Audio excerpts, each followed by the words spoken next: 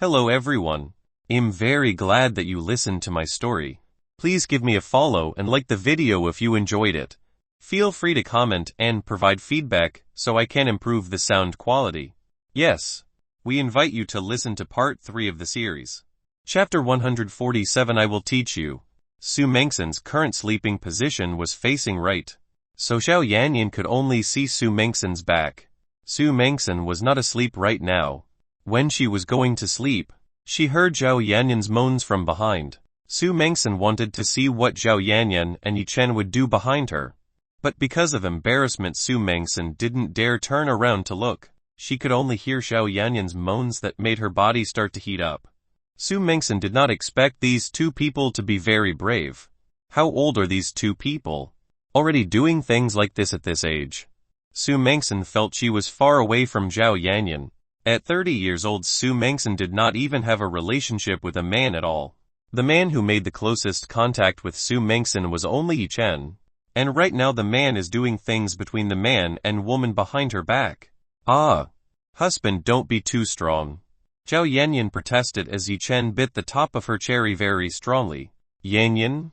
Your two cherries are very delicious. I really want to bite them. Yi Chen returned to bite the peak of Xiao Yanyan's cherry. Seeing Yi Chen enjoying it, Xiao Yanyan was happy. Xiao Yanyan tried her best to keep her voice from being heard by Su Mengxin. There was a little bit of excitement when he thought about finding Su Mengxin. Xiao Yanyan's small moan could still be heard by Su Mengxin. This voice was like a demonic whisper in Su Mengxin's ear. Su Mengxin's body was very uncomfortable as there were thousands of insects crawling on her body. Unconsciously Su Mengxin began to touch her lower body using her hands. Su Mengxin is a lonely woman. Once in a while she comforts herself.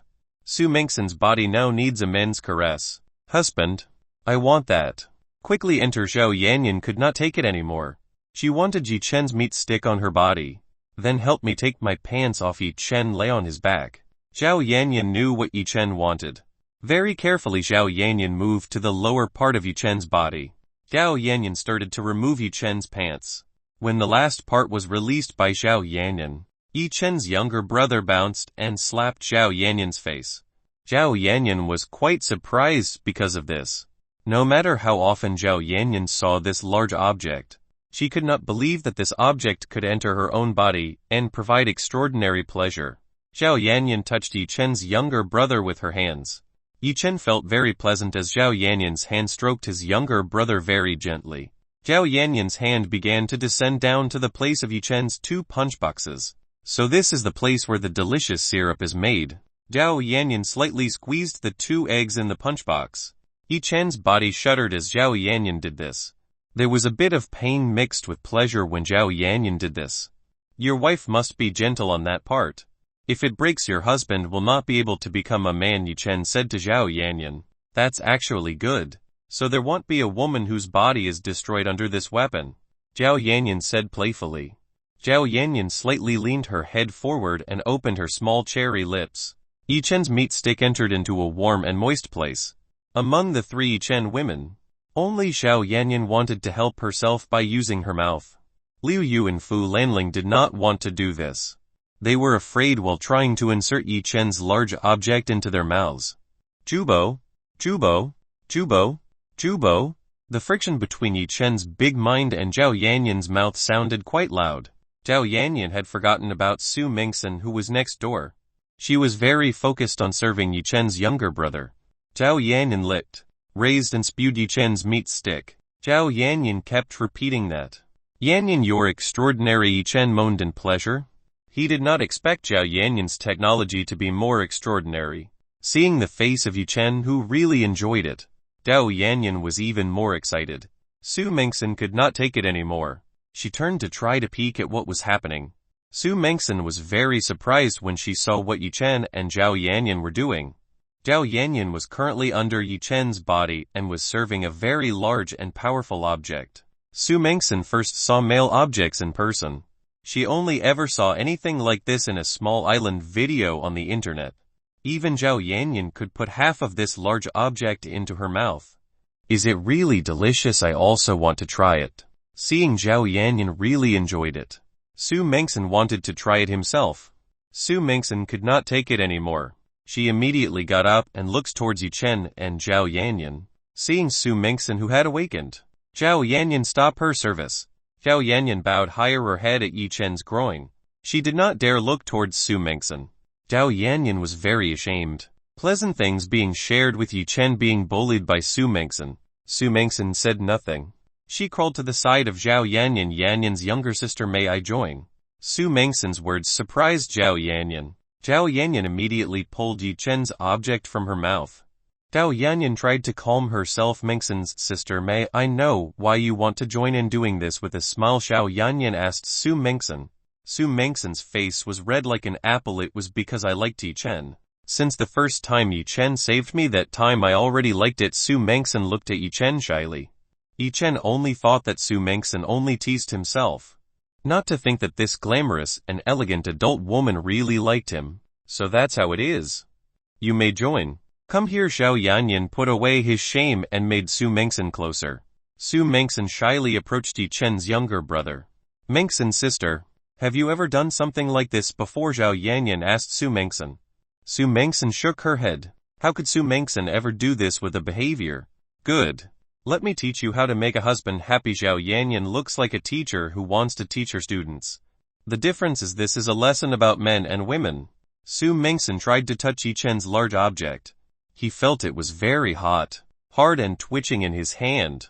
Mengsan's sister, how it feels to touch this thing? Zhao Yanyan asked Su Mengsan. It feels hot, hard and slightly twitching. Su Mengsan honestly answered Zhao Yanyan. Then try moving your hands up and down. Zhao Yanyan taught Su Mengsan how to serve Yichen's younger brother. Su Mengsan started trying to pump her hands up and down. Yichen, who until now had not spoken, felt Su Mengsan's hands were very soft. Su Mengsan's fingers very gently squeezed her things. You are quite talented, Mengsan. It feels quite delicious. Yichen praised Su Mengsan. Yichen had already decided tonight he would make Zhao Yanyan and Su Mengsan serve him overnight. Chapter 148. Two unrivaled beautiful women serving below. Su Mengsan looked very happy when touching this thing. She seemed to have just been given a new toy that she liked. Yanyan's younger sister, what should I do next? Su Mengsan asked Zhao Yanyan what to do next. Su Mengsan also wanted to feel what Zhao Yanyan felt earlier. Mengsan's sister, tried to lick this thing like you were eating popsicles. Zhao Yanyan instructed Su Mengsan to try to lick this thing. Upon hearing this, Su Mengsan hesitated a little. Su Mengsan rounded her heart and put her face closer to Yichen's younger brother. Ah! The smell of this thing makes my head a little dizzy. The aroma of the man that was released from this object made Su Mengsan slightly dizzy. Su Mengsan stuck out her small tongue and began to lick Yichen's meat stick. Su Mengsan felt that this thing was salty and sour. Seeing that Su Mengsan was very sexy, Yichen couldn't stand it. Yichen's younger brother grew bigger. Seeing this thing getting bigger, Su Mengsan was even more scared. Mengsan's sister, look at my husband very happy. You have to keep doing it like that, said Zhao Yanyan watching beside Su Mengsan. Su Mengsan began to be very scared to lick this thing. She felt that licking this thing was quite pleasant. Su Mengsan's hand never broke away from Yichen's object.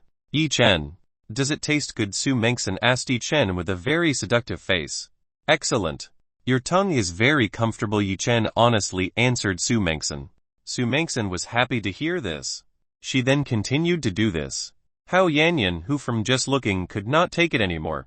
Mengsan's sister, let's serve her husband together. She joined in licking Yichen's object. Today Yichen was very proud. There were two peerless beauties who were licking his little brother. These two beautiful beauties served him very well. Their teasing faces made Yichen want to conquer them. Shoo! Shoo! Shoo! Shoo! Shoo! Husband, how does it feel that two beauties help you do this? Zhao Yanyan in a seductive voice asked Yichen. You two make me very comfortable. I feel like flying to the sky. Yichen felt unparalleled pleasure. If it continues like this, he can immediately reach the top. Zhao Yanyan was very happy to hear this. She and Su Mengsan began to work together to make Yichen happy. After almost 10 minutes there was no sign of Yichen coming out. Su Mengsan was tired of doing this. Zhao Yanyan knew that Yichen would not come out with just this.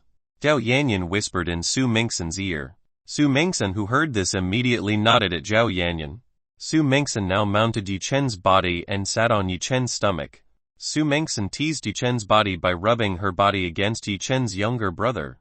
Sensing this, Yi Chen couldn't take it anymore. He hugged Su Mengsen's body and turned it under his body. Yi Chen wanted to get revenge for the temptation of time in the banquet room and bathroom. First, Yi Chen touched the 2 peaks of Mount Su Mengsen and began squeezing them strongly. Yi Chen had not touched Su Mengsen's large object for a long time. The last time he had touched these 2 mountain peaks while saving Su Mengsen from the aphrodisiac. At that time Yi Chen could only do it in a hurry. But this time Yi Chen would enjoy every inch of Su Mengsen's body. Because Su Mengsen's pajamas were very thin, it felt like it was directly in contact with Su Mengsen's skin. Ah! Yi Chen, please be more gentle. Su Mengsen felt an electric shock flowing from Yi Chen's hand into her body. Su Mengsen began to feel extraordinary pleasure. In this life Su Mengsen had never felt this level of pleasure. Ah! Ah! Ah! Ah! Without leaning, Su Mengsen groaned in a very soft voice. Yi Chen began to play with Su Mengsen's body, which was very well developed. He caressed, squeezed and sometimes bit into Su Mengsen's sensitive body parts. Su Mengsen felt she was currently flying in the 7th heaven. This feeling was very pleasant for her body and mind. Yi Chen stopped his movement. Su Mengsen, who was currently in an extended confusion when Yi Chen stopped stroking her body. Yi Chen, why did you stop? With a very itchy and uncomfortable body feeling, Su Mengsen asked Yi Chen. You want to be more comfortable? Yi Chen asked Su Mengsen. Su Mengsen only nodded at Yi Chen. Promise me to be obedient to me, and from now on call me a good husband or good brother, Yi Chen whispered in Su Mengsen's ear. Su Mengsen felt the temptation of extraordinary extension. Su Mengsen was very embarrassed when she wanted to say that, but her body could not stand it anymore. She needed Yi Chen to take care of her body. A good brother, a good husband, please make Mengsi feel comfortable. Mengsi promised to be an obedient wife to her husband. Su Mengsen promised to dedicate herself to Yi Chen. Good. Mengsen, from now on you will be my woman. No one will be able to take you away from me. Yi Chen said dominant words to Su Mengsen. On the other hand, Zhao Yanyan watched the show with great satisfaction. Finally, Yi Chen began to conquer Su Mengsen's heart.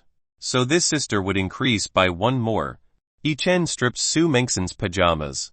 Su Mengsen was helpless when her pajamas were taken off by Yi Chen. Su Mengsen's lower body was already very wet. Yi Chen saw that the garden of Su Mengsi was very thick. Yi Chen had read in a book, the thicker the woman's part was, the stronger the passion that women had in bed. Yi Chen started to insert his finger in Su Mengsen's honey cave. Su Mengsen felt someone was tearing at the bottom. When she looked down, it turned out that Yi Chen was playing with her whole husband. Don't do it. It's dirty there. Su Mengsen tried to cover her private parts using her own hands. Su Mengsen's face at this time was very red like an apple. This was the first time that a man had seen her important parts firsthand. Even though Yi Chen was her favorite man, Su Mengsen was still embarrassed when Yi Chen saw her personal parts. Calm down. There's nothing dirty on Mengsen's body. Let the husband look at yours. After all, you've seen mine. Yi Chen tried to get rid of Su Mengsen's hand from the mouth of the honey cave. Hearing Yi Chen, Su Mengsen's words began to spread her hands. After Su Mengsen's hand left, Yi Chen returned to serving the bottom of Su Mengsen. After 5 minutes, Yi Chen finally finished. Su Mengsen had come out several times with only Yi Chen's hand. Now is the time to take Su Mengsen's virgin. After this, Su Mengsen will become a completely Yi Chen woman. Mengsen, are you ready? Yi Chen asked very gently. Su Mengsen had just reached the peak of her entire body, was still very sensitive. Chapter 149. Love both wives very well. Good husband. I want that. Quickly put it in my body. Su Mengsen knew what would happen next. The virgin career that she had saved for 30 years would finally end too. The person who took it was the man she liked the most. Yi Chen didn't immediately put Su Mengsen's body in. He wanted to tempt Su Mengsen even further. His big stick swiping at the entrance to the Su Mengsen's honey beetle. Su Mengsen was already very uncomfortable. She wanted to immediately try this thing in her body. Good husband. What are you waiting for? I want that thing. Su Mengsen asked Yi Chen. What wife do you want? I do not understand. Say it more clearly. Yi Chen pretended not to understand what was wanted by Su Mengsen. Su Mengsen blushed when Yi Chen teased herself. Hate. You made me say things like that. Su Mengsen was very embarrassed when she wanted to say that. Su Mengsan could not take it anymore. I want your big stick into my body. And make me comfortable. Su Mengsan, the virtuous woman in charge by Yi Chen, said such shameless things. Yi Chen was very happy to hear this from a woman like Su Mengsan. Finally he was a little satisfied, teasing Su Mengsan. Where should I go and wife? Yi Chen asked Su Mengsan. Seeing Yi Chen like this, Su Mengsan grabbed Yi Chen's very big younger brother and guided him into her honey hole. With the help of Su Mengsan, Yi Chen easily entered Su Mengsan's honey hole. To minimize the prolonged pain, Yi Chen pierced with one jerk. Ouch! Su Mengsan whimpered in pain. Yi Chen's too big object almost split into her own body. Su Mengsan shed tears of happiness and pain. Su Mengsan already knew that for the first time a woman would get sick. She had no idea that the pain would be like this. Seeing Su Mengsan cry, Yi Chen became softer. He did not want to hurt the woman he loved. After 5 minutes of waiting, the pain finally disappeared. Now there was only full feeling under Su Mengsan's body. Seeing Su Mengsan getting used to his possessions, Yi Chen said to Su Mengsan, wife, I will make sure that night you get the joy of being a woman. Husband, hurry up and make Mengsan happy. Su Mengsan began to feel her body feel extraordinary. Yi Chen started pumping inside Su Mengsan's honey cave. This happiness was even more pleasant than Yi Chen's finger before. Su Mengsan began to sink into Yi Chen's love. Ah, ah, ah, ah, husband, yours is very big. I'm going to die because of this thing. Su Mengsan shouted because she felt extraordinary pleasure from Yi Chen's object. Glamorous women like Su Mengsan, screaming under Yi Chen's large object. When Yi Chen's object struck Bunga Su Mengsan's heart, it felt extraordinary. On the other hand, Yi Chen felt Su Mengsan's honey cave was very tight and soft. This softness was like being wrapped by thousands of flower petals. Yi Chen pumped even more rudely. Husband is slower. I might break. Ah. Ah. Ah. Su Mengsan can only moan. She can't move her fingers because of the extraordinary pleasure. Yi Chen ignored Su Mengsan's protest. Yi Chen knew that Su Mengsan really enjoyed this. Women are difficult creatures to guess. Sometimes they say things that are against their will. If women say they want to be slow, then that means they want to be faster. Suddenly Zhao Yanyan hugged Yi Chen's body. She pressed her 2 springy balls to Yi Chen's back. Zhao Yanyan, who had just been watching, finally began to join in. She also wanted to feel the pleasure of Yi Chen. Zhao Yanyan went to bite Yi Chen's ears. While Zhao Yanyan did this, Yi Chen was slightly amused. Yi Chen took Zhao Yanyan's face and kissed her. Yi Chen and Zhao Yanyan began to kiss. The tongues of both of them began to braid each other. Ah! Ah! Ah! Su Mengsan at the bottom continued to moan. After 5 minutes kissing, Yi Chen released Zhao Yanyan. He went to Su Mengsan and kissed Su Mengsan. Su Mengsan involuntarily responded to Yi Chen's kiss. Because Su Mengsan was still clumsy and often bit Yi Chen's tongue, Yi Chen began to guide Su Mengsan in kissing passionately. On the other hand, Zhao Yanyan also began playing with Su Mengsan's 2 mountain peaks. Under the temptation of Yi Chen and Zhao Yanyan, Su Mengsan came out many times. After almost an hour and a half, Yi Chen finally shot at the core of Su Mengsan's flower bia. Bye. Bye. Bye. Bye. Su Mengsan felt hot magma filling her entire body. This felt very warm and delicious. After he finished making love, Su Mengsan was very weak and slept very comfortably. Yi Chen left Su Suxan's body and went to Zhao Yanyan's side. Yi Chen had to give a gift to Zhao Yanyan. If it hadn't been for cooperation from Zhao Yanyan, Yi Chen might not have gotten Su Mengsan's heart this fast. Wife, thanks for everything. Yi Chen hugged Zhao Yanyan's naked body. Thank you for what. Zhao Yanyan did not understand why Yi Chen suddenly thanked her. Of course, to help get Su Mengsan.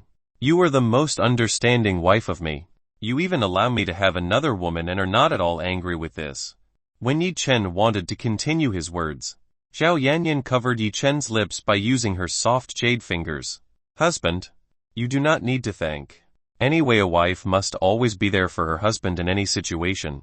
I will always be your wife forever. Even though you don't want me, I will always be there for you. Very gently, Zhao Yanyan looked towards Yi Chen. Yi Chen was moved to hear the words of Zhao Yanyan. My wife will always want you. Even though you have changed to be different, I will always want you. Yi Chen and Zhao Yanyan's faces suddenly approached each other. both of them doing adult kisses and rolling on the bed mat. Yi Chen turned Zhao Yanyan's body and told him to kneel in front of him, because the lubricant was already pretty much no need to do foreplay anymore. Yi Chen's large meat stick pierced Zhao Yanyan's honey cave from behind. Zhao Yanyan felt ashamed because this position was similar to the animal's position.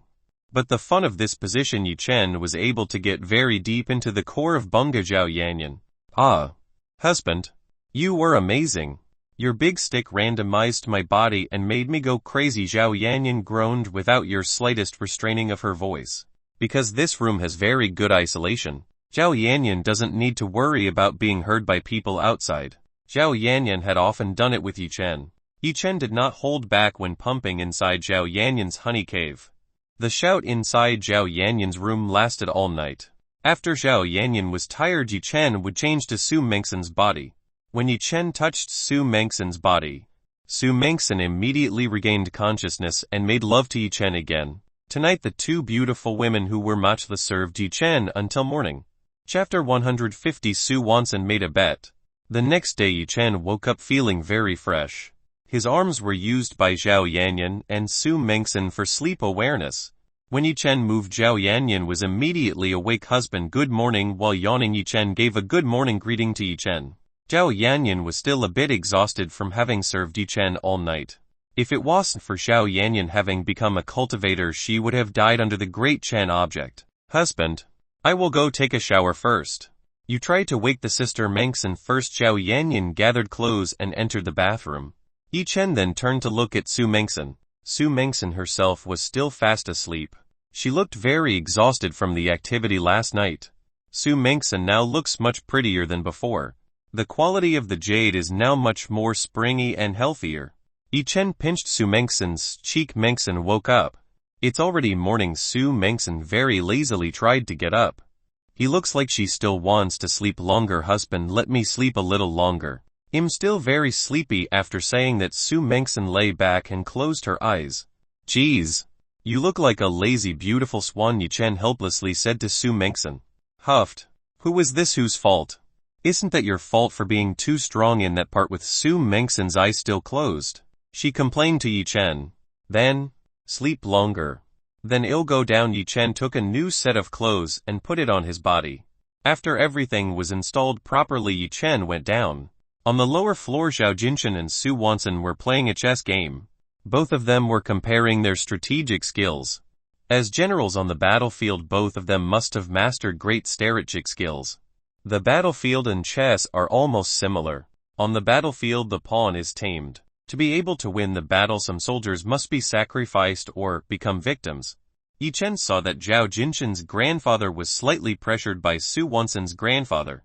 If Zhao Jinshan's grandfather made a mistake, then Su Wansen's grandfather would easily defeat Zhao Jinshan, meaning that Zhao Jinshan's grandfather would be very susceptible to the checkmate of Su Wansen's grandfather. Zhao Jinshan racked his brain trying to win over Su Wansen. Seeing Yi Chen coming down the stairs, there was a hint of happiness in Zhao Jinshan's eyes. Yi Chen, come here. Zhao Jinshan told Yi Chen to come to his side. What's wrong, grandfather? Yi Chen walked closer to Zhao Jinshan and Su Wansen. Because Zhao Jinshan had approved of his relationship with Zhao Yanyan, it didn't matter if Yi Chen called Zhao Jinshan like his own grandfather. Zhao Jinshan stood up from his chair. Yi Chen, please help Grandpa defeat this old monster in a chess game. It turns out Zhao Jinshan only wanted Yi Chen to help him defeat Su Wansen. Because Zhao Jinshan hasn't played chess for a long time, his skills have started to rust. Now he has enough difficulty fighting Su Wansen in this game. Jinshan, Suadara, how can you ask for help from the younger generation? I'm afraid he won't last long enough against me. Su Wansen said to Zhao Jinshan not to let Yi Chen play with him. Su Wansen's Zhao Jinshan continued to play. Don't underestimate my daughter-in-law. Yi Chen quickly defeated this old grandfather. If you can't win, I won't let you marry Yanyan, Zhao Jinshan threatened. If Yi Chen could not defeat Su Wansen, then Yi Chen could not marry Zhao Yanyan. Yi Chen knew that Zhao Jinshan was teasing him. Even though Yi Chen knew that Zhao Jinshan only teased him, he could not lose to Su Wansen, or his face would be smeared in front of Zhao Jinshan. Yi Chen helplessly sat on the chair that Zhao Jinshan had just sat on. You do not worry. If the old man does not allow you to marry his granddaughter, You can try to marry my grandson Mengson, Su Wanson teased Yi Chen. Hearing this, Shen Chen only smiled. Su Wanson's grandfather did not know that Su Mengson's granddaughter last night had been completely conquered by him. Just waiting for the right time to publicize this relationship to grandfather Su Wanson. Hey, who are you calling old? It's clear you're a decade older than me. Anyway, how could I let you take my future daughter-in-law? Zhao Jinshan argued with Su Wanson. From the beginning these two people were like this. Every time they met they would always argue about problems they always liked. Even so they will get along when facing a serious problem. On this chessboard Yi Chen saw that Zhao Jinshan had only a few left. The queen, 1 bishop, 2 fortresses, 4 pawns had also disappeared. As for Su Wanson's grandfather, he only lost 2 horses, 1 bishop and 6 pawn. In a situation like this it was clear that Yi Chen was less fortunate. Yi Chen began to rack his brain how he could win against grandfather Su Wanson. The only weapon that Yi Chen relied on was his 2 horses. Yi Chen started to move 1 horse to contact pawn so that he could progress easily. Yi Chen wanted this pawn to promote himself. Seeing this, Su Wanson's grandfather did not leave Yi Chen alone. He used 1 fortress to guard the backmost area. So if Yi Chen's pawn did a promotion, Su Wanson's grandfather would easily devour pawn. Yi Chen's plan finally began to work. He first gave Su Wanson's grandfather a victory. Defeating a bitter enemy was the easiest thing to do. Seeing that Yi Chen was not very good at playing chess, Su Wanson's grandfather was not too serious when fighting Yi Chen. On the other hand, Zhao Jisnen paid attention to how Yi Chen's chess game. This time the situation became even more chaotic. Yi Chen's pieces were really pressed firmly by Su Wanson. Young man, if you can win against me, I will let you marry my granddaughter Su Mengson to make Yi Chen as serious as playing. Su Wanson made a bet. Yi Chen only smiled after listening to this. Su Wanson's grandfather was still trying to tempt himself. You shameless old geezer. It's obvious you want to win. How can you bet at a time like this? Zhao Jinshan strongly cursed Su Wanson. Looking at the chessboard at the bottom it was clear Yi Chen's victory rate was less than 1. If Yi Chen could win under these conditions then he was worthy of being a chess god. Hehe, Su Wanson laughed happily. After waiting patiently the opportunity finally appeared. From Yi Chen's target was to devour the enemy king. Su Wanson had no idea that with very minimal troops Yi Chen could suppress his king. Checkmate. Finally the enemy king has no way to run anymore. Damn, how can I lose? I should have won that earlier. Su Wanson could not believe that he could lose like this. Ha ha ha. You see, you were really beaten by my man-in-law. Seeing Su Wanson losing, Zhao Jinshan was very happy. Your grandfather Su is indeed great. Unfortunately you are underestimating and overly lustful when fighting me.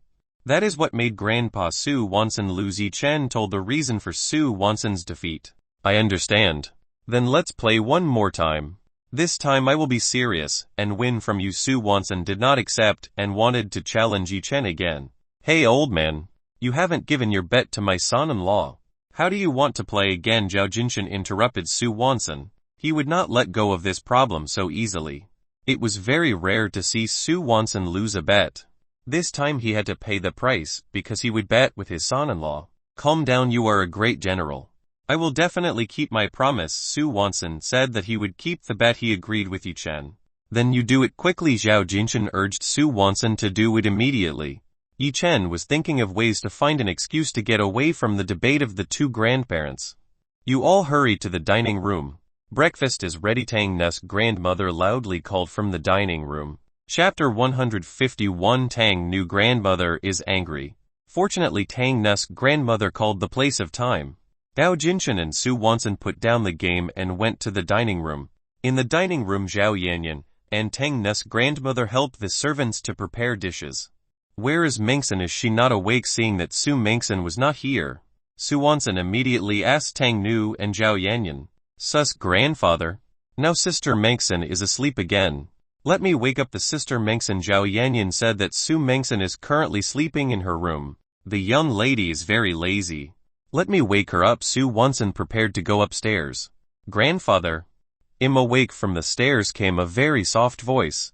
Su Mengson walked down the stairs. This morning Su Mengson looked very beautiful, with very fresh skin and a white dress wrapped around her body. Su Mengsen looked very beautiful. A scarf draped around the back of the neck up to Su Mengsen's arm. Su Mengsen in this attire looked like a glamorous goddess descending from the sky. Su Mengsen was very surprised to find herself looking younger and more beautiful. After receiving enlightenment from Zhao Yanyan, Su Mengsen understood the cause of her body like this. This was the result of doing a dual cultivation with Yi Chen last night. Zhao Yanyan told Su Mengsen if doing it with Yi Chen was more routine then the effect would be extraordinary and she could not age. Su Mengsen was a woman who might not like beauty. She was very excited after hearing that from Zhao Yanyan. Yi Chen began to guess whether Su Mengsen was dressed and like this for himself. Su Wansen felt that her granddaughter had started to get weird ever since coming to Zhao Jinshan's house. He rarely saw Su Mengsen dressed up like this. At home, usually Su Mengsen wears clothes as they are, because from the start Su Mengsen was a beautiful woman. All the usual clothes were suitable for Su Mengsen to wear. Su Mengsen walked down the stairs with a slight limp. When Su Mengsen found her bottom swelling quite badly, it was Yi Chen's fault for playing too strong last night. Luckily Zhao Yanyan gave her a salve to ease the pain, so she could walk a little normally. Seeing Su Mengsen turn more humid and hobble like that, there was a strange glint in the eyes of grandmother Tang Nu. Tang Nu's grandmother is a woman who has been through various things. She certainly knows what makes women like this. With a little extra effort, finally Su Mengsen reached Yi Chen's side. Since everyone has already completed breakfast immediately, everyone starts taking food on the table and starts eating it. Su Mengsen picked up every meal Yi wanted to achieve. She was like a wife who served her husband wholeheartedly. Mengsen, if grandfather matched you with someone else, what do you think? While eating, Su Wansen said to Su Mengsen. Su Wansen had bet. He had to keep his promise. Especially if he avoided sure Zhao Jinshan would always corner him. Grandfather, I don't want to. I already have a man I like, Su Mengsen dissatisfiedly told her grandfather. What? Who is that? Why grandfather never know that you like someone? Su Wansen never knew that Su Mengsen turned out to have someone in his heart. I do have someone I like, so I don't want to be matched with someone else. Su Mengsen didn't want to be matched by her grandfather. Su Mengsen looked at Yi Chen. She wanted to see whether Yi Chen was angry or not. Unfortunately Yi Chen's reaction was only ordinary. Su Mengsen was a little disappointed. Tang Nu looked at every movement of Su Mengsen, who always looked at Yi Chen. She began to guess the relationship between the two in her heart. Then, who is the person you like? We can start to get acquainted and make a relationship. Su Wansen was quite excited. He wanted to know who the man Su Mengsen liked. Grandfather, I like Yi Chen. Su Mengsen then hugged Yi Chen's arm and leaned on Yi Chen's shoulder. Hearing this, Zhao Jinshan, Tang Nu and Su Wansen stared. They did not expect Su Mengsen to be very brave to say that. Yi Chen was the future daughter-in-law of the Zhao family, and Yi Chen's fiancée Zhao Yanyan sat right next to Yi Chen. How could Su Mengsen dare say this? Right in front of Zhao Yanyan. Su Wansen was only trying to match Yi Chen and Su Mengsen. He wanted to see Zhao Yanyan's reaction. If Zhao Yanyan did not agree, then the problem would be solved, and he had fulfilled the promise he had made. Su Mengsen. Yi Chen is Yanyan's fiancée as well as the future daughter-in-law of this family. How can you say that? Tang Nu's grandmother scolded Su Mengsen for trying to snatch Yi Chen from Zhao Yanyan. Tang Nu's grandmother suspected that Yi Chen and Su Mengsen stole behind Zhao Yanyan. Tang Nu's grandmother found it strange that Zhao Yanyan was not angry after hearing this. Yanyan, how come you were not angry after hearing this? Tang Nu's grandmother questioned Zhao Yanyan's love for Yi Chen. Usually women will immediately get angry after knowing the man she likes is being taken away by other women. Tang grandmother, you don't need to worry about me and Zhao Yanyan having talked about this before. Su Mengsen looked at Zhao Yanyan. Your grandmother doesn't need to worry.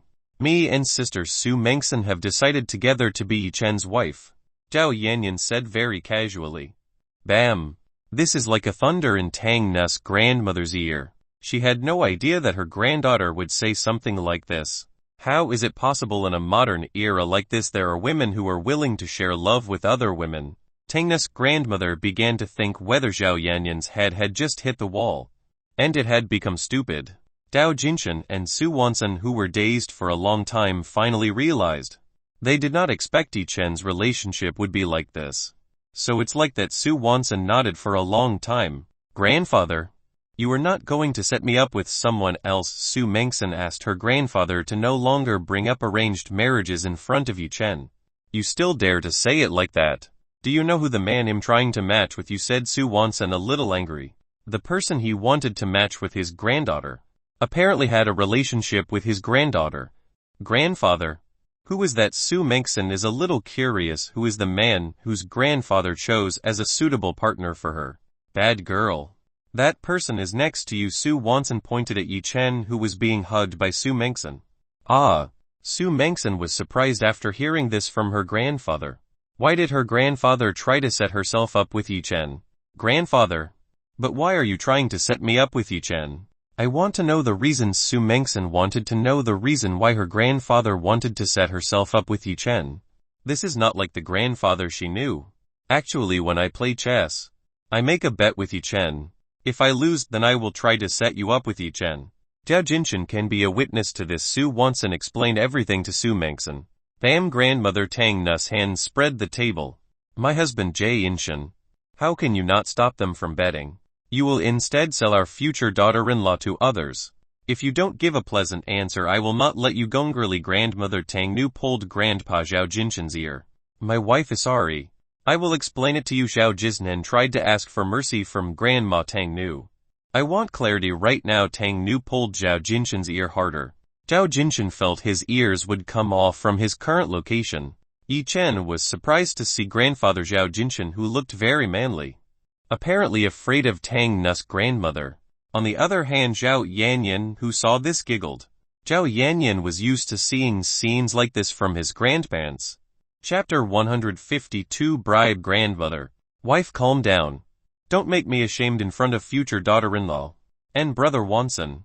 Zhao Jinshan tried to convince Tang Nu not to be angry anymore. I don't care. Hurry and explain everything to me. Tang Nu was getting angry because Zhao Jinshan kept spinning. Zhao Jinshan was helpless when fighting his wife. On the other hand, Su Wansen did not want to interfere in the problems of other people's spouses.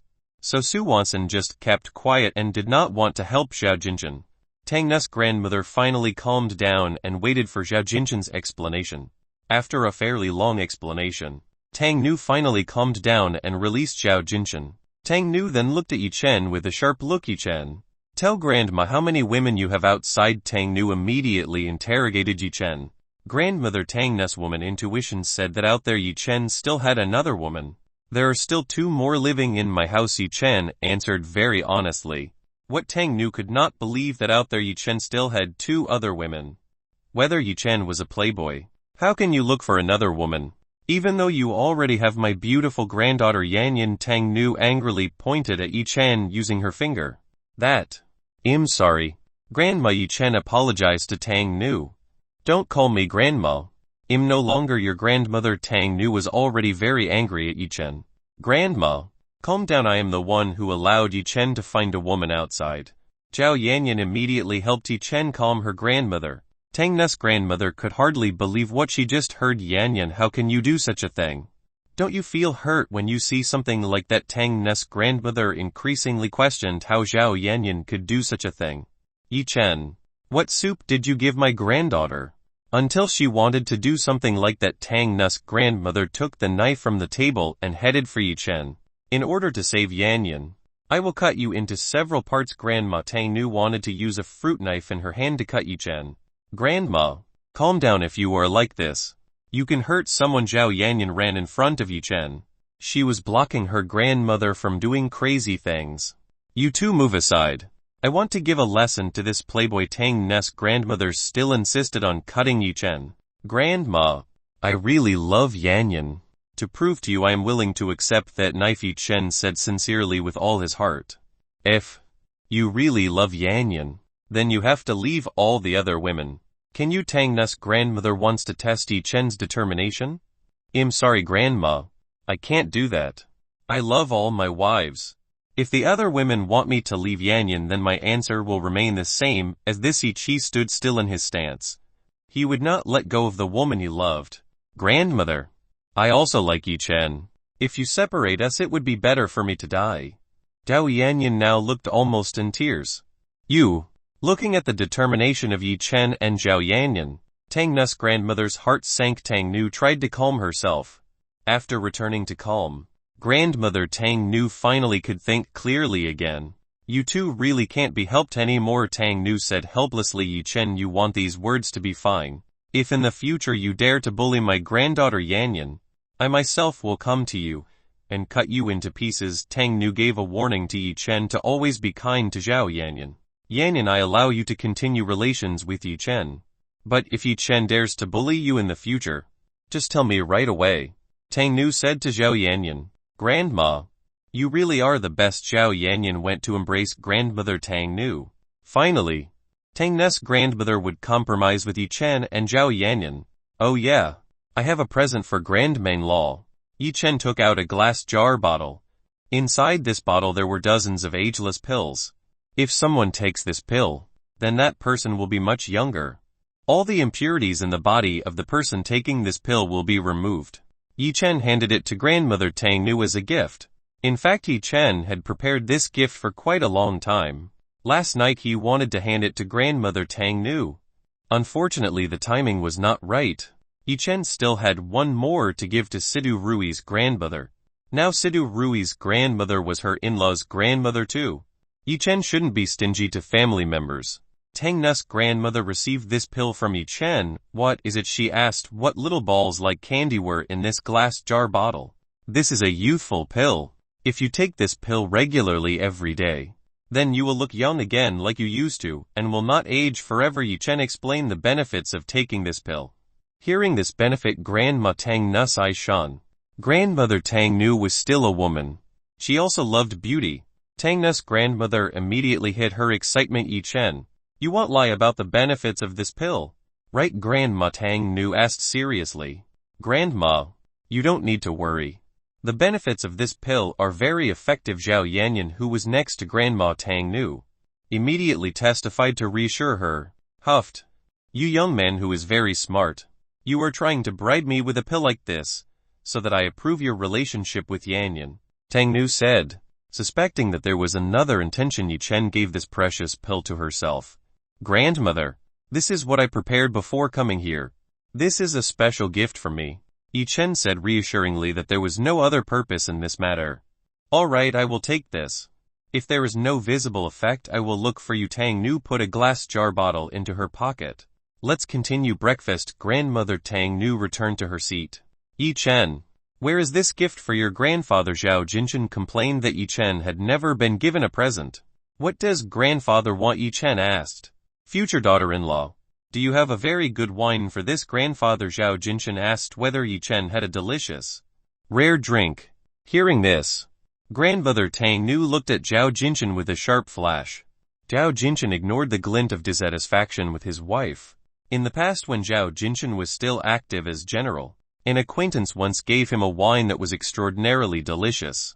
The wine, he said, was made by a cultivator in a very special way. The price of one bottle of wine made by the cultivator almost touched tens of millions of dollars. I don't have wine. Yi Chen rarely drank. He did not collect things like wine on his compartment ring. Hearing this, Zhao Jinshan was disappointed. Seeing Zhao Jisnan's grandfather disappointed, Yi Chen felt uneasy.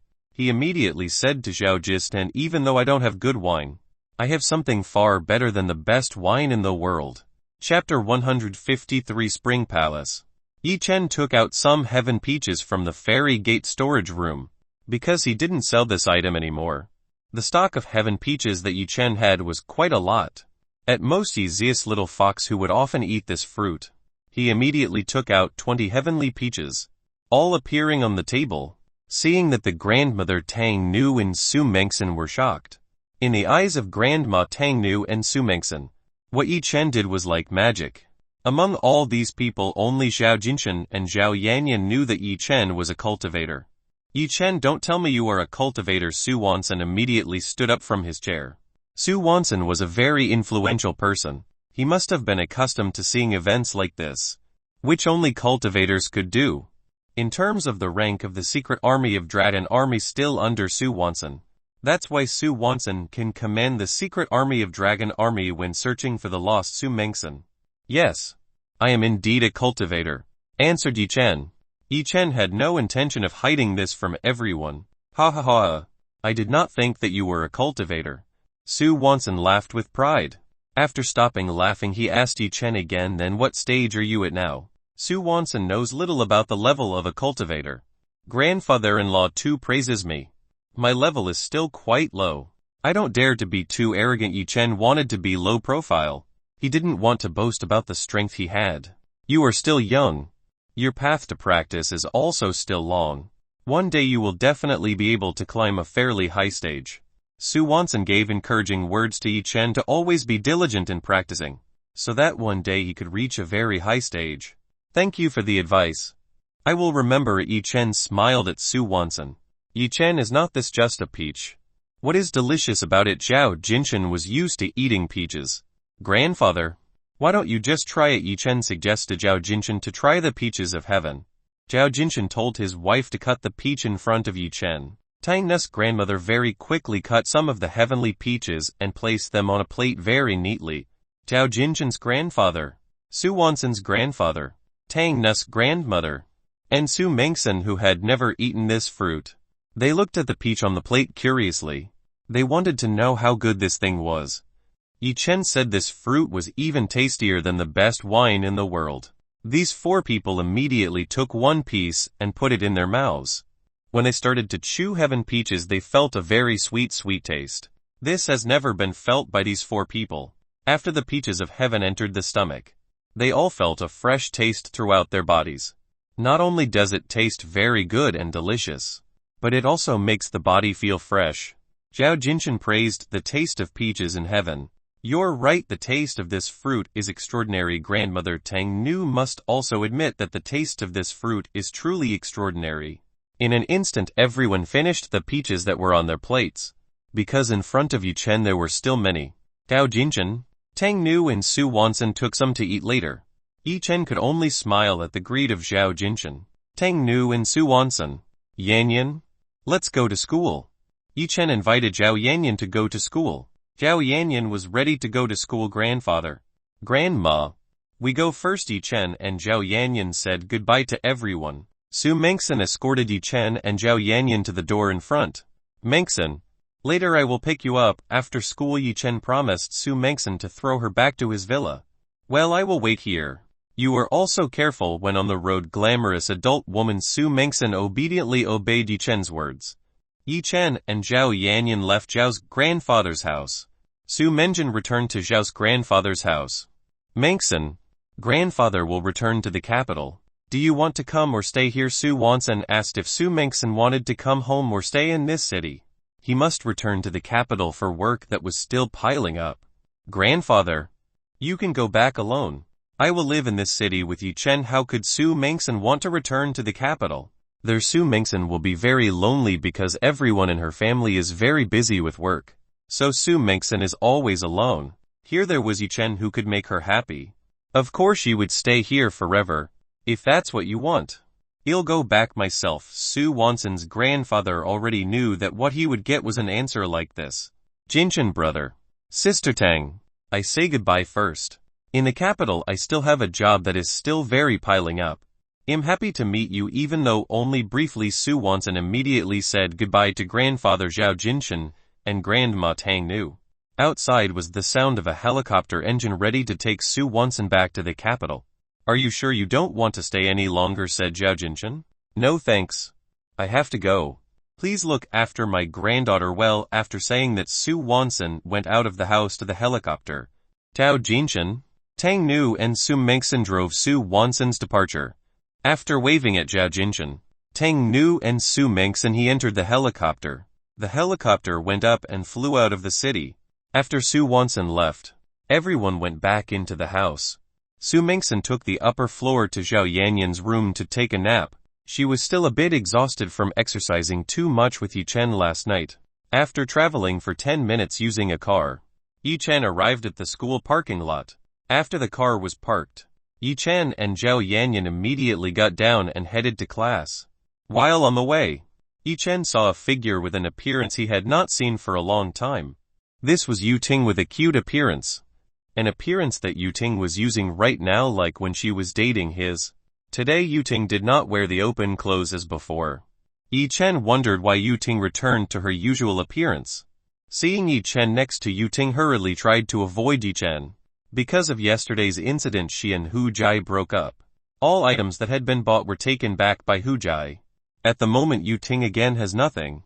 In the past few months she has become accustomed to a very luxurious life. When all of that is gone, Yu Ting feels very hopeless. Yu Ting recalls what happened last night. Last night Yu Ting wept in despair. Suddenly there was a woman in a white robe appearing in front of Yu Ting, ready for you, seeing that there is a stranger in her room. Yu Ting is very panicked. She believes that if he has locked the door, how can this person enter this room? Calm down. I won't do anything bad to you, the woman in the white robe tried to calm Yu Ting. This woman's voice was very gentle. Seeing this woman in a white robe not wanting to reveal herself, Yu Ting began to feel relieved. Then what do you want from me? Yu Ting asked what this mysterious woman wanted from her. Then what do you want from me? Yu Ting asked what this mysterious woman wanted from him. Chuckle. I'm interested in you. This woman laughed with a lot of teasing. The man who heard this woman's laughing voice would immediately be gentle. Why are you interested in me? Yu Ting asked the mysterious woman in a white robe again. You are losing everything you have, isn't? I came here wanting to offer you something. As long as you want to join our spring palace, I will give you the power that makes all men bow their knees under your pomegranate skirt. The woman in white robes reached out and offered a strength to Yu Ting. Yu Ting did not understand what this mysterious woman in white robe meant. Seeing this girl not understanding by his intentions, the mysterious woman sighed. Don't you like being a rich woman? Asked the mysterious woman in a white robe. Hearing the mysterious woman mention this, Yu Ting gave a fierce nod. If you want to join our spring palace, you can get all that. How are you interested? A mysterious woman in a white robe simplifies it so Yu Ting understands. Yu Ting was still unsure of what this mysterious woman was saying. Was it true that a woman in a white robe could grant her request to be a rich woman? Seeing Yu Ting still doubt, the woman in white robes gave Yu Ting time to rethink. I don't need an answer from you for now. Tomorrow night I will come back again. This is only a one-time opportunity in a lifetime, so don't waste this opportunity. Chuckle with laughter still echoing in this room. The woman in white robes disappeared from Yu Ting's view. Yu Ting, who saw this, felt scared. Whether the woman was a ghost, Yu Ting began to be afraid and pulled a blanket over her entire body. And today Yu Ting has decided to try to go with a mysterious woman in a white robe. She does not want to live a life of poverty like this forever. She did not know what would happen if, after following the mysterious woman, this time Yu Ting tried to bet to change her current life. Chapter 154. A beautiful woman looking for Yi Chen. Seeing Yu Ting leave in a hurry, Yi Chen did not say anything. Between himself and Yu Ting there was no longer any relationship. Yi Chen and Zhao Yanyan went to their class. Because it was still morning, some people still hadn't arrived. When Yi Chen reached the front of the class, he saw Zhang Liu standing by the window. Zhang Liu coolly received a telephone call from someone. Seeing Zhang Liu busy, Yi Chen entered the classroom together with Zhao Yanyan.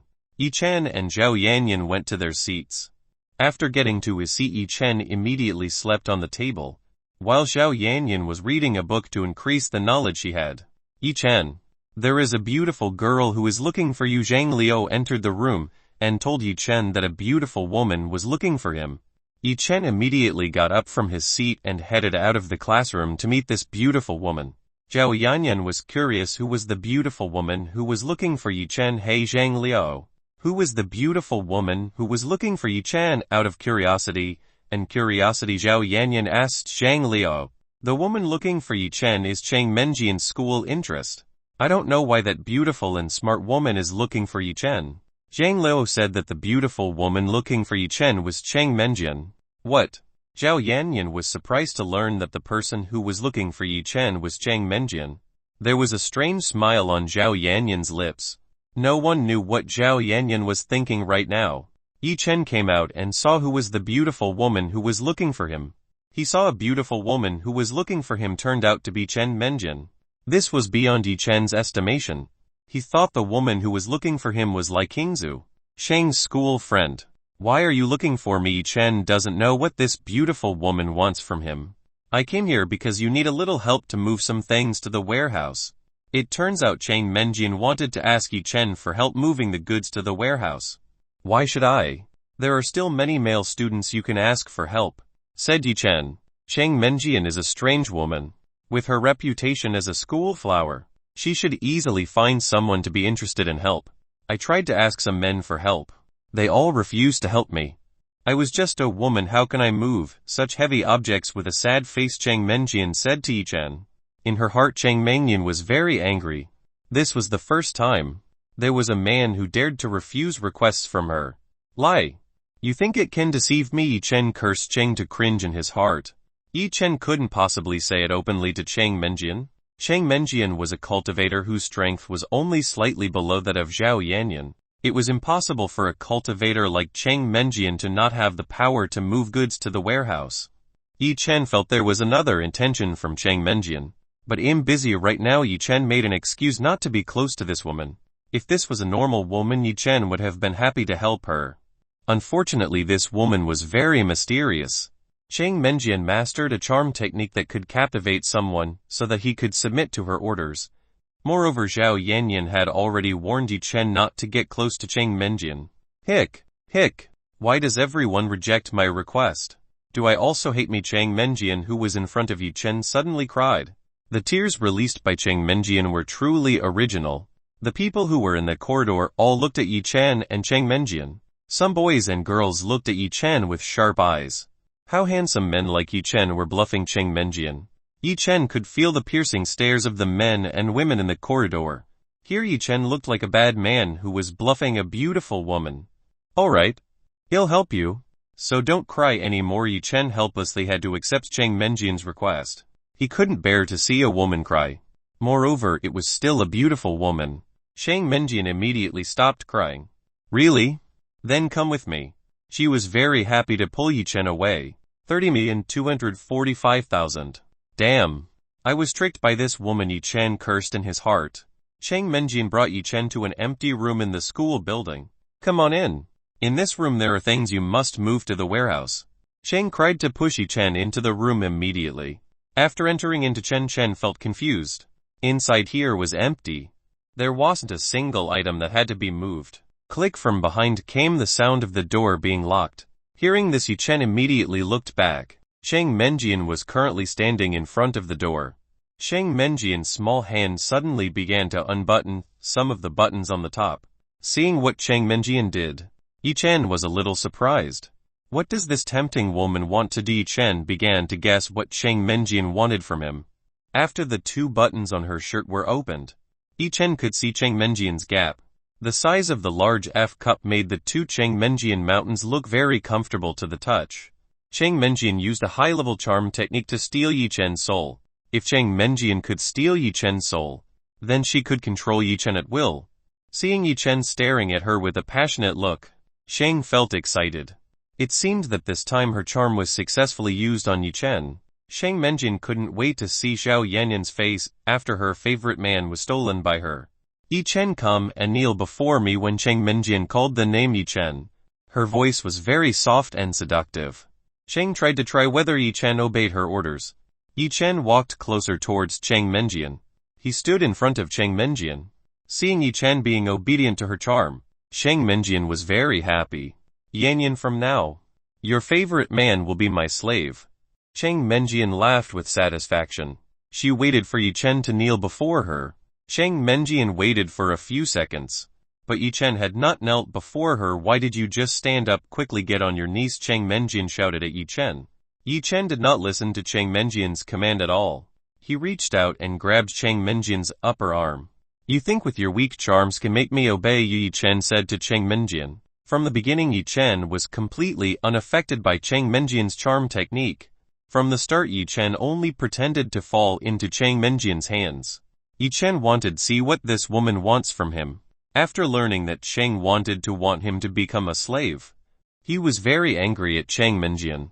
Chapter 155, Looking Problems with the Wrong People.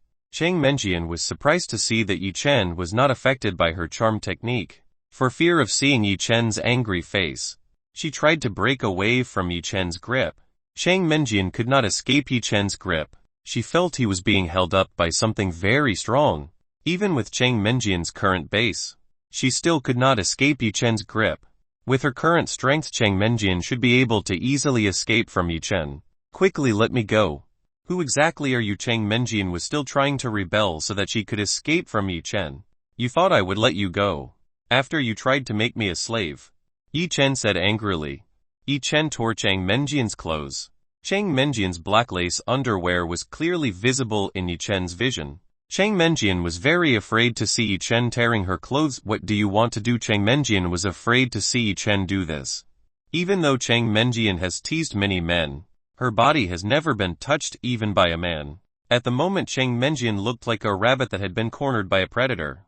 She tried to cover her body parts by using her hands to avoid Yi Chen being seen. Unfortunately, Yi Chen did not allow that. He held Chang Menjian's hand up.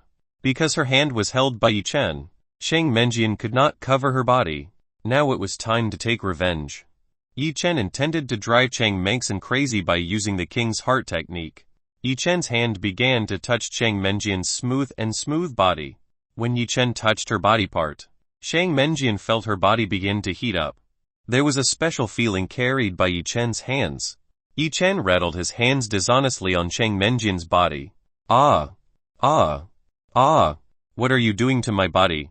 Why does my body become like this? Chang Menjian felt an itchy feeling and a pleasure she had never felt before. Chang Menjian's body became very passionate. She was uncomfortable shaking her own body. Chang Menjian's mind began to be chaotic because of this pleasure. Yi Chen began to be even bolder. He removed Chang Menjian's black lace bra. Chang Menjian, who was currently half-conscious, felt that her chest had become windy. When she peeked, Yi Chen had removed her black lace bra. Yi Chen saw that Chang Menjian's pink cherry looked very beautiful. Yi Chen was eager to bite Chang Menjian's easy red cherry. Yi Chen squeezed and pinched Chang Menjian's mountain peak. It felt very soft.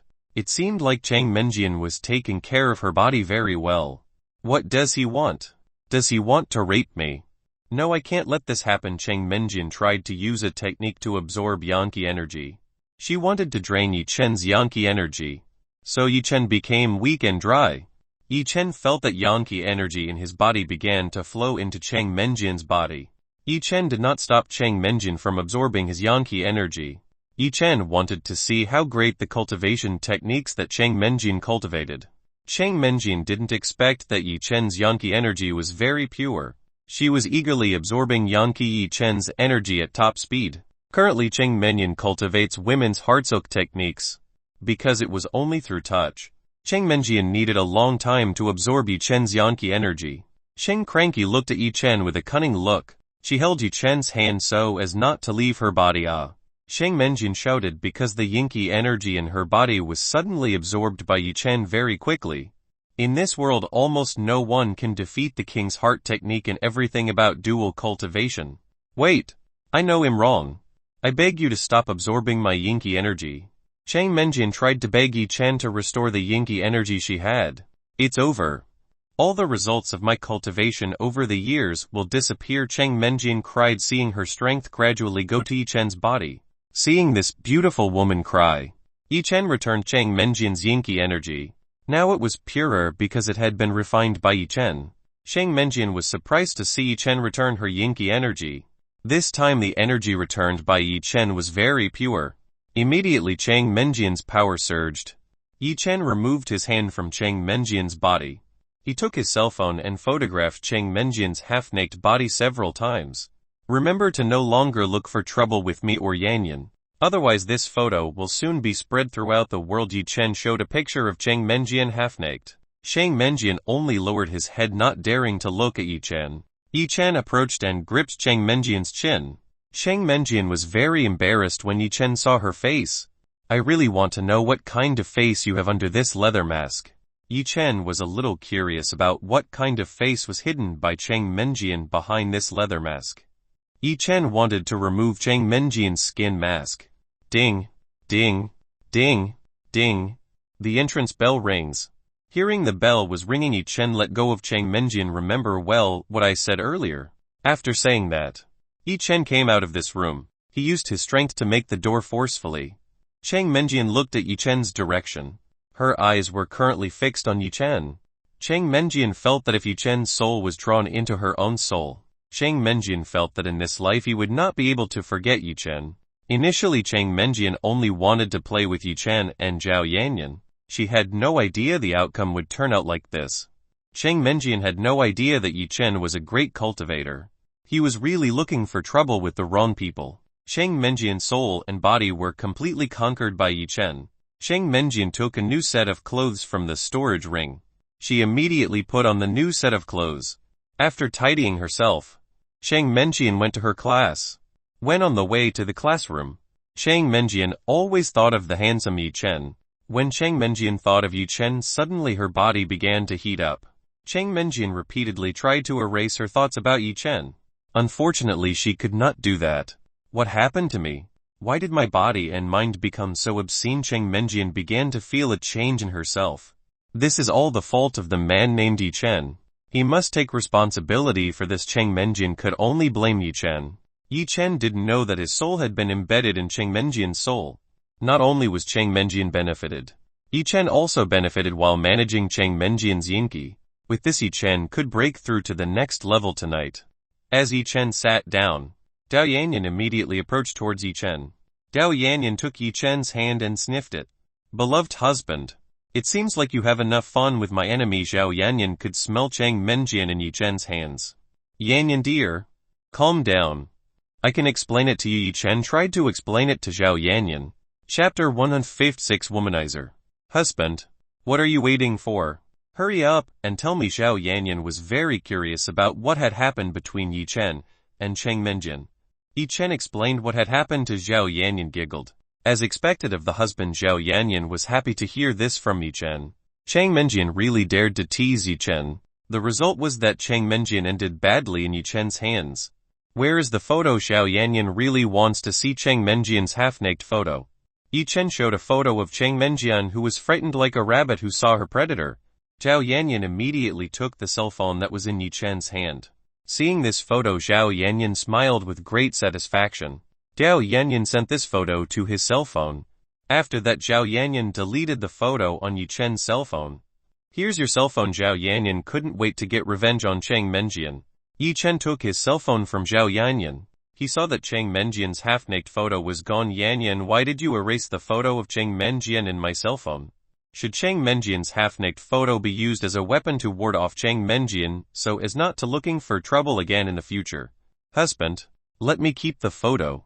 After all, you do not need something like that to be material to satisfy yourself. Zhao Yanyan teased Yi Chen. How could Yi Chen need such a thing? If he wanted him to just ask his 4 wives. Yanyan is getting bolder. Well, see if you can still get out of bed tonight. Yi Chen smiled wickedly. Ah, obscene villain. Zhao Yanyan tried to stay away from Yi Chen. Both of them were quite happy to tease each other. All the men in the class were jealous of how Zhao Yanyan was teasing Yi Chen. If only they found beauty like Zhao Yanyan. A few minutes later, Lin Roxi entered the classroom. For several days Yi Chen had not seen Lin Roxi.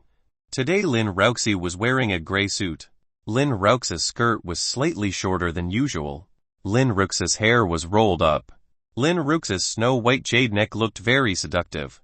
Today Lin Roxi looked very seductive. The students, especially the men whose eyes were almost out of place. All of you quickly open the 107th English book. Lin Roxi told the students to open page 107. The students swiftly opened their books. Seeing teacher Lin Roxi's appearance today, Yi Chen began to imagine what if Zhao Yanyan and Lin Roxi served him in the same bed. Yi Chen quickly climbed into bed. The teacher was waiting for you. Lin Roxi, who was naked, was now covered by a blanket. She called Yi Chen to get into bed. Next to Lin Roxi was Zhao Yanyan, who was hugging Lin Roxi. Husband, hurry up. Both of us are waiting for you. Zhao Yanyan very sassily called Yi Chen. Yi Chen climbed onto the bed and intended to touch these two beauties. When Yi Chen was lacking a few inches from Lin Roxi and Zhao Yanyan's bodies, someone hit his head. Ouch! Yi Chen rubbed his head, just hit by someone. He looked up and saw Lin Roxi holding a book in her hand. It looked like this book was used to hit Yi Chen's head. Lin Roxi's face looked very angry. Zhao Yanyan, who was next to Yi Chen, giggled. Teacher Lin, what's up? Yi Chen asked why Lin Roxi hit his head. What did you say? Yi Chen, you were very brave to sleep in my class. After returning from school, I want you to come to my room for additional lessons. Lin Ruoxi punished Yi Chen by giving him additional lessons.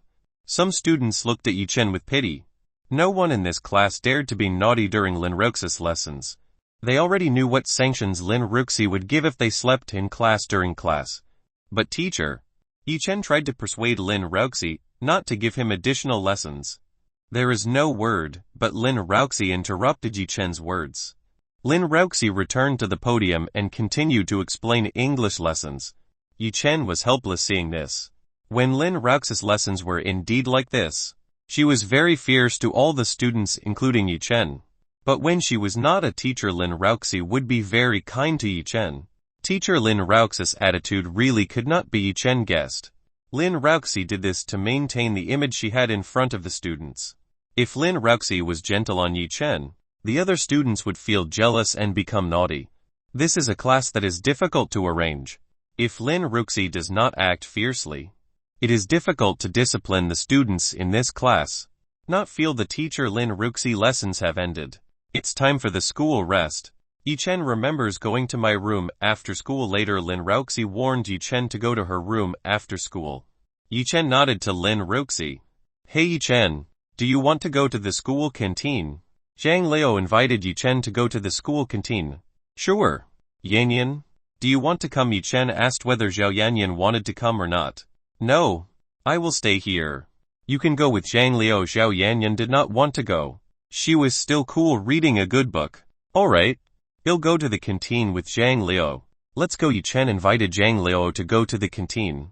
Yi Chen's classmate outside is a beautiful girl looking for you. This time a man told Yi Chen that a beautiful woman was looking for him. The tone of this man's voice was very jealous. Zhang Liao wanted to see who was the beautiful woman who was looking for Yi Chen. This morning Cheng Menjian was looking for Yi Chen. This time who was the beautiful woman who was looking for Yi Chen? Yi Chen came out to meet the beautiful woman. Zhang Liao followed behind Yi Chen. He wanted to know the woman who was looking for Yi Chen. Not only Zhang Liao wanted to know. Some students also wanted to see who the beautiful woman meant by the man was. When Yi Chen left the classroom, he saw Lai Qingzu hugging a bag on her chest. Seeing Yi Chen come out, Lai Qingzu gave a smile to Yi Chen. Yi Chen. Lai Qingzu called the name Yi Chen. The male students in the class were surprised to see how Lai Qingzu called Yi Chen with a smile. All male students in the class certainly knew who Lai Qingzu was. Lai Qingzu was one of the 4 school flowers who had the nickname of untouched flowers. Today they saw that if Lai Qingzu smiled at a man, she also looked very close to that man. This man not only has Zhao Yanyan as his woman, but also has a good relationship with Lai Qingzhen. One male student said dissatisfied. This morning I saw this man together with Cheng Menjian. It seems like he also had a relationship with Cheng Menjian. Another male student added fuel to the fire. Damn, it must be that this man is a very greedy womanizer, said one student who was also dissatisfied with Yi Chen for monopolizing 3 school flowers at once. All male students looked at Yi Chen with hostile eyes. Chapter 157. Saint's body began to wake up. Yi Chen ignored the gaze of hostility that was behind him. He approached towards Lai Qingzu. Yi Chen. Lai Qingzu, what are you looking for me for? I want to give your coat that has dried. Here it is. Lai Qingzu handed the bag in her arms to Yi Chen. Yi Chen received a bag from Lai Qingzu. He saw the contents inside. Inside this bag there was a work suit that he was wearing yesterday. Thank you. Yi Chen thanked Lai Qingzu for bothering to deliver this suit to him. No. I should be the one to thank you for helping me yesterday. Lai Qingzu frantically waved her hands. Today Lai Qingzu looks more cheery than usual. Looks like you look more cheerful today. Is there something good going on? Yi Chen wanted to know if Jai Kong did indeed provide a certificate of Lai Qingzu's house. Yes. Indeed. Something great happened today. Jai Kong suddenly returned our house certificate. Lai Qingzu told us that Jai Kong returned the certificate of her house. Strangely, Jai Kong did not demand payment. That made Lai Qingzu and her mother surprised. Now she and her mother no longer need to think about the debt that has burdened them for years. That's good, Yi Chen said. Yi Chen, are you the one who made Jai Kong give up our certificate? Lai Qingzu guessed that Yi Chen was the one who had done this. Yesterday, maybe Jai Kong's brain shifted because I hit very hard. Ha ha ha. Yi Chen laughed. Maybe you're right. Lai Qingzu joined in laughing. Seeing Yi Chen avoiding this problem, Lai Qingzu did not continue this topic. Yi Chen, let's go to the canteen. Zhang Liao embraced Yi Chen and invited him to go to the canteen. Wait a minute. Yi Chen told Zhang Liao to wait a little longer. Lai Qingzu, do you want to come with us to the school canteen? Yi Chen tried to invite Lai Qingzu to go to the school canteen. The male students were waiting for Lai Qingzu's answer. Whether Lai Qingzu would refuse or accept Yi Chen's invitation. If this normal Lai Qingzu would immediately reject a man's invitation. Alright. I happen to want to go there too. Lai Qingzu felt unable to refuse a request from Yi Chen. The male students who heard this all stared. Whether this was still untouched school interest. How his attitude had changed 180 degrees. The male students were staring at Yi Chen with fiery eyes. Seeing Lai Qingzu agree, Yi Chen invited the two to go to the canteen together. Seeing Yi Chen leave, everyone immediately dispersed. Hey Xiao Yanyan's classmate. Your boyfriend is away with Lai Qingzu's school flower. Aren't you angry to see this? If it were me, surely I would immediately decide on the unfaithful man. A fat man spoke to Xiao Yanyan. Fat man wanted to badmouth Yi Chen in front of Xiao Yanyan. The fat man thought Xiao Yanyan and Yi Chen would separate, and he himself would be labeled a good man by the goddess Xiao Yanyan. Xiao Yanyan ignored the fat man. She continued to read the book without caring about the fat man in front of her. Seeing Xiao Yanyan ignoring him, the fat man was disappointed. He immediately left the presence of Xiao Yanyan. Xiao Yanyan was annoyed when this fat man mocked Yi Chen in front of her. From Xiao Yanyan's palm out a small light sword. Xiao Yanyan controlled a small light sword to cut the fat man's shirt. After finishing cutting the fat man's clothes, the sword returned to Xiao Yanyan's hand. This was very fast. No one noticed what Xiao Yanyan had just done. Involuntarily, the clothes worn by the fat man who was tarnishing Yi Chen was torn into several pieces. He screamed like a girl. Some students who were still left in class immediately saw the source of this scream. They saw a very interesting sight. A fat man who only wore underwear standing in front of the class. Most students who live are female students. Some women take cell phones and take pictures of this rare event. Some women who saw this burst out laughing. Fat man does not know what just happened. Suddenly the clothes he was wearing torn into pieces. He tried to cover his body so as not to be seen by women in the class. Unfortunately, it is impossible. Fat man's hands cannot cover his body, which is too big. He tries to take various objects to cover his body which only has underwear. Xiao Yanyan who saw this was satisfied. This fat man finally received a proper punishment. Actually, if Xiao Yanyan wanted, she could kill this fat man. But she would not be that cruel woman who would kill for something like this. If the family or person she loved was threatened, Xiao Yanyan could be a cruel woman. Xiao Yanyan's special body of saneness began to awaken. Xiao Yanyan's mindset began to change little by little. She no longer had the thoughts of an innocent young woman. Yi Chen, Lai Qingzu and Zhang Liao arrived at the school. The school canteen still looked as crowded as ever. What do you two want to order? Zhang Liao asked Yi Chen and Lai Qingzu what they wanted to order. Zhang Liao was the most excited about being able to eat together with Lai Qingzu, who was an untouchable school flower. Students from other classes, especially the third year, were surprised to see Lai Qingzu's school flowers coming to the school canteen. They had never seen Lai Qingzu in the previous canteen. For over 2 years studying at school, this is the first time students in the third year have seen Lai Qingzu come to the canteen. They saw a handsome young man standing next to Lai Qingzu.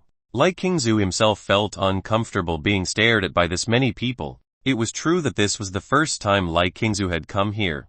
Usually during recess Lai Qingzu would study in class, or go to the library to borrow books she had never learned.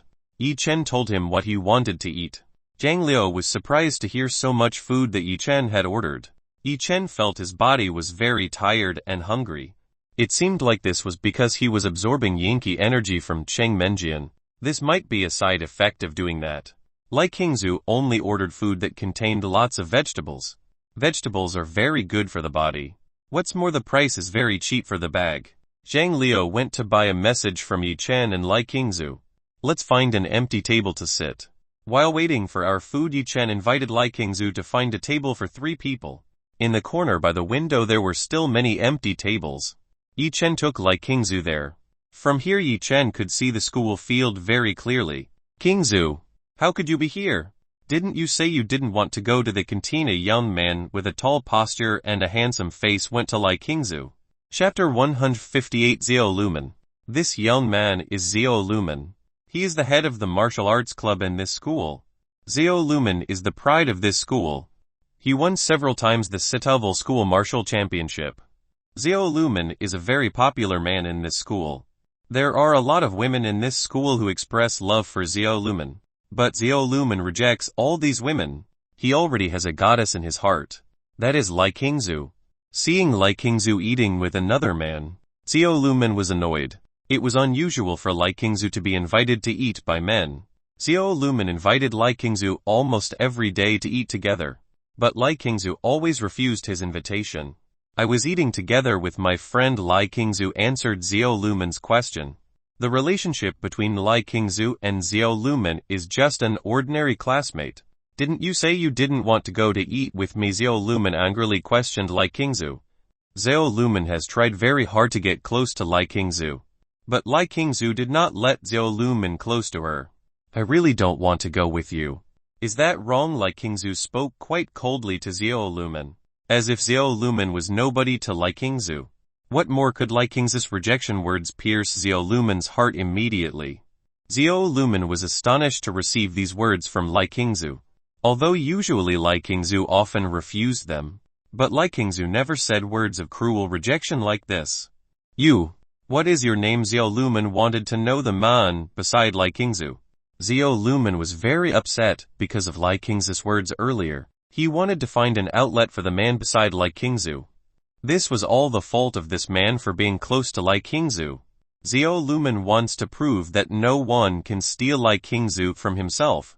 My name is Yi Chen. What's the need for you to ask my name? Yi Chen could feel the animosity from Xiao Lumen. At present Xiao Lumen can be said to be a young martial artist. Xiao Lumen's current strength is roughly comparable to stage 3 martial realm. If Xiao Lumen continues to train his body diligently, maybe in a few more decades Xiao Lumen can enter the path of a cultivator. So your name is Yi Chen. Yi, I warn you not to be close to Lai Qingzu anymore. Otherwise I will beat you up. Xiao Lumen warned Yi Chen not to be close to Lai Qingzu. Who do you think you are? How dare you manage my life? Yi Chen most disliked seeing someone threaten him. You're quite brave too. As men, what if we prove ourselves by fighting? Xiao Lumen immediately challenged Yi Chen in public. Xiao Lumen, how dare you threaten my friend? Lai Qingzu immediately stood up and defended Yi Chen. Lai Qingzu certainly knew how strong Xiao Lumen was. If the two of them fought it was difficult to know who was better. Seeing Lai Qingzu protect Yi Chen, Xiao Lumen was increasingly jealous. Haha, Yi Chen, how does a man hide behind a woman? Are you not ashamed? Xiao Lumen mocked Yi Chen. Who do you say is hiding behind a woman? To me you are still very weak to be able to fight me. Yi Chen said that Xiao Lumen is still very weak. When compared to his, the difference is indeed very far away. Like heaven and earth. The veins in Xiao Lumen's head all came out. As a martial champion, no one had ever dared to say this to him. This is the first time anyone has dared to underestimate himself openly. A few students who were eating looked at Yi Chen and Xiao Lumen. Because Yi Chen often made a fuss in the canteen, several students began to recognize Yi Chen. They all gathered to see what happened next. Many female students gathered. They wanted to see the idol Xiao Lumen fight. If you really say that I am weak, let us prove who is greater among us. With this Yi Chen could not possibly avoid fighting. Alright, Yi Chen stood up from his chair. If he didn't give a proper lesson, then Xiao Lumen would definitely look for trouble again. This time Yi Chen would make Xiao Lumen know that in this world there were people far more powerful than him. Seeing the two of them going to fight, the audience gave a large space for Yi Chen and Xiao Lumen to fight. Yi Chen, wait! Lai Qingzu stopped Yi Chen from fighting. What is wrong? Yi Chen asked why Lai Qingzu wanted to stop himself from fighting with Xiao Lumen. Yi Chen, Xiao Lumen is the head of the martial arts club. I'm afraid you will have a hard time fighting him. Lai Qingzu was worried that Yi Chen would lose to Xiao Lumen. Lai Qingzu understood that Yi Chen was quite good at fighting. But Xiao Lumen was a martial arts expert. He must have deadly movements for his opponent. It's too late to back out now. Haha, Xiao Lumen laughed arrogantly. You don't need to worry. I will defeat him in one move. Yi Chen said that he could defeat Xiao Lumen in one move. Hearing this, there was an insulting smile on Xiao Lumen's face. Defeating him with just one move was impossible. The probability was only 0. Yi Chen stood 2 meters in front of Xiao Lumen. Are you ready? Xiao Lumen asked whether Yi Chen was ready to fight. We can start whenever you want. I will give you 5 times the opportunity to attack me. In the 5 times that I give, I will not respond to your attacks. Yi Chen gave Xiao Lumen a chance 5 times to show the strength he had. This matter will not be interesting if completed in just one move. The students who were looking surprised. Yi Chen was very brave to give Xiao Lumen the opportunity to attack first. The admirers of Xiao Lumen sneered at Yi Chen very loudly. They shouted for Xiao Lumen to defeat this person with a single attack. Xiao Lumen was very angry because he was constantly underestimated by Yi Chen. He immediately made an attacking pose. Xiao Lumen made a stance. His body slightly lowered. His hands clasped very tightly. On the side, Yi Chen put his hands into his pants pocket.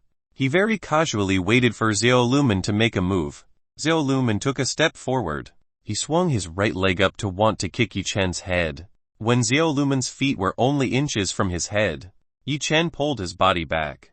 If Yi Chen attacked at this time, surely Xiao Lumen would immediately lose. During the attack, Xiao Lumen's defense was very wide open. One move. Yi Chen counted Xiao Lumen's movements. Xiao Lumen was surprised to see that Yi Chen could avoid his attacks very easily. Xiao Lumen wasted no time. He jumped forward like a tiger. Xiao Lumen held his fist very tightly. He wanted to hit Yi Chen's head. Yi Chen was helpless seeing how Xiao Lumen fought. This person had no defense at all when he wanted to attack. Yi Chen dodged aside. What Xiao Lumen hit was just empty air. Because there were no motorbikes in front, Xiao Lumen lost his balance and fell to the ground.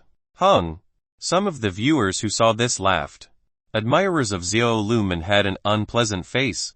Yi Chen wondered, with this ability, how could this person become the chairman of a martial arts club? Chapter 159. Really one move. Xiao Lumen tried to get up from the floor. Xiao Lumen's face was black. He had no idea the situation would turn out like this. Lots of people laugh at themselves when they fall to the floor. Intending to humiliate Yi Chen, it turns out he himself was embarrassed in public. That was the second step. You still have 3 times the chance. Yi Chen counted Xiao Lumen's attack again. Xiao Lumen didn't care anymore.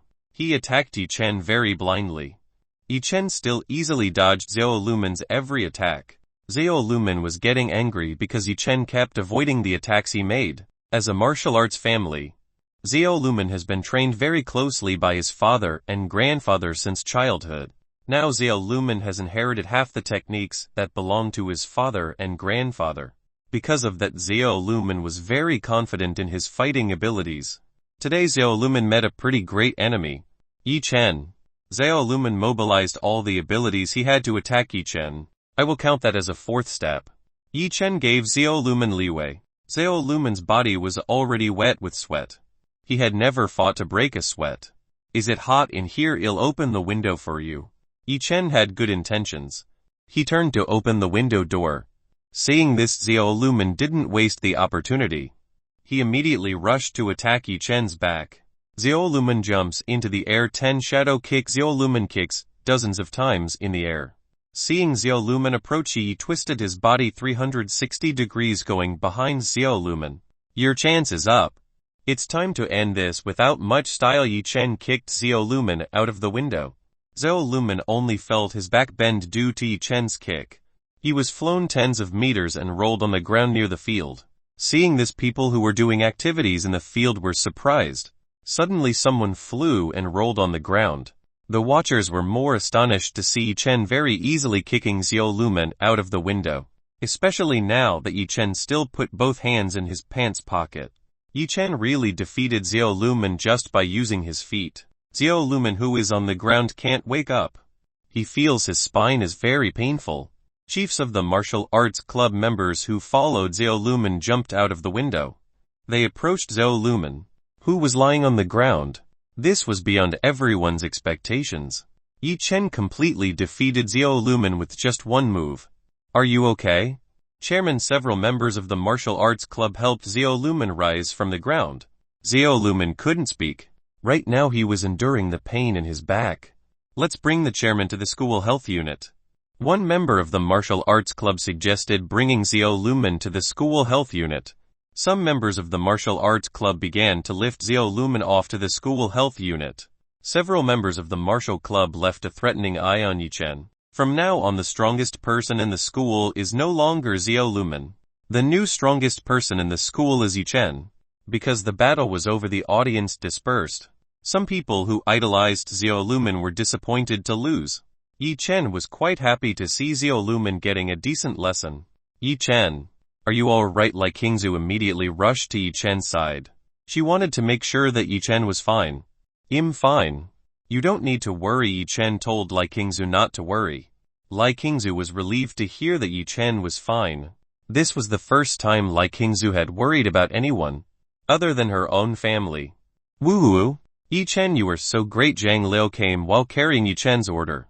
In the crowd, Zhang Liu saw Yichen's fight against Xiao Lumen. Zhang Liu did not think that Yichen was very good at fighting. Even Xiao Lumen reached the embarrassment. That's normal. Let's start eating. Yichen took a plate of food from Zhang Liu. Zhang Liu handed over Lai Qingzu's dishes. The three of them began to eat. In another corner there was a beautiful girl who saw Yichen with starry eyes. The girl seemed to have just found a new idol. The figure of this girl is only about 155 cm tall, with a very beautiful face, and a perfectly slim body. Both of the girl's hair are tied into twin tails. The biggest drawback of this beautiful girl is in the chest that is very flat like an airplane runway. Its size may be a cup. At first this girl idolizes Xiao Lumen. She wants Xiao Lumen to train her to become a great martial artist, because she often watched ancient battle films exhibiting martial arts. This girl really likes to see people fight. Very cool. Xiao Lumen once told her that when she was a child, martial arts were not suitable for study by little girls like her. Today the beautiful girl saw someone stronger than Xiao Lumen. She wanted to find time to get acquainted with Yichen. Maybe this person wanted to train herself to be a great martial artist. Members of the martial arts club took Xiao Lumen to the school health unit. They laid Xiao Lumen on a bed in the school health unit. Damn. This is very painful. Xiao Lumen grumbled in pain. He felt his back was still very sick. Chairman, do we all need to join hands to fight? The boy martial arts club members wanted to take revenge on Yichen. Do you think you can win against people like that? Even that person only needs one move to defeat me.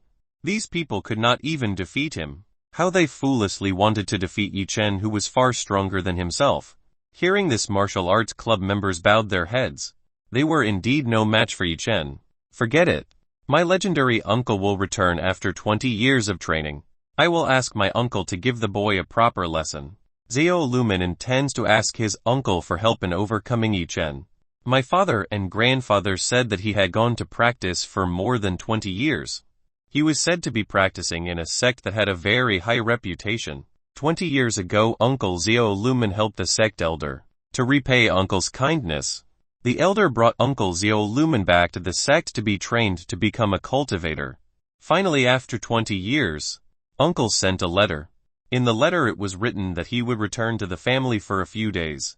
My father and grandfather always said that his uncle was a person who was very good at martial arts.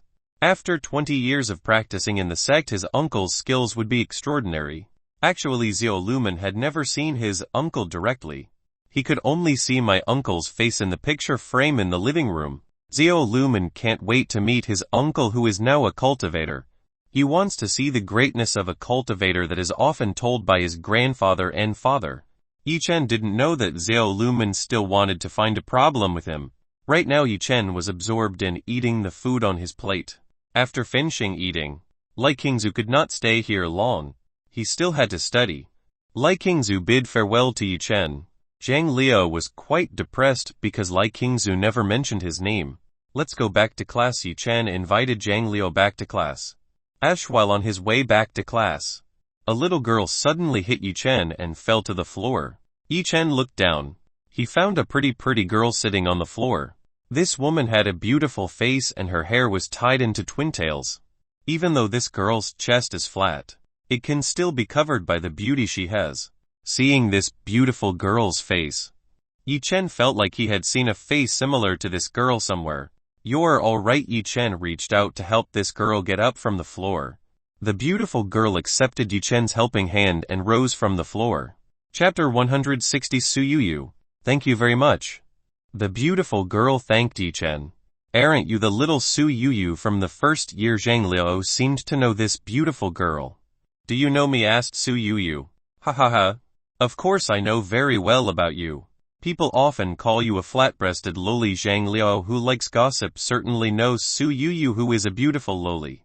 Who do you call a flat-chested loli? I've been 14 years.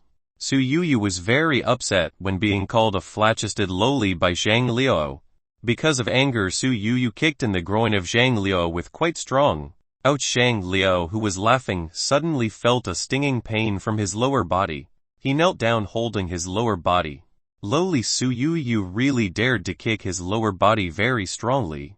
Yi Chen was a little horrified to see Su Yuyu kicking Zhang Liao's lower body very strongly. Su Yuyu turned her attention to Yi Chen. I saw you fighting. It was really cool. Can I learn martial arts skills from you? Su Yuyu immediately said what she wanted from Yi Chen. Why do you suddenly want to learn martial arts from me? Yi Chen asked. Of course. Because I really like martial arts. When I said martial arts, lowly Su Yuya's eyes began to glow. Martial arts are very dangerous for little girls like you. You have to wait even more mature before practicing martial arts. Yi Chen said. I'm not a child anymore. This year I'm 14 years old. Su Yuyu again said that she was not a child. Yi Chen sighed. If you want to grow up, you should be at least 16-17 years old. Wait 2-3 years for you to grow up. Maybe I would consider training you. Not because Yi Chen didn't want to train Su Yuyu. The problem, Yi Chen still had training Zhao Yanyan, Liu Yu and Su Mengxin. If added to this little lowly, Yi Chen would definitely be more inconvenient. Besides, this beautiful girl was nobody to Yi Chen. For what Yi Chen bothered to train? Let's go. Yi Chen helped Zhang Liao to his feet. It looks like Zhang Liao's bottom still feels a little sore. Little lowly. Just watch. One day, I will repay your actions. Today, Zhang Liao threatened Su Yuyu slowly. Never mind. She is still a little girl. Don't take it too deeply. Yi Chen told Zhang Liao not to be too serious when dealing with little girls. Wait. I beg you. Teach me martial arts. Su Yuyu did not want to give up. While holding Yi Chen's hand, she whined to ask Yi Chen to teach martial arts. Little girl, quickly release. I must return to class. Yi Chen tried to break away from this little girl. Su Yuyu didn't want to let go of Yi Chen. She hugged Yi Chen's arm very tightly. Seeing this, Yi Chen was helpless. Yi Chen ignored Su Yuyu and went to the classroom. Su Yuyu still clung tightly to Yi Chen's arm. She followed Yi Chen all the way to class. Zhang Liao laughed seeing Yi Chen being wrapped tightly by Su Yuyu.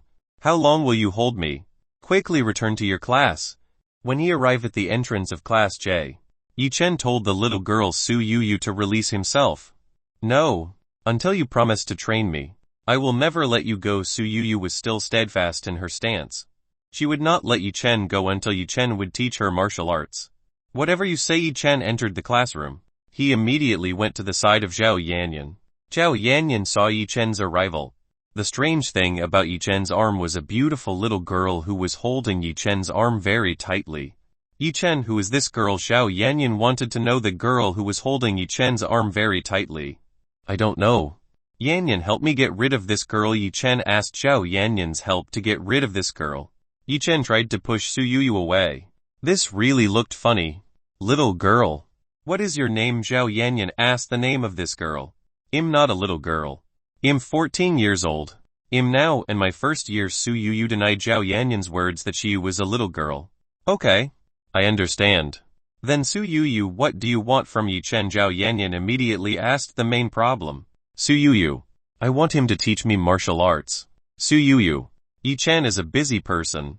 What if I just taught you martial arts is different from Yi Chen's? Zhao Yanyan instead wants to teach Su Yuyu martial arts. Is it true? Su Yuyu immediately let go of Yi Chen's arm. She turned to Zhao Yanyan's side. Beautiful sister. Is it true that you have martial arts techniques? Su Yuyu immediately asked Zhao Yanyan. Of course.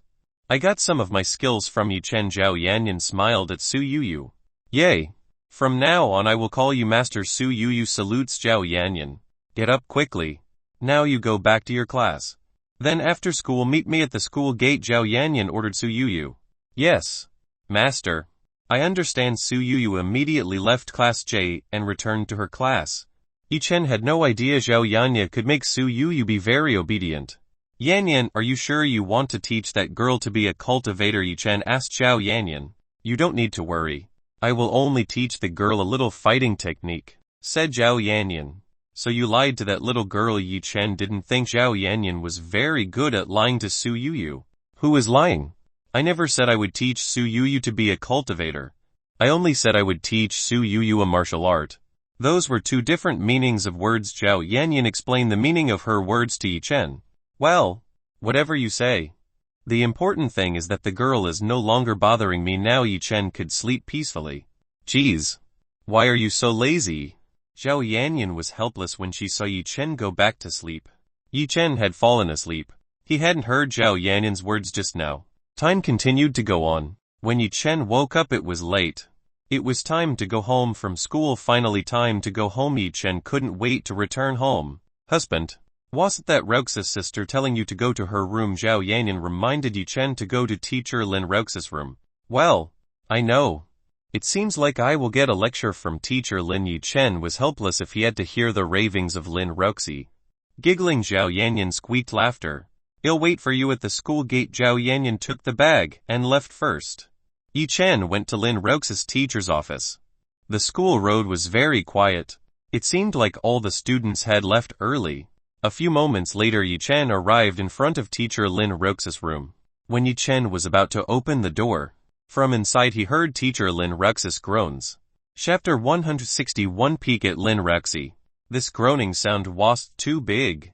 If Yi Chen wasn't a cultivator maybe he wouldn't hear this voice. Yi Chen was quite surprised to hear the moans from inside Lin Roxas' room. Actually what teacher Lin Roxy was doing. Out of curiosity Yi Chen wanted to look inside. But this door was locked. Yi Chen had to use his strength to force open this door. Yi Chen slightly opened the gap in the door. He peeked at what was in Lin Roxas' room. When he looked inside, he was very surprised. Right now teacher Lin Roxy was entertaining herself. When Lin Roxas' suit was rolled up, a purple bra wrapped around Lin Roxas' two mountains. Lin Roxas' two peaks developed quite well. Currently Lin Roxy was holding one of the mountain peaks with one hand. The other hand was currently playing with the bottom, being blocked by the table. Yi Chen could not see what Lin Roxas' other hand was doing under the table. Certainly Lin Roxas' hand was playing on the private part. Lin Roxy, who usually looks quite proud, now looks like a lustful woman. Ah! Lin Roxy groaned again. She felt a quite extraordinary sensation when touching her own body. Lin Roxy did not know when she became like this. She felt like a woman with a passion. As a lonely adult woman, Lin Roxy often made the idea of finding a man for herself. But Lin Roxy didn't really like having a close relationship with a man. All that changed when Lin Roxy met with Yi Chen. Yi Chen was able to get her attracted by the love relationship between men and women. Too bad Yi Chen was her own student. Such a relationship would not be acceptable to Lin Roxy. Moreover Yi Chen already had a woman namely Zhao Yanyan. Zhao Yanyan Lin Lingxi already regarded as her younger sister. There was no way Lin Roxy would damage their relationship. Lin Roxy began to remember what had happened that night. She saw Yi Chen's large object entering Zhao Yanyan's mouth. How would it feel if that same object entered her body? Would it hurt or be pleasant? Lin Roxy had read in a book describing adult relationships. In the book it says the bigger the objects of men, the taste will be very enjoyable for women. Geez. Why did I become like this? Have I become a lustful woman? Lin Roxy began to be a little confused with herself. I want that big thing. Lin Roxy began to mumble. Her hands were playing very hard with her own body parts. Yi Chen, who peeked from the small gap, began to drool. He had no idea that Lin Roxy, who was normally proud, would have a nasty side like this. Seeing this, Yi Chen's younger brother began to rise and grow. Yi Chen. The teacher wants your big object. Lin Ruoxi suddenly shouted Yi Chen's name. Yi Chen didn't expect that Lin Ruoxi's fantasy object would be him. Didn't he signal me to conquer her? Whether I should go in and immediately delight teacher Lin Ruoxi. Yi Chen had an idea in his heart. Something will come out. Lin Ruoxi felt he was on the verge of the peak. Lin Ruoxi finally made a climax. After climaxing Lin Ruoxi's body leaning against the chair, her body was still trembling a little because she had just reached the top. Yi Chen could no longer stand seeing a woman like Lin Ruoxi comforting herself in this way. Click. Yi Chen opened the door to teacher Lin Ruoxi's room. Lin Ruoxi, who was resting, was surprised to hear someone enter her office. Who is that? Asked Lin Ruoxi. Teacher. It's me, Yi Chen. Yi Chen answered Lin Ruoxi. Yi Chen. What are you doing in my place? Lin Ruoxi frantically tried to tidy up her clothes. What is teacher Lin? Don't remember that you were the one who called me just now. Yi Chen smiled at Lin Ruoxi. Yi Chen. How long have you been there with a red face? Lin Ruoxi asked Yi Chen. It's been. Yi Chen answered honestly. There's no way Lin Ruoxi didn't expect Yi Chen to see herself doing such a thing. Now what Lin Ruoxi had to do? Everything had been seen by Yi Chen. Now she would be seen as a loose woman by Yi Chen. Yi Chen locked the door and walked to Lin Ruoxi's side. Lin Ruoxi's heart was beating very fast when Yi Chen came towards her. Lin Ruoxi's face was already very red with embarrassment. As she recalled what she had just seen by Yi Chen, Lin Ruoxi felt like dying. Yi Chen stood by Lin Ruoxi's side. He raised Lin Ruoxi's body quite easily. Yi Chen, what do you want to do? Quickly release me. Lin Ruoxi tried to resist as Yi Chen raised her body. Yi Chen did not let Lin Ruoxi break free. He sat in Lin Ruoxi's chair and lapped Lin Ruoxi on his thigh. Teacher Lin, you are very fragrant. Yi Chen sniffed Lin Ruoxi's very fragrant body. Lin Ruoxi stopped fighting. She felt her body become soft. Lin Ruoxi could feel a very large, hard and hot object pricking her buttocks dishonestly. She knew what this thing was. This must be a brother who had fully hardened.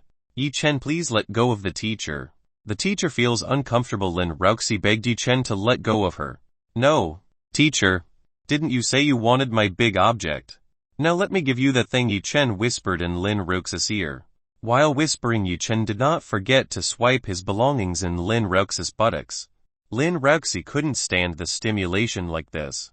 She felt his body was very hot and uncomfortable. Like there were thousands of insects that spread all over her body. She did not think that Yi Chen would be this brave. What should I do? Whether I will be done by my own students? Lin Ruoxi's mind began to walk very wildly. From behind, Yi Chen admired Lin Ruoxi's jade neck. Because Lin Ruoxi's hair was rolled up, Lin Ruoxi's jade neck could be seen clearly by Yi Chen. This looked very exciting. Yi Chen stuck out his tongue and licked the back of Lin Ruoxi's neck. Yi Chen, what are you trying to do? Lin Ruoxi was amused when Yi Chen licked her body. Of course I want to make the teacher happy. Yi Chen was bolder in teasing Lin Ruoxi. Yi Chen, please stop. If you keep doing this, the teacher won't be able to hold it anymore. Lin Ruoxi told Yi Chen to stop. Otherwise Lin Ruoxi would lose consciousness and do it with Yi Chen. Teacher Lin, you don't need to endure it. Just let go of all the burdens in your mind. Yi Chen told Lin Ruoxi to enjoy this. Yi Chen's voice was like a whisper of the devil, who wanted to eat her soul. Yi Chen cringed at Lin Ruoxi's recollection. Lin Ruoxi's body shifted as Yi Chen bit her ear. Yi Chen was truly very skilled in pleasing teacher Lin Ruoxi's body. Yi Chen's hands also began to fall to the chest belonging to teacher Lin Ruoxi. Chapter 162, Lin Ruoxi's Promise. Lin Ruoxi felt Yi Chen's hands begin to go down and touch her mountain peaks. Yi Chen began squeezing Lin Ruoxi's two mountain peaks. Yi Chen began to show his hand techniques. Yi Chen. Don't. Lin Ruoxi groaned very beautifully. Teacher, I didn't expect these two things to be very soft. Yi Chen squeezed more forcefully. Lin Ruoxi felt very comfortable. The ability of Yi Chen's hand was truly extraordinary. Yi Chen rolled Lin Ruoxi's shirt up. He then removed Lin Ruoxi's bra. This way Yi Chen could touch Lin Ruoxi's mountain tops directly. Lin Ruoxi tried to let go of Yi Chen's hand. How could Yi Chen want to let go of this very pleasant object? Yi Chen's hand was very strong. This was no match for Lin Ruoxi. How can this be so much fun? Yi Chen's touch was really too delicious. Lin Ruxi felt her sanity begin to disappear. Seeing Lin Ruxi have started to fall into lust, Yi Chen became even more brave. He rolled up Lin Ruxi's short skirt. This was the first time Lin Ruxi had worn a 20 cm skirt. Usually Lin Ruxi had worn a skirt that was 30 cm long. When wearing Lin Ruxi's short skirt became a very sexy teacher. If only Lin Ruxi wanted to wear framed glasses, it would have been sexier than this. Yi Chen, I'm begging you to stop this. The teacher doesn't want to do this. Lin Ruxi asked Yi Chen not to do something like this. Seeing Lin Ruxi still refusing, Yi Chen a little disappointed. Yi Chen turned Lin Ruxi's body. Now the two were face to face. Lin Ruxi didn't dare look at Yi Chen's face. She turned her eyes to the side. When Lin Ruxi dodged his gaze, Yi Chen felt sad. Yi Chen held Lin Ruxi's face so as not to run away again. He saw Lin Ruxi with a serious face. Teacher Lin, please look me in the eye. Tell me whether you like me or not. If not, then I won't never again bothering the teacher in this life. Hearing this, Lin Ruxi's body trembled. Yi Chen this time cornered herself. She had to make a good decision. If Lin Ruxi said he disliked Yi Chen, then maybe Yi Chen would ignore her. But if she said she liked Yi Chen, then she no longer deserved to be a teacher. Lin Ruxi's mind was very chaotic. She could not think what to do in a situation like this. Teacher, quickly tell me. Yi Chen was waiting for Lin Ruxi's answer. Me? I like you. I really like you. Are you satisfied now? Lin Ruxi buried her head in Yi Chen's chest. She didn't expect to say something like this to her own student. After repeated considerations, finally Lin Ruxi obeyed her inner heart. Yi Chen was the person who was most happy when he heard this from Lin Ruxi. Finally Yi Chen got the answer he wanted. Teacher Lin, I love you too. Yi Chen hugged Lin Ruxi's body very tightly. Hearing Yi Chen's words just now, Lin Ruxi's heart felt flowery. She felt very happy while in Yi Chen's arms. This was very comfortable and warm. Lin Ruxi didn't realize that at this moment the two soft mountain peaks pressed Yi Chen's chest very tightly. The sensation of both Lin Ruxi's objects was extraordinary. Yi Chen took Lin Ruxi's chin. He saw Lin Ruxi's cherry mouth. Yi Chen brought his lips closer and kissed Lin Ruxi. Lin Ruxi shuddered slightly as Yi Chen kissed her lips. This was the first time Lin Ruxi had kissed a man. Moreover, the man was still her own student.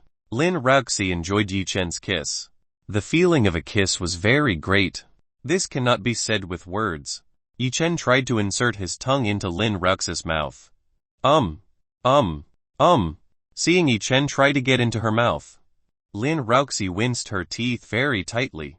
She shook her head, refusing what Yi Chen would do. Seeing his way closed by Lin Ruxi's teeth, Yi Chen had his own way. He closed Lin Ruxi's nostrils. Because the nostrils were closed by Yi Chen, Lin Ruxi had difficulty breathing. She opened her mouth to breathe.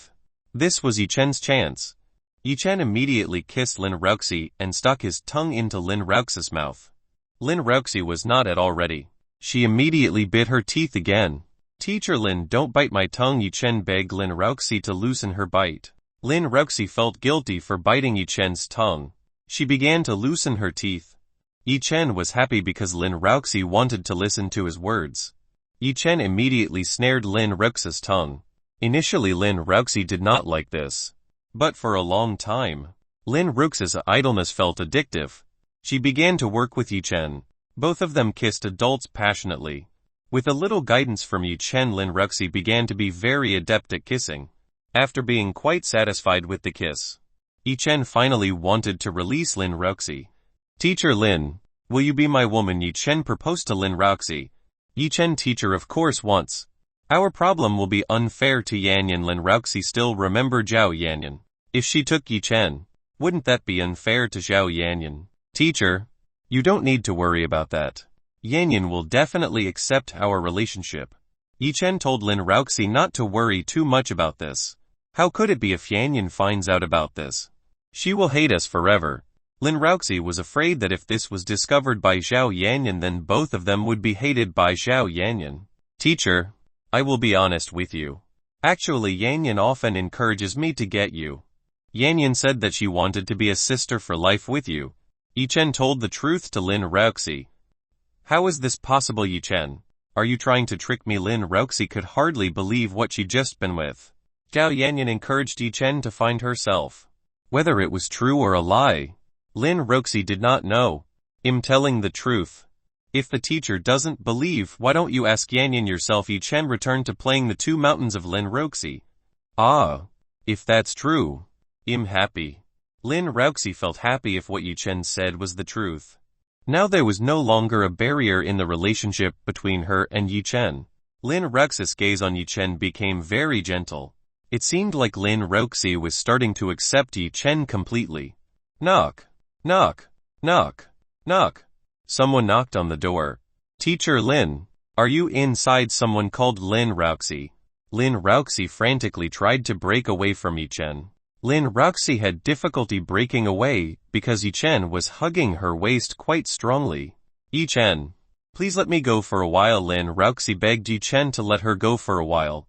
Because Lin Roxy's request was very sincere, Yi Chen wanted to release Lin Roxy. Lin Roxy immediately tidied up her clothes and skirt. She began to style her hair neatly. Lin Roxy went to the door to see who was outside. After the door opened, a middle-aged woman stood in front of Lin Roxy's door. It seemed like this woman had business with Lin Roxy. Teacher Lin, the teacher meeting will start soon. Everyone is waiting for you to come there. It turns out this female teacher wanted to convey about the matter of the meeting to Lin Roxy. Lin Roxy almost forgot that today will be available for the teachers at this school. Well, he'll be there soon. Lin Roxy promised to immediately go to the meeting place. After getting an answer, the middle-aged woman left from the front of Lin Roxy's room. Lin Roxy closed the door and returned to Yi Chen's side. Teacher, what's up? Yi Chen asked Lin Roxy. Actually, Yi Chen had heard a conversation between teacher Lin Roxy and a middle-aged woman. Yi Chen wanted to know whether Lin Roxy would go to the meeting place or not. Yi Chen, I have to go to a meeting. I must apologize to you. Lin Roxy was helpless. It seemed like Lin Roxy had to postpone being Yi Chen for a while. Hearing this, Yi Chen was a little disappointed. Seeing Yi Chen disappointed, Lin Roxy felt sad. Yi Chen, teacher promised to give you that. But not now. The teacher is not ready yet. Lin Roxy promised her virginity to Yi Chen. Well, I understand. But you must promise to be my woman from now on. No one can take you away from me. Yi Chen stood up and hugged Lin Roxy. Lin Roxy nodded at Yi Chen. Yi Chen was satisfied to see teacher Lin Roxy nodding. Teacher, as a form of your sincerity, how about you give me a kiss? Yi Chen wanted to see Lin Roxy's sincerity on him. Hate, you still doubt the teacher? Lin Roxy was not satisfied when Yi Chen doubted her love. Teacher, that's not what I meant. Actually, I just want the teacher to kiss me. Yi Chen tried to explain to Lin Roxy. I understand. Lin Roxy stood on tiptoes and kissed Yi Chen's lips. The two returned to kissing passionately. After quite satisfied, Lin Roxy took her lips off of Yi Chen. Yi Chen, I have to go. Lin Roxy took her bag and shyly left this room. Yi Chen saw Lin Roxy's departure. Yi Chen was already quite happy to get Lin Roxy's heart. For the matter of getting Lin Roxy's body, it could be done at a later time. Chapter 163. Su Yuya looking for her younger sister. Because he already had no business here, Yi Chen decided to leave Lin Roxy's room. Yi Chen immediately went to the school gate to meet Zhao Yanyan. When Yi Chen reached the front gate of the school, he did not find Zhao Yanyan's whereabouts. Yi Chen used his spirit sensei to find Zhao Yanyan's whereabouts. It turned out that Zhao Yanyan was currently in the school hall. Zhao Yanyan is currently with Su Yuyu. It seems like Zhao Yanyan is training Su Yuyu in martial arts. Yi Chen, is that you? Someone called his name. Yi Chen immediately looked to the side. He saw MILF Su Yuya standing near the road. Su Yuya today wears after the light blue shirt. Wearing this suit, Su Yuya accentuates her body that has developed very well. Su Yuya's body can indeed attract the interest of all men. Especially Su Yuya's face is also beautiful. No trace of wrinkles are seen at the age of 35. It seems like Su Yuya has taken very good care of her body. Miss Su, what are you doing in this school? Yi Chen asked why Su Yuya was in such a place. You don't need to be too formal. You can just call me Su Yuya. Su Yuya was uncomfortable being called by Miss Yi Chen. With her age of almost 35 years, she was no longer worthy of being called a miss anymore. I'm picking up my little sister. She doesn't usually ignore me like this. Suyuya looks a little worried because her sister can't be contacted at all. Suyuya also checked her sister's dormitory. In the dormitory, Suyuya did not find the whereabouts of her sister. Suyuya was afraid that something would happen to her sister. Suyuya, may I know your sister's name? Yi-chen wants to know who Suyuya's sister is. My sister's name is Suyuya. Suyuya said her sister's name. Oh, looks like I know where your little sister is. Come with me. Yi-chen wanted to tell Suyuya's whereabouts to Suyuya. Suyuya followed behind Yi-chen. Yi-chen brought Suyuya to the school's hall, where Suyuya and Zhao Yanyan were practicing martial arts. Zhao Yanyan was seen teaching basic movements in battle. Suyuya, why don't you see me at the school gate immediately? Suyuya scolded Suyuya. Suyuya stopped training. She then looked back. She saw her sister, who was currently making an angry pose.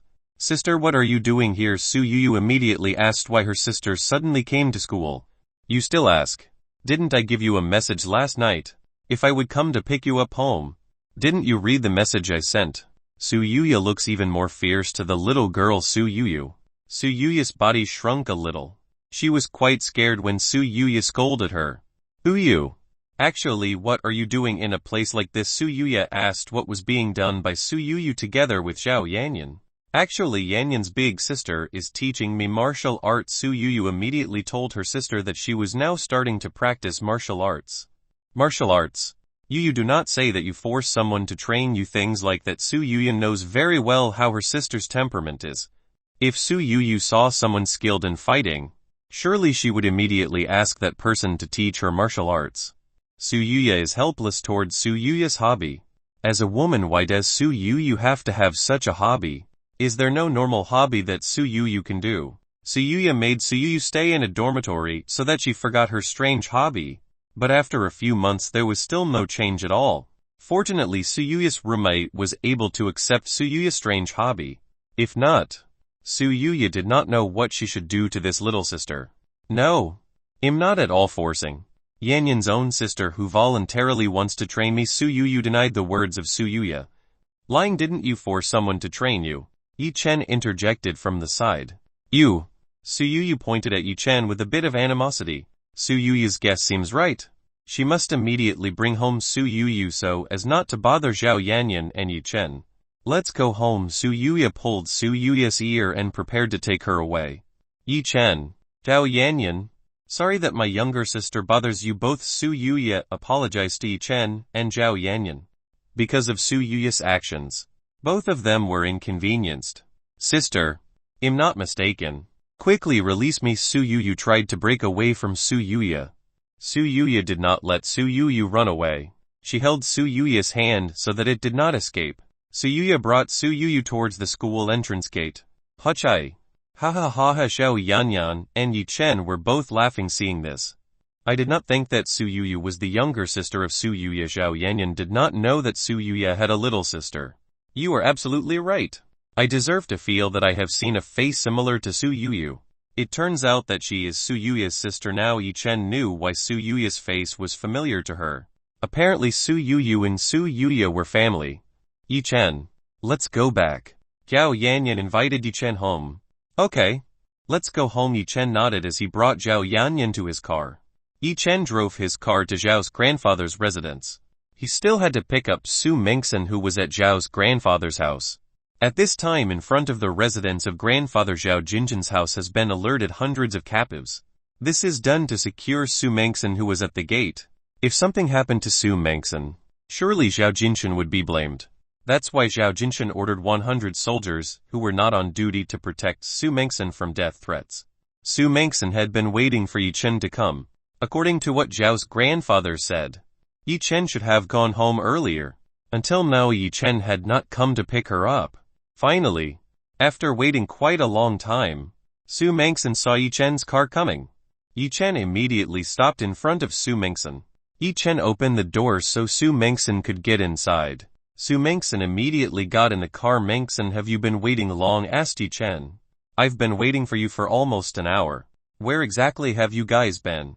Su Mengsen complained to Yi-chen. Sorry, at school there was a little problem, so we had to stay a little longer. Yi-chen apologized for being very late to pick up Su Mengsen. Forget it. You don't need to apologize. Let's go to your house. Su Mengsen looked impatient to go to Yi Chen's house.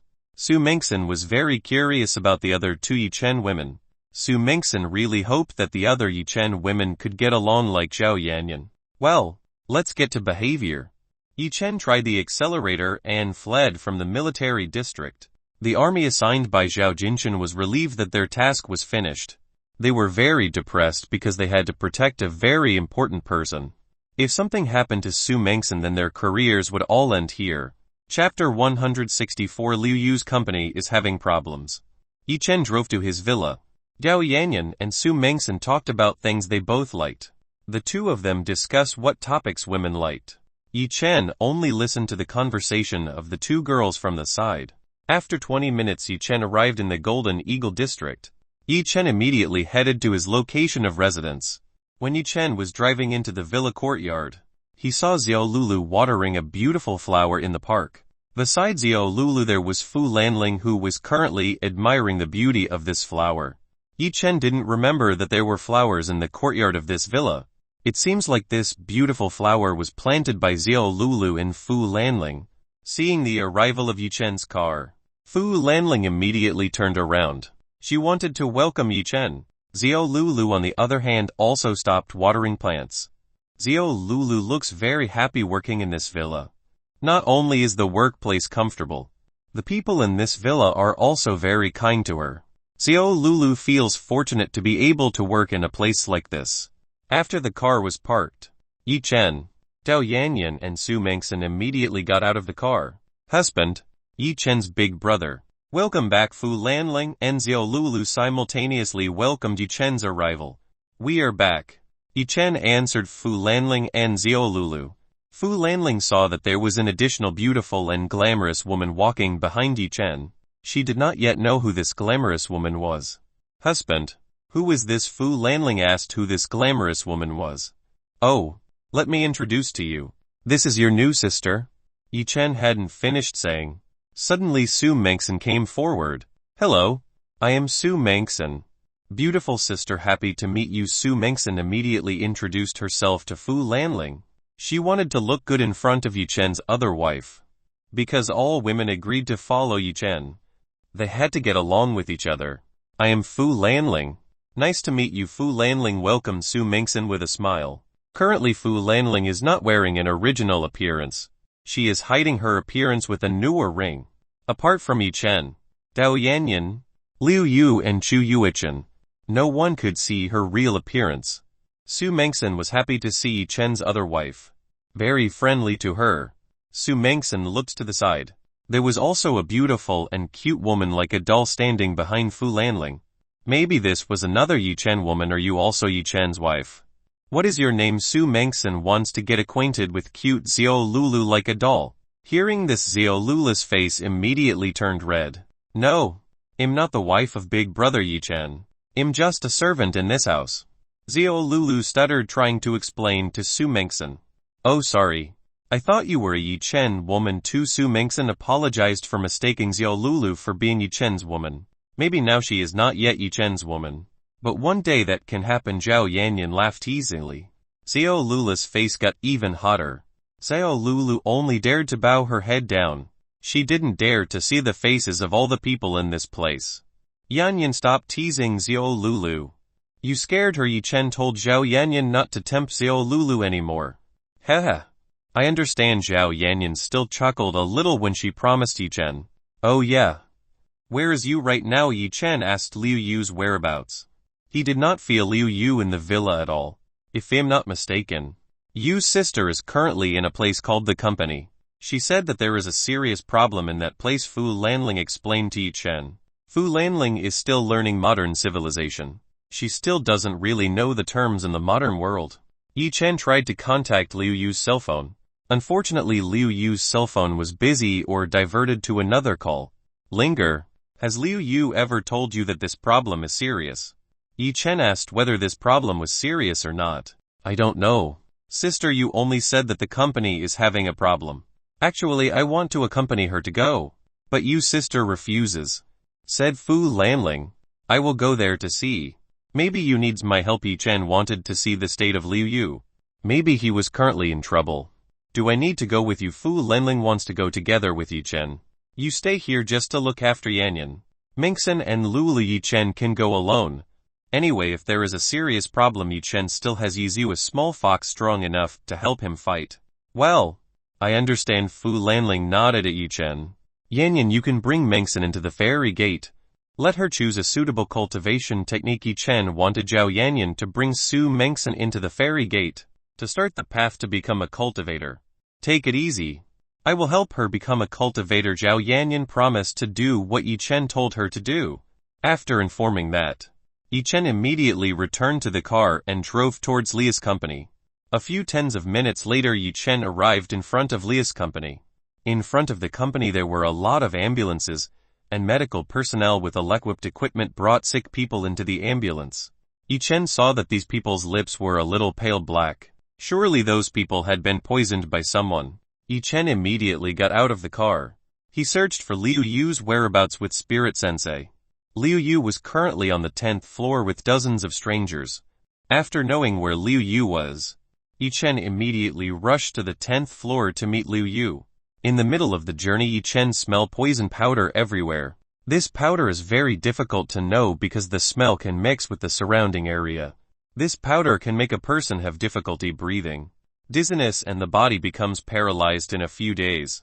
If the person affected by this poison is not handled properly, it is quite dangerous and can result in death. This poison powder is not possible to be made by ordinary people. Only poison experts can make powder like this. People who spread this poison porridge must have evil intentions on Liu Yu. Yi Chen resumed his journey to the 10th floor. When he reached the 10th floor, there were many people who were sitting on the floor. Some of these people have difficulty breathing. Yi Chen knew that some of these people had been exposed to the poison that had been spread in every corner of the company. Liu Yu herself was watching the people in front of her sadly. Liu Yu did not understand what really happened to her employees today. Suddenly many people fell ill within a few hours. This does not only happen at the head office. Even the company's branch office reports that there are many employees who suddenly fall ill. Liu Yu is currently looking for the source of the problem. What makes the employees in this company suddenly fall ill? Liu Yu mobilized the best scientists in the company to investigate the cause of this tragedy. After finishing examining food and water samples, scientists did not find anything strange. Liu Yu increasingly helpless. If this continues, then the company will not be able to run normally. The resulting loss will be very extraordinary. Chapter 165. Look for the enemy identity. Yi Chen moved towards Liu Yu's side. Are you alright? Yi Chen immediately asked Liu Yu's situation. She was worried about Liu Yu's condition. Husband, I'm fine. Liu Yu immediately hugged Yi Chen. Liu Yu was quite touched to hear that Yi Chen was very worried about her. Some employees and staff who saw this, their jaws almost fell in shock. They saw the great business queen Liu Yu hugging and calling on this young man husband. Since when was Chairman Liu Yu married? Why did they all not know this? Actually, what is happening in this place? Yi Chen asked Liu Yu what happened in this building. Why is there so much poison powder that fills every corner of this building? Husband, please help me find out what happened to them. Liu Yu pointed at some employees who currently looked pale and looked unhealthy. In fact, Liu Yu did not want to bother Yi Chen too much for small matters like this. But he was unable to solve the problem this alone. Liu Yu found a way to find out what happened to the employees in her company. They were all poisoned. It seems like there is someone who intends evil on your company. Yi Chen told Liu Yu what was happening to these people. So all my employees were poisoned. It turns out that Liu Yu was right. The employee at this company was poisoned by someone. But who is the one who wants to harm this many people? If indeed that person is targeting the company, the target should be her. Liu Yu did not know what was thought by the person who poisoned the employees at her company. Husband, is this poison dangerous? Liu Yu immediately asked whether this poison was dangerous or not. You don't need to worry that this poison won't be dangerous. As long as it's handled properly, then it will be fine. First we remove them from here. The whole company has been contaminated with poison powder. It's not good to stay in this place. First, Yi Chen told Liu Yu to move these people out of the building. Well, I understand. Liu Yu immediately did what Yi Chen told her to do. Everyone, Let's get out of this building. Please help people who are unable to walk out of the building.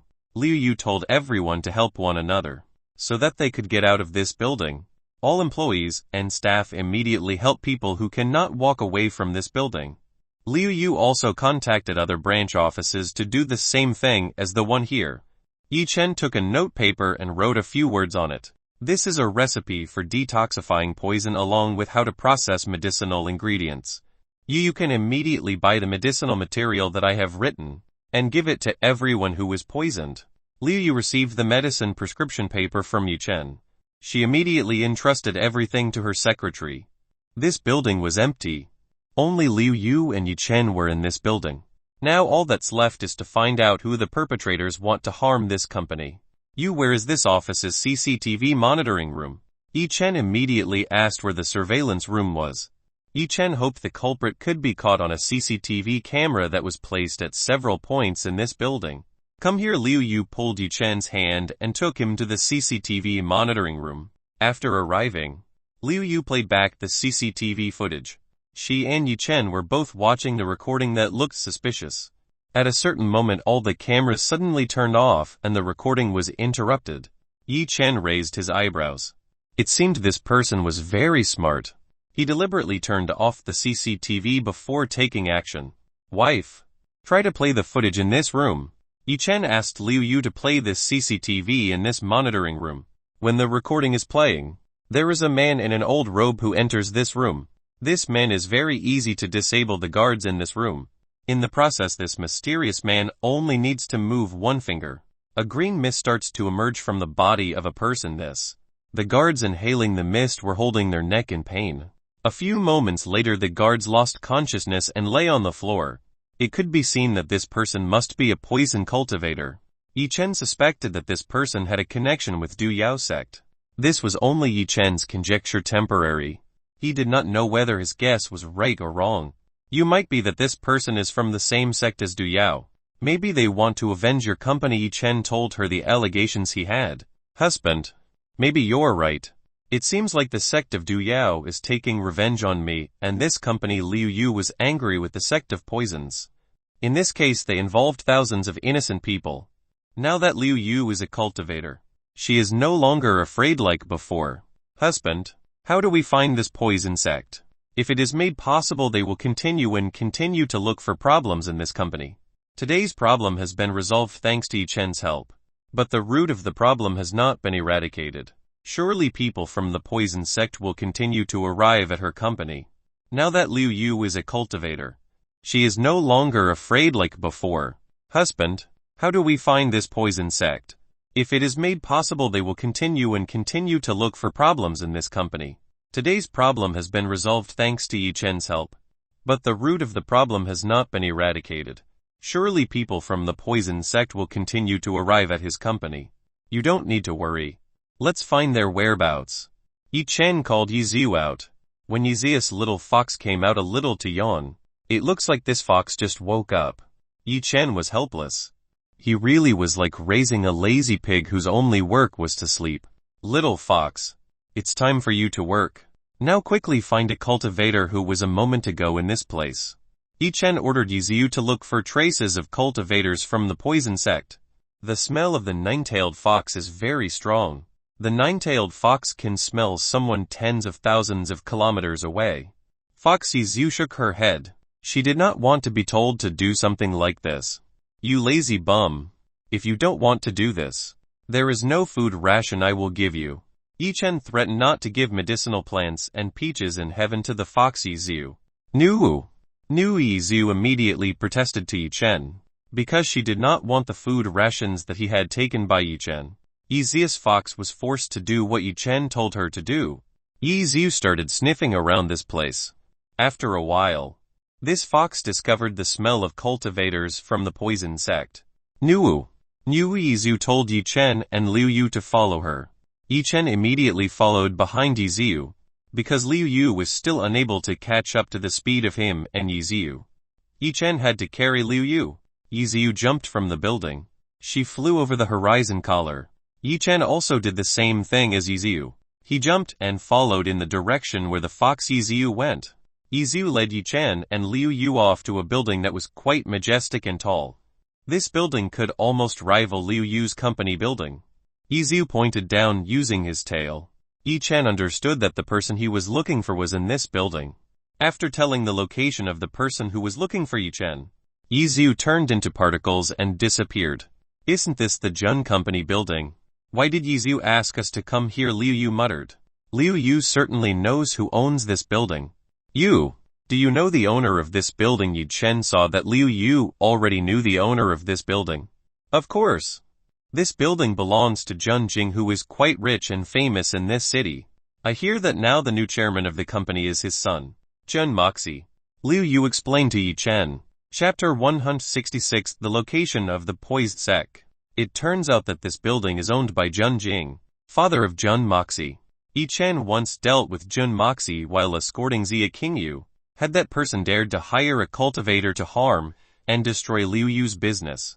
If he was brave, then Yi Chen would not let go of that person. Husband, do you want Jun Jing to be the culprit? Liu Yu suspected that the enemy behind all this was Jun Jing. Let's go inside. To ensure the truth, Yi Chen invited Liu Yu into the building to find out the truth. Yi Chen already knew where the location of this cultivator was. He was currently in a room with someone. Yi Chen brought Liu Yu into the room.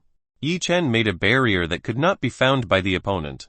In this room, Yi Chen saw a similar poison cultivator in the CCTV footage. At this time, the poison cultivator was talking to the middle-aged man in front of him. This guy is definitely Jun Jing. Middle-aged man is around 45-50 years old. Senior Dugu, how is today's business going? Well, Jun Jin immediately asked if everything was going well. It turns out that this is Dugu, the elder in the poison sect. You don't need to worry. Lia's company has now spread my poison. Starting all their activities will stop completely. That is very good. Now we are just waiting for Lia's company to experience setbacks. I will try to accompany public opinion if Liu Yu is not good in treating the employees in the company. So the prestige of Liu Yu will go down. Jun Jing came up with his own plan. After Lia's company suffered a setback, it was the right time for him to take over Liu Yu's company. I will help you as much as possible.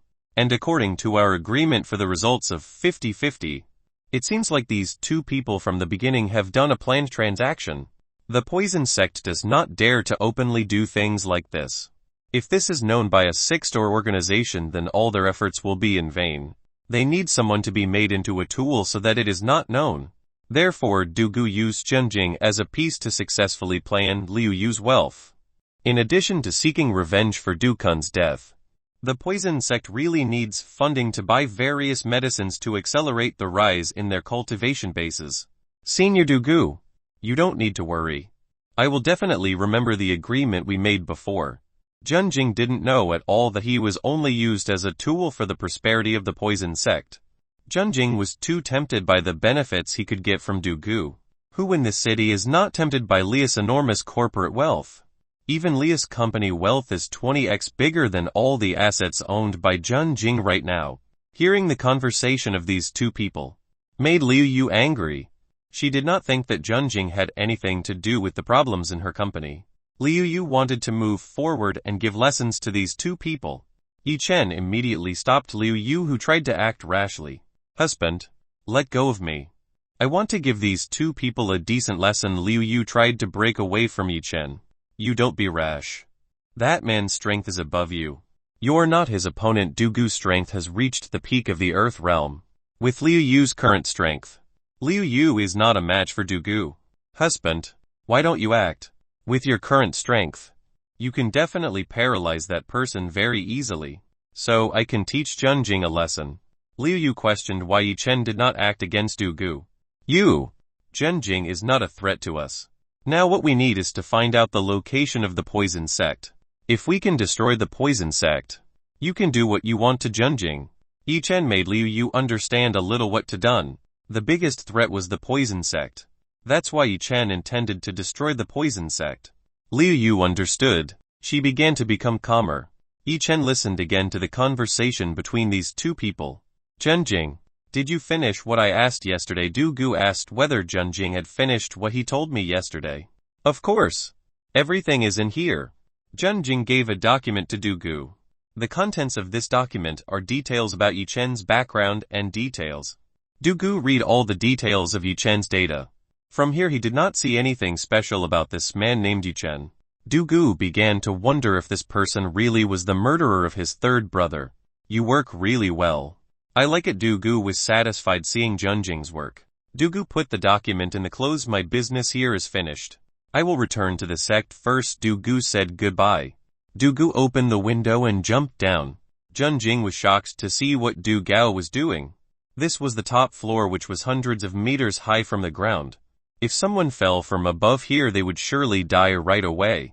It seems like Junjing met someone who has capabilities beyond human reason. Junjing began to believe. All plans to seize the company of Liu Yu will definitely run smoothly. With the help of someone as strong as this, everything will definitely be very easy. This was an opportunity to find out the location of the poison sect. Yichen took Liu Yu away to follow Du Gu. From above the sky, Yichen always saw Du Gu's movements. Yichen never let go of attention from Du Gu's body. Du Gu jumped from building to building. He intended to leave the city. Yichen and Liu Yu continued to follow in Du Gu's footsteps. Du Gu looked very careful. Du Gu looked back several times to make sure no one followed him. Du Gu also circled several times to make sure no one knew the location of the poison sect. Yichen followed Du Gu very patiently. 2 hours later, Yichen finally saw a building with ancient architecture visible several hundred meters in front of him. This building is covered by a barrier, so it cannot be seen by ordinary people. It looks like this is the headquarters of the poison sect. Du Gu immediately headed to this ancient building. When going inside, he was greeted by 2 guards who looked very respectful of Du Gu. Du Gu entered and headed for the building in the middle. From above the sky, Yichen saw Du Gu disappear into the building. Liu Yu, who was currently in the arms of Yichen, could also see the location of this ancient building.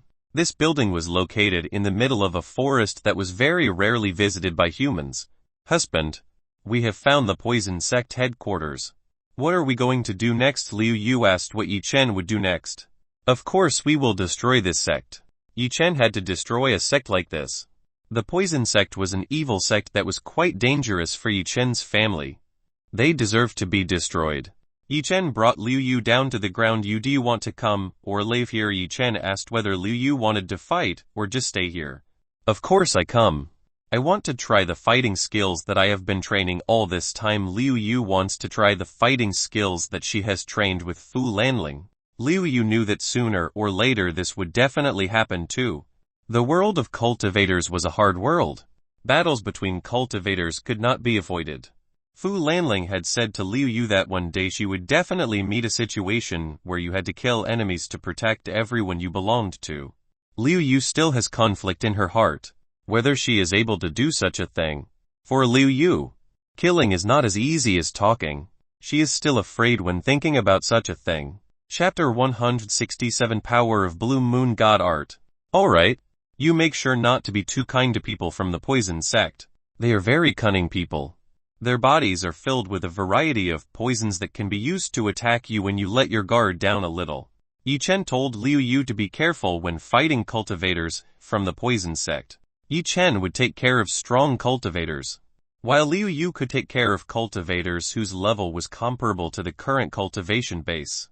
Liu Yu took out a blue sword from the storage ring. This sword was given by Fu Lanling as a gift for her.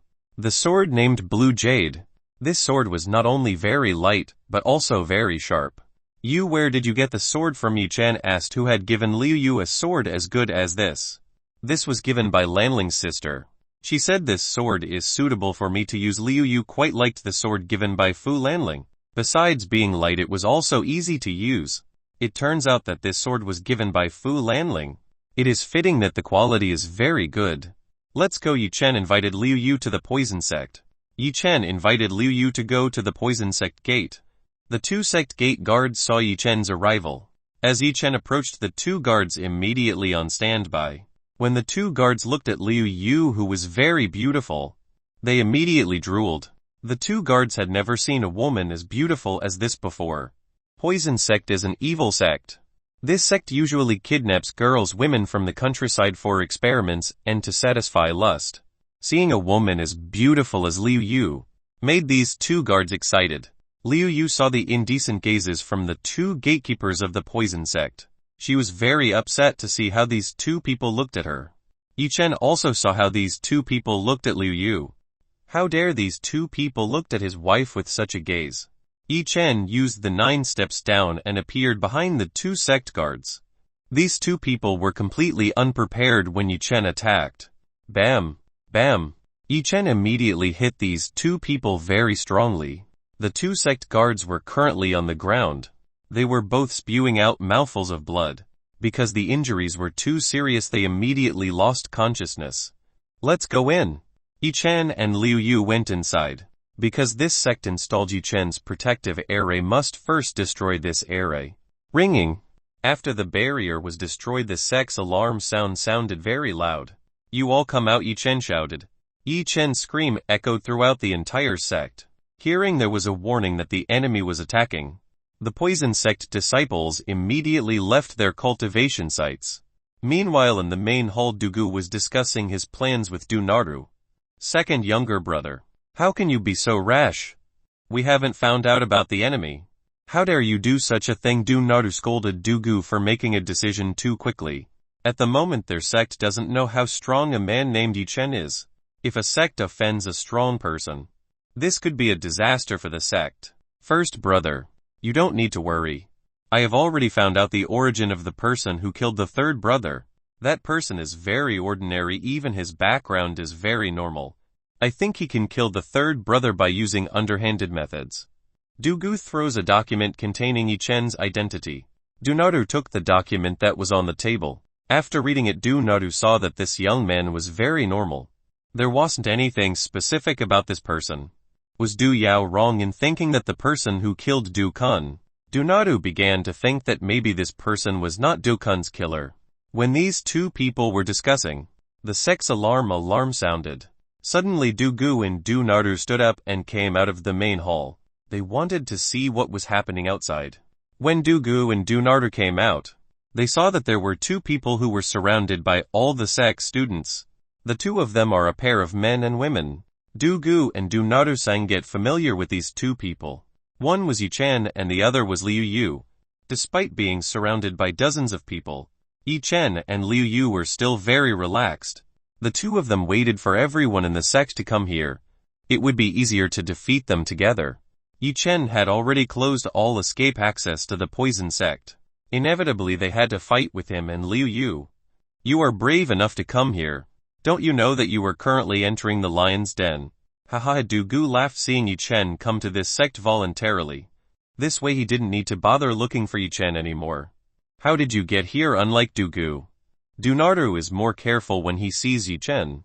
He doesn't want to underestimate the enemy even though the enemy has been cornered. Yi Chen chuckled seeing Dugu, who looked very arrogant. I did come here on purpose. I came here to destroy your sect. Not only Dugu and Du Naru were angry after hearing this. The sect students were also very angry when they heard Yi Chen's words just now. What are you waiting for? Quickly kill these two people, Dugu roared.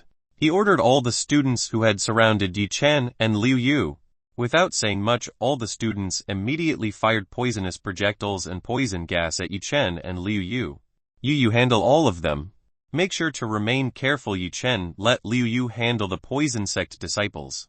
Liu Yu immediately pulled out her sword. She used the steps of the blue moon shadow to blink. Liu Yu instantly moved behind the sect's poison disciples. After Liu Yu moved, the place where she had stood had been replaced by a number. The poison sect disciples only attacked Liu Yu's substitute. Ah! A scream of pain rang out. Liu Yu immediately stabbed several poison sect disciples from behind. The poison sect students who were stabbed did not know that Liu Yu was behind him. Right now they were focusing on attacking Liu Yu's shadow. How is it possible some sect disciples could not believe seeing Liu Yu had fallen far behind them? If this person was behind them, then what did they just attack? Liu Yu didn't talk much. She used the blue moon shadow blink and returned to attacking the disciples of the poison sect. The disciples of the poison sect couldn't see the direction of Liu Yu's attack. Every time they carried out the attack only on Liu Yu's shadow. After that they only realized that it had been stabbed by Liu Yu's sword. Yi Chen saw how Liu Yu fought. He saw that Liu Yu was already very skilled in using the Blue Moon God art.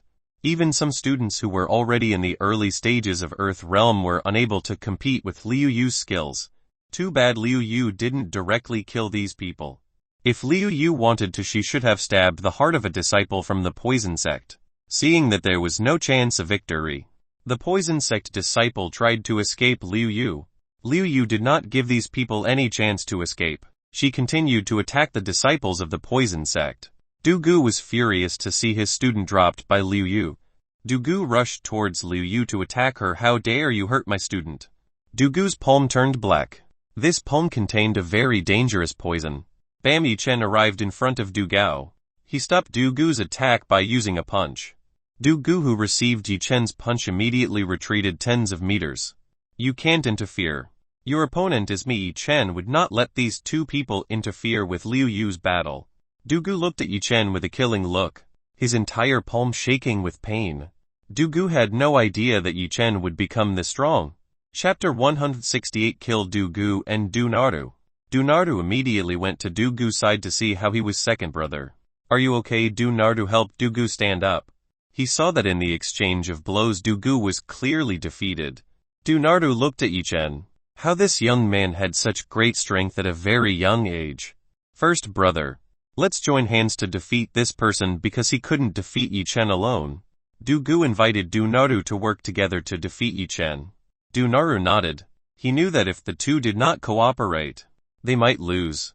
Both of them simultaneously released deep energy. Du Naru and Du Gu's body was covered by a green aura. The pressure held by these two people was quite strong. The ground beneath them began to crack.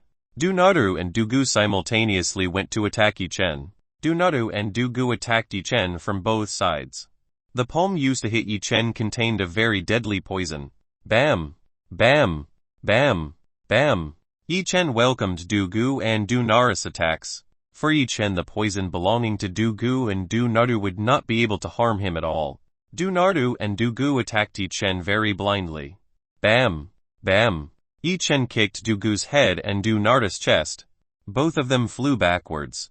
They both held the part that Yi Chen had just kicked with pain. Motherfucker! Has this person reached the realm of Sky Realm even after Du Gu collaborated with Du Naru? They both still had no advantage when fighting with Yi Chen. Be careful, these two people are very strange. Their strength is not the same as the cultivation base they have. Du Naru has repeatedly inspected the cultivation base. Yi Chen and Liu Yu. Yi Chen was only the 2nd level Earth Realm, while Liu Yu was only the 7th level Spirit Profound Realm. With a cultivation base like that, how these two people could fight a much stronger enemy? Yi Chen was currently hiding his cultivation base by using the Rehydron Pendant Necklace. As a celestial tier artifact, the Rehydron Pendant Necklace could hide Yi Chen's power so perfectly that even cultivators in the Diva realm would not be able to feel Yi Chen's true strength. Are you going to keep silent there? Okay, if you don't want to attack, let me attack you. Yi Chen used the 9 shadow step and started hitting Du Gu and Du Naru. Bam! Bam! Bam! Bam! Bam! Yi Chen landed dozens of blows on Du Gu and Du Naru's bodies. Du Gu and Du Naru had tried their best to fend off Chen's attack. Unfortunately, they couldn't guess at all where Yi Chen's attack had come from. Du Gu and Du Naru did not believe that this power could be possessed by people with a cultivation base that was only at the 2nd level of the Earth Realm. Yi Chen and Du Naru began to bleed, receiving Chen's punch from the body. The blood that came out was not red but black. Is this all you have? Yi Chen wanted to show that they made a big mistake while looking for trouble with him. Damn, I cannot stand it anymore. Let's show the true strength of the sect of poison. Du Gu no longer know to accept defeat like this. Du Gu immediately made a strange move. Yi Chen had seen this movement when fighting Du Kun. After completing the movements, Du Gu's body began to emit a large amount of black liquid. This black liquid appeared and formed a giant snake monster. This giant snake had a length of 15 meters and a width of almost 2 meters. This snake hissed towards Yi Chen. Du Gu came out of the head of this giant snake. This time I want to see how you will beg under my feet. Du Gu's giant snake headed towards Yi Chen. This snake opened its huge jaws to eat Yi Chen. Yi Chen did not avoid at all. He waited for the arrival of this monster snake. Yi Chen was immediately eaten by this giant monster. Husband Liu Yu was worried about Yi Chen, now that Liu Yu had finished crippling all disciples of the poison sect. In fact, he wanted to help Yi Chen. If Liu Yu intervened, she would instead burden Yi Chen. Ha ha ha. This is very easy, Du Gu laughed happily. Now just waiting for Yi Chen's body to be crushed by the poison that belongs to this giant snake. From inside the belly of this giant snake came out a very hot fire. This fire immediately began to spread throughout the body of the giant snake. Within seconds the giant snake made of poison was burned into nothingness. Du Gu, who fused with the body of this giant snake, also disappeared into nothingness. He didn't even have the chance to scream. Second younger brother Du Nardu shouted Du Gu's name. He was helpless to see Du Gu die right before his eyes. I will kill you. Du Nardu started to make strange movements like Du Gu. Yi Chen did not let Du Gu finish the ritual that he performed, breaking meteor blow. Boom! Du Naru's body was flown several miles by Yi Chen. In the distance Du Naru saw Yi Chen with horror eyes. Du Naru began to lose consciousness and suddenly die on the spot. Seeing this, the sect's poisoned disciples began to surrender voluntarily. Now the two strongest sects had died. No one could protect the sect anymore. Husband Liu Yu immediately ran towards Yi Chen. She hugged Yi Chen's body with great pleasure. Are you alright? Yi Chen asked whether Liu Yu suffered injuries when fighting with students in the poison sect. I'm fine. Liu Yu said that she was fine. The people in the poison sect were too weak. They relied too much on poison weapons to fight. As long as the poison weapons did not hit Liu Yu, then the chance of victory was in the hands. Husband, what will you do to these people? Liu Yu asked what Yi Chen would do to these people.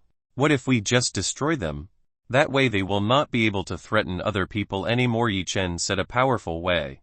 Husband, that is too cruel. They have given up. Not good to kill people who have given up. Liu Yu did not agree with Yi Chen's way.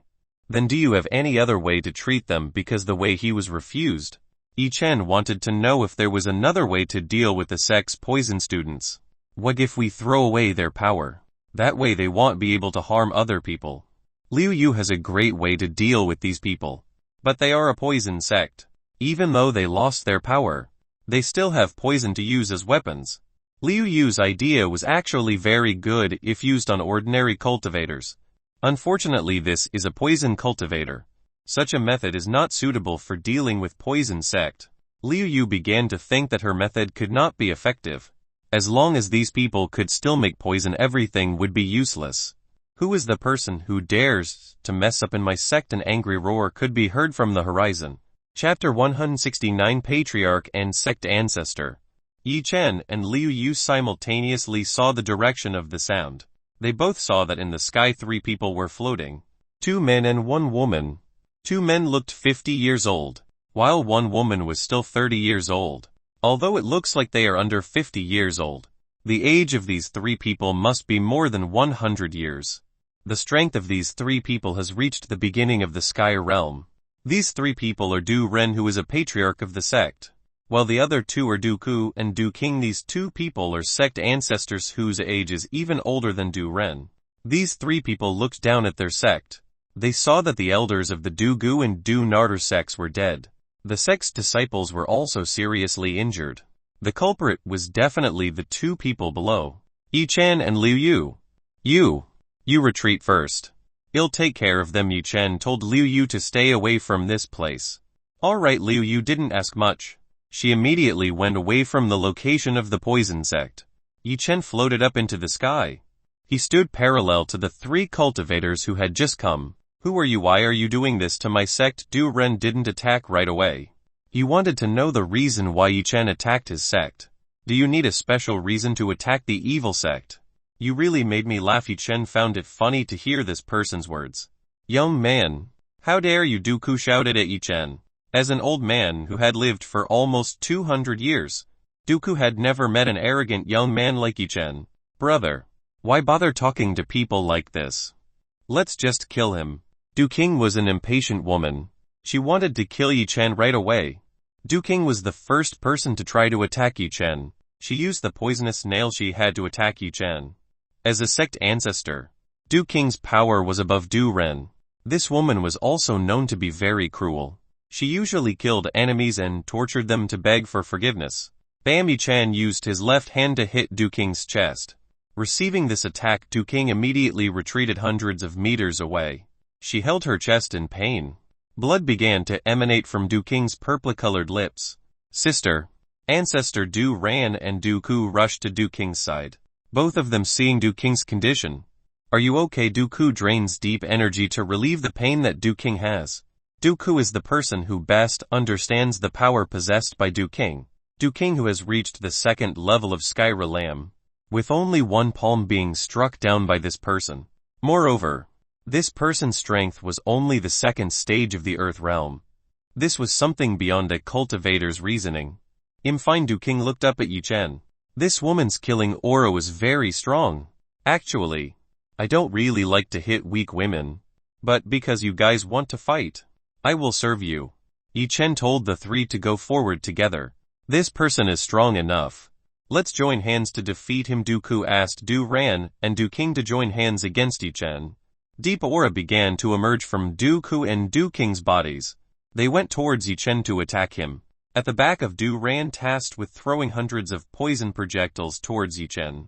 This was intended to inhibit Yi-chan's movements, so Du Ku and Du Qing was more flexible when attacking Yi-chan. Bam! Bam! Bam! Bam! Bam! Above the sky, Yi-chan exchanged several blows with Du Ku and Du Qing. Du Ku and Du Qing felt pressured. Every time they exchanged blows with Yi-chan, they always suffered losses. While Du Ran's poison projectile couldn't touch Yi-chan's body at all, every time it would hit Yi-chan, the poison projection was stopped by an invisible force. Damn! What's wrong with this person? Why is his strength completely abnormal? Du Ku felt Yi-chan was very strange. This person's strength was completely abnormal. Brother, let's use that technique to kill this person. Du Qing reportedly used a technique to deal with Yi-chan. Well, let's try. Du Ku and Du Qing fly to opposite sides. They are currently on Yi-chan's right and left sides. Toxic gas bursts. Killer. Du Ku and Du Qing opened their mouths simultaneously. From Du Ku's mouth came out green-colored gas, while from inside Du Qing's mouth came out purple gas.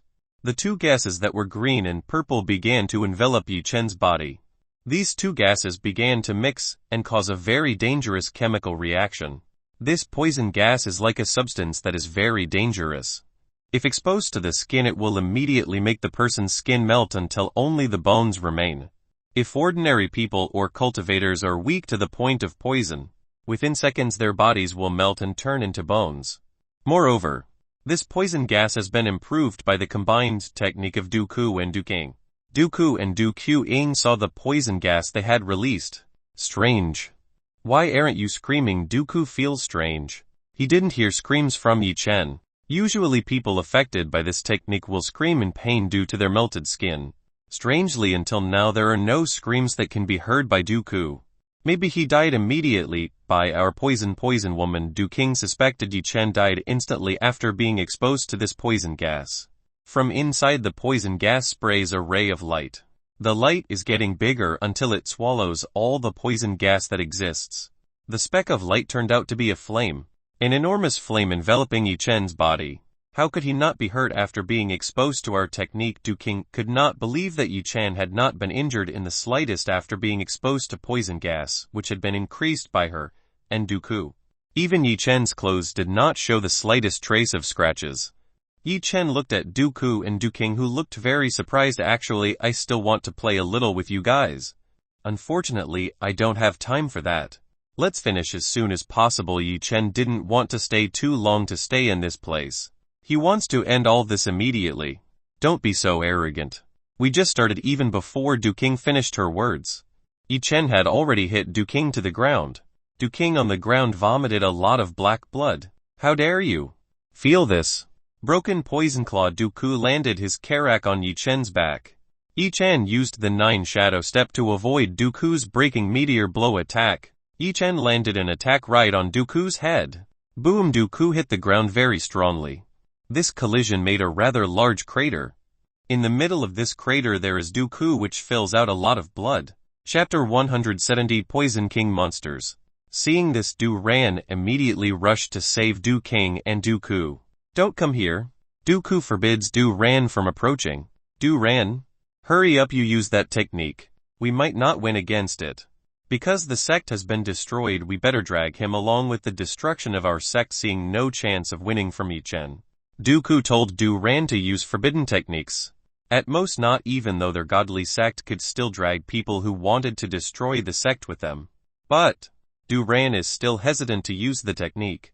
The forbidden technique requires a price to use it. What are you waiting for? Hurry up and do this command. Dooku was almost out of breath while talking. He was almost at his limit. All right, ancestor. I understand. Du-Ran took a knife with a very complicated motif. Yi-Chen wanted to see what Du-Ran would do using that knife. Unexpected things done by Patriarch Du-Ran. He stabbed his own heart. Blood began to come out of Du-Ran's chest. Does this person intend to commit suicide? Yi-Chen thought that this person would commit suicide. Du-Ran's blood came out in large quantities. This blood could move on its own. The blood moved and formed a circle with various ancient writings. O great king of poison, I offer sacrifice for you. Come! Come on! Come on! Du-Ran shouted like calling something. The sky, which was originally normal, began to turn into complete darkness. Arg! Arg! Arg! Arg! Everyone from the poison sect began screaming in pain. From the start of the mouth, nose and eyes came out a black liquid. Yi-Chen did not know whether this was blood or poison. For sure this fluid came from the body of the sect's poison students. It turns out that from inside the bodies of Du-King, Dooku, Du-Gu, Du-Naru, and also the two guards that Yi-Chen killed came out black objects just like the sect disciples. It's like the essence of the starches of these people's lives is absorbed by something. This large amount of liquid is gathering above the sky. This liquid forms a giant human body with a very scary face. The height of this giant man is at least 50 meters. Roar. This giant human ambience is very hard. Even the ground around it shakes. This monster is the king of poison. From the king's body the poison began to emit objects such as tentacles that spread throughout the place. These tentacles lay their hands on whatever they could reach. The trees and grass around here wilting because they were absorbed by these tentacles. Seeing this, Yi-Chen immediately rushed to Liu Yu's side. Right now Liu Yu was avoiding the tentacles that were chasing her. Yi-Chen immediately cut the tentacles that were chasing Liu Yu. Let's stay away from this place. Yi-Chen held Liu Yu away from this place. Yi-Chen carried Liu Yu as far as possible. From a distance that was very far away, Yi-Chen saw that the giant human was getting bigger. Now the height of this giant human had almost reached 18 meters. Husband, what kind of monster is that? Actually, Liu Yu was a little afraid to see this creepy giant human. I also don't know. For sure it is a forbidden technique that is used by the poison sect at the expense of all people in the poison sect. Seeing all the poison sect people die while summoning this giant human must be the price for this technique is life. It seems like Du-Ran sacrificed all life in the poison sect to use this technique. This giant human seemed to not be controlled by anyone. He moved of his own volition. Yi-Chen had to immediately destroy this monster. Otherwise this monster would get stronger while absorbing living things around it. Yi-Chen flew closer towards this giant human. Yi-Chen used the 100,000 fire swords to attack this giant human. 100 Yi-Chen's flame swords instantly cut the giant human body into hundreds of parts. This was easier than Yi-Chen had expected. These pieces did not fall to the ground at all. They returned to the air and returned to their original form. Yi-Chen, you're kidding. How every enemy that I fight always has the ability to regenerate this fast. This is cheating. Yi-Chen cursed enemies who always had very fast regeneration abilities. Roar the Poison King was angry at Yi-Chen. He shot poison from his mouth. Yi-Chen avoided this burst of poison. The thing that came out of this giant human was very disgusting. The poison vomited by the Poison King was effective enough that all those affected melted like wax. Seeing Yi-Chen dodge, the Poison King used thousands of tentacles to capture Yi-Chen. Slash. Slash. Slash. Slash. Slash. Yi cut every tentacle that tried to get close to him. This makes the Poison King even more angry. Roar the scream is far stronger than the first one. The scream can scare all the forest dwellers there. Be it small insects or large animals, they immediately go to flee as far as possible from the roar of the Poison King. The Poison King's attack was getting crazy. He fired all the liquid in the body in all directions. You will not be able to win.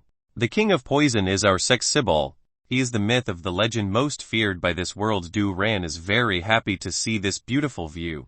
While all the members of the sect were dead, Du-Ran still retained the last power he had to see the Poison King kill Yi Chen. It's an honor to see the legend that destroyed dozens of sects in the past. In the past, this monster had been summoned once. At that time, the sect was really cornered by the combined attack of the royal family and also dozens of sects who intended to annihilate this poison sect. Due to being forced into life and death situations, sect leaders decided to use forbidden techniques. Sect leaders sacrificed 90 of sect students to use this technique. The result was that all the combined forces of the royal family and several sects were wiped out. Even though the price needed was indeed very large compared to the strength shown, Yi Chen didn't care much about the words of the person who was dying. He used 100 swords to encircle the body of this monster. Unfortunately, 100 swords were not enough to confine the body of this monster. Yi Chen opened the Sage God Fire Vein. When the fire vein opened, the Yi Chen sword doubled to 1,000. 1,000 swords of fire encircled the Poison King's body and surrounded him. The Poison King tried to get out.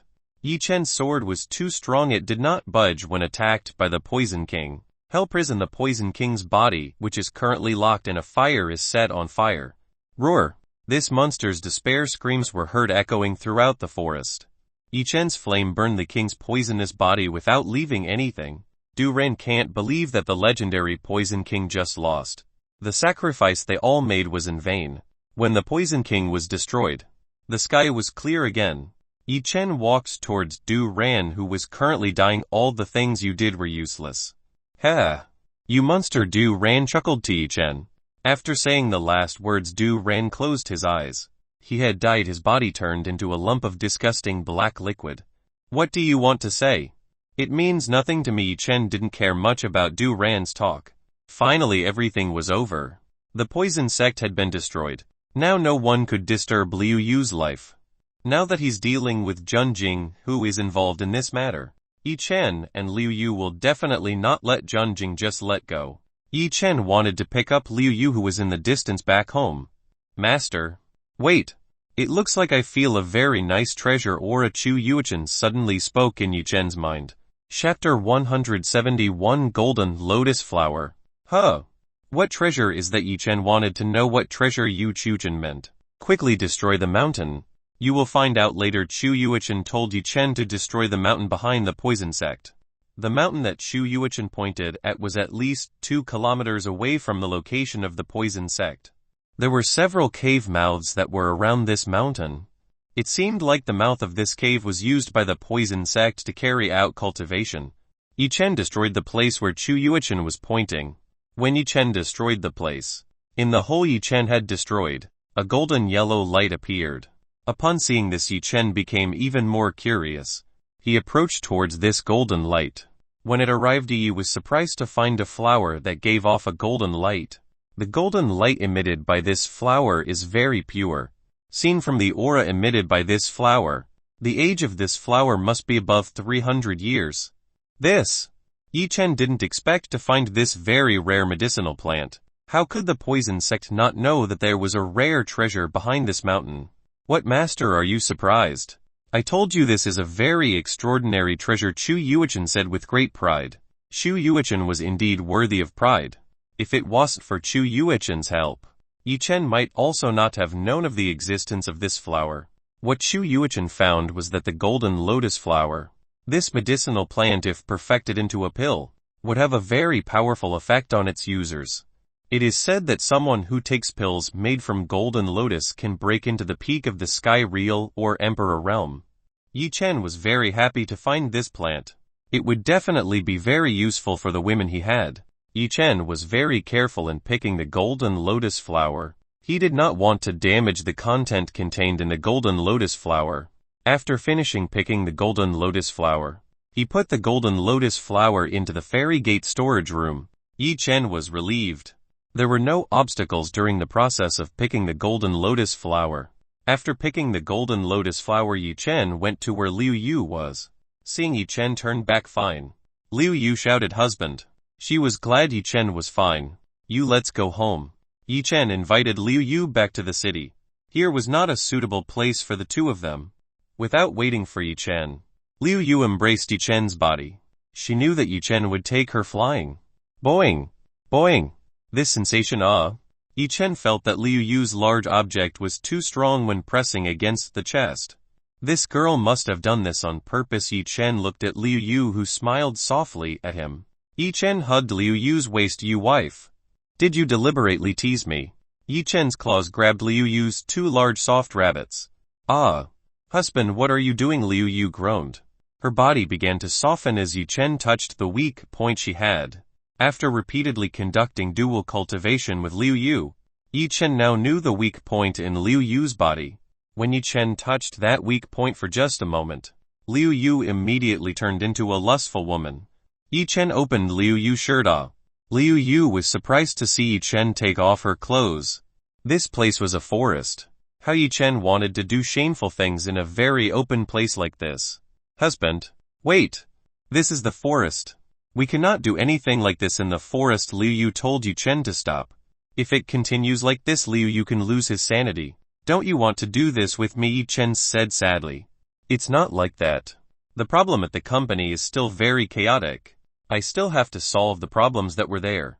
I can give you tonight. Now you let me go. Okay.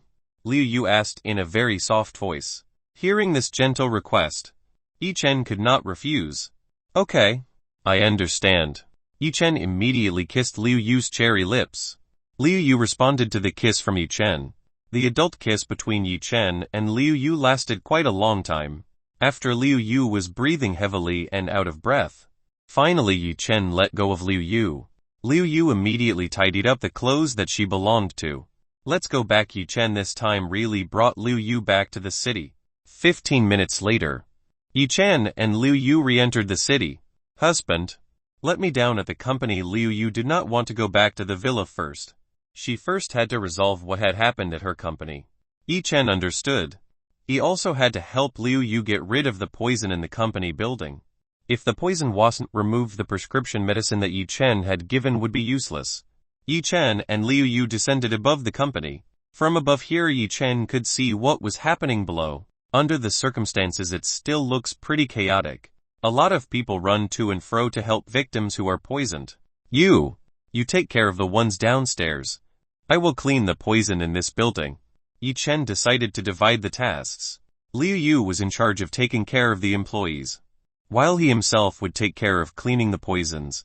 Liu Yu immediately ran down to resolve the chaos that had occurred, while Yi Chen went to clean the poison in this building. After finishing cleaning this building, Yi Chen moved to another branch belonging to Liu Yu's company. Yi Chen worked very hard to get rid of the poison that was in each branch of Liu Yu's company. After an hour of cleaning, Yi Chen finally finished cleaning the poison that had been spread by Dugu. Ringing. Yi Chen's cell phone rang. Yi Chen immediately saw who was the person who called him. It turned out that this was a call from Cold CEO Xia Qingyu. CEO. What's up? Yi Chen immediately asked why Xia Qingyu called himself. Yi Chen. Where are you? Quickly come to the company on the phone. Xia Qingyu's voice was very soft. It was unusual for Xia Qingyu to talk like this. You'll be there soon, Yi Chen answered. After that, Yi Chen closed the call from Xia Qingyu. Because the problem at Liu Yu's company was resolved, Yi Chen could go to his company. Yi Chen arrived at his company building.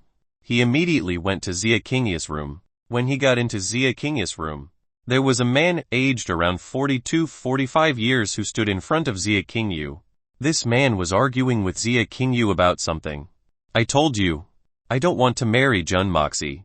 Don't you understand? Xia Qingyu looked very angry when he said this. Qingyu, this marriage proposal is very important for our family. If you want to marry Jun Moxie, then our family-owned medicine business can certainly grow even more. This uncle continued to encourage Xia Qingyu to marry Jun Moxie. Chapter 172 was told to pretend to be Xia Qingyu's boyfriend, without Jun Moxie's help. Even though our family business can also grow. Isn't this originally the father's fault for making grandpa's medicine business like this? You are always easily fooled by others. With the lure of big money, you easily trust them all. You end up just being used by them. It turns out that this uncle is Ziakinya's father. Ziakinya scolded her own father who was incompetent in running the business that grandfather owned. How can you say that? I am your father. This uncle looked unacceptable when Ziakinya said that the family medicine business was destroyed because of his mistakes. Ziakinya's father was named Zia Wuxen. At this time Zia Wuxen was even 45 years old. If only I knew the world of medicine, I would definitely take over my grandfather's business. Ziakinya is a business major. She was not at all fit to take over the drug ingredients business. Ziakinya did not know how to judge medicinal ingredients and analyze whether these ingredients were fake or genuine. If she insisted on taking over grandpa's business, maybe she could be tricked by the drug ingredients other seller. The drug ingredients business is an easy business. As long as you know whether the ingredients are genuine or fake, the business will continue to grow very well. If you do not know this material is authentic or fake, and still insist on selling it, then you can be sure that the customer who has purchased is sure to complain. That's why grandfather entrusted the drug business to her father, who was already very skilled in the field of evaluating drug ingredients. Unfortunately, Zia Wuxen's biggest weakness is being too greedy with profits. He is often used by business partners to promise big profits. The promised benefits did not arrive either, while the grandfather's medicinal ingredients business became increasingly chaotic. Therefore you must marry Jun Moxie. Jun Moxie's family is very rich. They can certainly provide more capital to our medicine ingredient business. Zia Wuxen told Ziakinya how to get married to Jun Moxie. I don't want to. I already have a boyfriend, Ziakinya said in a very cold voice. Huh? Since when did you have a boyfriend? With that cold temperament, how could you possibly let a man close to you? Zia Wuxen could not believe that Ziakinya had a man with his daughter temperament like that. There could not be a man who can be close to Ziakinya. You don't believe? I will prove it to you. Huffed. Ziakinya then looked towards the entrance. It turned out that Yi Chen had been at the front door. Yi Chen had heard the conflict that this father and daughter had done. Yi Chen, finally you came. Ziakinya walked closer towards Yi Chen. Ziakinya's tone of voice was not too cold as usual. Father, introduce this Yi Chen. My boyfriend. Ziakinya introduced Yi Chen to her father. Ziakinya's expression was still cold. This made the two look like lovers. What? When Yi Chen was about to scream, Ziakinya immediately pinched Yi Chen's waist very strongly. Seeing the look on his scary face, Yi Chen knew what Ziakinya wanted from him. Surely Yi Chen was told to be a fake boyfriend again. This man. Zia Wuxen pointed at Yi Chen. He saw the clothes worn by Yi Chen were too ordinary. Surely this man was just a normal man who was not too rich. Zia Wuxen already branded Yi Chen as a man who wasn't very rich. Kinyu, is this your boyfriend? He looks not too rich. Zia Wuxen immediately underestimated Yi Chen. I do not care if he is not rich. The important thing is I can be with him. Ziakinya denied her father's words. Zia Wuxen gritted his teeth with extreme anger. Whatever happened, he had to force his daughter to marry Jun Moxie. I will give you $2 million. As long as you want to leave my daughter, I will give you $2 million for free. Zia Wuxen dared to pay a high price as long as Yi Chen wanted to leave Ziakinya. Yi Chen looks towards Ziakinya. Ziakinya immediately shook her head at Yi Chen to refuse her father's offer. Seeing this, Yi Chen smiled. There was a mischievous glint in Yi Chen's eyes. Uncle, isn't the price you offered too small? Your daughter so beautiful. How can $2 million replace Ziakinya? Yi Chen said to Zia Wuxen. Ziakinya was very happy to hear this from Yi Chen. It seemed like she was not wrong in judging Yi Chen. But if you want to improve it a few times, maybe you'll start thinking again. Yi Chen rubbed his hands together, as if to indicate that he wanted more money. Boom! In Ziakinya's mind, all the good shadows about Yi Chen were destroyed. Yi Chen turned out to be like her father, greedy with money. Ziakinya looked at Yi Chen very coldly. You are too easy. Okay, I will increase it to $5 million. If you want to leave my daughter, I will immediately give this money to you. Zia Wuxen immediately promised $5 million to Yi Chen. Yi Chen could feel the piercing gaze of Ziakinya. Yi Chen ignored this gaze. Uncle, are you kidding? Are your daughter only worth $5 million? Then what if I buy your daughter with $5 million? Do you want to give it to me? Yi Chen asked back to Zia Wuxen. Zia Wuxen pointed at Yi Chen. He did not know how to answer Yi Chen's question. If you already know, then the answer is the same as you have. I will not give Xia Qingyu for your $5 million. Yi Chen hugged Xia Qingyu's slim waist. Hearing the next words from Yi Chen, Xia Qingyu's sharp gaze immediately vanished.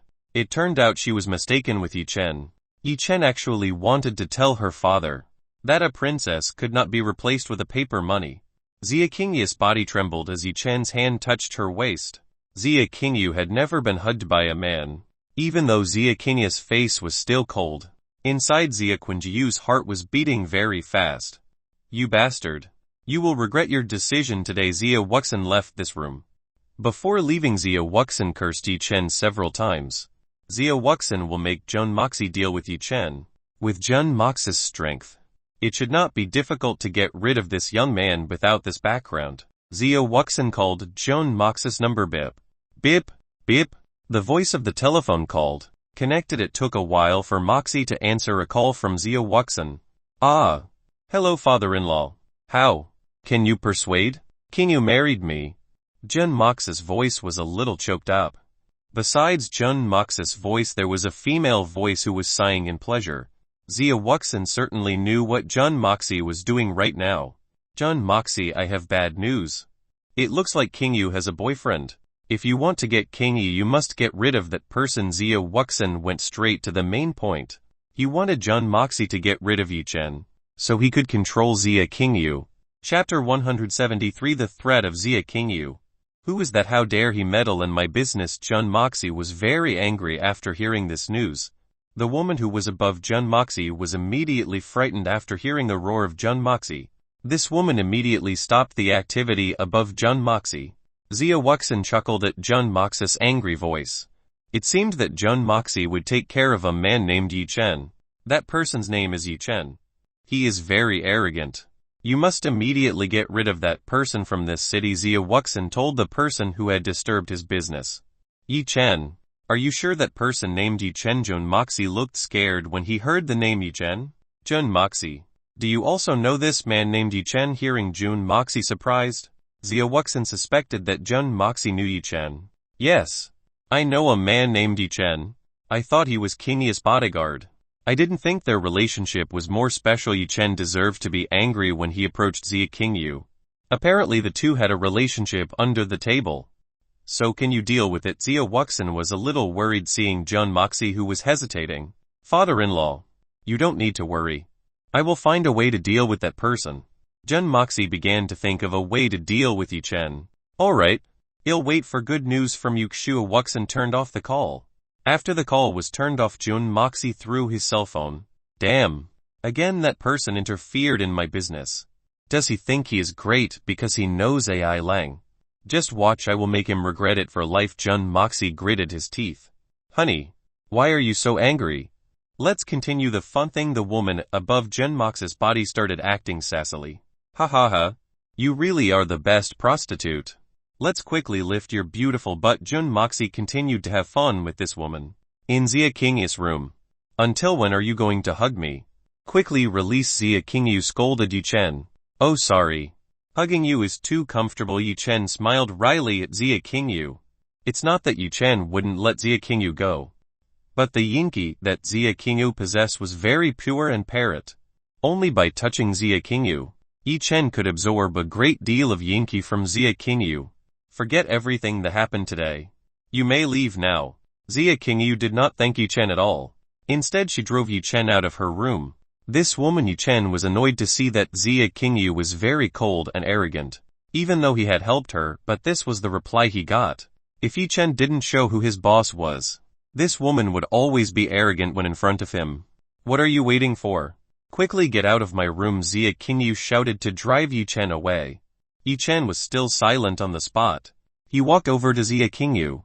Seeing Yi Chen approaching herself with a sinister face, Xia Qingyu retreated slightly. Yi Chen, what are you doing? Quickly leave my room. Xia Qingyu's tone ordered Yi Chen very firmly. Yi Chen did not listen to Xia Qingyu at all. He continued walking towards Xia Qingyu. Xia Qingyu continued to retreat until she hit the wall behind. Xia Qingyu now had no way to run. Yi Chen reached in front of Xia Qingyu. Bam! One hand Yi Chen hit the wall behind Xia Qingyu. Xia Qingyu immediately closed her eyes.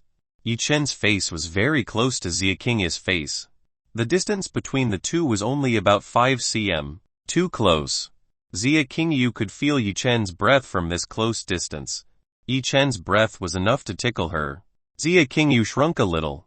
She didn't think that the scene of the main character cornering a woman like in a movie would happen to her. So who are you? Dare to tell me it will? Yi Chen went straight to the main point.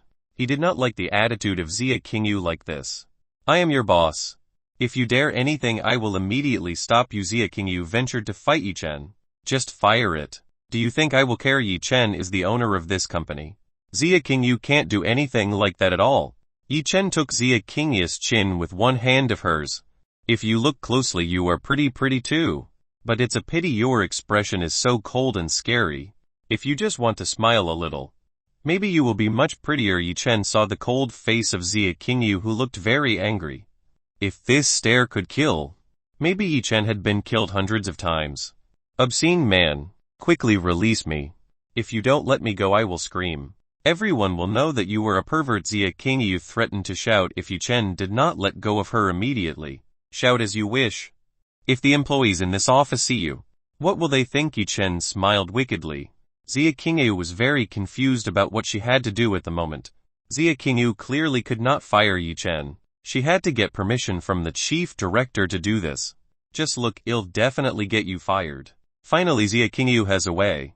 She took out her cell phone and called Liu Yu. Beep, beep, beep. Connected. Xia Qingyu's call was finally answered by Liu Yu. Yi Chen saw what Xia Qingyu would do after calling Liu Yu. Xia Qingyu, what do you need from me? Liu Yu immediately asked what was needed by Xia Qingyu. That. Xia Qingyu did not immediately say. He looked at Yi Chen and warned that if she did not release herself immediately, she would report this to the chief director Liu Yu. Yi Chen laughed inwardly. Liu Yu was his wife. She could not possibly help Xia Qingyu. Seeing Yi Chen not want to let go of herself, Xia Qingyu immediately said to Liu Yu, the head of Liu Yu, I want to fire someone. Who is it? And what's the problem? Liu Yu wanted to find out who the person who wanted to be fired by Xia Qingyu. His name is Yi Chen. That person's mistake is against the boss. Xia Qingyu said Yi Chen's mistake. With this Yi Chen would definitely be fired. Xia Qingyu couldn't wait to see Yi Chen after being fired. You can't fire that person. Sorry, I'm very busy. See you later. Liu Yu immediately turned off the call. Xia Qingyu was astonished to hear what Director Liu Yu said. She was not allowed to fire Yi Chen. What was really happening here? Haha. Now what are you going to do? No one can help you. Yi Chen smiled wickedly. Yi Chen didn't like the way Xia Qingyu threatened him. Me? Xia Yu turned her face to the side. She did not know what she should do at this time. Yi Chen touched Xia Qingyu's chin again. He made Xia Qingyu look at him. You know, I don't like being threatened by anyone. Yi Chen prepared to let Xia Qingyu know who his boss was here. Chapter 174. Kiss Xia Qingyu. I'm sorry, please let go of me. Xia Qingyu's cold expression disappeared. Now his expression was replaced by fear. It's too late to apologize, Yi Chen whispered next to Xia Qingyu's ear. Hearing this voice, Xia Qingyu's body softened and began to heat up. She felt a very uncomfortable feeling. What is happening to me? Why does my body feel so uncomfortable? Xia Qingyu had never felt this feeling before. Yi Chen used the king's heart technique to absorb the yin-ki that Xia Qingyu possessed. Seeing Xia Qingyu's sweet lips, Yi Chen could not take it anymore. He immediately kissed Xia Qingyu's cherry lips. Xia Qingyu's eyes widened. She could not believe that she was currently being kissed by a man. This was the first time Xia Qingyu kissed a man. The feeling of kissing was truly extraordinary. Xia Qingyu little by little began to sink into this kiss. Seeing Xia Qingyu not put up a fight, Yi Chen became even bolder. He began to insert his tongue and trapped Xia Qingyu's tongue. Xia Qingyu shook her head, resisting the invasion from Yi Chen's tongue. Yi Chen still forced his way inside. Finally Yi Chen managed to snare Xia Qingyu's tongue. Xia Qingyu thought about wanting to bite Yi Chen's tongue, but she began to enjoy kisses today. Xia Qingyu had never felt this happy before. The pleasure of kissing was like finding a new world for Xia Qingyu. Zia Qingyu started working with Yi Chen. She wanted to feel even more pleasure. Yi Chen had no idea that Zia Qingyu was a woman so passionate like this. Finally, the mask that had been used by Zia Qingyu was released. Yi Chen could now see the real face possessed by Zia Qingyu was very beautiful. Yi Chen also greatly enjoyed this. He began to place his hands on the two Zia Qingyu rabbits that had developed quite well. Yi Chen began scrubbing these two springy Zia Qingyu rabbits. The shape and suppleness that Zia Qingyu possessed were perfect. Ah! Zia Qingyu's moans leaked out. Zia Qingyu's face was already red like an apple. She actually fell under the passion given by Yi Chen. Zia Qingyu did not have the strength to fight. She could only accept the invasion from Yi Chen. Zia Qingyu's stomach was currently around Yi Chen's crotch. She could feel that something really hard stabbed around her stomach. Zia Qingyu certainly knew what this thing was so big that only one word was in Zia Qingyu's mind. Zia Qingyu didn't expect Yi Chen's capital to be very large. If this large object did itself, what would happen? Because before being teased by Liu Yu, Yi Chen's libido was still quite strong. Yi Chen continued to kiss and play with Zia Qingyu's two rabbits. The yinka he could get from Zia Qingyu was even comparable to doing dual cultivation. Yi Chen was curious. If he did dual cultivation with Zia Qingyu, how much benefit could he get? After seeing Zia Qingyu panting, Yi Chen let her go. Zia Qingyu, you are very beautiful. I really like you, Yi Chen said what was in his heart. Zia Qingyu did not reply to Yi Chen's words. She shyly turned her face to the side. Seeing Zia Qingyu ignoring himself, Yi Chen did not like it. He took off the shirt that Zia Qingyu was wearing.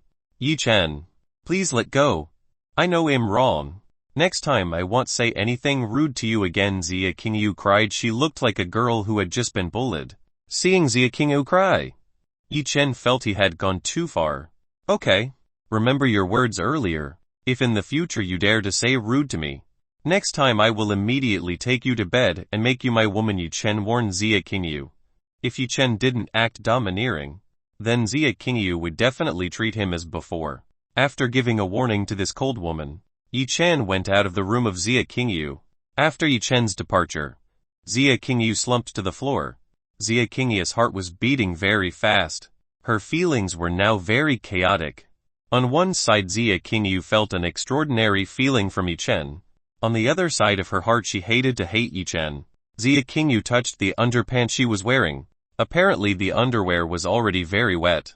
Zia Qingyu was ashamed of being a very passionate woman. This is all his fault. He has to take responsibility. Zia Qingyu condemned what Yi Chen had just done. Zia Qingyu walked slightly into the bathroom in this room. She wanted to change the underwear she was wearing. Yi Chen went towards the exit of the building with a very fresh feeling. He already felt very satisfied because he could see Zia Qingyu's lustful expression. It turned out that inside that woman's cold side, the lustful side, whatever happened to Yi Chen would definitely get Zia Qingyu's pure yin body. There was nothing Yi Chen could do. He thought of returning to the villa and doing cultivation. Yi Chen just remembered that he had not visited Grandpa's friend. Yi Chen was not comfortable.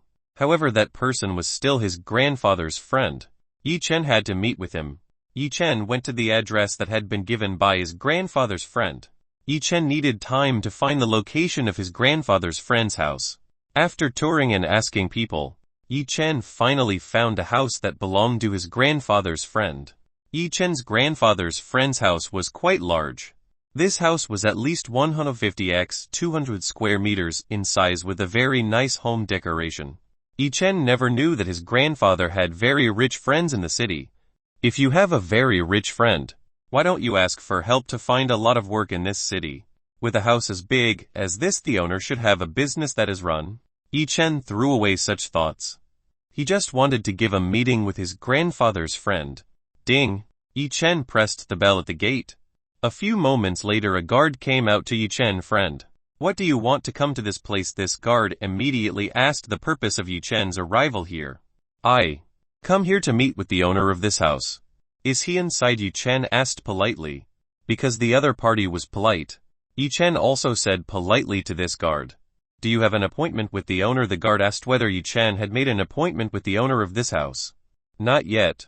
But he gave me the address of this house. You can show it to your employer.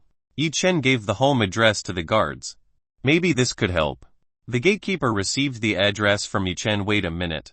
I will try to ask the owner. The gambler immediately ran into the house. He would call the homeowner to confirm Yi Chen's identity. Yi Chen waited a few minutes. The guards finally came out of the house. The guard opened the gate to Yi Chen. Dear young master, the owner has been waiting for you inside. Please come with me. The guard's attitude was far more respectful than before. Yi Chen nodded. He went following behind the guard to enter the house. Chapter 175 Fiancé. The guards took Yi Chen to a room that was dedicated to receiving guests. There was an old grandfather who was around 70 years old. Now an old man was sitting in a wheelchair. When Yi Chen came, this grandfather gave a smile to Yi Chen. Welcome, grandson from Yi Han. I'm glad you want to visit this old grandfather. This grandfather immediately welcomed Yi Chen with a warm greeting. I am happy to be able to visit here. My name is Yi Chen. Happy to meet you. Yi Chen immediately introduced himself to this grandfather. I have known your name for a long time. Oh, I see. Are you really grandpa's friend? Yi Chen asked if this old man was really his grandfather's friend. Has Yi Han ever told you about me? This grandfather immediately asked whether Yi Han did not tell Yi Chen at all. Yi Chen immediately shook his head. Grandfather never told me anything about you. Alright, let me introduce myself first. My name is Zia Tan. I was a friend of your grandfather when he was very young. At that time your grandfather worked as a drug ingredient seeker, while I was a seller of medicinal ingredients. Our relationship was very good. I owe a great debt. Much to your grandfather. Zia Tan told me that he has a debt with his grandfather Yi Chen. This was truly new information for Yi Chen. He had never known that his grandfather had been a seeker of medicinal ingredients. It was fitting that his ability to survive in the forest was very great. Apparently since young he had lived in the forest in search of medicinal ingredients. Please sit, because Zia Tian was too excited to forget to let Yi Chen sit. Yi Chen sat in the chair opposite from Zia Tian. Zia Tian's grandfather. I want to know more about grandfather's life. Can you tell me? Yi Chen wanted to know grandfather's life when he was young. Okay, but this will be a little long. Zia Tian will tell you the story of Yi Han. Yi Chen nodded. At first we met when we were running for the army. We both happened to be in the same team. Your grandfather was a great person. During the exam he got full marks in everything, whether in terms of strength or knowledge. Zia Tian explained that Yi Han is a strong and knowledgeable person. With good grades he should have been a great soldier. But while carrying out the final test of survival in the jungle, our group experienced a serious problem. We were trapped in a terrible flood. Some strong people immediately rescued themselves and left people who were trapped in floods. I'm also one of those trapped in floods. Your grandfather is the only person who wants to save people who are trapped by a big flood. We were swept away by water to a very remote location from the test site.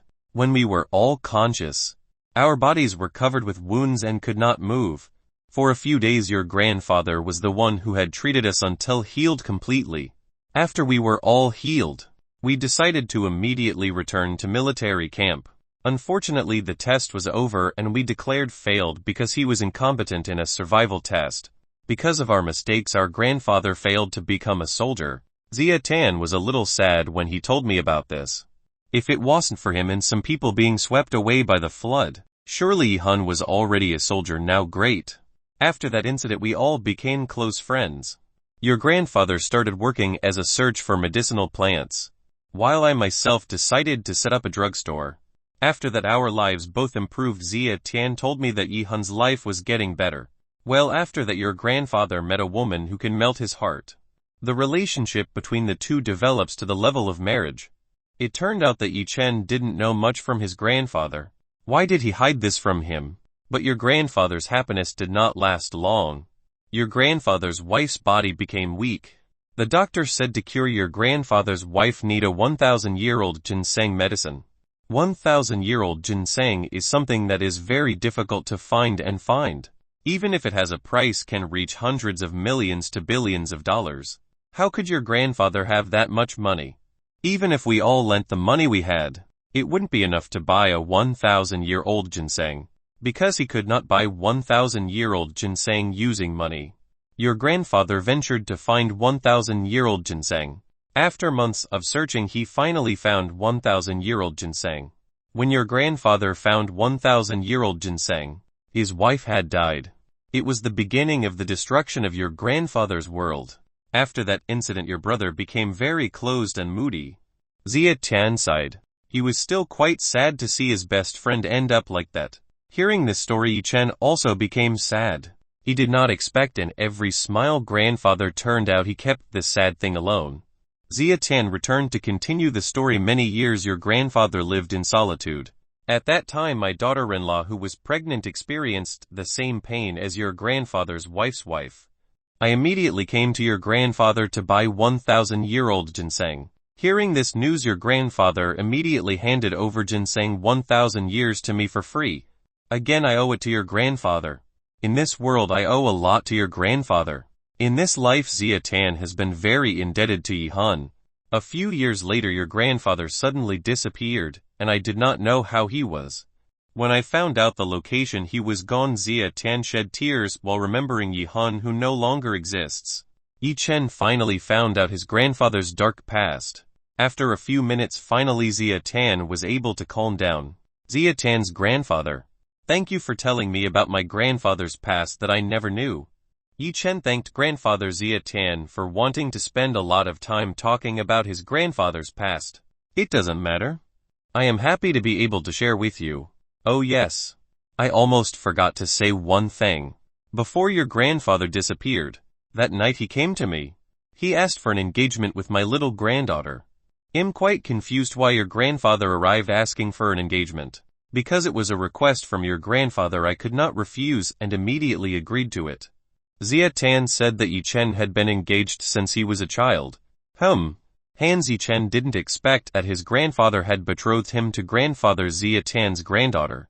Zia Tan's grandfather. In fact I already have a woman, so maybe I will reject it. Yi Chen apologized to Zia Tan for having to refuse this. It is not possible. I have made your engagement letter together. It is a sacred promise I made with your grandfather.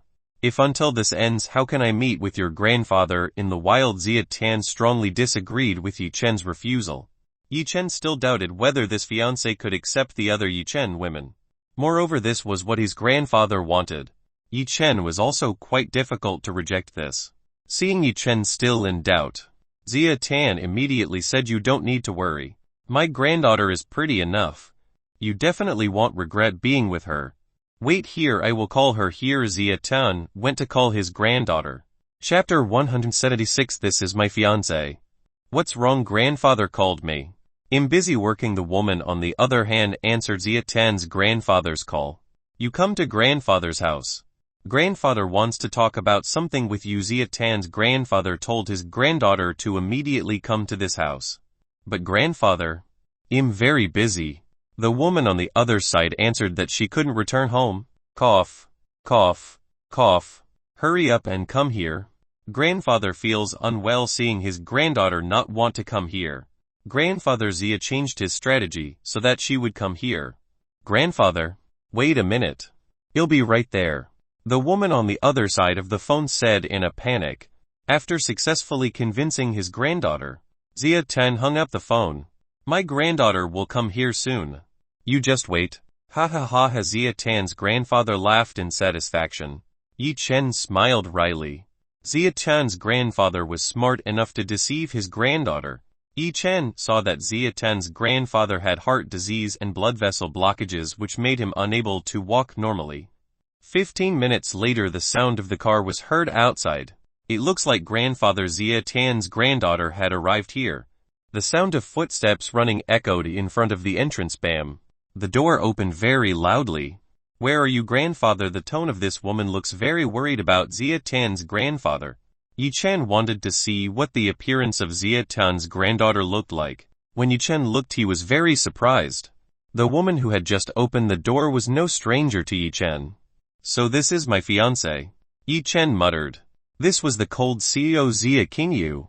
Zia Qingyu immediately ran to the side of her grandfather. Grandfather, are you okay? Tell me which part feels uncomfortable. Zia Qingyu immediately checked her grandfather's condition. Qingyu, grandfather is okay.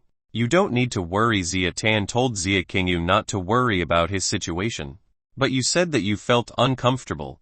Grandfather, did you trick me again? Zia Qingyu began to realize that she was tricked by her grandfather. Ha ha ha. If I didn't do that, you definitely wouldn't want to come here. Zia Tan's grandfather was happy to see Zia Qingyu coming. Huffed. Again you do something like that. Zia Qingyu looked angry because she was deceived by her grandfather. Zia Qingyu looked back. She found Yi Chen sitting in the chair opposite Yi Chen. What are you doing at my grandfather's house? Zia Qingyu immediately asked why Yi Chen could be here. I coincidentally came here. Yi Chen scratched his head. He did not regret that his fiancée was Zia Qingyu. You two already know each other, seeing that Yi Chen and Zia Qingyu were already quite familiar. Zia Tan's grandfather concluded that they already knew each other. Yes. No, the answers Yi Chen and Zia Qingyu said were different. Yi Chen replied that he knew Zia Qingyu, whereas Zia Qingyu answered as if she did not know Yi Chen at all. Hearing this answer, grandfather Zia Tan became confused. It seemed like something had happened between Yi Chen and Zia Qingyu. Zia Qingyu was still angry over what had just happened at the office. I looked at Yi Chen with a bit of hatred. Never mind. I'll clarify Qingyu right now. This is Yi Chen, who is also your fiancé. Zia Tan told Zia Qingyu that Yi Chen was her fiancé. What? Zia Qingyu was shocked and shouted. She was not wrong to hear what her grandfather had just said. Yi Chen was her fiancé. How could that happen? I will explain. Yi Chen is the fiancé that I have decided since you were a child. Zia Tan explained to Zia Qingyu that Yi Chen was the fiancé who was set up when Zia Qingyu was a child. Grandfather, how could that happen? Why did I never know this? Zia Qingyu just found out that she has a fiancé. Before, grandfather never told this. It's my grandfather's fault for not telling you earlier. Whatever happens now, you two are engaged. Yi Chen, how is my granddaughter? Pretty. Zia Tan asked how Zia Qingyu looked. Grandfather, Zia Qingyu is very beautiful. I'm quite satisfied. Yi Chen no longer refused. How could he refuse Zia Qingyu, who has a pure yin body? It's like a gold that fell from the sky. Yi Chen would certainly accept this fallen gold. Grandfather, I don't agree. I don't want to be this person's fiancé. Zia Qingyu pointed at Yi Chen with a piercing look. Who would want to marry a pervert like Yi Chen? Qingyu, grandfather's decision is unanimous. Nothing can change it. Zia Tan was angry at Zia Qingyu, who refused this engagement. Grandfather, are you? Zia Qingyu was very rarely scolded by her grandfather. All of this was Yi Chen's fault. Zia Tan sighed. Qingyu, you should know why grandfather did this. You know, if it wasn't for Yi Chen's grandfather, you and your mother now might not exist in this world. Our family has a debt with Yi Chen's grandfather. This is just a small request from the grandfather of Yi Chen. If I can't grant this small request, how can I meet with Yi Hun in another realm? Zia Tan's grandfather told Zia Qingyu the truth. Zia Qingyu could not say anything. Seeing how her grandfather felt, she decided to continue this matter. If this was continued and grandfather's mood was chaotic, then her grandfather's heart disease would recur. Zia Qingyu began to think of a way that this engagement could be cancelled.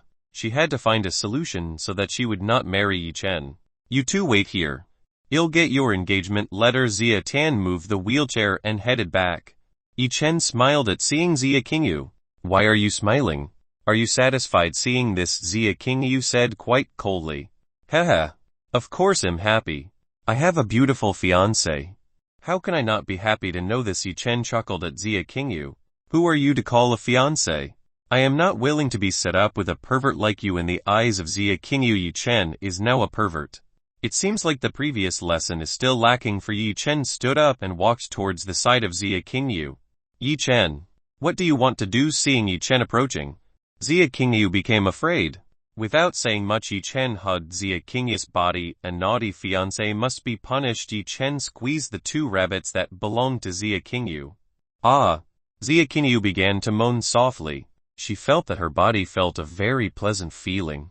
Again, Zia Qingyu could not resist being touched by Yi Chen, her body betraying Zia Qingyu's mind.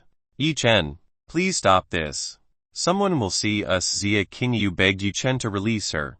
Zia Qingyu was very unlucky for provoking Yi Chen back. I won't let you go. Yi Chen bit Zia's ear and started teasing Zia Qingyu. Ah! Zia Qingyu's body instantly became weak. She leaned on Yi Chen. Yi Chen discovered something new. It seemed like he had found Zia Qingyu's weak point. So far Yi Chen had not in vain learned the king's heart technique. With this technique he found it easier to find a woman's weak point. Chapter 177 Engagement Letter and Torn. Qingyu, what are you doing? A voice came to interrupt Yi Chen's pleasure. Yi Chen immediately saw the direction of this sound coming. This sound came from the direction of the entrance. In front of the entrance, Yi Chen saw a 40-year-old woman who had a little in common with Xia Qingyu. This woman now carries a grocery bag. Looks like this woman just bought groceries. Yi Chen guessed that this woman's identity was Xia Qingyu's mother. Ah! Mother Xia Qingyu frantically broke away from Yi Chen. Because there was someone else, Yi Chen released Xia Qingyu. Xia Qingyu's mother, Yan, is currently around 42 years old. Qingyu, who is the person next to Yan, immediately asked who the man was hugging her daughter. Xia Qingyu didn't dare to answer.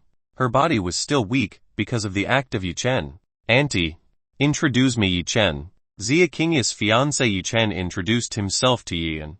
Ah, fiancé. How can that be? It turns out Yan doesn't know anything like this either. Since when was her daughter engaged to? Why she never knew this? Finally, Xia Tan's grandfather returned to the living room. Yan, you are back. Please let me introduce the future husband of Qingyu. Xia Tan introduced Yi Chen to Yan. Father-in-law, how can they get engaged? Yan wants to know how her daughter can be engaged without her knowledge. Come here. I'll explain. Xia Tan's grandfather began to explain to Yan about Yi Chen's origins and why he could be engaged to Xia Qingyu. Yan began to understand after Xia Tan's grandfather explained everything. Yi Chen, Auntie is very grateful to your grandfather for helping me and Qingyu. Aunt did not have time to thank your grandfather, Aunt Yi, and bowed her head to Yi Chen. Yan owed Yi Han a life. If it wasn't for the 1,000-year-old ginseng given by Yi Han, she and Xia Qingyu would not have existed in this world. Aunt, wake up. You don't need to do something like this. Yi Chen helped Yan to stand up. He was uncomfortable seeing Aunt Yan thank you like this. The person who helped Yan's aunt was his grandfather. Yi Chen didn't deserve thanks from Yan's aunt. Yi Chen, you keep this well. Xia Tian's grandfather gave an engagement letter to Yi Chen. The letter given by Xia Tian's grandfather looked very old. This might have been more than 10 years old. This paper was still written by a handwriting. On this paper there are names Yi Chen and Xia Qingyu, and this was signed by Xia Tian and Yi Han. Here, let me see it. Xia Qingyu has improved somewhat. She wants to see the contents of this letter. This Yi Chen handed the engagement letter to Xia Qingyu. After seeing this engagement letter, it was true that she was engaged to Yi Chen. Xia Qingyu wanted to tear this letter. Unfortunately, my grandfather and mother were still here. She helplessly returned the engagement letter to Yi Chen. Father, where are you? I have something to discuss with you. From outside came a voice looking for Xia Tun's grandfather. Yi Chen was already very familiar with this voice. This was Xia Wuxin. Xia Wuxin finally entered the house. He immediately saw his father's whereabouts. When Xia Wuxin approached, he saw a person who was completely familiar. This was Yi Chen, who had interrupted his plans. Xia Wuxin wondered why this person was in this house. Qingyu, why did you bring this ordinary person here? Do you want to show off this little man to your grandfather? Xia Wuxin immediately shouted, bad-mouthing at Yi Chen. Hup! Xia Qingyu did not reply to her father's words. She turned her face to the side as if she had not heard Xia Wuxin's speech. Wuxin, what did you just say? Xia Tan roared at Xia Wuxin. Xia Tan was angry because his son dared to insult Yi Chen. Father, why are you yelling at me? So what is my fault? Xia Wuxin was upset seeing being angry by Xia Tan. You still ask? Yi Chen is an important guest in this house. You dare to be rude to him. Quickly apologize to him. Xia Tian told Xia Wuxin to apologize to Yi Chen. Xia Wuxin was surprised to hear that Yi Chen was his father's important guest. Indeed, who was this young man who could be his father's important guest? Xia Wuxin began to guess the identity of Yi Chen. Because of his father's orders, Xia Wuxin apologized to Yi Chen. Forgive my rudeness just now. Xia Wuxin's apology was not sincere at all. Well, I forgive you. Don't worry about it in front of everyone. Yi Chen was forced to forgive Xia Wuxin. Father, who is this person? Xia Wuxin asked Yi Chen's identity. How could he be an important guest in this family? He is Yi Chen. Xia Qingyu's fiancé. Xia Tian told Xia Wuxin who Yi Chen was. Huh? Fiancé? How can that be? Father, you know I already intend to match King Yu with Jun Moxie. How can you go about doing this? Zia Wuxin was upset to find that his father had matched Zia King Yu to a man like this. This decision was made 16 years ago. Nothing can change it. Zia Tan was angry and shouted at Zia Wuxin. Until at any time, I will not accept this. Zia Wuxin would never agree that Zia King Yu married this man. Whatever happened, Zia King Yu had to marry rich Jun Moxie. Jun Moxie was the hope that Zia Wuxin had to be able to revive this family-owned business. I don't care if you don't accept this. This time I won't let you mess up. Zia Tan's grandfather warned Zia Wuxin not to mess this up. Zia Tan's grandfather had been very patient, seeing his efforts become gloomy in the hands of Zia Wuxin. This time he would not let the future of his granddaughter end gloomy. Let's wait and see if you can stop me. Zia Wuxin was very confident that he could get rid of Yu Chen with the help of Jun Moxie. You can't do anything else. The engagement contract was made long ago. Zia Tan's grandfather said that the engagement contract was made long ago. Nothing could change this. Engagement contract. Zia Wuxin looked at the paper held by Yu Chen. He forcibly seized the engagement letter in Yu Chen's hands. Zia Wuxin began to read the contents in this engagement letter. This is only writing written on a piece of paper. This is meaningless. Zia Wuxin tore the paper right in front of everyone. How dare you? Zia Tan's grandfather roared with extreme anger. This unfilial son made him angry again. Cough. Due to extreme anger, Zia Tan vomited blood. She held her left chest in pain. Grandfather. Father-in-law. Zia King Yu, and Ian shouted towards Zia Tan's grandfather, who was pinned on the wheelchair. Yi Chen was angry at what Zia Wuxin was doing. This person for the sake of money was willing to harm his own family. Even though Zia Tan's grandfather had heart disease, this fool still provoked Zia Tan's grandfather. Chapter 178. Will you be my woman? Tearing off the engagement letter meant disgracing the faces of the two families. Zia Wuxin did not care about this at all. All he had in mind was money and money. Get lost. Yi Chen furiously raised Zia Wuxin's collar. He lifted Zia Wuxin out of the house and threw him out of the gate. The guard was completely unable to stop Yi Chen. Even though he knew the person who was thrown was Mr. Zia Wuxin, the guards felt very strong pressure approaching their bodies. Make sure he doesn't get in. Yi Chen told the guard not to let this person in. Well, I understand. The guard with a cold sweat immediately nodded at Yi Chen. Yi Chen re-entered Zia's grandfather's house. Inside, Zia King Yu and Yi and tried to wake Zia Tan's grandfather. They were both very worried about Zia Tan's grandfather. You two move aside. Let me cure him. Yi Chen told the two women to stay away. He wanted to treat Zia Tan. Yi Chen, can you cure my grandfather? If you can heal my grandfather, I will do whatever you want. Zia King Yu held Yi Chen's arm. She promised to do whatever Yi Chen wanted as long as her grandfather could recover. Let me try. Yi Chen moved closer to Zia Tan's body. Zia King Yu and Yi moved aside so Yi Chen could take care of Zia Tan's grandfather. Yi Chen first checked the pulse of Zia Tan's grandfather. Yi Chen, how is my grandfather? Can he still be helped? Zia King Yu asked her grandfather's current condition. Shhhhhh. Don't be noisy. Let me do it calmly. Yi Chen told Zia King Yu not to be noisy. Zia King Yu immediately closed her mouth.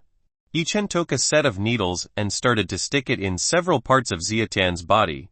Yi Chen used a deep energy to smooth the circulation of blood and remove impurities from the veins. One of Yi Chen's needles with a hollow hole which bled out a large amount of liquid. This was the dirt that had accumulated in Zia Tan's grandfather's veins. After all the dirt was cleaned, Yi Chen took back his needle. Yi Chen then took a pill to treat Zia Tan's heart. This was a quality internal organ healing pill. As long as the wound wasn't too serious, the effect would work very quickly. Yi Chen put the pill into the mouth of Zia Tan's grandfather. After the pill had been swallowed, it was time to wait for the effect of this pill to work. On the other hand, Zia King Yu and Yi waited very patiently. They didn't even dare to speak out for fear of disturbing Yi Chen in treating Zia Tan's grandfather. Zia Tan's grandfather opened his eyes. He saw Yi Chen, Zia King Yu and also Yi, and who was in front of him. Where am I? Zia Tan is still not fully conscious. He thinks he's dead. Grandfather Zia King Yu immediately ran to Zia Tan's side. She was very worried about Zia Tan's grandfather. Calm down. Grandfather is fine. Zia Tan's grandfather stroked Zia King's hair. He tried to calm Zia Qingyu. Father-in-law. Is there still an uncomfortable part? Ian asked about her father-in-law's condition. I feel very healthy and fresh. I feel like I came back when I was young. Zia Tan's grandfather's body felt very fresh and healthy. There were no more diseased parts like before. Zia Tan's grandfather. Why don't you try to stand up and start walking? Yi Chen asked Zia Tan's grandfather to try to walk like a normal person. He'll try. Zia Tan's grandfather couldn't walk for a long time. He almost forgot how to walk. Zia Qingyu helped Zia Tan's grandfather to stand up. When Zia Tan's grandfather stood, his legs no longer trembling. He tried to take one step. When grandfather Zia Tan took one step, nothing happened. He felt he could walk like a normal person. Zia Tan's grandfather felt happy. He started to walk around the room to see if his body had really healed. After trying to walk a few turns, Zia Tan felt his body was normal, and there were no problems whatsoever. Actually, what was happening to his body? Why his body could suddenly recover like when he was young? Zia Tan began to ask in his heart. Seeing this miracle, Zia Qingyu and Yi En were very surprised.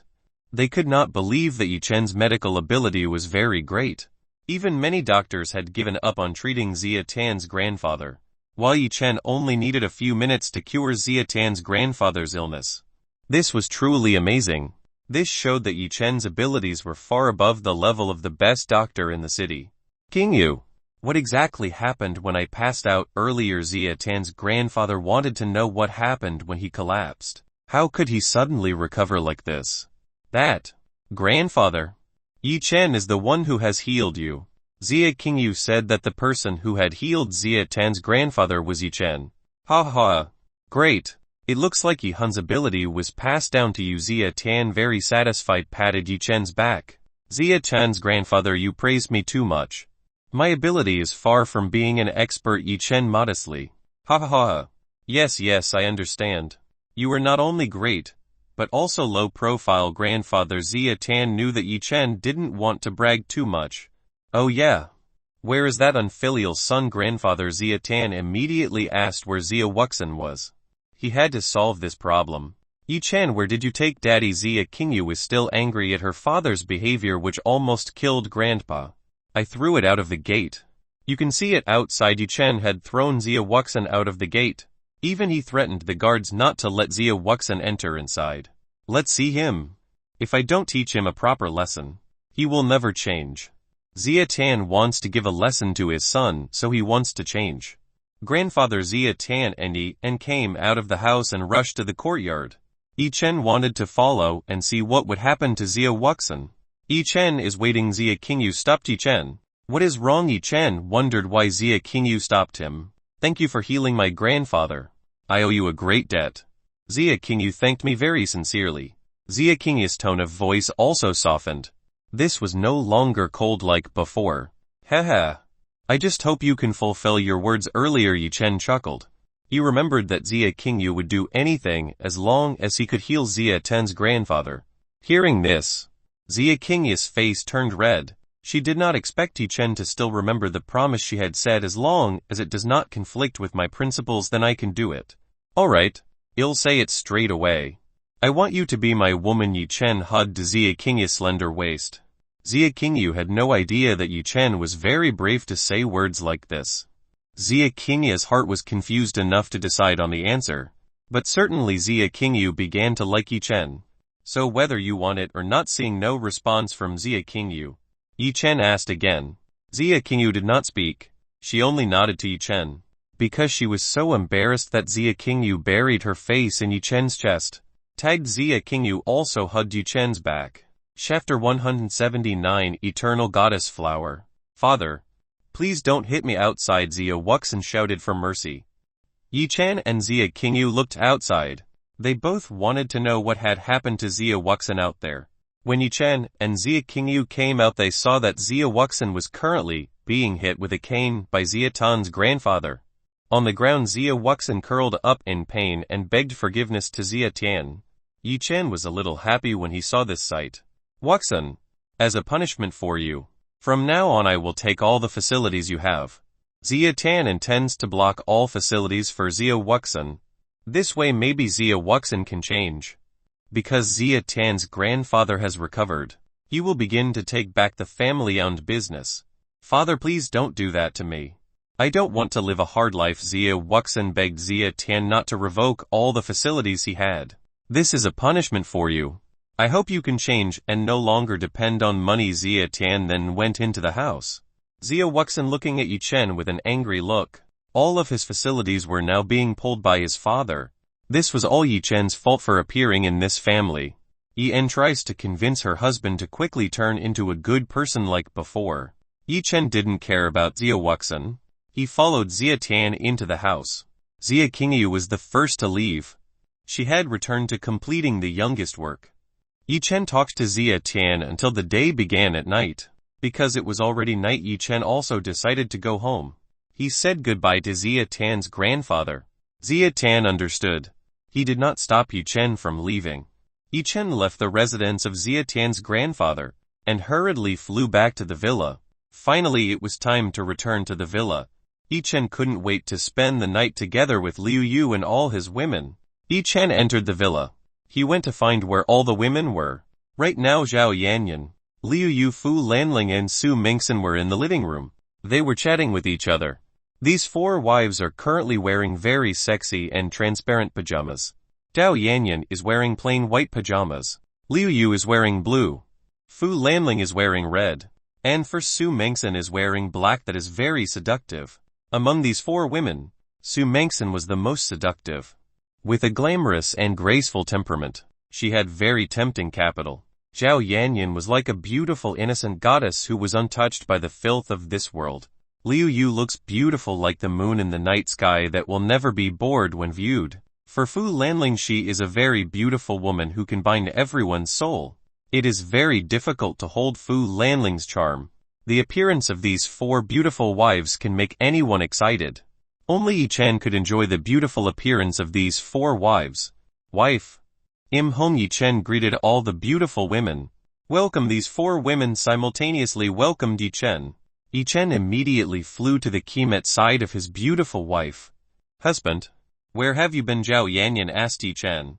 I just went to visit my grandfather's friend. Yi Chen explained to all the women. Mingxin, have you found a cultivation technique that is suitable for you? Yi Chen wants to know what technique was taken by Su Mingxin. Su Mingxin nodded yes. I have obtained a cultivation technique called Eternal Goddess Flower. Su Mingxin was quite fond of the technique that she had just acquired. Eternal Goddess Flower, Yi Chen muttered. From the name of this technique it must be related to flowers.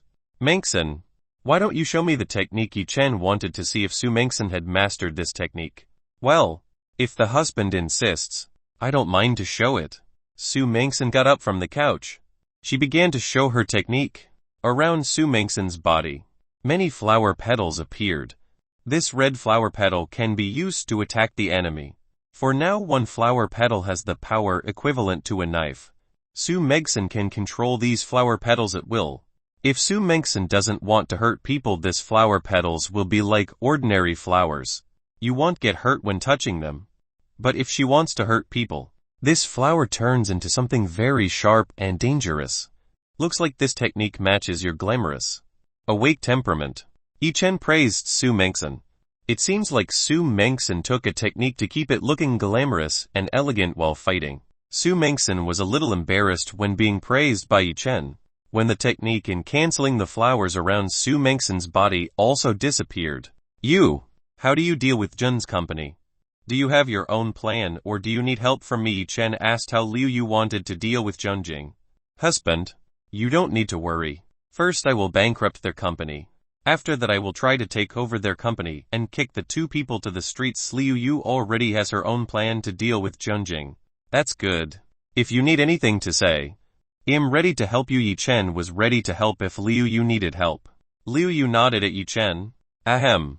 Yu's wife. Then what about the promise you said this afternoon? Yi Chen asked for the promise that Liu Yu had made. Liu Yu's face reddened immediately after hearing this promise. What?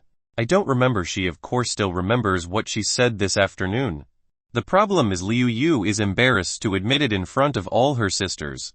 Yi Chen hugged Liu Yu's body. Apparently, Yu has forgotten. Alright, Let me make you remember. Yi Chen's hands began rubbing and playing with Liu Yu's body. Ah! Liu Yu groaned while being stroked by Yi Chen. Yi Chen started to massage the sensitive point that was owned by Liu Yu. Liu Yu's body began to feel hot and began to soft. Liu Yu get pleasure from the massage done by Yi Chen. Yi Chen began to kiss Liu Yu's cherry lips passionately. Yi Chen and Liu Yu both enjoyed this passionate kiss. Both of them almost forgot that there are currently 3 women watching from the side. Zhao Yanyan, Fu Lanling and Su Mengxin saw Yi Chen kissing Liu Yu, the faces of the 3 women turning red. Even Fu Lanling, who was on the surface, looked calm, also seemed to start blushing. Just from watching these 2 people play, they feel that their bodies are getting uncomfortable. Zhao Yanyan was the first to rise and go to the back side of Yi Chen. We wanted to play with Yi Chen. From behind, Zhao Yanyan hugged Yi Chen's body and rubbed the 2 newly developing white rabbits on Yi Chen's back. Su Mengxin also did not want to lose. She crouched under Yi Chen and stroked Yi Chen's younger brother, who had enlarged. Fu Lanling felt left alone. As the oldest woman, Fu Lanling did not want to lose to her 3 little sisters. She squatted by Su Mengxin's side, stroking Yi Chen's big brother. Chapter 180. Night still very long. 1. Yi Chen released a kiss with Liu Yu. He took Zhao Yanyan's body behind, towards Yi Chen's empty right side. Zhao Yanyan was pulled to Yi Chen's right side. Yi Chen started to kiss Zhao Yanyan's jade neck. Ah! Husband. This is ticklish. Zhao Yanyan was amused when Yi Chen's tongue moved around her neck. One hand, Yi Chen started to go down and play with Zhao Yanyan's honey cave mouth. Behind these pajamas, Zhao Yanyan only wore very thin underwear. It seemed like this was also made of the best silk cloth. Yi Chen began to insert his fingers into Zhao Yanyan's honey cave. Yi Chen's hand began to dig Zhao Yanyan's honey cave. Ah! Husband. No. Zhao Yanyan groaned. Her body began to feel the pleasure that Yi Chen's fingers were controlling. On the left side, Liu Yu rolled her pajamas upwards. Liu Yu then hugged Yi Chen's head and pressed her 2 large milk onto Yi Chen's face. Yi Chen's face was now buried in Liu Yu's soft and large object. Yi Chen stopped kissing with Zhao Yanyan. He saw that the peak of Liu Yu's pink cherry was presented before his eyes. Yi Chen happily sucked Liu Yu's cherry peak, while Yi Chen's other hand was still playing with Zhao Yanyan's lower body. Ah! Husband. Suck even stronger. Liu Yu groaned softly. Liu Yu really enjoyed the sadness when her cherry was suctioned by Yi Chen. Yi Chen continued to suck Liu Yu's cherries, while playing with Zhao Yanyan's lower body. At the bottom, Su Mengxin began to release Yi Chen's belt and pants, while Yi Chen's underwear was removed. Yi Chen's large object immediately bounced before Su Mengxin's and Fu Lanling's eyes. Su Mengxin's and Fu Lanling's faces were very red like apples. Su Mengxin touched Yi Chen's large meat stick using her palms. Su Mengxin just realized that this thing was much bigger than what she had seen last night. Because last night was a little dark, Su Mengxin was not very clear when she saw this large object. This thing twitched quite frighteningly. Su Mengxin could not believe that last night an object of this size could enter her body, let alone a large object. Yi Chen ruffled her body to make Su Mengxin feel the feeling of flying in the 7th heaven. Su Mengxin brought her face closer. She began to lick this large object. Su Mengxin looked like she was eating a popsicle with a very large size. The skill of licking Su Mengxin was truly extraordinary. Ah! Yi Chen groaned. He felt his bottom part licked. When Yi Chen looked down, Su Mengxin was passionately licking his object. Su Mengxin's expression was truly lustful. She was eagerly licking Yi Chen's objects, as if this was the best candy in the world. Fu Lanling, who is on the right side of Su Mengxin, was shocked by what Su Mengxin did. She did not think that this woman, who looked glamorous and elegant, would want to lick the man's passions passionately. Actually, Yi Chen had also asked Fu Lanling to serve himself at the bottom. But Fu Lanling refused. The reason: she was an ancient woman who could not possibly do such extreme things. Seeing Su Mengxin's expression that was addicted to licking this thing, Fu Lanling also wanted to try licking Yi Chen's object. Fu Lanling leaned closer to Yi Chen's large object. She began to follow what Su Mengxin did. Fu Lanling stretched out her tongue and began to lick Yi Chen's large object. After several times licking, Fu Lanling started to get addicted to this Yi Chen thing. This wasn't as bad as she thought. Yi Chen really couldn't stand the stimulation of these four beautiful women. His whole body was monopolized by his wife. On top of Zhao Yanyan and Liu Yu took turns kissing Yi Chen. Even occasionally Zhao Yanyan and Liu Yu scrambled to kiss Yi Chen. "Husband, please kiss me more." Zhao Yanyan wanted more pleasure from Yi Chen. "Me too. Please play my body to your heart's content." Liu Yu also wanted to enjoy the pleasant things from Yi Chen. Whereas at the bottom Su Mengxin was whispering with Fu Lanling. Fu Lanling wanted to learn a little from Su Mengxin how to please Yi Chen. Su Mengxin told Fu Lanling everything she knew. She had also done this once, so her ability was still lay. Fu Lanling nodded. She began to do what Su Mengxin just said. Fu Lanling opened her mouth. She put Yi Chen's large meat stick into her mouth. Yi Chen groaned as his object entered the humid, soft and warm tunnel. Yi Chen looked down. At this time half of his object entered Fu Lanling's mouth. Fu Lanling felt that her throat was crowded with Yi Chen's large object. She even began to run out of breath because it filled her throat. Fu Lanling did not give up. She began to move her head up and down. Fu Lanling's teeth scratched Yi Chen's younger brother. This felt uncomfortable. "Linger. Don't use your teeth. Use your tongue to wrap mine." Because Fu Lanling couldn't do it yet, Yi Chen taught a little basic in doing this. Fu Lanling understood. She began to loosen her teeth. Inside her tongue began to serve Yi Chen. "Chubo. Chubo. Chubo. Chubo." Fu Lanling began to suck, lick and spit out Yi Chen's objects. Fu Lanling was very fast learning. She began to know how to satisfy Yi Chen and get her own satisfaction. Extraordinary, now Yi Chen felt unequaled satisfaction. Fu Lanling's charm also added to Yi Chen's satisfaction.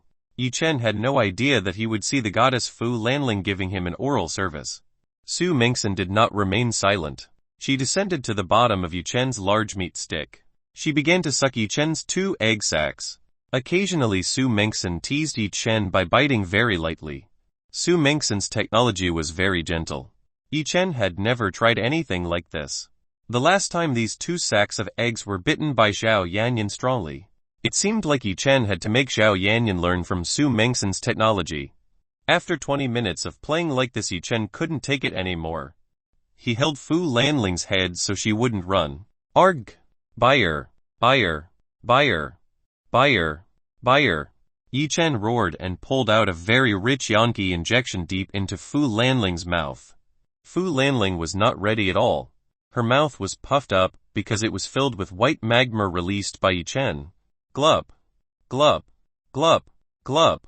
Glup!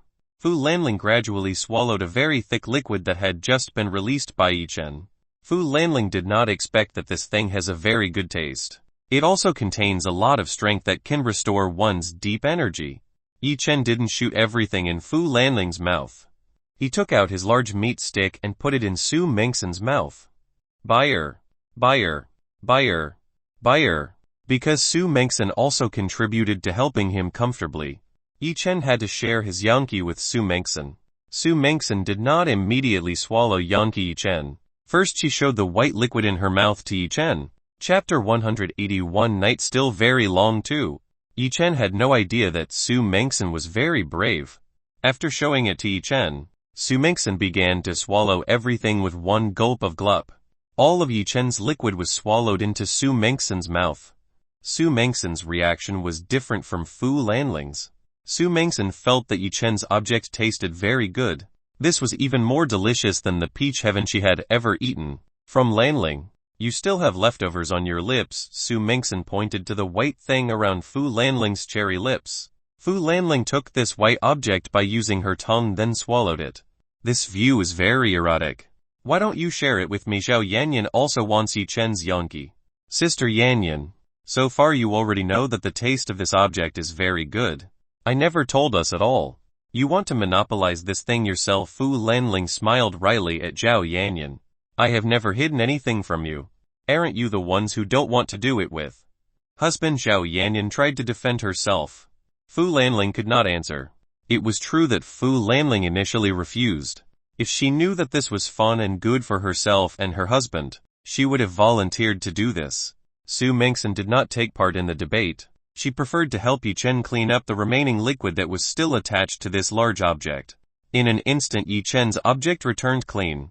You two calm down. The night is still long. Let's enjoy this together. Yi Chen tried to convince all his wives not to fight each other. Let's change location a bit. After that, Yi Chen, Dao Yanyan, Liu Yu, Fu Lanling and Su Mengsen turned into particles and disappeared from the living room. They enter the dual cultivation room available inside the fairy gate. Here they can do whatever they want. Let's get started. Yi Chen took off the pajamas and underwear that all women wore. Now 4 beautiful women are all naked. No one has a piece of string on their bodies. Dao Yanyan, Liu Yu, Fu Lanling and Su Mengsen have their own characteristics. They all look very beautiful like fairies in fairyland. Yi Chen wanted to take off his clothes. Husband, let me help. Fu Lanling helped Yi Chen undress. After the clothes were stripped, Yi Chen headed to the side of Zhao Yanyan. Yi Chen looked at Zhao Yanyan's naked body with his breath up and down. This body was very beautiful. Before, Yi Chen had never dreamed of being able to enjoy such a beautiful body. Yi Chen began to caress every inch of the skin on Zhao Yanyan's body. Yanyan, you're so beautiful, Yi Chen whispered in Zhao Yanyan's ear. Zhao Yanyan's body wriggled like a worm. Yi Chen's touch began to make her body comfortable and itchy. Zhao Yanyan wanted to immediately feel the majesty of Yi Chen's large object. Yi Chen opened both of Zhao Yanyan's legs to form the letter M. Yi Chen saw the lips of Zhao Yanyan's pink honey cave. This made Yi Chen excited. He brought his face close and began to suck Zhao Yanyan's honey cave. Ah! Husband, don't suck it. Zhao Yanyan's body trembled because of the pleasure that spread throughout her body. Yi Chen's technique was truly great. In just a few seconds Zhao Yanyan was already out. Zhao Yanyan, who had just climaxed, was still very sensitive. Yi Chen did not stop at all. He kept licking Zhao Yanyan's honey cave. Zhao Yanyan was made weak by the pleasure given by Yi Chen. Husband, don't tease me anymore. I want your things. Zhao Yanyan couldn't take it. She wanted Yi Chen to do immediately. Wife, I don't understand what you mean. Say it very clearly. If you don't say it clearly, how can I understand what you want? Yi Chen rubbed his large object outside Zhao Yanyan's honey cave. Zhao Yanyan understood that Yi Chen was teasing her. Hate it. Husband, use your big meat stick to dry me, Zhao Yanyan said in a very sassy voice. Alright, this is for you. Yi Chen inserted his large meat stick into Zhao Yanyan's honey cave. Ugh, Zhao Yanyan was forced. Yi Chen's large flesh stick came in with a jolt into her. Zhao Yanyan's body almost broke because Yi Chen's object drilled deep into her. This was Yi Chen's first time to drill deep into Zhao Yanyan's body. In the core of Zhao Yanyan's flower it felt amazing. Yi Chen felt that at this time Zhao Yanyan's honey hole squeezed his property very strongly. Very tight. Yi Chen began to move back and forth. Husband, slower. You can kill me. Zhao Yanyan asked Yi Chen to be slower. Zhao Yanyan was not yet accustomed to Yi Chen's deep insertion. Every time Yi Chen's object hit Zhao Yanyan's innermost part, Zhao Yanyan's body twitched with pleasure that couldn't be said with a single word. In Zhao Yanyan's flat stomach, there was a bulge that appeared. It could be seen that there was a large protrusion that rose to the surface. This was Yi Chen's meat stick, which was very ferociously drilling Zhao Yanyan's honey hole. Wife, don't hold it in. Enjoy everything. Yi Chen pumped very fast. Ah, husband, my body will break. I can go crazy. This pleasure is a new world for Zhao Yanyan. Zhao Yanyan can't believe that the pleasure given by Yi Chen is getting more extraordinary. All this time Yi Chen had always held back when dealing with all his women. But this time he was very earnest about wanting pleasure. You can see that Yi Chen's objects almost 45 entered Zhao Yanyan. Normally Yi Chen only used 12 to do all the women. Zhao Yanyan didn't know how many times she had come out. Her face showed satisfaction being Yi Chen's woman. Zhao Yanyan felt so tired he involuntarily fell asleep. Zhao Yanyan passed out because the pleasure was too extraordinary. Seeing Zhao Yanyan was no longer able to support, Yi Chen pulled his younger brother out of Zhao Yanyan's body. Liu Yu, Fu Lanling and Su Mengsen saw this with shocked eyes. This was the first time they saw Zhao Yanyan defeated in just 5 minutes. Although not as strong as Fu Lanling, Zhao Yanyan usually still can last for several hours. But this time Zhao Yanyan can only last for 5 minutes. What kind of pleasure can make Zhao Yanyan become like this? Yi Chen pulled Liu Yu to his side. You dear. Now is your turn. Yi Chen first smoked Liu Yu's 2 cherries. Yeah. Liu Yu shouted very sassily. Yi Chen knew that the sensitive part of Liu Yu was the 2 peaks of this mountain.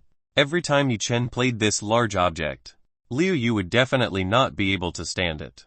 Yi Chen began to bite, suck and pull Liu Yu's cherries.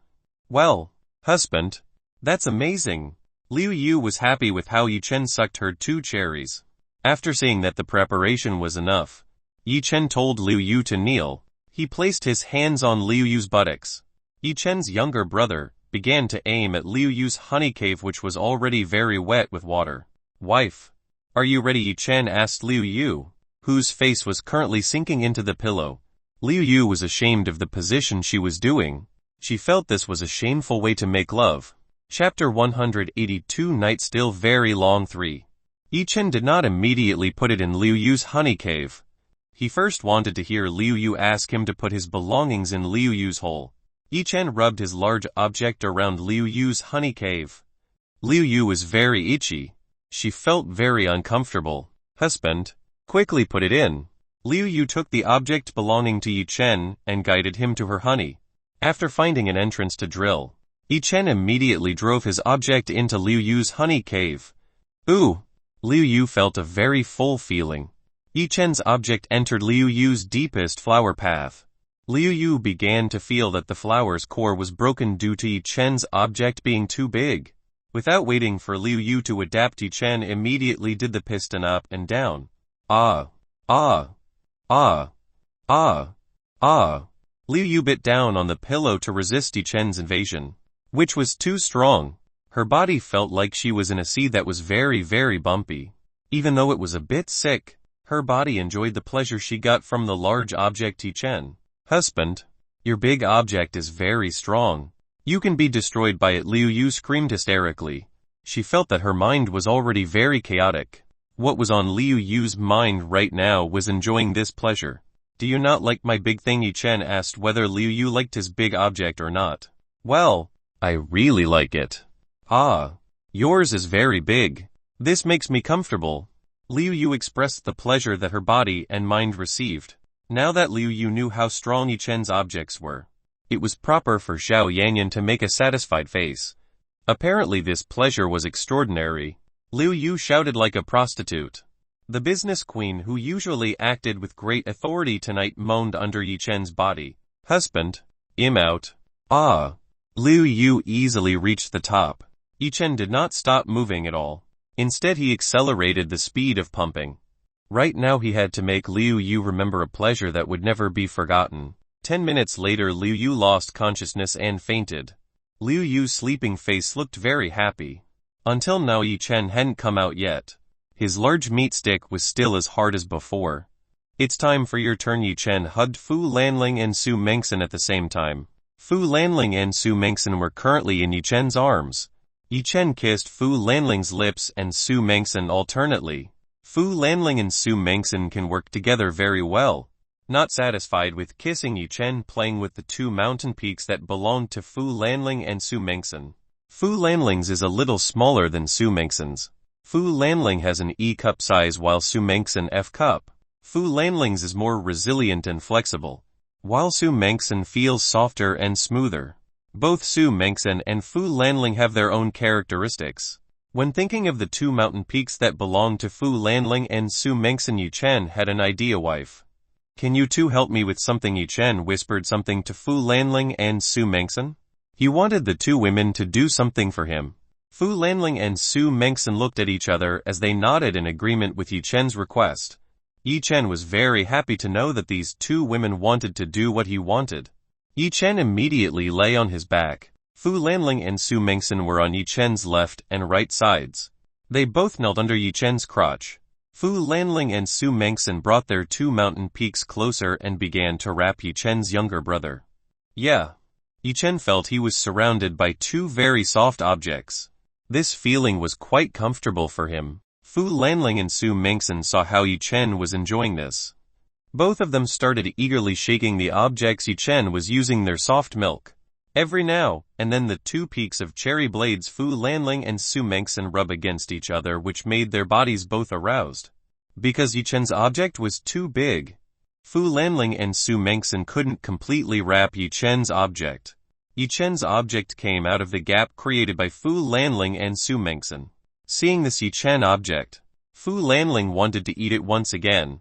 She was addicted to Yanqi released by this object. Slurp, slurp, slurp.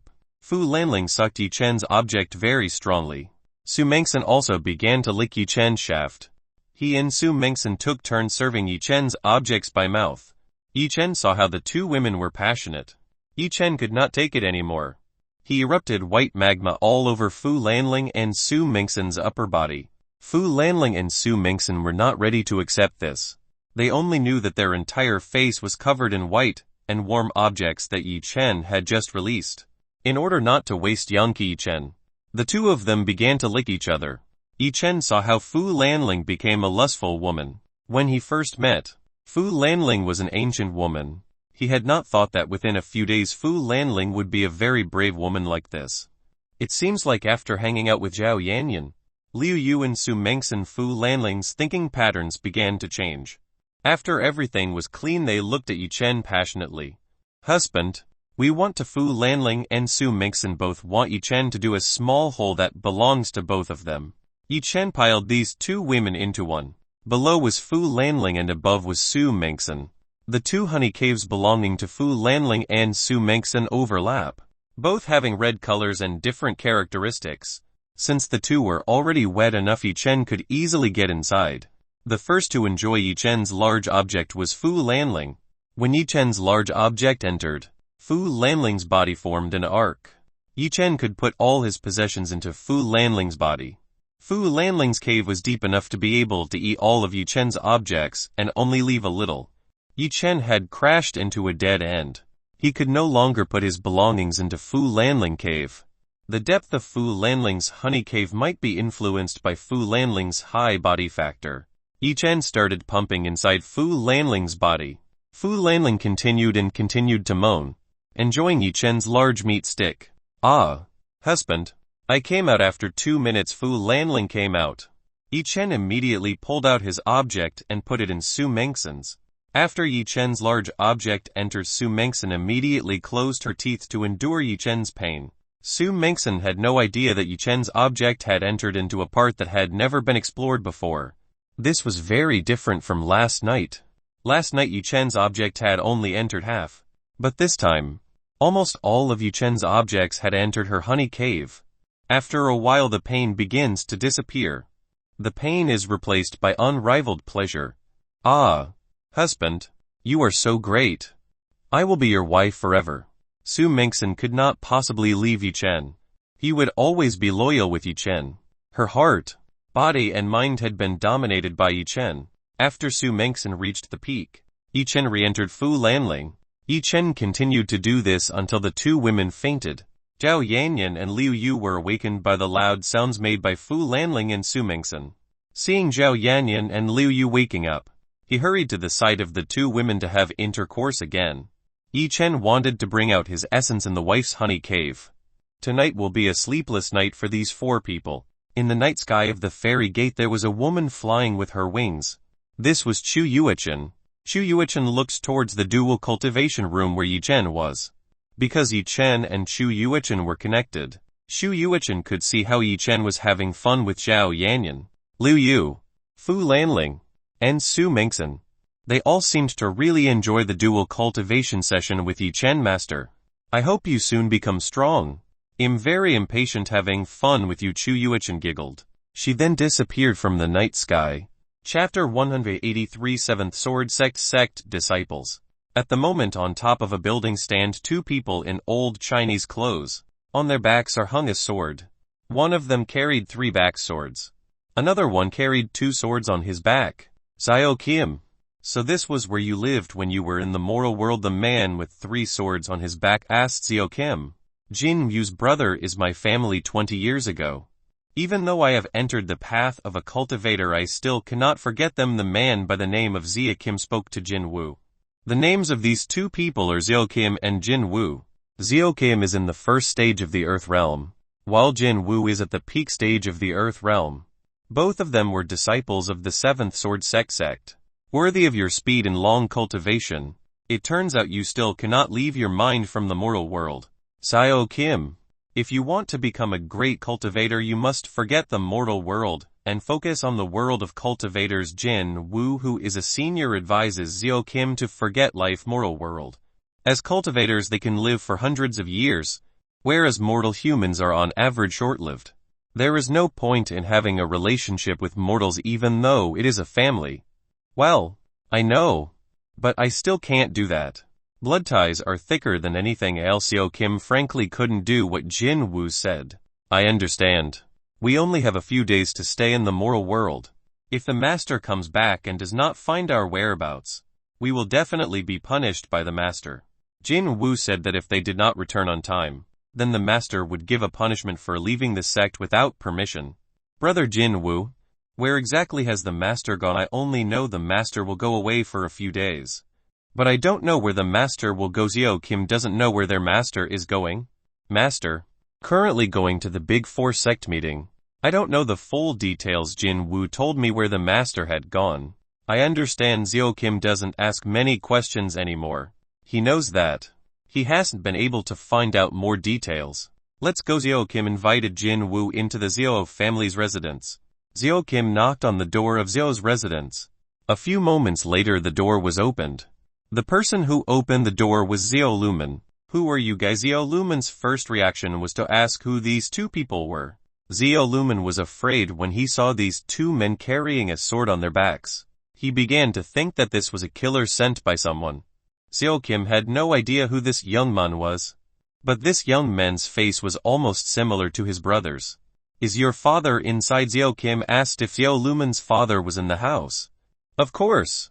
Let me call. Seo Lumen feels familiar with people who are looking for his father. He immediately went to call his father.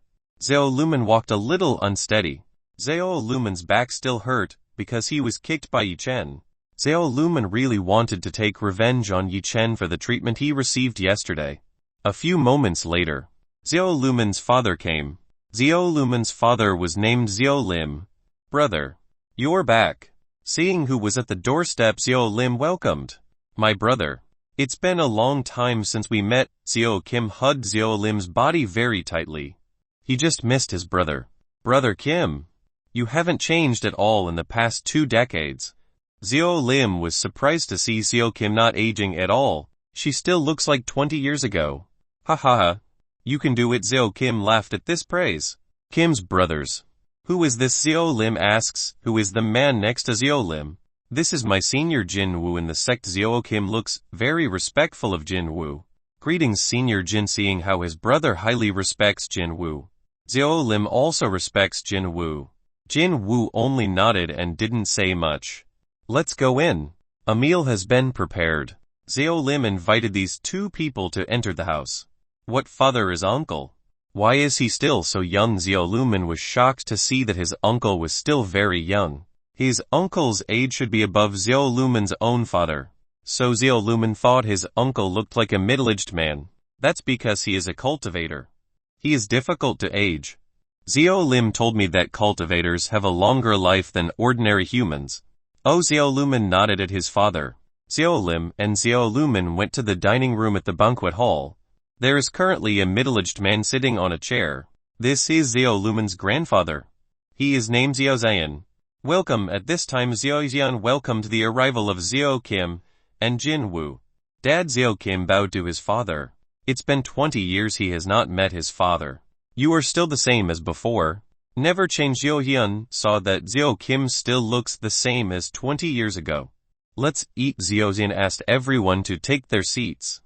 Seo Kim and Jin Woo took their seats. On the table there was a lot of food that had been prepared very carefully. Even the most expensive wine is available on the table. Seo Zion poured his dinner into his glass. Let's toast. Everyone followed what Seo Zion did. Only Jin Woo was still silent. He didn't want to try wine from the moral world. He had already tried the taste of wine in the moral world. It tasted very bad. Seeing that Jin Woo did not want to drink, Seo Zion did not mind this. He could not possibly force a cultivator to do what they did not want. After a toast at the start of the meal, Seo Lim and Seo Yen immediately asked about the experience Seo Kim had been through for the past 20 years. They even asked why in 20 years Xiao Kim had never returned to this family. Xiao Kim answered Xiao Lim and Xiao Hian's questions. Some of the questions were not answered by Xiao Kim because it was a sex secret that should not be leaked. If Xiao Kim divulges the sex secrets, then he will be executed by the sect. Even his family in the mortal world will not be released by the Seventh Sword sect.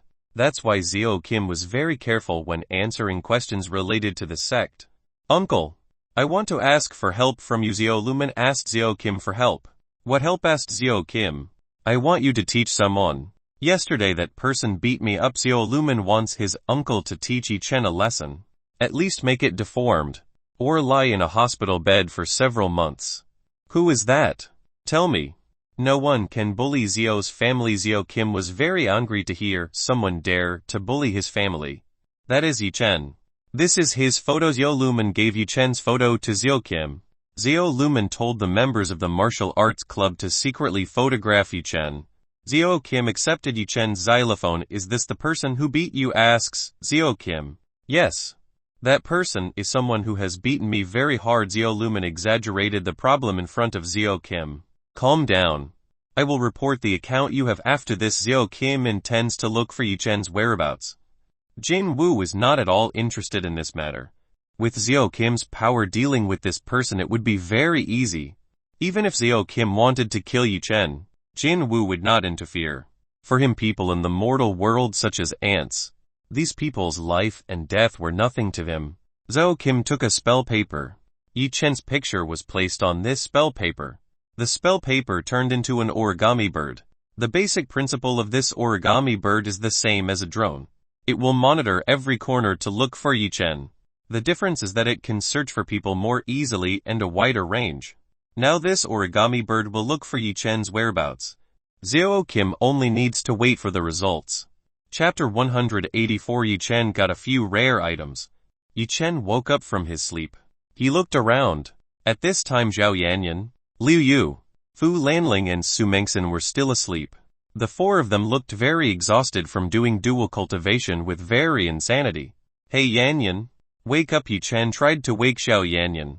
Husband, let me sleep longer. I'm still sleepy. Zhao Yanyan was delirious. She still did not want to wake up from her sleep. Yi Chen also tried to wake Liu Yu, Fu Lanling and Su Mengxin, all of whom could not get up. They said too tired. Yi Chen smiled. It seemed like he was too excited when he did it last night, to the point that Zhao Yanyan and the three women looked very exhausted. Thanks to Yinki obtained from Zhao Yanyan, Liu Yu, Fu Lanling and Su Mengxin, Yi Chen easily broke through the 5th level Overlord realm. Zhao Yanyan also broke through. He was now at the 3rd level of the Earth realm. Yi Chen was quite surprised by the 3-level breakthrough done by Zhao Yanyan. Liu Yu was now in the 8th level of Spirit Profound realm. Su Mengxin was the lowest. Currently he was in the 9th level of the realm Spirit Formation. Whereas for Fu Lanling it was still the same as before, half a step towards the Divine realm. Fu Lanling was still having trouble breaking through to the next level. Maybe she had to do dual cultivation with Yi Chen a few more times to break through to the Divine Nascent realm level. Seeing everything, still did not want to get up. Yi Chen left the dual cultivation room alone. He went to the training ground to stabilize his strength. Yi Chen crossed his legs in the middle of the practice room. After several hours, finally Yi Chen's strength became stable. Are you done? Shu Yuichen appeared next to Yi Chen. Yes. Is Zhao Yanyan and the other women awake? Yi Chen asked whether Zhao Yanyan and the women were awake. Not yet. They are all still sleeping. Isn't that your fault for being too strong while doing everyone? Giggling, Chu Yuichen teased Yi Chen. You.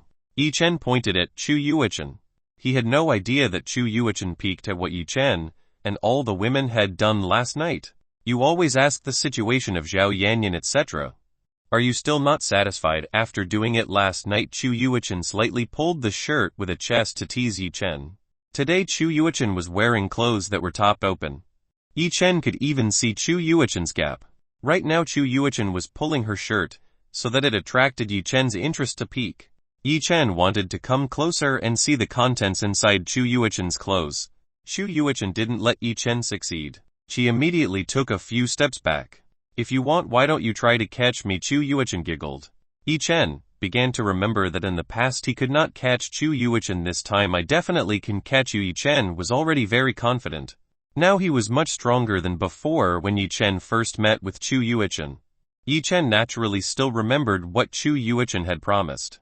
If Yi Chen had become strong and could surpass him, Chu Yuichen would gladly serve Yi Chen in bed.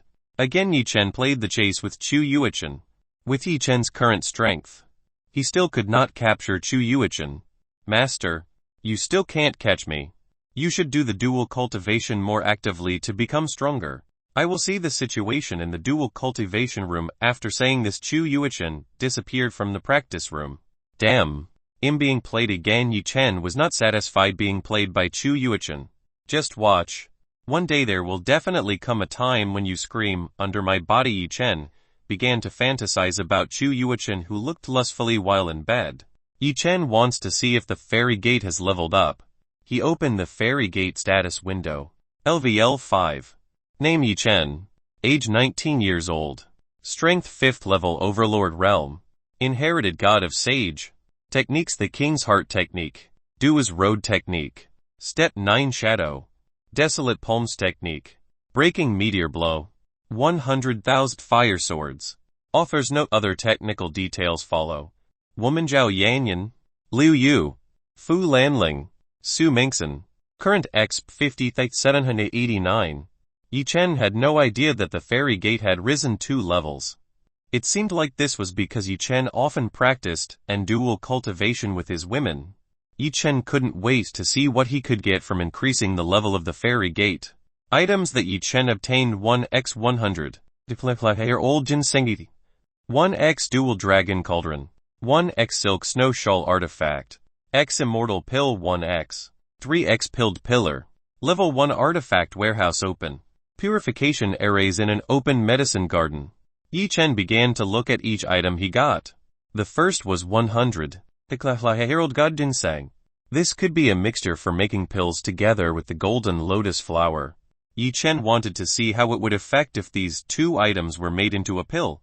Unfortunately, Yi Chen did not dare to mix the pill because the level of difficulty was equivalent to pill tier 6 or tier 7. At this time Yi Chen was only able to make the tier 4 pill even though the success rate was still 80. He still had a lot to practice with fire control so as not to burn the medicinal ingredients. To practice alchemy skills, one must continue to make a pill repeatedly in order to become accustomed to the process. The second item is a dual dragon cauldron. This is a furnace to make a pill. This furnace has dragon heads on both sides. Yi Chen read the description of this item. Dual dragon cauldron. A furnace that can increase the success rate in concocting a pill up to 50. This too can multiply the pills that can be produced. After reading the Great Dual Dragon Cauldron, Yi Chen was very happy. This furnace could be said to be a very rare treasure for an alchemical cultivator. The third item is a silk snow shawl. This is a tier 6 weapon that is very suitable for cultivating ice elements. Unfortunately, Yi Chen doesn't have a wife who cultivates ice elements. So for now this item isn't very useful. The fourth item is the Eternity Pill. People who take this pill will extend the essence of life up to 300 years. This pill only has 1x effect, so one cannot take this pill twice or it will be useless. This is a very rare item or not even in the God Realm. If this was known by the people in the God Realm it would definitely cause chaos on Earth. Maybe this could Yi Chen give to Guk Xuan who was very old. Unfortunately Yi Chen didn't know where the master was at this moment. The fifth item is Pill. If taken, this pill can increase the strength of the user up to 25x fold within a period of 15 minutes. There are no side effects after taking this pill. This was a very extraordinary pill. This was what Yi Chen could use in dangerous situations. There are 2 new functions that open at the fairy gate. The first is warehouse level 1 artifacts. In this warehouse is stored a lot of artifacts ranging from tier 1 to tier 3. Although the tier is low, Yi Chen doesn't complain. This is free stuff, so he has to be thankful to be able to get lots of artifacts for free. The second function is a purification array. This array can make the drug become very pure. This way the medicinal properties will increase even more effectively. Everything Yi Chen got were very useful items. The energy that was inside the fairy gate also became purer. In this way the speed of Yi Chen's and women's cultivation would become much faster. Yi Chen wanted to check the medicinal garden, whether the medicinal plants he had planted were fertile or not. Yi Chen also planted immature medicinal plants in the medicinal garden. Immature plants that Yi Chen got from the holy land of Kunlun. At that time several plants where Yi Chen took it very young and it was not yet time to be picked. That's why Yi Chen planted them back in the medicine garden. Chapter 185 I think you're much more beautiful than this flower. When Yi Chen arrived at the medicinal garden, he saw an astonishing sight. At this time the little fox Yi Ziyu was eating some of the high-quality medicinal plants in the garden. Seeing this Yi Chen immediately ran towards Yi Ziu's little fox. He immediately pulled Yi Ziu away from the medicinal plants in the medicinal garden. Nuwu! Nuwu! Nuwu! Nuwu! Nuwu! Nuwu! Yi Ziu tried to get away from Yi Chen.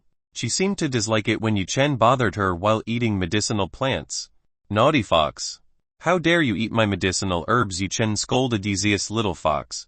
Yi Chen had no idea that this fox could come out as she pleased. He thought Yi Ziu could only come out when Yi Chen called her out. Apparently Yi Ziu could come out as she pleased. It would be dangerous for all the medicinal plant assets that Yi Chen had. Yi Chen had to immediately use a barrier to protect the medicinal garden from Yi Ziu's little fox. Yi Ziu turned her face to the side. She looked angry at Yi Chen. Husband, what are you doing? Zhao Yan and Chu Yuchen came over to Yi Chen. Zhao Yanyan walked with a slight limp. It seemed like the bottom of Zhao Yanyan was swollen from being too strong when entered by Yi Chen's object. I'm catching a small pest that's eating my medicinal garden, Yi Chen showed Yi Ziu. Hey ha. Maybe you didn't feed her enough so she stole in this garden. Shu Yuchen chuckled. Every day I have given her enough food. This little fox is too greedy. Every day Yi Chen had fed Yi Ziu. This little creature was still not satisfied with the food Yi Chen gave and stole in this medicinal garden.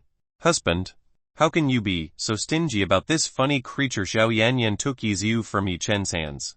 Zhao Yanyan likes funny things, so she was very kind to Yi Ziu.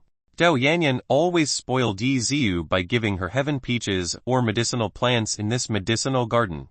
Instead I was stingy. Medicinal plants are something that is very valuable to increase strength.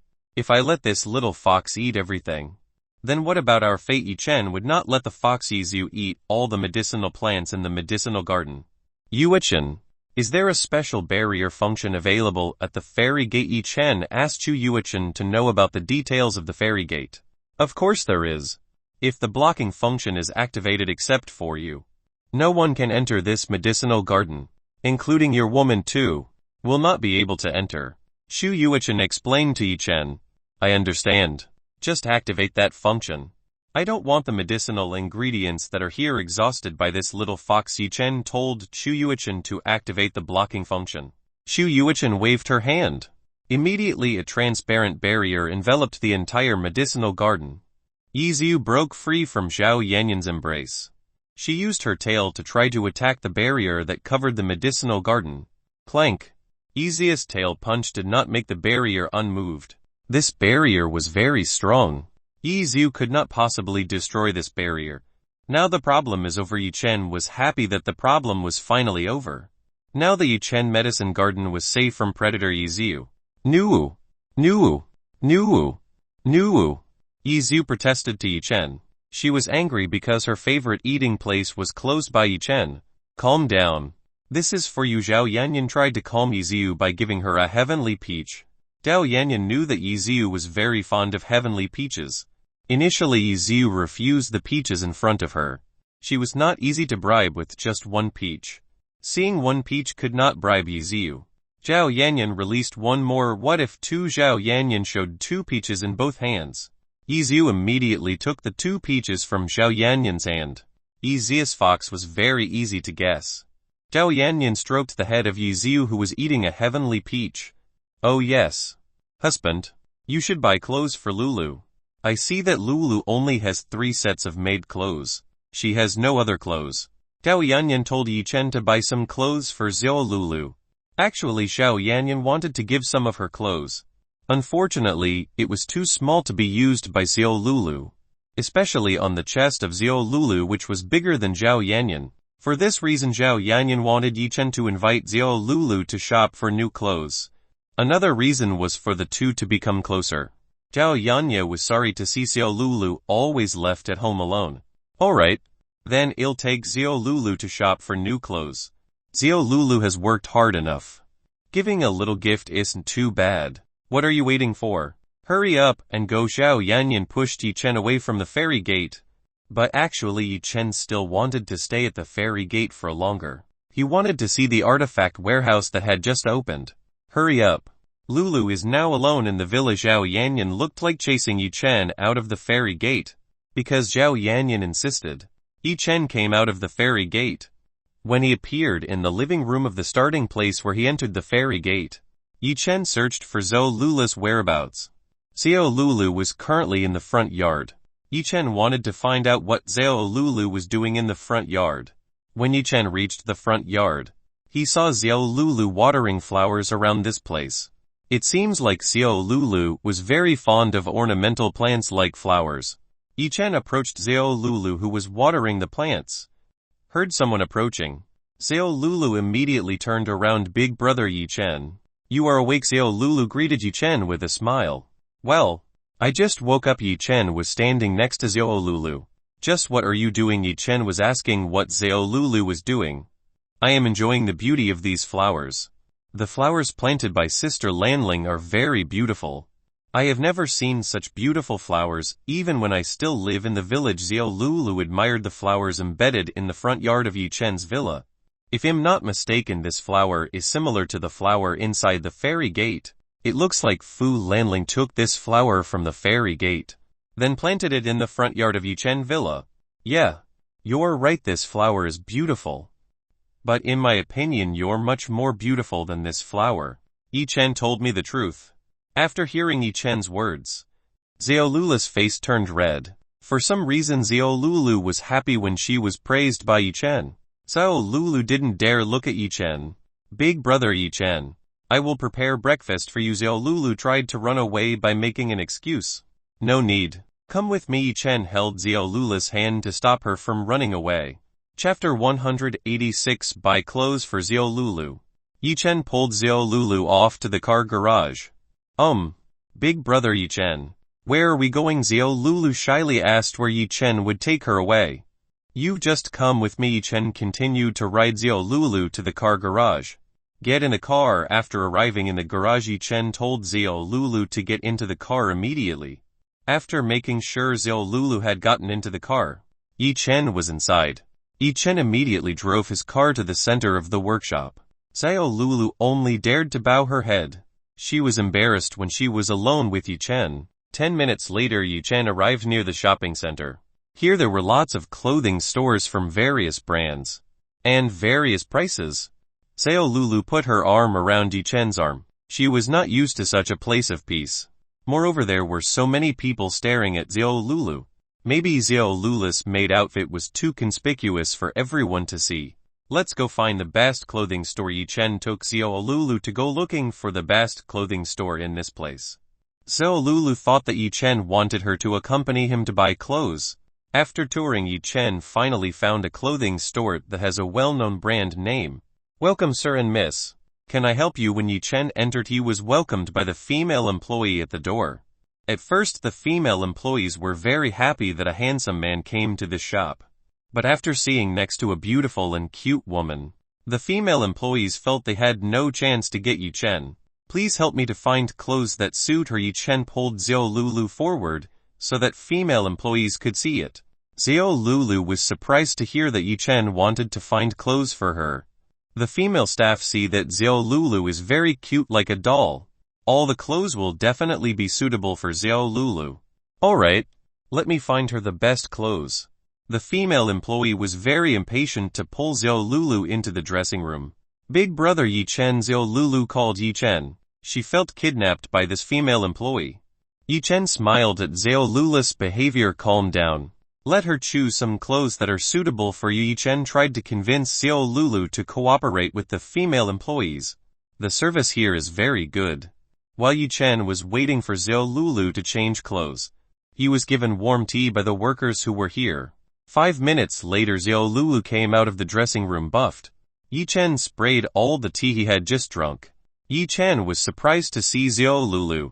Right now Xiao Lulu was wearing a white bride dress that looked very beautiful, a shy expression adding to Xiao Lulu's allure. Wow, so cute and pretty. Some female employees took Xiao Lulu's photo.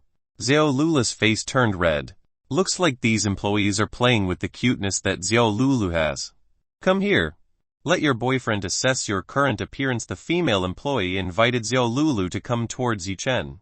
I'm not his girlfriend. Xiao Lulu tried to refute what was said by this female employee.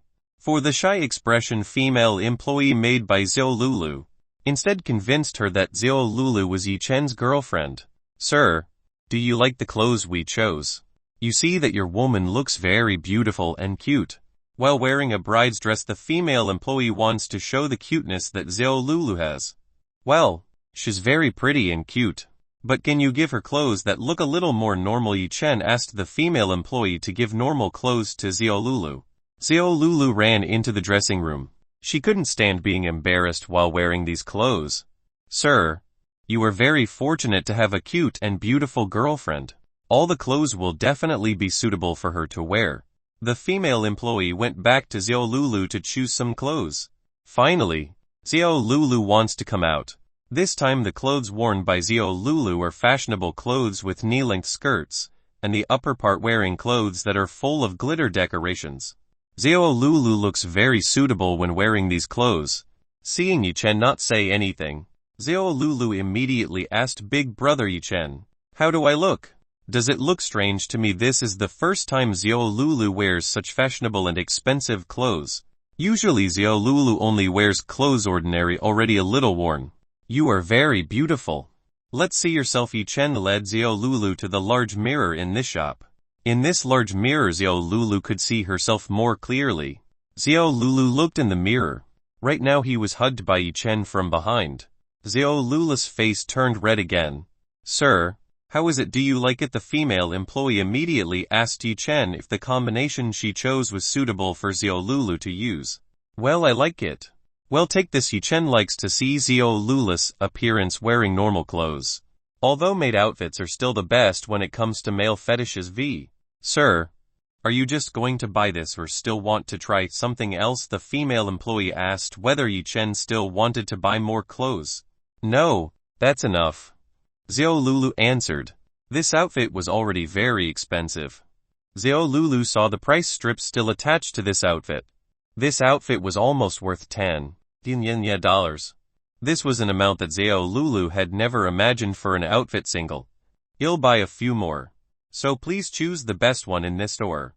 Yi Chen still wanted to buy Xiao Lulu a few more clothes. Big brother Yi Chen, that doesn't need to be enough for me. Xiao Lulu didn't want Yi Chen to buy clothes that were very expensive. For Xiao Lulu to be accepted at Yi Chen's house as a blessing, Xiao Lulu didn't want to bother Yi Chen too much for clothes. You don't need to worry. I bought this as a present because you did a great job. So don't refuse it. Yi Chen stroked Xiao Lulu's head. Xiao Lulu closed her eyes and enjoyed Yi Chen's touch. Now work together with employees, so that we immediately go home. Yi Chen told Xiao Lulu to work with female employees to quickly get the clothes they wanted. Xiao Lulu nodded. She went with the female employees to try on some clothes. Within 1 hour Xiao Lulu had tried dozens of clothes, all of which were really suitable for Xiao Lulu to wear. Of course Yi Chen bought all these clothes. Yi Chen almost spent $300 on all the clothes that Xiao Lulu tried. The female staff was also very happy to help Yi Chen. This way she would get a lot of bonuses. After finishing paying for all the clothes, Yi Chen left with Xiao Lulu to find a restaurant to find food. Xiao Lulu doesn't ask much. As long as it can be eaten and tastes good, then there's no problem with the location. Chapter 187 Blocked by Enemy. Yi Chen took Xiao Lulu to go to the fast food restaurants around here. Though it was too fancy, it seemed that Xiao Lulu really enjoyed the food here. Some people who were buying food occasionally glanced at Yi Chen and Xiao Lulu. A handsome young man and a beautiful woman would definitely attract a lot of public attention. Xiao Lulu didn't pay much attention to these people. She was now enjoying a meal together with Yi Chen. Yi Chen was happy to see how Xiao Lulu ate. She was like a child who had good food. Don't be in a hurry. Look at the sauce stain on your cheek. Yi Chen wiped the sauce stain on Xiao Lulu's cheek. Xiao Lulu was very ashamed. She was enjoying this too much.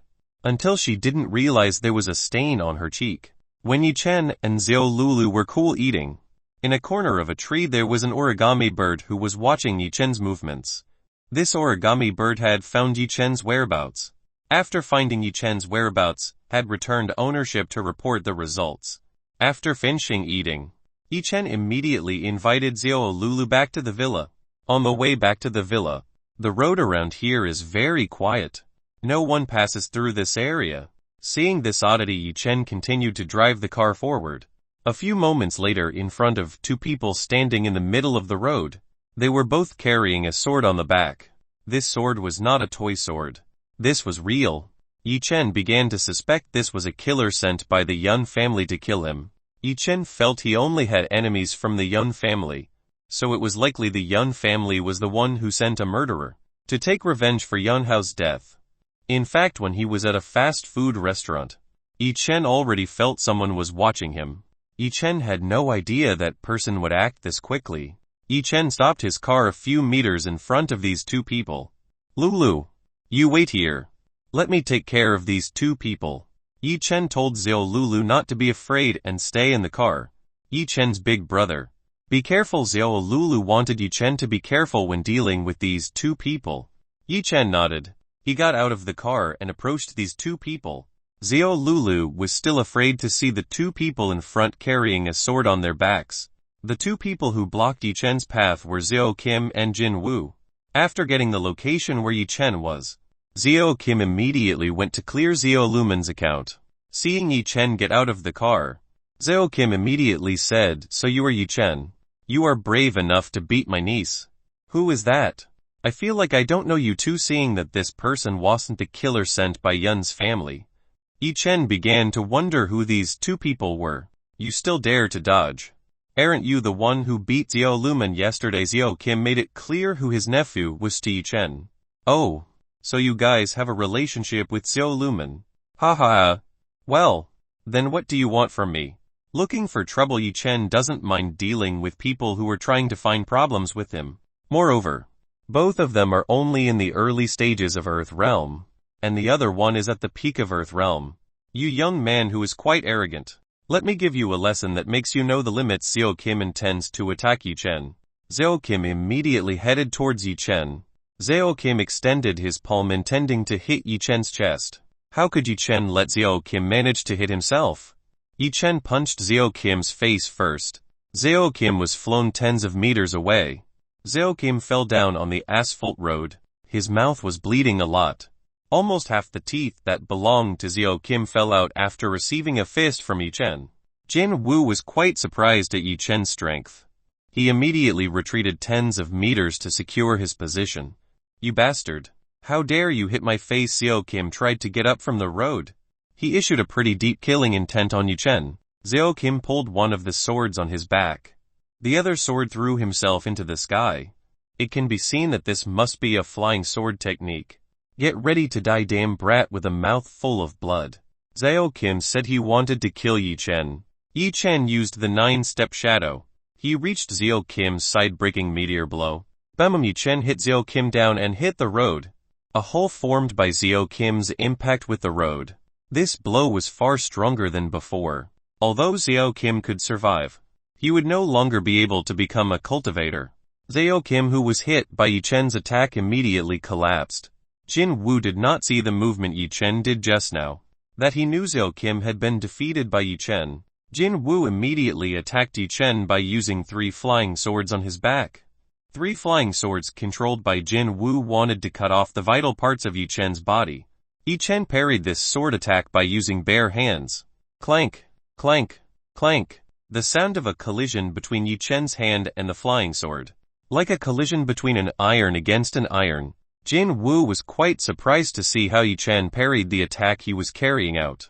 Jin Wu had felt Yi Chen's cultivation base. Even though this person's strength was only in the 2nd stage of the Earth Realm, how could this person easily fend off the attacks that he launched? Yi Chen picked up all three of Jin Wu's ears and began squeezing. Crack, crack, crack. Jin Wu's three flying swords were destroyed by Yi Chen to pieces.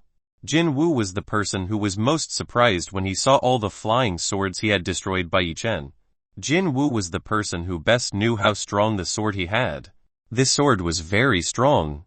There was no way someone in the realm of the second earth realm could easily destroy this sword. Who exactly are you? Jin Wu asked who this person really was. You've heard from your own colleague. I am Yi Chen. Remember my name carefully. Yi Chen told Jin Wu to remember his name. Alright. Yi Chen. I admit that you have a bit of skill, but I still haven't been serious about fighting you. If I'm serious, you're already dead. Jin Wu warned Yi Chen that he wasn't serious. If he was serious, Yi Chen would definitely have lost before. Really? Then show your true abilities. I really want to see how great your bragging power is. Is it really as good as your speech or a gimmick to scare me? Yi Chen laughed. He wanted to see what if Jin Wu was as serious as fighting. You are brave enough to underestimate me. Seeing Yi Chen challenging himself, Jin Wu did not remain silent. He raised one hand and started to recite a special spell. After finishing chanting the spell, 4 green wind blades appeared above Jin Wu's head. Unlike the iron sword, the 4 swords were made by using the deep energy possessed by Jin Wu. Chapter 188 Heavenly Sky Sword. Let's see if you can fight my Heavenly Sky Sword technique. Jin Wu controlled this wind sword to attack Yi Chen. There are 7 stages of Heavenly Sky Sword. Each stage represented by a wind sword that can be made. Because Jin Wu can make 4 swords, Jin Wu's Heavenly Sky Sword technique is already in the 4th stage. Jin Wu's wind sword aimed at Yi Chen with very high speed. Slash, slash, slash, slash. This wind sword cut Yi Chen's body. When the flying sword sliced into Yi Chen just stayed still. He did not fight when this sword attacked him. Jin Wu had landed hundreds of cuts on Yi Chen's body, but until now there was still no blood coming out. Jin Wu felt Yi Chen's body was very hard. In fact, it was far harder than steel. Because with the technique of Heavenly Sky Sword, Jin Wu could easily split a steel in 2. Jin Wu couldn't hurt Yi Chen at all. Is that the only ability you have? If only, then you make me disappointed. Yi Chen cleaned his body like cleaning dust. Seeing what Yi Chen did, it was an insult to Jin Wu. Shining/Jin was flying sword slashed simultaneously. A blade of light headed towards Yi Chen. Yi Chen reached out his palm forward. The blade of light was easily deflected by Yi Chen. How could that happen? Jin Wu was very surprised to see that his flagship technique could be easily deflected by Yi Chen. Need to know to reach stage 4 of Heavenly Sky Sword. Jin Wu has practiced for 7 decades. Every time he has spent is spent learning this technique. Today he saw someone who was younger than him, very easily fending off his shining/slash technique. Because you want to play sword cutting, I also have a flying sword technique. 100,000 fire swords. Yi Chen released the 100,000 fire swords. 100 flame swords appeared around Yi Chen.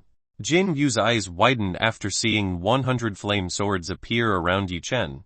He had never seen someone able to release so many swords made of deep energy. Even sect patriarchs who have made Heavenly Sky Sword up to the 6th level can only make 6 swords. For Jin Wu this is an impossible thing to do. Yi Chen controlled the one sword he had to destroy Jin Wu's 4 wind swords. Slash. Jin Wu's wind sword was easily destroyed by Yi Chen. Coughing, Jin Wu spouted blood. Because his technique was broken by Yi Chen, his profound energy turned against him. This made Jin Wu's internal organs injured. Actually, what kind of monster are you? Jin Wu knelt while holding his chest. I am not a monster. I am an ordinary person who loves peace. If someone dares to disturb my life, they will not end well. Yi Chen's principle is very simple. As long as that person does not look for a problem with himself, Yi Chen also will not look for problems with people that. I am a student of the 7th Sword Sect. If you dare to kill me, my sect will definitely not let you go. Seeing he has no way to run, Jin Wu used the popularity of the 7th Sword Sect to frighten Yi Chen. Oh, so you come from 4 large sects. You deserve to be very arrogant. It turns out that you have quite strong supporters. Yi Chen finally found out where these 2 people came from. It turns out they both came from the 7th Sword Sect. Why? Are you afraid after hearing the name of our sect? Ha ha ha. For our sect you are only a small ant. Seeing Yi Chen know the name of the sect for sure, Jin Wu thought Yi Chen wouldn't dare to kill himself. Afraid little ants. Ha ha ha. You make me laugh. Yi Chen laughed at Jin Wu. This person thinks, because behind him there is a great sect that can do whatever he wants. If Jin Wu met another cultivator and said this, surely the cultivator would be scared. Unfortunately Jin Wu met with Yi Chen. For Yi Chen's seventh sword sect was not a serious threat. Jin Wu was confused as to why this person was laughing. Every cultivator who heard the name of the seventh sword sect would immediately act respectfully. Seventh sword sect is very famous for having the most powerful power among the four major sects. In the mortal world this sect ranks first in the list of strengths, then followed by the Cherry Blossom sect, Frozen Ice sect, and finally the Fire Valley sect. Yi Chen approached towards Jin Wu. 100 Yi Chen's flying swords aimed at Jin Wu. Wait. If my master returns and learns that you killed me, my teacher will definitely take revenge on you. Seeing the threat not working, Jin Wu tried another way. So where is your master now? Why don't you call him now to ask him for help? Yi Chen asked. Yi Chen felt funny about Jin Wu. If Yi Chen was not afraid of the seventh sword sect, for what he was afraid of the master of Jin Wu himself. My master is currently having a meeting with the four major sects. When he returns he will definitely immediately look for our whereabouts.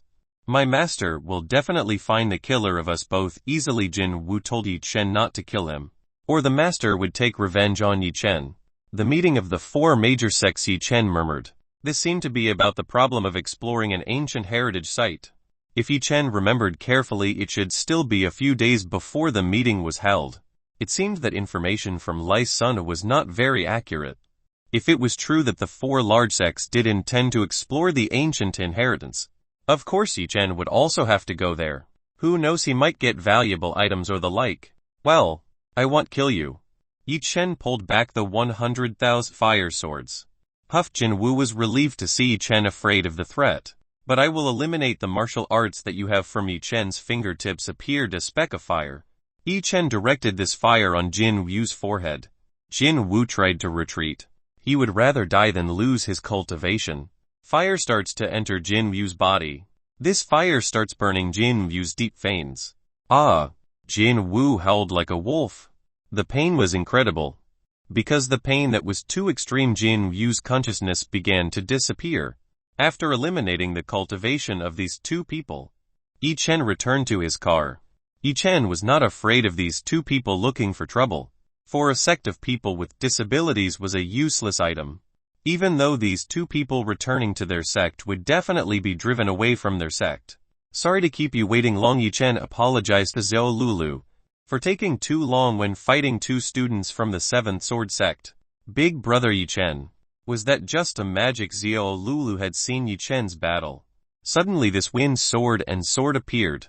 In Xiao Lulu's eyes this was a magic trick. Yes. You're right. That was a magic trick. Let's go home. Yi Chen very easily fooled Xiao Lulu. Chapter 189 Cherry Blossom Sect Fire Valley Sect. After returning to the villa, Xiao Lulu carried the shopping bag to her room. Yi Chen took the map to the ancient heritage site. The map that Lai Sun gave was not very clear. Yi Chen memorized the image on this map. After the map image was stored in his head, Yi Chen immediately flew to the location of the ancient inheritance. The journey there took a long time. Yi Chen needed at least 3 hours to go to the ancient heritage site. According to the map drawings he got, the location of the ancient heritage is in a remote place. There is a village located not far from the place of ancient heritage. Yi Chen decided to take a look around this village. Possibly this was where the cultivators from the four big sects met for a while. Yi Chen took a black robe and bamboo hat and then wore it. This was to hide the appearance he had. After his appearance was hidden, Yi Chen entered the village. The village was still looking backward. Here there was no electricity or other electronic items. Electricity had still not entered this village. The location of this village is very difficult to reach, which is why the means of transportation still cannot enter this village. In this village the community still uses the barter system. There are also some people who are willing to accept dollars. Yi Chen stopped a local villager from the village. Sorry. May I know where the inn is in this village? Yi-Chen asked if there was an inn in this village. You just go straight and turn right. There will be a large building. It is the only lodging in our village. The villagers very kindly told the location that Yi-Chen asked. Okay. Thank you very much, Yi-Chen thanked. Yi-Chen went to the place the villagers had told him. After following the directions that were told, Yi-Chen arrived at a wooden building that was quite large and majestic. This building had 3 floors. It seemed like the lower floor was to welcome the guests, while the second and third floors were used for the loan room. Yi-Chen immediately entered this inn. When Yi-Chen opened the door, all the people who were eating immediately looked towards Yi-Chen. Yi-Chen could see dozens of people who were staring at him. Almost 90 of the people who were staring at him were cultivators with bases from the initial cultivation of Earth Realm to the peak of the Sky Realm. In this place there was no one who had a cultivation base below the Earth Realm. It could be seen that the cultivator here was the most powerful person in the sect. Seeing that Yi-Chen was not the person they were waiting for, they immediately turned their attention from Yi-Chen's body. For these people, Yi-Chen was not something worthy of attention. The cultivators here used a bamboo hat to hide their appearance. Yi-Chen looked for a place to sit. He ordered some food and drinks and began to mingle with the people around him. Yi-Chen looked around. Here there were 2 groups that had a cultivator at the peak stage of the Sky Realm. The first group consisted of 7 men dressed in flames like fire. The second group consisted of 5 beautiful women and 1 man. The second group wore pinkish-whitish clothes. These women have a very mature and very seductive body. This is like a fully ripe fruit that is sure to be very delicious if eaten by men. The special attraction they have makes some male cultivators glance at them several times. Unfortunately, the bamboo hat worn by the 5 women has a cloth covering the faces of the 5 women. This makes the faces of the 5 beautiful women invisible to outsiders. These 2 groups are all filled by cultivators who have a cultivation base at the peak stage of the Sky Realm. Yi-Chen began to second-guess the identities of these 2 groups that had a fairly high cultivation base. Both of them must have come from the 4 large sects. Friend, may I join you? While Yi-Chen was analyzing these people, a middle-aged man came by Yi-Chen's shirt to share a seat with Yi-Chen. This man was at the peak stage of the Earth Realm. Please. Yi-Chen invited this old man to sit down. Thank you. Thank you. Middle-aged men sit in front of Yi-Chen. Yi-Chen returned to watch over the 2 groups that had the most powerful strength. Middle-aged man joined to look at Yi-Chen's eyes. Are you looking at the 2 groups belonging to a large sect? Middle-aged man said to Yi-Chen, but the voice was rather small so as not to be heard by the big sect. Uncle, do you know where these 2 sects come from? Yi-Chen wants to be from which sect these 2 groups come from. Shut up. Don't be so loud. If both sects hear us, surely they will be angry. The middle-aged man told Yi-Chen not to be noisy. No one wanted to offend the big sect. This was the same as looking for death. Come closer. Let me tell you a little information about these 2 big sects. Middle-aged man told Yi-Chen to come a little closer. The group dressed in red came from the Fire Valley sect, while the group that wore pink, rather whitish clothes came from the Cherry Blossom sect. Middle-aged man told Yi-Chen the names of the sects of these 2 groups. Yi-Chen nodded. Then who do you think is the strongest of the 2 sects? Yi-Chen wants to know the strength of these 2 large sect groups. I don't know about that. Only the sect itself knows how great their strength is. The middle-aged man answered spontaneously. Shouldn't the sect's power be made a ranking of strength? Yi-Chen still remembered that Lai Sun had once said the sect's rank on him. You mean sect power rank? The rank of the sect is determined from the battle between the young generation once every 30 years. Middle-aged men tell Yi-Chen that the sect's power ranking is certainly by the battle of the younger generation within the sect. I see. Yi-Chen turned out to be digesting the information he had gotten wrong. Fire Valley sect is a sect that cultivates fire techniques. This sect is very expert in alchemy. Therefore the Fire Valley sect is needed by 3 other big sects. This sect also gets a lot of benefits when concocting pills for 3 other big sects. They will want to make you pills if you want to pay them a fair price. The middle-aged man explained to Yi-Chen little he knew about the Fire Valley sect. Yi-Chen listened carefully to the explanation of the middle-aged man. For the Cherry Blossom sect, they are a sect that cultivates dual cultivation techniques. The Cherry Blossom sect can also be called a paradise for men. There are many female students who are very beautiful and have very seductive body shapes. Female students' cherry blossom sect is very skilled in bed.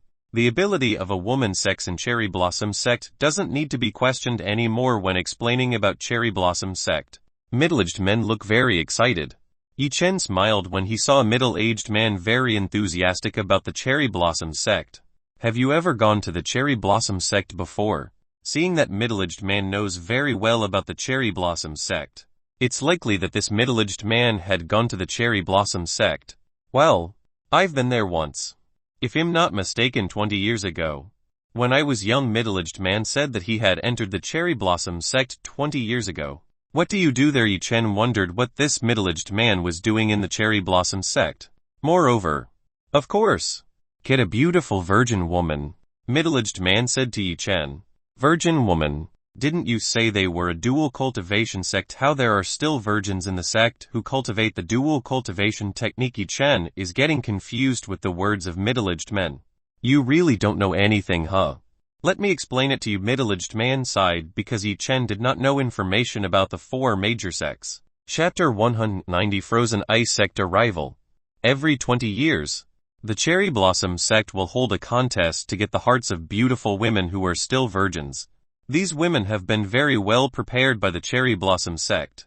Not only have beautiful and charming faces, all these women given training to satisfy men. Usually the Cherry Blossom sect will invite lots of young masters or influential people to attend this event.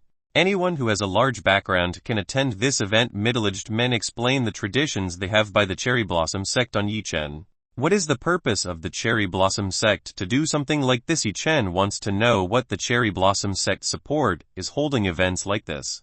Haha. Of course, to expand the influence of the Cherry Blossom sect. Imagine if the students of the Cherry Blossom sect marry a rich person. Their sect will be able to benefit. The sect can get funding money without having to do anything. What more, female students who marry a rich person is guaranteed to be meshly. A middle-aged man explained how the Cherry Blossom sect could become a large sect. The way the Cherry Blossom sect can be said is quite clever. They use female students to expand sectarian influence in the mortal world by entering into rich families.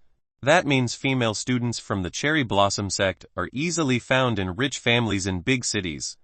Does Chang Menjian also come from this sect? Yi Chen began to remember Chang Menjian, Zhao Yanyan's childhood enemy. Chang Menjian possessed a technique of enchanting men. Presumably she was from this kind of sect. Yi Chen looks towards where the Cherry Blossom sect group was. When Yi Chen stared towards the Cherry Blossom sect group, one of the women stared back at Yi Chen. This woman had the highest cultivation base. This woman's cultivation base was in the 9th stage of the Sky Realm. This woman suddenly opened the little cloth she was using. When the cover was opened, Yi Chen could see the beauty of this woman. This woman had a sperm-shaped, egg-shaped face with a touch of glamour. This woman's purple eyes could suck Yi Chen's soul. Secretly, this woman tried to use a charm technique to confuse Yi Chen's soul. Yi Chen smiled wryly towards this woman. This kind of charm wouldn't work on him. Yi Chen's guess turned out to be right. Chang Menjian's charm technique was very similar to the one that had just been used by this woman. But I had this woman far stronger than Chang Menjian had. Master, look at that woman daring to provoke you with weak charms. Why don't you reply with the King's Heart charm technique that you have? After that, do that woman in bed. I'm sure that woman will definitely crawl under your feet. Chu Yuichen told Yi Chen replied to the woman from the Cherry Blossom sect who had just used the charm technique on Yi Chen. Chu Yuichen wanted Yi Chen to show who his boss was in terms of dual cultivation. Chu Yuichen already knew what dual cultivation techniques were cultivated by the Cherry Blossom sect. The name of the technique cultivated by the Cherry Blossom sect is the Female Heart Sutra. This technique is a very common technique among all existing dual cultivation techniques. With such a technique, how dare you provoke the highest level of heart technique of the king? The woman who used the technique of charm also smiled at Yi Chen, the attractive man. This beautiful woman murmured. Sect leader, did you say something? The woman next door calls out to the beautiful woman who looks at Yi Chen as the sect leader. It seemed like the woman who had just used the charm technique on Yi Chen was the leader of the Cherry Blossom sect. Looks like there is someone who is very attractive. This beautiful woman stared at Yi Chen. This was the first time someone had broken the charm technique that she had so easily. What else, the other party was only at the peak stage of the Earth realm. Beautiful women knew Yi Chen's strength, because the other party did not hide anything from her. By using the reader and pendant necklace, Yi Chen had transformed his strength to level 8 Earth realm. This would not make him suspect. Yi Chen just forgot that woman just wanted to play with me. Yi Chen knew that a beautiful woman just wanted to test him. There was no other purpose. Master, are you afraid to fight these women in bed? If I remember carefully, until now you only fight with virgin women who are still innocent. You have never tried the taste of veteran women's beds like them, right? Seeing Yi Chen refuse to act, Chu Yuchen provokes Yi Chen more. Yi Chen did not answer Chu Yuchen's taunts. It was true that until now Yi Chen had only been in a dual cultivation relationship with a virgin woman who was still innocent and didn't really know about male and female relationships. From Chu Yuchen's point of view, it seems that Yi Chen is only interested in virgin women. In this world, women who are not virgins are not a bad thing. As long as you give them their love and satisfaction, they will certainly each of you. Chu Yuchen wants to change the way of thinking. Yi Chen is still very naive. You are also a cultivation, dual cultivation. You must understand this matter. Virgin or not is not important. As long as you do that woman's heart, they will definitely not be able to leave you. Chu Yuchen slightly advised Yi Chen to treat every woman the same. Yi Chen didn't want to answer Chu Yuchen. Yi Chen's 4 wives were also women. If he spoke wrongly, Chu Yuchen would definitely tell this to Zhao Yanyan and the others. It's better to just stay quiet to find safety. Huffed. Seeing Yi Chen not speak made Chu Yuchen sigh. It seems like it would be very difficult to change Yi Chen's way of thinking. Jik. When Yi Chen was thinking of Chu Yuchen's words just now, the door opened. When the door was opened, all eyes looked towards the entrance. There were 5 women in white phoenix clothes entering the inn. These women were wearing a bamboo hat that had a cloth covering. On the faces of these 5 women there was still a white veil covering their faces. The 5 women headed to the Cherry Blossom Sect UPO26 Fire Valley Sect Group. King Sect Leader. Feng Sect Leader. Long time no see. One of the 5 fairy ladies came forward. She saluted the leaders of the Cherry Blossom Sect UPO26 Fire Valley Sect. This woman's voice was quite cold. Yi Chen was very familiar with this voice. Isn't this the Mu-Lanian fairy who wanted to kill him because of a very spelled thing? Yi Chen still remembered how Mu-Lanian wanted to kill him for releasing the veil that was used by Mu-Lanian. Yi Chen had no idea he would meet Mu-Lanian in a place like this. Mu Sect Leader.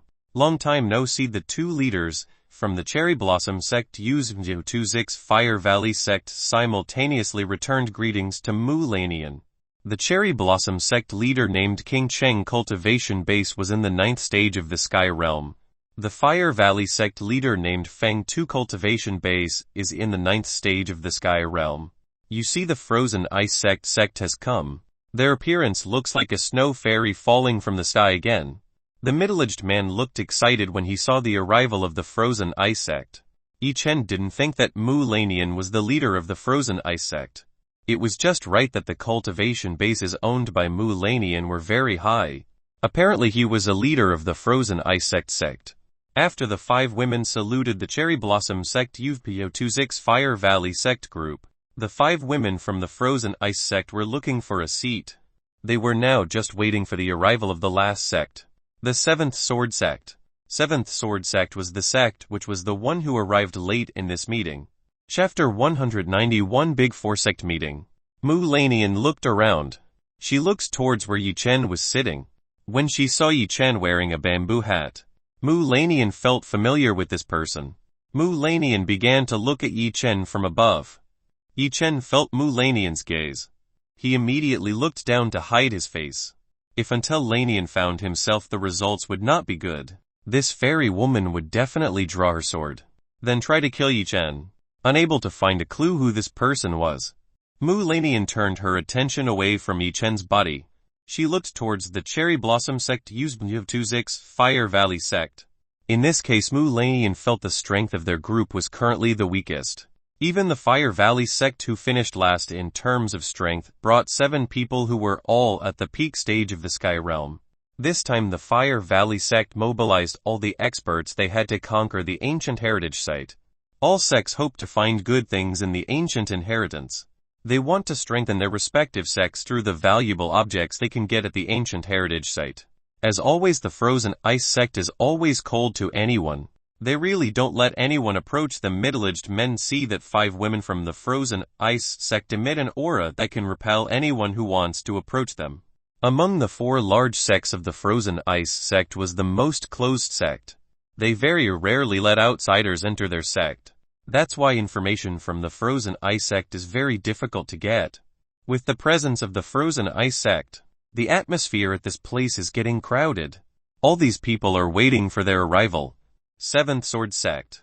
As a sect on the list of strongest strengths, the 7th Sword Sect should come first. But the sect that came first was the Fire Valley Sect. It was getting late and getting dark. People who waited also began to lose their patience. It looks like the 7th Sword Sect isn't coming. Do we need to start the meeting right now? Feng Tu suggested to the Cherry Blossom Sect U0026, Frozen Ice Sect, to immediately start discussing how to destroy the seals that enveloped the insides of the ancient inheritance. Feng Tu was the most impatient person because he had been told to wait all day. But this meeting had been agreed 3 weeks ago. But the 7th Sword Sect dared to arrive very late. This made Feng Tu a little annoyed. From the beginning, the Fire Valley Sect had a bit of a grudge with the 7th Sword Sect. Because of this, Feng Tu didn't really like the delay of the 7th Sword Sect. Giggle. Leader of Feng, you really are an impatient person. If the 7th Sword Sect doesn't come, we will definitely lack the power to break the barrier that is on the inside of the ancient inheritance. King Cheng giggled. Female voices were very beautiful and seductive. Even male cultivators who heard King Cheng's voice, their bodies began to become soft. Every move and action of this woman is really very tempting. King Cheng really knows how to make all the men who are here become her toys. Yi Chen also saw that every utterance and gesture by King Cheng was very seductive. This beautiful woman truly deserved to be a succubus reincarnation. I agree with Chairman King. If the 7th Sword Sect doesn't come, we will definitely lack personnel to destroy the barrier that is an ancient heritage. Mu Lanian agreed with King Cheng's words. Without the 7th Sword Sect, they would definitely not be able to destroy the barrier that is in an ancient heritage place. When these 3 big sects were arguing, the entrance was opened. There were 7 people entering this inn. In this group there were 6 men and 1 woman. In the waiting for these 7 people there were 7 swords that looked very nice and luxurious. These 7 people didn't wear bamboo hats at all. They were very confident, showing their original appearance. The women in the 7th Sword Sect group were quite beautiful. Although not as beautiful as Mu Lanian and as seductive as King Cheng, this woman could still be said to be a beautiful woman who had an ancient temperament. Yi Chen saw that this group had a very strong cultivation base. Even the most powerful were in the 10th level Sky Realm. The difference is very far compared to the other 3 big sects. These 7 people walked very arrogantly, as if they considered everyone like an ant. Even the 7th Sword Sect didn't greet the 3 other large sects. Leader of the Giant Sect. You are too late to come. Feng Tu immediately chided the arrival of the 7th Sword Sect. Feng Tu had lost patience. He was now eager to vent this anger. So what if we arrive late? It's up to us if we arrive late or not. The person who replied to Feng Tu was not the leader of the 7th Sword Sect. This was the first elder of the 7th Sword Sect. Jianjin. Jianjin, don't be arrogant to you. I'm not talking to you. I am currently asking sect leader Jian Yan. Feng Tu could not stand the provocation carried out by the 7th Sword Sect. Feng Tu rose from the chair. He exerted a profound aura he had. Jianjin did not remain silent. He let out the profound aura he had. The 2 cultivators with 9th level cultivation bases fought. This made the wooden building tremble. Stop! This time the leader of the 7th Sword Sect stopped the fight between Jianjin and Feng Tu. Jian Yan did not like to see how these 2 people started the fight. They all came here because they wanted to break the barrier in the ancient inheritance together. For the time being, the 4 major sects must eliminate the differences they have. They must work together in breaking down the barriers in the ancient inheritance. You are safe. Next time I will make you know your place. Jianjin gave inappropriate words to Feng Tu. You dare to underestimate me? Feng Tu, who had just calmed down again, provoked his anger by Jianjin. I told you to stop this time. Jian Yan took out the aura he had to suppress these two people. Mu Lanian and King Cheng Jie could feel the power that had just been released by Jian Yan. It turned out that Jian Yan's strength had reached the level of the 10 Sky Realm. The two women felt left behind Jian Yan, because it was suppressed by the 10th level of the Sky Realm's profound aura. Both Feng Tu and Jian Jin stopped fighting. They were very intimidated by the aura possessed by Jian Yan. Let's sit together and discuss our next steps. Jian Yan invited the people in the 7th Sword sect to sit in the prepared place. The 4 large sects sat in a circle, around which there were several cultivators who all heard the talk of the 4 large sects. The 4 large sects are negotiating how to destroy the barriers that exist in ancient heritage sites. Chapter 192. Visitors from next room. They simultaneously analyzed the strength of the barrier in the ancient heritage site. They all discussed the weak points that could be attacked, so that the barrier could be destroyed easily. The meeting lasted for more than 2 hours. All the sects had reached mutual agreement. They had also divided their respective place of formation, so as not to be confused when attacking the barrier. Alright, let us rest first to restore strength. I hope tomorrow you are 100 recovered. It will make it easier to destroy the barrier in the ancient heritage place. After saying this, the 7th Sword sect was the first sect to rise to the upper floor. Long before, 7th Sword sect had booked a room at this inn. Cherry Blossom sect, Fire Valley sect, Frozen Ice sect all also booked a room to stay. Because this building is very spacious, everyone gets their own rooms. Each sect creates a barrier to minimize people who want to do evil. This can also make people outside do not know what is happening in the room occupied by them. What are you going to do now? Yi Chen asked the middle-aged man in front of him. Moreover, of course, waiting for the 4 great sects to open the barrier. We weak cultivators can only be behind the 4 big sects. We only hope to get the remaining treasures left by the 4 big sects. Middle-aged men can only wait for large sects to move first. They will dare to enter after the situation is safe and under control. All the cultivators in this guest house have the same thoughts as middle-aged men. They don't want to die silly because of their own greed. Alright, I'll rent a room and sleep. See you tomorrow. Middle-aged man stood up from his chair. He brought down a pumpkin of wine and climbed upstairs. Since the event had not yet started, Yi Chen also rented a room here. The rent for one night was not too expensive. Yi Chen quickly yelled to the floor. He looked for the room number he had rented. The number of rooms that Yi Chen rents is 9. In rooms number 8 and 10 are occupied by the Cherry Blossom sect, Uzbio 26, Frozen Ice sect. Both of these sects create a barrier around the room to block outsiders from peeking inside. Yi Chen entered room number 9. In this room there was only one double bed and several tables and drawers. Here there were no lights. Only an oil that could be used as a lighting device. Yi Chen opened the window of the room. He saw that the sky was getting dark. From here the stars in the sky looked very beautiful. Yi Chen wanted to find out what Zhao Yanyan and the other women were doing. Because here it was very boring, Yi Chen entered into the fairy gate. When he reached the fairy gate, Yi Chen did not see the figures of Zhao Yanyan, Liu Yu, Fu Lanling and Su Mengsen. Yuechen. Yi Chen called Chu Yuechen's name. What Chu Yuechen appeared in front of Yi Chen. Do you know where Zhao Yanyan and other women are? Yi Chen immediately asked for the whereabouts of Zhao Yanyan and his women. They are all shutting down and cannot be bothered. Chu Yuechen told Yi Chen that Zhao Yanyan and the women were closing in. Yes. Then forget it, because all women are doing cultivation. Yi Chen did not want to disturb them. Yi Chen, slightly disappointed, came out of the fairy gate. Master, if you want to do dual cultivation, you just choose on the left and right side of this room. They are all beautiful women. Chu Yuechen teased Yi Chen. To the left and right of Yi Chen's room remained 10 beauties. If Yi Chen wanted to do these 10 women, they would all not be able to fight. Yi Chen, stop saying something that is not important. I'd better sleep. Yi Chen took off the bamboo hat he was wearing and put it on the table. He then lay down on the mattress. This mattress was very hard as a rock. It's worth the price of this room is cheap. Goods, everything here is not worth using. When Yi Chen closed his eyes, he felt someone watching him. Yi Chen looked at the person who was staring at him. Come out quickly.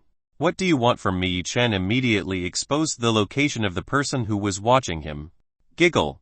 You're really a very attractive young man. A woman entered through the window of this room. This woman was King Cheng, the leader of the Cherry Blossom sect. This time King Cheng did not wear a bamboo hat with a cloth covering. Yi Chen could see the beautiful face possessed by King Cheng. The clothes worn by King Cheng had been changed. Now King Cheng wears very sexy Cheng San clothes. This woman can be said to have a beauty comparable to the fairy Mu Lanian. The difference is very clear. King Cheng has a body and charm that is very tempting.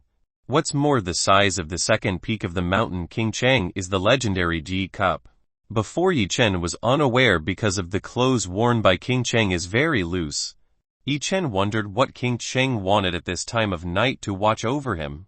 What is wanted by the leader of the Cherry Blossom sect at this time of the night looking for this little person? Yi Chen asked King Cheng's need to watch over him. Giggle. For some reason I'm a little interested in you. King Cheng chuckled. This woman's voice was really very seductive to Yi Chen. Indeed. What attracted you to me? Was it because of my good looks? Yi Chen felt that this beautiful woman was a little confused. Yi Chen had behaved as normal as possible. How he still attracted the attention of beautiful women like King Cheng. The reason you were interested in me is, you are the first person who is not affected by my charm technique. It makes me even more curious about you. What method are you actually using to fend off the charm technique that I have? King Cheng wanted to know what method was used by Yi Chen to fend off the charm technique that she had. Maybe because my mind and soul are so much stronger than you. That's what made your technique not work for me. Yi Chen very easily answered King Cheng's question. Charm type technique is a technique that can be used with opponents who have weak minds and souls. Charm techniques are powerful enough to confuse enemies. Weaknesses of this technique are when meeting people who have strong minds and souls. People with strong minds and souls, one will not be affected by charm techniques. In this world there are some very powerful charm techniques. Even a strong soul and mind are hard to resist. One of which is the charm technique possessed by the king's heart. If this technique falls to the wrong person, surely they will use this technique to improve women throughout the universe. Fortunately in this world only Yi Chen was able to use the king's heart technique, because the conditions required to have an ancient yon body. If it was for sure I would have trusted your words just now.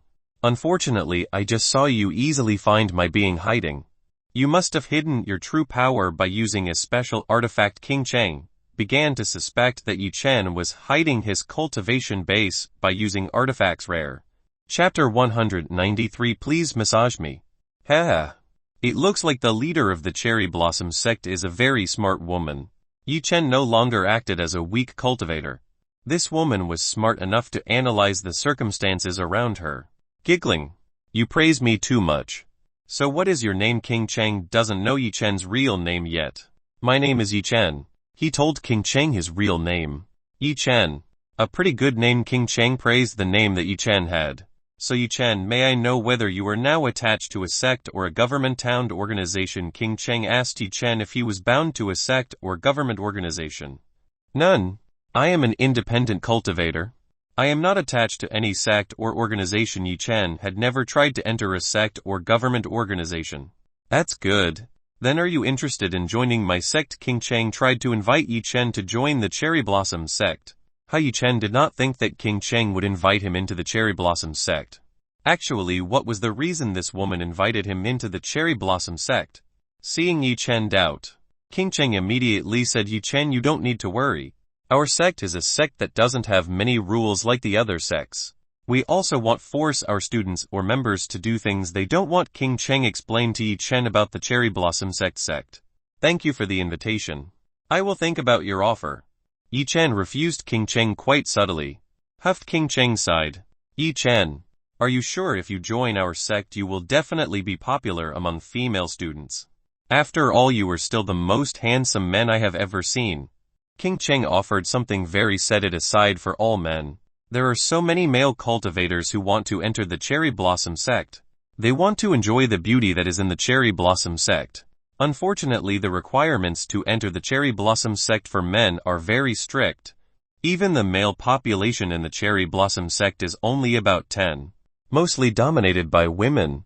If one day I change my mind, maybe I'll go there. Yi Chen still refused King Cheng's invitation to enter the Cherry Blossom sect. Too bad King Cheng was a little sad when she was rejected by Yi Chen. King Cheng had a few bad thoughts on Yi Chen. She suddenly lay on her stomach on the mattress that Yi Chen had just used to sleep. Yi Chen, can you massage me for a while? I am very tired after a very long journey. King Chen very boldly cast the white thigh she had. With her current appearance there is definitely no man who can hold her charm.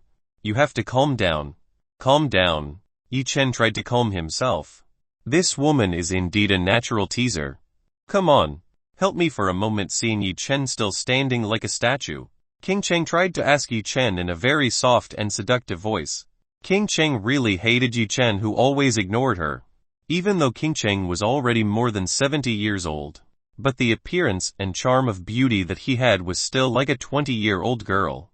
King Cheng is one of the 3 most beautiful women in the cherry blossom sect. Her beauty need not be questioned. Seeing this woman keep on teasing himself, Yi Chen thought of evil thoughts in his head. He smiled wickedly at King Cheng, who was lying on his bed. I will make this woman regret for having seduced me, Yi Chen said in his heart. He approached the bed. Yi Chen began to relax his fingers. Leader of the cherry blossom sect, prepare yourself. Yi Chen told King Cheng to prepare to receive his massage. You don't need to be too formal. You can call me King Cheng because she couldn't recruit Yi Chen into the sect.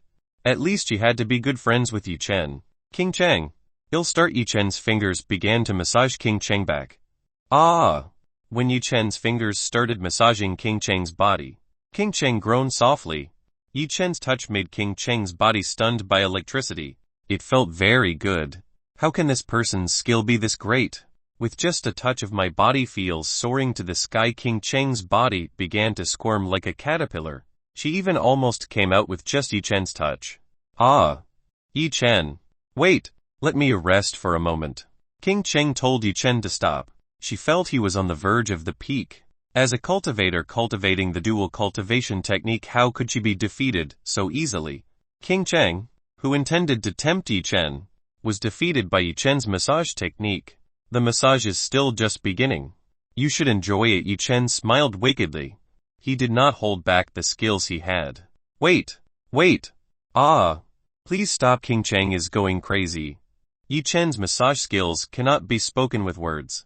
This is truly something King Cheng has never felt in this life. Nut. It'll be the fastest climax King Cheng has ever experienced. Her body twitching because of the pleasure she got from Yi Chen. Yi Chen smiled at seeing King Cheng like a fish that had just come out of the water. This was only the beginning. Yi Chen continued to massage King Cheng's entire body. King Cheng's skin was very soft and elastic. Surely this woman cared for her body very well. Yi Chen, please stop. I want to massage again. King Cheng tried to stop Yi Chen's hand. She said King Cheng already did not have the strength to stop Yi Chen's actions. Her body really felt very soft. King Cheng was horrified. Yi Chen's skills were too extraordinary. She who from the beginning wanted to tease Yi Chen, now turned to a sheep that was ready to be slaughtered.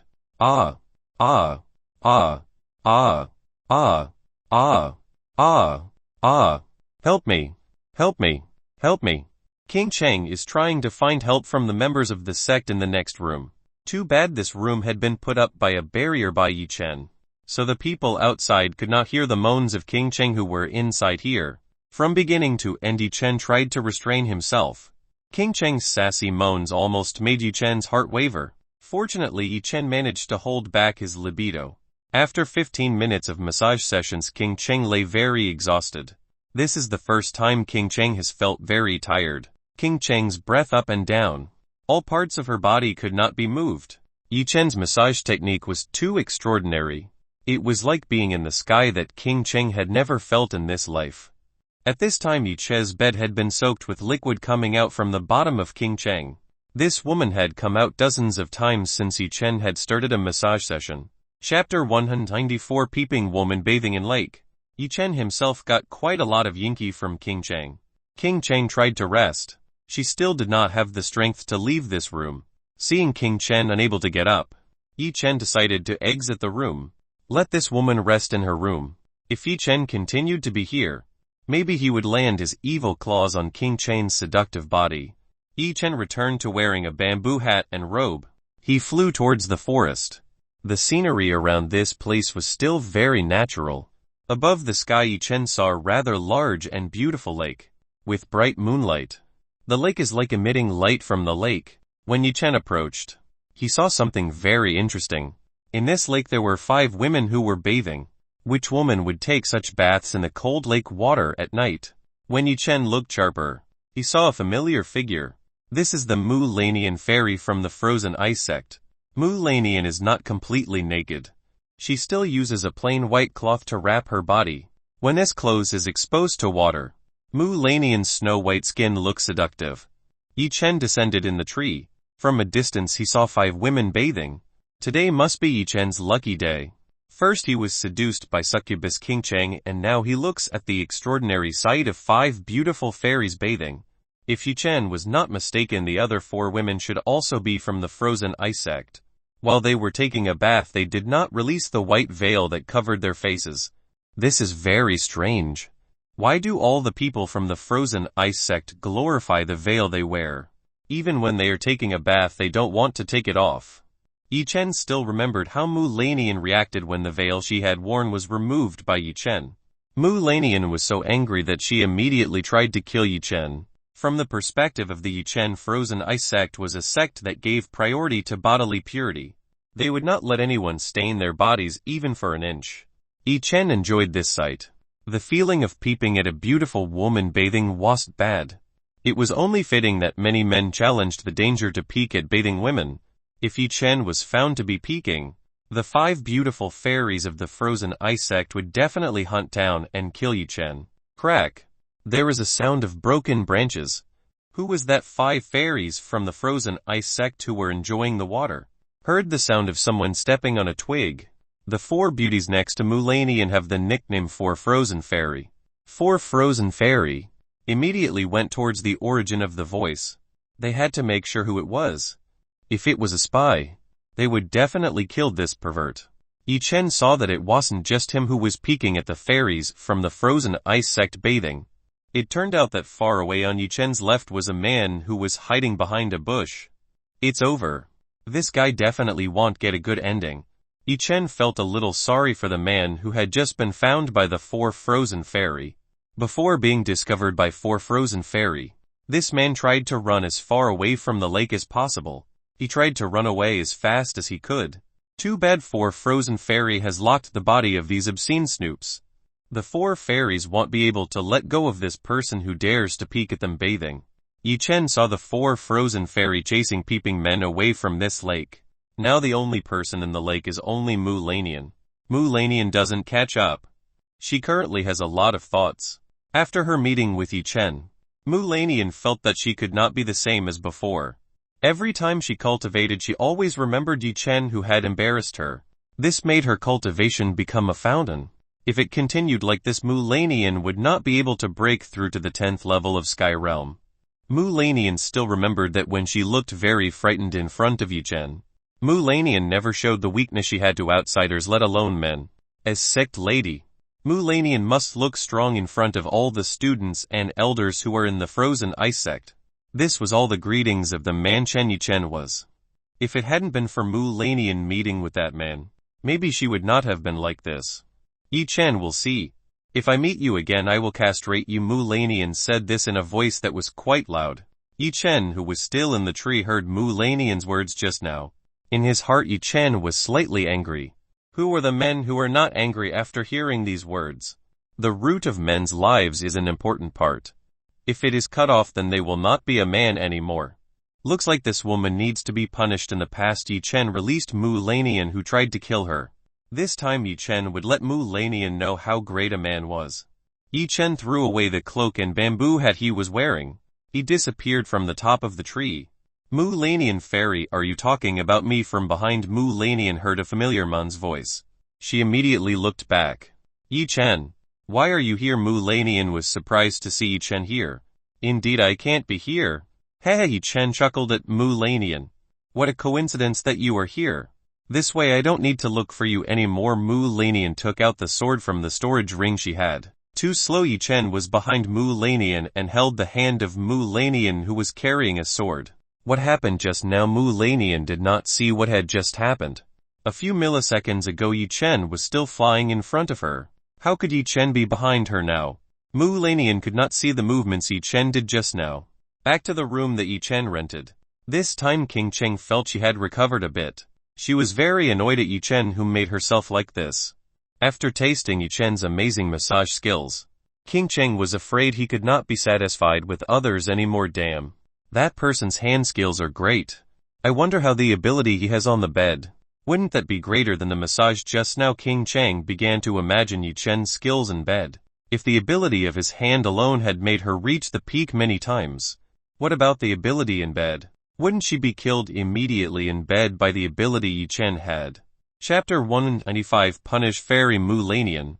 King Cheng began to crawl out of bed. She had difficulty standing up. Her legs still felt very soft. With considerable effort, finally King Cheng was able to return to the room she had. Sister 4 women who were doing cultivation saw King Cheng's arrival. They were surprised to see King Cheng crawling into the window. Without outsiders. The 4 women called King Cheng a sister. These 4 women have beautiful facial features. They are all even more beautiful than the artists on television. If these 4 women register with the entertainment company, they will surely be quickly accepted and have many sponsors. The relationship between King Cheng and the 4 women was almost like a sister. The 5 of them had gone through a lot together. 4 women immediately approached King Cheng and helped her up. Sister, what is happening to you? Is there someone who attacked you? One of the 4 people immediately asked King Cheng what really happened.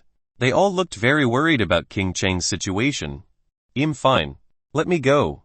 King Cheng tried to break away from his 4 sisters. When touched by these 4 women, King Cheng's body returned to being excited again. It seemed like her body was still very sensitive because of the massage done by Yi Chen. Do it. The 4 women did not dare to help King Cheng. King Cheng started to sit and leaned her body on the wooden wall. She had no idea that teasing Yi Chen would be like this. If she told the other sisters, King Cheng would definitely be a mockery. Sister, what exactly is happening? One of the 4 women asked King Cheng again. Nothing happened. I just feel tired because of the trip we took earlier. King Cheng tried to find an excuse to deceive these 4 women. 4 women were not fools. When King Cheng came out earlier, she was fine. After 30 minutes King Cheng returned with this condition. There must be something that was hidden by King Cheng. Too bad these 4 women didn't dare to ask further. However, King Cheng was the leader of the sect. They still had to give face to King Cheng. Seeing that King Cheng's condition had improved, 4 beautiful women resumed their cultivation. I will try again to recruit Yi Chen to the sect. Such talents would be very unfortunate if they did not join our sect. After seeing Yi Chen's technique, King Cheng was sure to recruit Yi Chen into the sect. King Cheng took a medicine to restore her body's fatigue. The 5 women cultivated in the room. The room returned to silence. Inside the lake, Yi Chen currently held Mu Lanian's cold and gentle body. Perhaps because cultivating the ice technique made Mu Lanian's body feel very cold like ice. Mu Lanian's sword had been thrown away by Yi Chen somewhere. Pervert man, quickly let go of me. Mu Lanian tried to rebel. Her voice was so cold that it could stab into someone's bones. You keep calling me a pervert for no reason. Therefore I will really be a pervert for you. Yi Chen held his hand to Mu Lanian's big rabbit. Yi Chen began to feel the softness of Mu Lanian's object. Mu Lanian's size might be an E-cup. This is not bad at all. What's more, it has a very perfect shape. Mu Lanian's body shivered. This was the first time she had been harassed by a man. She felt very humiliated by what Yi Chen was doing. Mu Lanian used the full power she had to break away from Yi Chen. Mu Lanian had released the full power she had. Unfortunately, she still could not escape the grasp of Yi Chen's evil ways. Do whatever you want. The results will remain the same, Yi Chen whispered in Mu Lanian's ear. Yi Chen began to squeeze the 2 soft rabbits that belonged to Mu Lanian. Mu Lanian tried to hold back Yi Chen's hand. She still tried to rebel in Yi Chen's arms. Seeing Mu Lanian being stubborn, Yi Chen used the King's Heart technique on Mu Lanian's body. Finally, Mu Lanian's sassy moan came out. Mu Lanian felt something strange about her body. Her body felt stung by the flow of electricity. The strength she had also became weak. When Yi Chen started rubbing the 2 objects belonging to Mu Lanian felt her body itchy and uncomfortable. Mu Lanian no longer thought like that. Now she was like a caterpillar wriggling in Yu Chen's arms. Ah! Ah! Ah! Don't squeeze it. You pervert. Quickly let go of me. Mu Lanian felt that she had to get away from Yu Chen as soon as possible. The discomfort in her body began to turn into an obstacle that Mu Lanian could not say. Mu Lanian, who has been a holy woman for 7 decades, first tasted pleasure between men and women.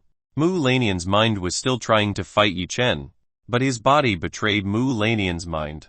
Ah! Ah! Ah! Under Yu Chen's hand skills, Virgin Mu Lanian continued to moan. Mu Lanian could not believe that she made such sassy voice. She sounded like a very passionate woman. Stop it. Stop it.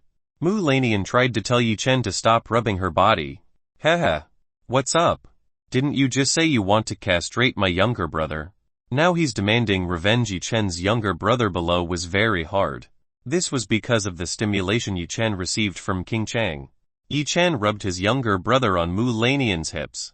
Mu Lanian felt something very hard poking her hips. This was very hot and as hard as steel. Without having to turn around, Mu Lanian of course knew what this thing was. Her body shivered with fear. Will I lose purity in a place like this? Mu Lanian had no hope of fighting the evil hands of Yu Chen. Seeing Mu Lanian, who had lost her fighting spirit, Yu Chen put one of his hands into Mu Lanian's shirt. Now Yu Chen could directly touch this soft object. Yu Chen began rubbing, squeezing and pinching Yu Lanian's cherry. One other hand of Yu Chen slapped Mu Lanian's plump ass. Ha! Ha! Ha! Ha! Yu Chen slapped Mu Lanian's ass. The sound of a loud slap resounding around the lake. Ah! Mu Lanian can no longer endure harassment like this. She feels something will come out of her secret place. Yu Chen, please stop.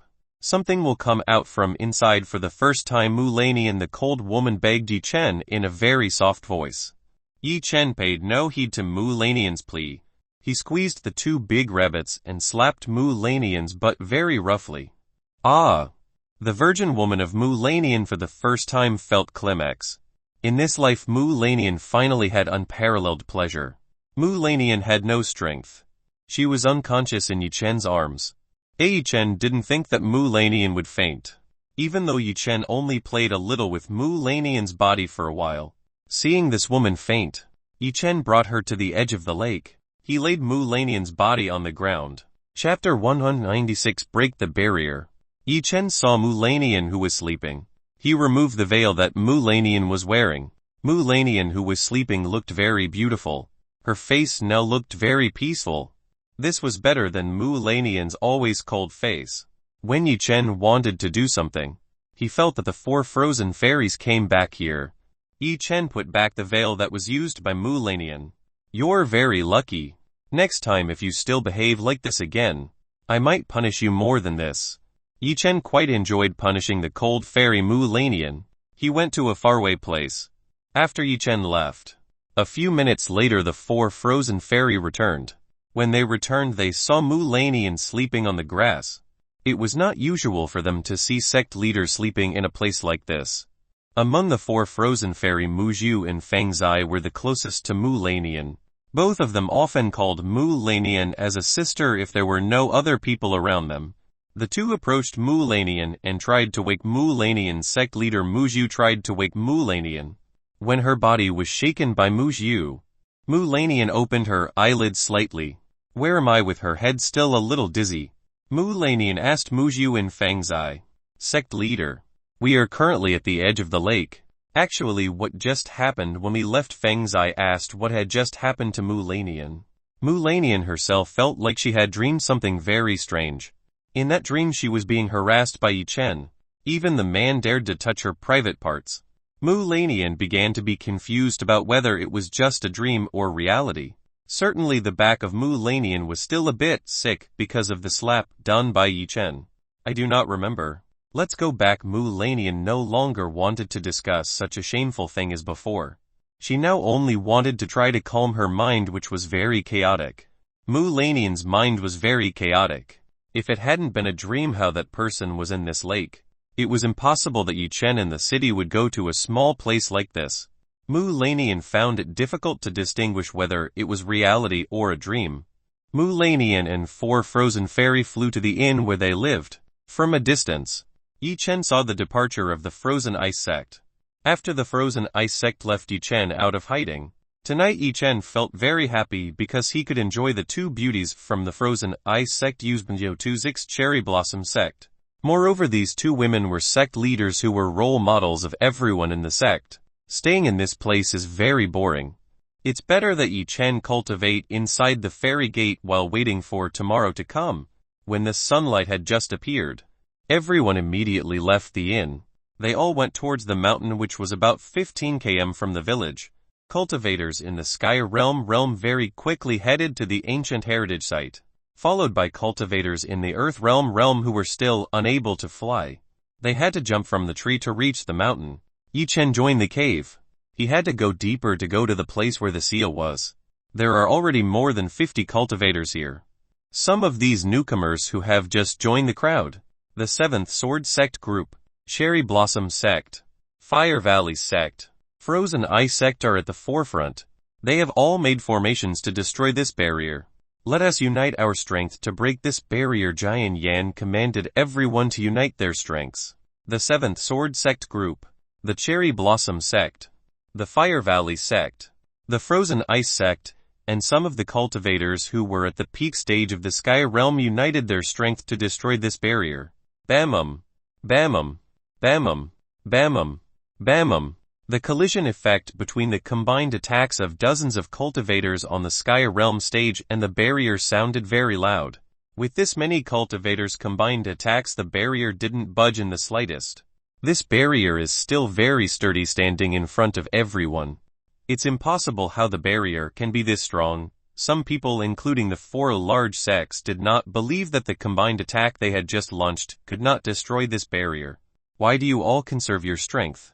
Use the full power you have to destroy this barrier. Feng Tu, who is the leader of the Fire Valley sect, told everyone to use their full power to destroy this barrier. Feng Tu saw that all the cultivators who were here were holding back the power they had. All of these people intentionally withstand the strength to be used to explore ancient heritage. Feng Tu, do you not see that we have used our strength? Isn't the sect too weak, so you don't know we are serious? Jianjin denounced the weak Fire Valley sect. What are you saying? Aren't you the 7th Sword Sect who have the strongest power? But what I see, you are releasing the lowest power. Are you guys doing that in order to monopolize the treasure in there? Feng Tu began to blame the 7th Sword Sect, which is too holding back strength. With the current 7th Sword Sect's power, they should have unleashed the most incredible power.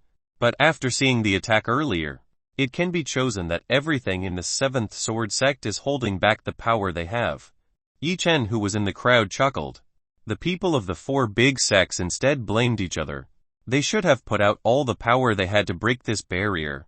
Actually, Yi Chen could have broken this barrier with one finger. But he wanted to let the 4 big sects do this for him.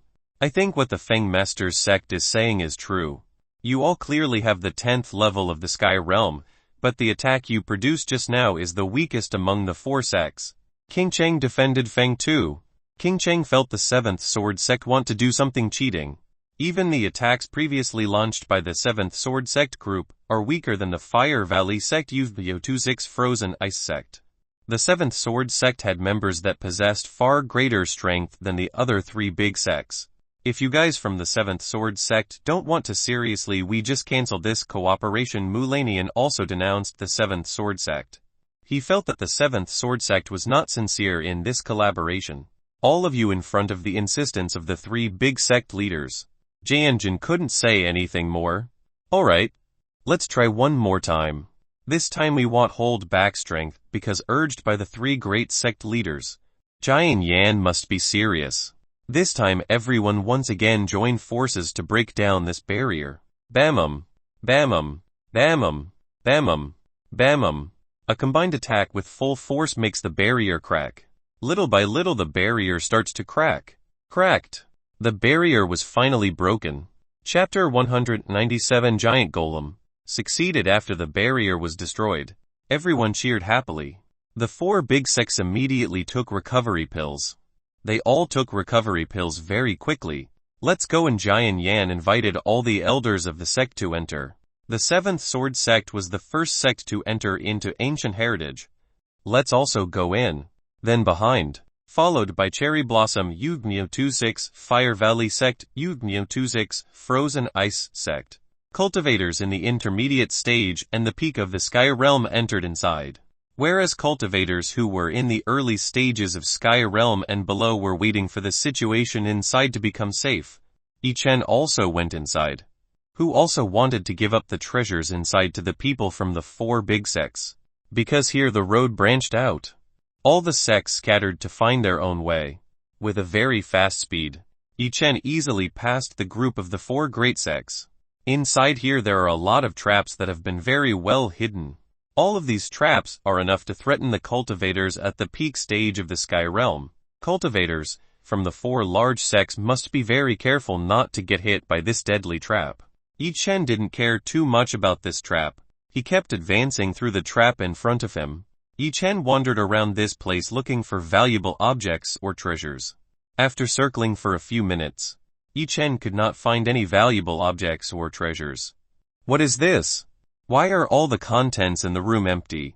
There is nothing inside. Yi Chen had already checked dozens of rooms in this place. All the rooms he had checked were empty.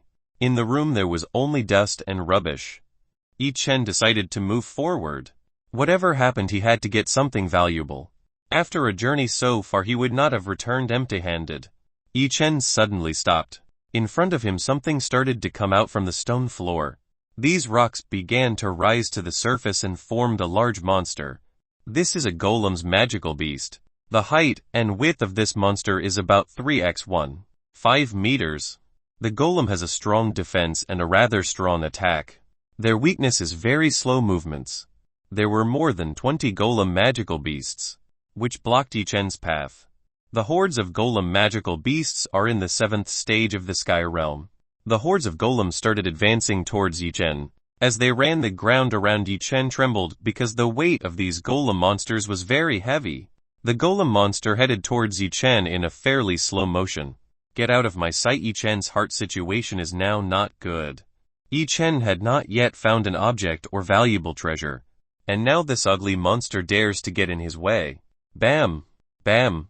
Bam! Bam! Bam! Yi Chen hit this pack of golems to pieces. The 15 golems that had not been destroyed retreated back. They knew that Yi Chen was far stronger than themselves. The 15 golems began to unite into a golem that was far bigger than before. Now that this golem had a height of about 20 meters and a width of 10 meters. After joining the power of the golem, it rose very rapidly. Now the golem magic monster was at the 10th level of Earth Realm. The golem's breath came out like someone who was smoking. The golem's eyes were red like blood. Now the giant golem looks very scary. So unite the strength that you have. Alright. No matter how great you guys are, I will crush you to pieces. Yi Chen punched his hand. Roar. Golem monsters roar. It seems like the golems know the human language that Yi Chen just said. Golem raises one hand. This golem intends to hit Yi Chen, who is below. Bomb! The golem struck Yi Chen very strongly. The stone floor that was around Yi Chen was hit with very strong strength. Strangely, the stone floor was not damaged at all because of the attacks of the giant golem monsters. With the power of this fault, the floor under Yi Chen should have been destroyed and scattered everywhere. The golem monster tried to pull his hand back. When he did this, his hand seemed to be held up by something. Under the hand of the giant golem, Yi Chen was currently gripping this stone hand very strongly. Haha. Prepare yourself. Yi Chen pulled the monster golem's hand, then slammed it on the floor. This is a very rare sight. A small human can slam a giant monster measuring 20 meters. Boom! Giant golem monsters were slammed by Yi Chen very hard. Because the body was too big, the giant golem monster had difficulty getting back up. Yi Chen rose above the head of a giant golem monster. Big monster, seems like you were looking for an opponent. Yi Chen tapped the head of a large golem monster several times. The big golem monster was furious. His body began to change into a soft-looking stone. This assistance envelops Yi Chen's body. Yi Chen is currently inside the body of a giant golem. The body of a giant golem now looks like a round marble. Little by little the giant golem's body, which was currently in the shape of a marble, began to shrink to small. It seemed like the golem wanted to crush Yi Chen's body to pieces. Breaking the meteor blow. Boom! Yi Chen destroyed the giant golem's body from the inside. The giant golem's body was crushed into hundreds of pieces and scattered everywhere. Bang! Bang! Bang! Bang! Bang! Golem body parts sound like a cave that is about to collapse. Yi Chen stood in the middle of the rubble of the remains of the giant golem's body. Yi Chen looked around. He was looking for something in the pile of rubble. This golem should have a core. Yi Chen was looking for the existence of this core. Writer core is the core of magical beasts. Cores have many functions, such as making magic artifacts or medicine pills. In the world of cultivator, cores can be sold at a fairly high price. The higher the level of the core, the price will be more expensive. Yi Chen tore apart the stone ruins. After searching for a while later, Yi Chen found the cores belonging to the giant golem earlier. There was only one core that Yi Chen could find. It seemed that from the beginning the 20 golems were a single unit. The golem had split into many to be able to fight in large numbers. Yi Chen took this core and put it in the fairy gate storage room. Not bad. At least I got something. This is better than not getting anything. Yi Chen continued his journey. He wanted to find out what was ahead there. He walked for a very long time. The ancient heritage site was truly like a maze that was misleading. Yi Chen had even been made to spin several times. Chapter 198 Maze. Wait! Didn't I already pass this place twice? Yi Chen felt that he had passed this place twice. Clearly the path Yi Chen had taken was different. But why did he return to this place continuously? Don't say that the walls in this place can move. Yi Chen began to suspect that the walls in this place could move. If it really could move, then Yi Chen had only been manipulated by this place. To try it out, Yi Chen stepped forward. He began to remember the structure of the road he was on. After walking a few hundred meters, Yi Chen turned and returned to the road he had just passed. When Yi Chen walked back to the previous place, Yi Chen saw that the structure of the wall had changed. The road Yi Chen had taken before was now covered by a wall. Damn, so all this time I was really played with in this maze. Yi Chen didn't expect that he had been played by this place. Alright, you'll destroy this wall. If this is the case, Yi Chen just needs to smash all the walls in front of him, so he can easily find a way out. Breaking meteor blow. Yi Chen used the breaking meteor blow technique to destroy this wall. Bam! A very loud boom occurred. Strangely, with the thunderous attack earlier, the wall in front of Yi Chen was not scratched. What Yi Chen was quite surprised to see that the wall he had just hit was not scratched in the slightest. This was very strange. He'll try one more time. Yi Chen wanted to try one more time. This time Yi Chen would not hold back the strength he had. Breaking meteor blow. Bam! This time the boom was much harder than the previous one. With the full power that Yi Chen had just launched, this wall was still broken without a scratch. Damn! What kind of wall is this? The wall in this place is very strange. It's even harder than all the rocks on Earth. Yi Chen intended to try it one more time. This time Yi Chen intended to use another technique and open his flame vein. Master, what you do will be in vain. Chu Yuechen spoke into Yi Chen's mind. Yuechen, what do you mean? Yi Chen wants to know what Chu Yuechen's intentions are about just now. You know, the stones used to make this place come from the god realm. Though not a rock that can be said to be good, it is still strong enough to withstand cultivators' attacks in the divine realm's lower stage. Chu Yuechen explained in detail about the stone used to make this wall. You mean the person who made this place came from the god realm? After hearing this answer, Yi Chen began to speculate that the person who left this legacy was from the god realm. It's possible.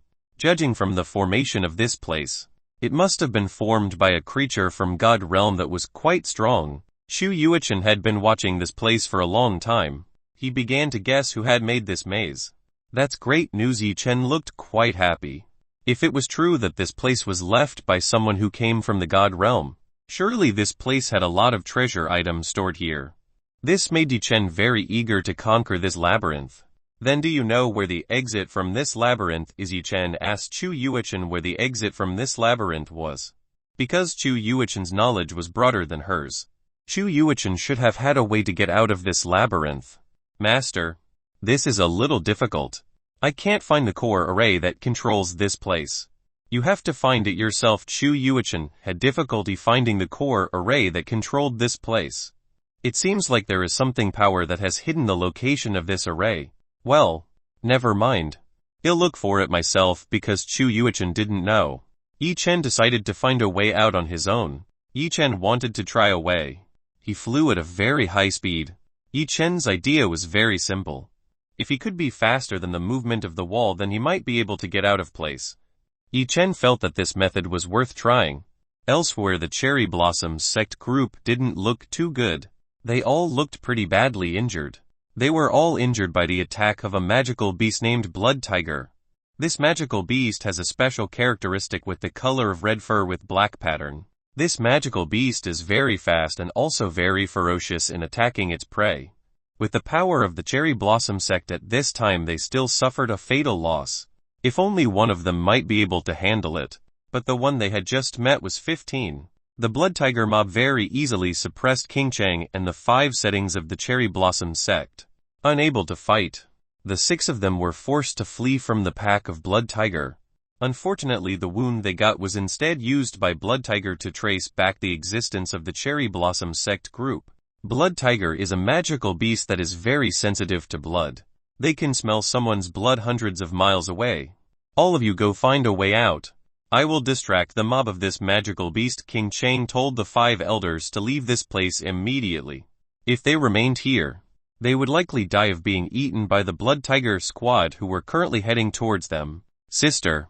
But how about you? 4 women are worried about King Cheng's situation. If they leave, what will happen to King Cheng? There is no other way. This is better than we all die. Hurry up and get out of here. King Cheng told the 5 sect elders to leave this place immediately. But one of the 4 women tried to refute King Cheng's orders. Nothing but, quickly leave here. This is a direct order from your sect leader.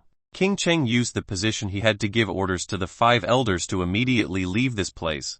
Let's go. The only male elder invites the 4 women to leave here immediately. If they continue to argue, then they will all die here. When the 4 women left, they all looked back. They were sad to find King Cheng sacrificing themselves for their safety. After seeing the departure of 5 elders, King Cheng also went to the opposite side. She ushered the Blood Tiger mob towards her. King Cheng did not think that this place would be very dangerous. If she knew this beforehand, she would not want to come to a place like this. Regret always comes late. Everything has happened. What she can do now is go away from the pack of Blood Tigers behind her. King Cheng used all the power she had to get away from the Blood Tiger mob. Even though King Cheng could buy time, it would not last long. With the remaining profound energy she possessed, surely she would not last much longer. Chapter 199. Save King Cheng. King Cheng could only hope that she would meet with the other 3 big sects to ask for help. Too bad the front was a dead end. King Cheng immediately stopped. She tried to return to the crossing he had previously crossed. When King Cheng was about to turn around, the Blood Tiger was already right behind her. Roar! 15 Blood Tigers roared towards King Cheng. King Cheng tried to retreat back. Behind was a wall. She would not be able to run again. Will I die in this place? King Cheng had no hope anymore. She had no way to run. All her escape routes had been blocked by Blood Tiger. King Cheng closed her eyes, ready to accept a sad death. Oh no! The dead end again. From the back of Blood Tiger came the voice of someone who was complaining. The person who complained, of course, was Yi Chen. Yi Chen was getting frustrated because he had been constantly circling inside this annoying maze. Hearing someone's voice, King Cheng opened her eyes. She wanted to see who the person who had just come. King Cheng saw that this person turned out to be Yi Chen. Even though Yi Chen was wearing a bamboo hat to hide his appearance, King Cheng could still slightly recognize that this was Yi Chen. King Cheng began to remember what had happened last night. For King Cheng, last night was a night she could not forget in this life. Even though it was just a massage, the taste of Yi Chen's technique was the greatest in the world. Yi Chen, hurry and get out of here. King Cheng told Yi Chen to leave this place immediately. King Cheng knew that Yi Chen hid his true strength by using an artifact. But in front of 15 Blood Tigers, Yi Chen would definitely end tragically. Hearing this voice, Yi Chen looked forward. Apparently in the midst of the hordes of magic beasts there was a beautiful woman, King Cheng, who looked very helpless. The clothes that King Cheng was wearing right now had been covered in a lot of blood. His appearance was also a bit disheveled. Seeing King Cheng, who looked so pathetic, made Yi Chen pity. Do you need my help? Yi Chen offered help to King Cheng. What are you saying? Hurry up and get out of here. They are no match for you. King Cheng told Yi Chen to leave this place immediately. This is a pretty monster. At least the power of blood is equal to that of a cultivator in the 8-9 sky. Even if the cultivators who were in the 10th stage of Sky Realm would be very difficult if they had to fight this much blood tiger group. Seeing that there was new excitement, half the blood tiger mob turned around and headed towards Yi Chen. They all looked very hungry. Blood tiger had already locked up Yi Chen. It seemed like the two of them would end up being eaten by blood tiger. For King Cheng, blood tiger is a monster that is very dangerous and can be life-threatening. As for Yi Chen, blood tiger to look like a treasure. 15 tiger blood's cores would definitely be very useful to Yi Chen. This could be used by Yi Chen to practice his forging and alchemical skills. Yi Chen advanced and prepared to kill the blood tiger mob. Watch out. Seeing what Yi Chen will do, King Cheng tries to stop him. Yi Chen advanced and attacked the blood tiger mob. King Cheng felt that what Yi Chen did was in vain. The result was that Yi Chen would definitely lose to blood tiger. King Cheng closed her eyes. She did not dare to see what would happen next. Bam! Bam! Bam! Bam! Bam! Bam! The sound of battle began to echo. The battle was very short. It only happened a few seconds before the atmosphere returned to silence. King Cheng certainly heard the sound of the battle being over. She wanted to peek a little and see what was happening. When King Cheng opened her eyes, she quietly saw something she had never imagined. Right now the pile of 15 blood tiger corpses was in front of Yi Chen. They all no longer breathed. It seemed they were dead. Seeing this, King Cheng's eyeballs widened slightly. She tried to rub her eyelids to make sure this was not a dream. This is not a dream. Then how can this person defeat 15 blood tigers? Because she had not seen the battle before. King Cheng was very curious about how Yi Chen defeated all blood tigers. Yi Chen picked up a dagger and began to dig into the cores that were inside the blood tiger's body. King Cheng immediately rushed to Yi Chen's side. Yi Chen, how do you defeat this blood tiger? King Cheng immediately asked the way Yi Chen defeated blood tiger. I only hit them. Yi Chen answered King Cheng's question. Yi Chen had indeed only hit blood tiger to death. Despite his deadly speed and attack, blood tiger was a magic beast that had a far weaker defense than the giant golem that Yi Chen had fought earlier. What hearing Yi Chen's answer, which was very relaxing at night, made King Cheng even more surprised. Actually, what level is this person? Why is he so strong? King Cheng said in her heart. One by one the core was removed from the blood tiger's body. After everything was removed, Yi Chen disposed of the corpse of blood tiger. Why did you throw it away? It still has a bit of value. King Cheng told Yi Chen that the blood tiger's body still had other benefits that could be used. I don't need it.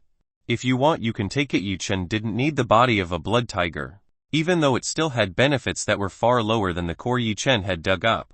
If you don't need it, let me keep it. Because Yi Chen said he didn't need it, King Cheng put 15 corpses of blood tiger into the storage ring he had. Yi Chen, what is your current level? Due to the enormous curiosity, King Cheng asked Yi Chen. It's a secret. Yi Chen smiled at King Cheng. He didn't want to tell his level to King Cheng. Cheapskate heard the answer from Yi Chen. King Chen puffed her cheek, dissatisfied. Yi Chen ignored King Cheng's dissatisfaction. You should treat the wound and change the clothes you are wearing right now. Yi Chen told King Cheng to treat the wound and change clothes to a better one. Yi Chen took an ointment from the fairy gate storage room. Use this. With this your wound will quickly recover and not leave a mark. Yi Chen handed this ointment to King Cheng to treat the wound. King Cheng accepted the ointment given by Yi Chen. Thank you, she thanked Yi Chen. King Cheng began to turn around and take off the clothes she had. She began to put ointment on the scars she had suffered. This ointment feels very comfortable at all. This salab smeared wound becomes cool and comfortable. Chapter 200 Hidden Plan of 7th Sword Sect. When King Cheng tried to apply this ointment to her back, she felt difficult because she could not reach the wound with her hands. Yi Chen, can you help me? King Cheng asked Yi Chen for help applying this ointment to the wound on her back. Yi Chen took the ointment from King Cheng's hand. He began to apply it on King Cheng's back, which was very white and very smooth. This time King Cheng didn't tease Yi Chen. She asked Yi Chen very sincerely. Maybe because just facing a life and death situation made King Cheng unable to tempt Yi Chen as usual. When touched with Yi Chen's fingers, King Cheng's body shivered slightly. King Cheng shivered not because of the pain. She felt Yi Chen's hand had magical power that could make a woman excited just from a touch. Perhaps this was because King Cheng cultivated the female heart sutra technique. When meeting with Yi Chen's heart technique, the two seemed to have a separate connection. Alright, everything's over. Yi Chen had applied this ointment to King Cheng's wound. In just a few moments all the wounds suffered by King Cheng healed and disappeared without leaving a trace. The medicine from Yi Chen was very effective. What medicine is this?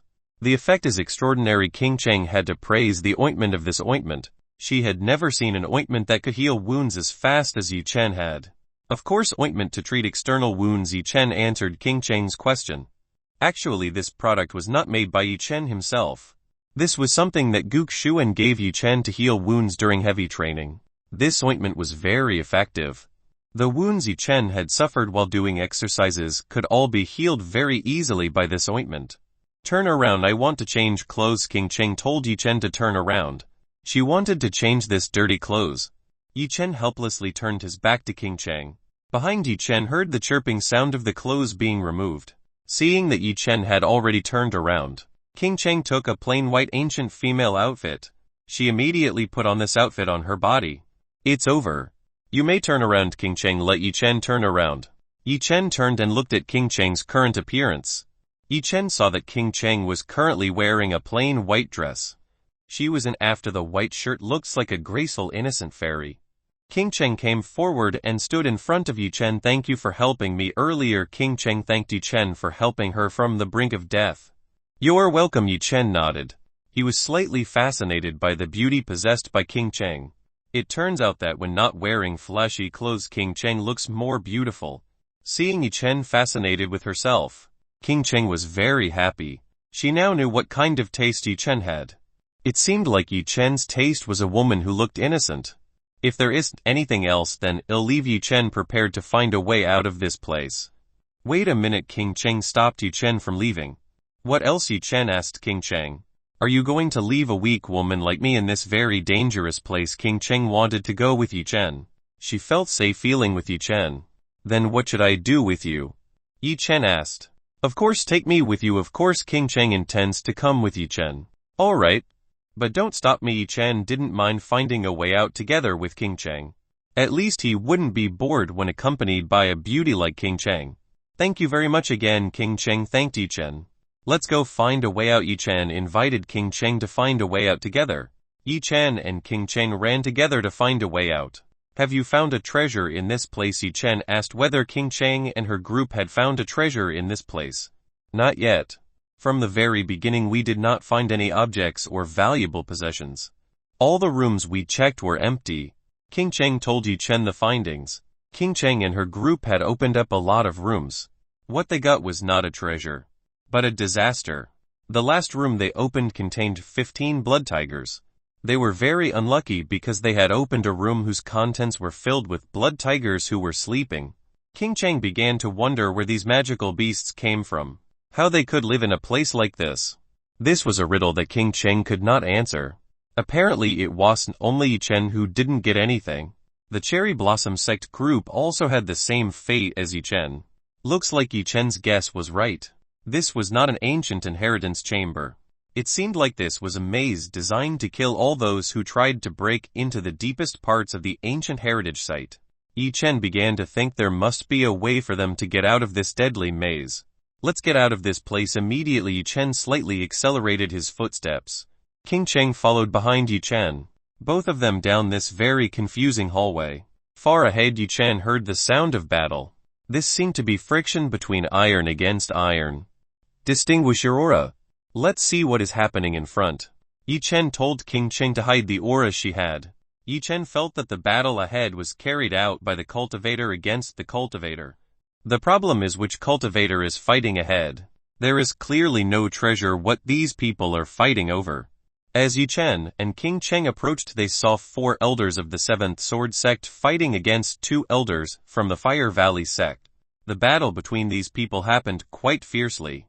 2 elders from the Fire Valley sect had died. The Sisson was currently fighting furiously against 4 people from the 7th Sword sect. You elders from the Fire Valley sect, get ready to catch up with your two friends. Ha ha ha ha. The person who was speaking was Jian Jin. The group of 4 7th Sword sect was currently led by Jian Jin.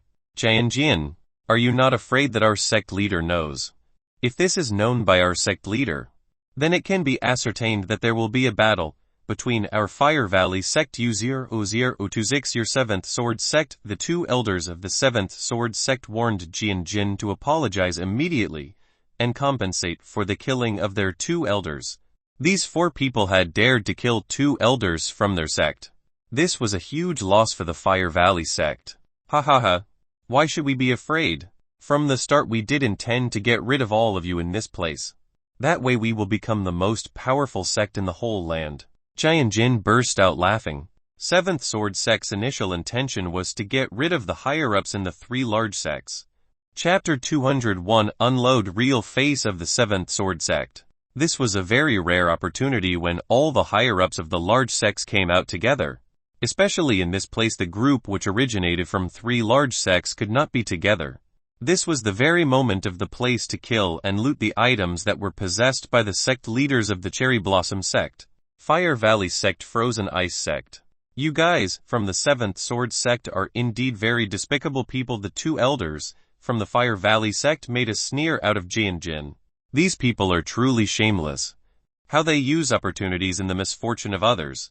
For what we care about the words of people who will die.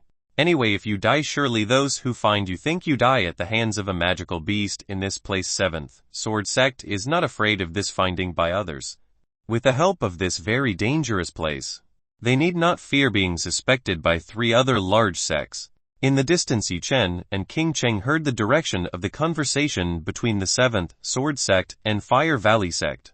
It turned out that the people of the 7th Sword sect intended to kill all the higher-ups who came from the Cherry Blossom sect. Fire Valley sect, Frozen Ice sect. Their plans have been very well prepared. They have estimated that in this place is a dangerous place and full of traps. The 7th Sword sect did not warn the other large sects for this reason. If the other 3 big sects knew this, they would all be angry with the 7th Sword sect. The people of the 7th Sword sect are indeed very despicable. In a situation like this, they want to get rid of all of the higher-ups in the sect. King Cheng, who heard this, was also quite angry. King Cheng was worried about the situation of the 5 elders from her sect. She hoped they were fine and did not meet with the 7th Sword sect group. If up to the 5 highest-ranking elders die, it will be a disaster for the Cherry Blossom sect. The strength of the Cherry Blossom sect will definitely be greatly decreased due to the loss of the 5 pillars, which are the pillars of life within the sect. Yi Chen, what should we do? Will we help them or just watch them die? King Cheng asked Yi Chen. King Cheng herself did not dare to deal with the 4 elders of the 7th Sword sect. In terms of strength, King Cheng herself was by no means a match for these 4 people. Let's go there. Yi Chen actually did not have much interest in this matter. But because it involved the 7th Sword sect that had previously been touched on, Yi Chen had no objection to getting rid of these people. No wonder Jin Wu and Xiao Kim act like that. It turns out their teacher is a bad and cunning person. Yi Chen and King Cheng appeared in front of the people from the 7th Sword sect and Fire Valley sect. When Yi Chen and King Cheng appeared, Jian Jin and the 3 elders of the 7th Sword sect were immediately alert. What are you all doing here? How come there are victims here? King Cheng immediately asked what was happening here. She acted like I didn't know anything. The leader of the King sect. Actually, we from the 7th Sword sect are on their way to find a way to go deeper into. When we were halfway in our journey, confronted by 4 elders from the Fire Valley sect, they suddenly attacked us. So we retaliated their attack, and finally there was an unwanted death toll. Jian Jin was very clever. He turned the facts around. Jian Jin, you despicable human being. How can you distort the facts? Aren't you the one who ambushed us and launched a murderous attack? The 2 elders from the Fire Valley sect did not accept the lies made by Jian Jin. Elder King, don't listen to that old man's bullshit. Don't our sect and your sect have a very good relationship? Will you believe the elders of the Fire Valley sect who always ask for a big reward when asked to make a pill? Jian Jin said, can make anyone believe it. If King Cheng had not heard the conversation between the 2 parties before, maybe now she would really trust the words of Jian Jin. Yi Chen slightly smiled when he heard Jian Jin's words. This person was very dangerous. He behaved well in front of everyone, while behind him he hid his very bad and despicable identity. People like Jian Jin are very dangerous enemies. This is more dangerous than strong enemies visible to the eye. Enemies like this can stab you at any time from behind. King Cheng nodded at Jian Jin. Seeing King Cheng trust him, Jian Jin dared to head towards King Cheng. Behind his back he hid a weapon ready to stab King Cheng. When it was a few steps from King Chen, Jian Jin immediately used his weapon to pierce King Cheng's heart. King Cheng had prepared herself. She had guessed that Jian Jin would launch a surprise attack at her. King Cheng used her scarf to ward off the attack from Jian Jin. Bang! The collision between King Cheng's shawl and Jian Jin's sword occurred. As long as the scarf that King Cheng was wearing was her weapon, Yi Chen saw that it was a weapon artifact in Tier 2, not just attacking Jian Jin. King Cheng also landed one blow on Jian Jin's chest. After being hit by a King Cheng shawl, Jian Jin retreated several tens of meters. You bitch! Why don't you accept my sword and die? Jian Jin cursed King Cheng for attacking him. So all this time you have only been kind in front of all of us. Behind us you want to destroy our sect, King Cheng said to everyone from the 7th Sword Sect. Jian Jin rose from the stone floor. Hey, that's right. Our 7th Sword Sect wants to be the strongest sect. To do that we have to get rid of the other big sects. If we can do this, we will be the supreme ruler of all sects. We can even charge tribute to all the sects below us. Jian Jin chuckled. He explained the plan that had been prepared by the 7th Sword Sect to become the strongest sect there was. What nonsense are you saying? Aren't you already the most powerful sect now? Why are you still not satisfied with this? King Cheng argued with Jian Jin. It was clear that the 7th Sword Sect was the first-ranked sect which had the greatest power among the 4 major sects. With this kind of position, whether they were not satisfied at all. We have indeed become the most powerful sect now, but at this time we are still sharing the forest with your sect. There is an old saying that 2 tigers cannot live on the same mountain. Moreover, we are talking about there are currently 4. Therefore we want to get rid of these 3 tigers so we can monopoly as all available sources. Jian Jin actually lectured to King Cheng. Chapter 202 Fight with the 7th Sword Sect. Second Elder. Why did you bother talking with this woman? Let's just kill and solve this problem so we can get back together with the others. One of the 3 elders who had been silent finally spoke up. You're right, there is no point in talking to people who are about to die. Jian Jin and 3 elders pulled their swords. All swords on their backs began to float above these 4 people. More than 20 swords currently hovering over these 4 people.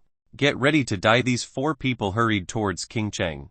At this time, on King Cheng's side there were only 2 elders from the Fire Valley sect who were in the 8th stage of the Sky Realm. Whereas on Jian Jin's side there were 2 experts who were level 9 Sky Realm and 2 more experts at level 8 Sky Realm. In terms of combat strength, clearly King Cheng's group lost far. Moreover, the 2 elders from the Fire Valley sect had been very seriously injured. The people of the 7th Sword Sect ignored the existence of Yi Chen, who was next to King Cheng. People like this did not deserve their attention. What they thought was not worthy of attention was the biggest threat to the 7th Sword Sect. Clank, clank, about. King Cheng used his shawl to fend off any sword attacks or flying swords launched by Jian Jin and the 4 elders of the 7th Sword Sect. On the other hand, Yi Chen only saw how King Cheng was fighting. King Cheng was indeed worthy of being a sect leader. The fighting ability she possessed was quite great. She could fend off attacks carried out by Jian Jin and 3 elders. Clank, clank, clank. The sound of collisions between the sword and the shawl keeps happening. Seeing this, 4 people from the 7th Sword Sect changed their attack patterns. They were now attacking more aggressively, but with a very irregular attack pattern. It seems like these 4 people have been training very hard and very long to expel their movements. With this attack, King Cheng made a retreat. She seemed quite pressured by this aggressive attack. King Cheng decided to use the ultimate technique she had. Cherry Blossom Dance. Fairy King Cheng began to dance with a very beautiful movement. Every time she made a move, her shawl would launch attacks towards the people of the 7th Sword Sect.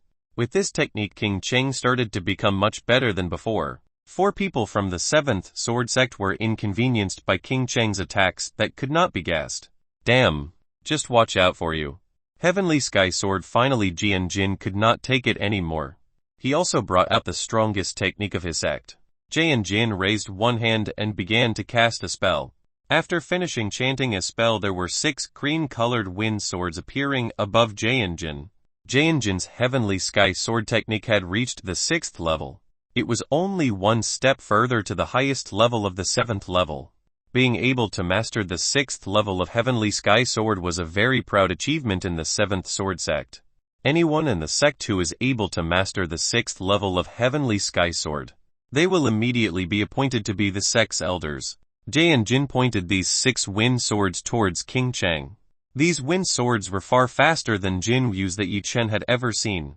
Perhaps the difference in speed was influenced by Jian's level, which was already different in the 6th stage. King Cheng, who was fighting 3 elders, did not see the sneak attack carried out by Jian. She could only use her scarf to deflect the 6 wind swords that were heading towards her. Clank.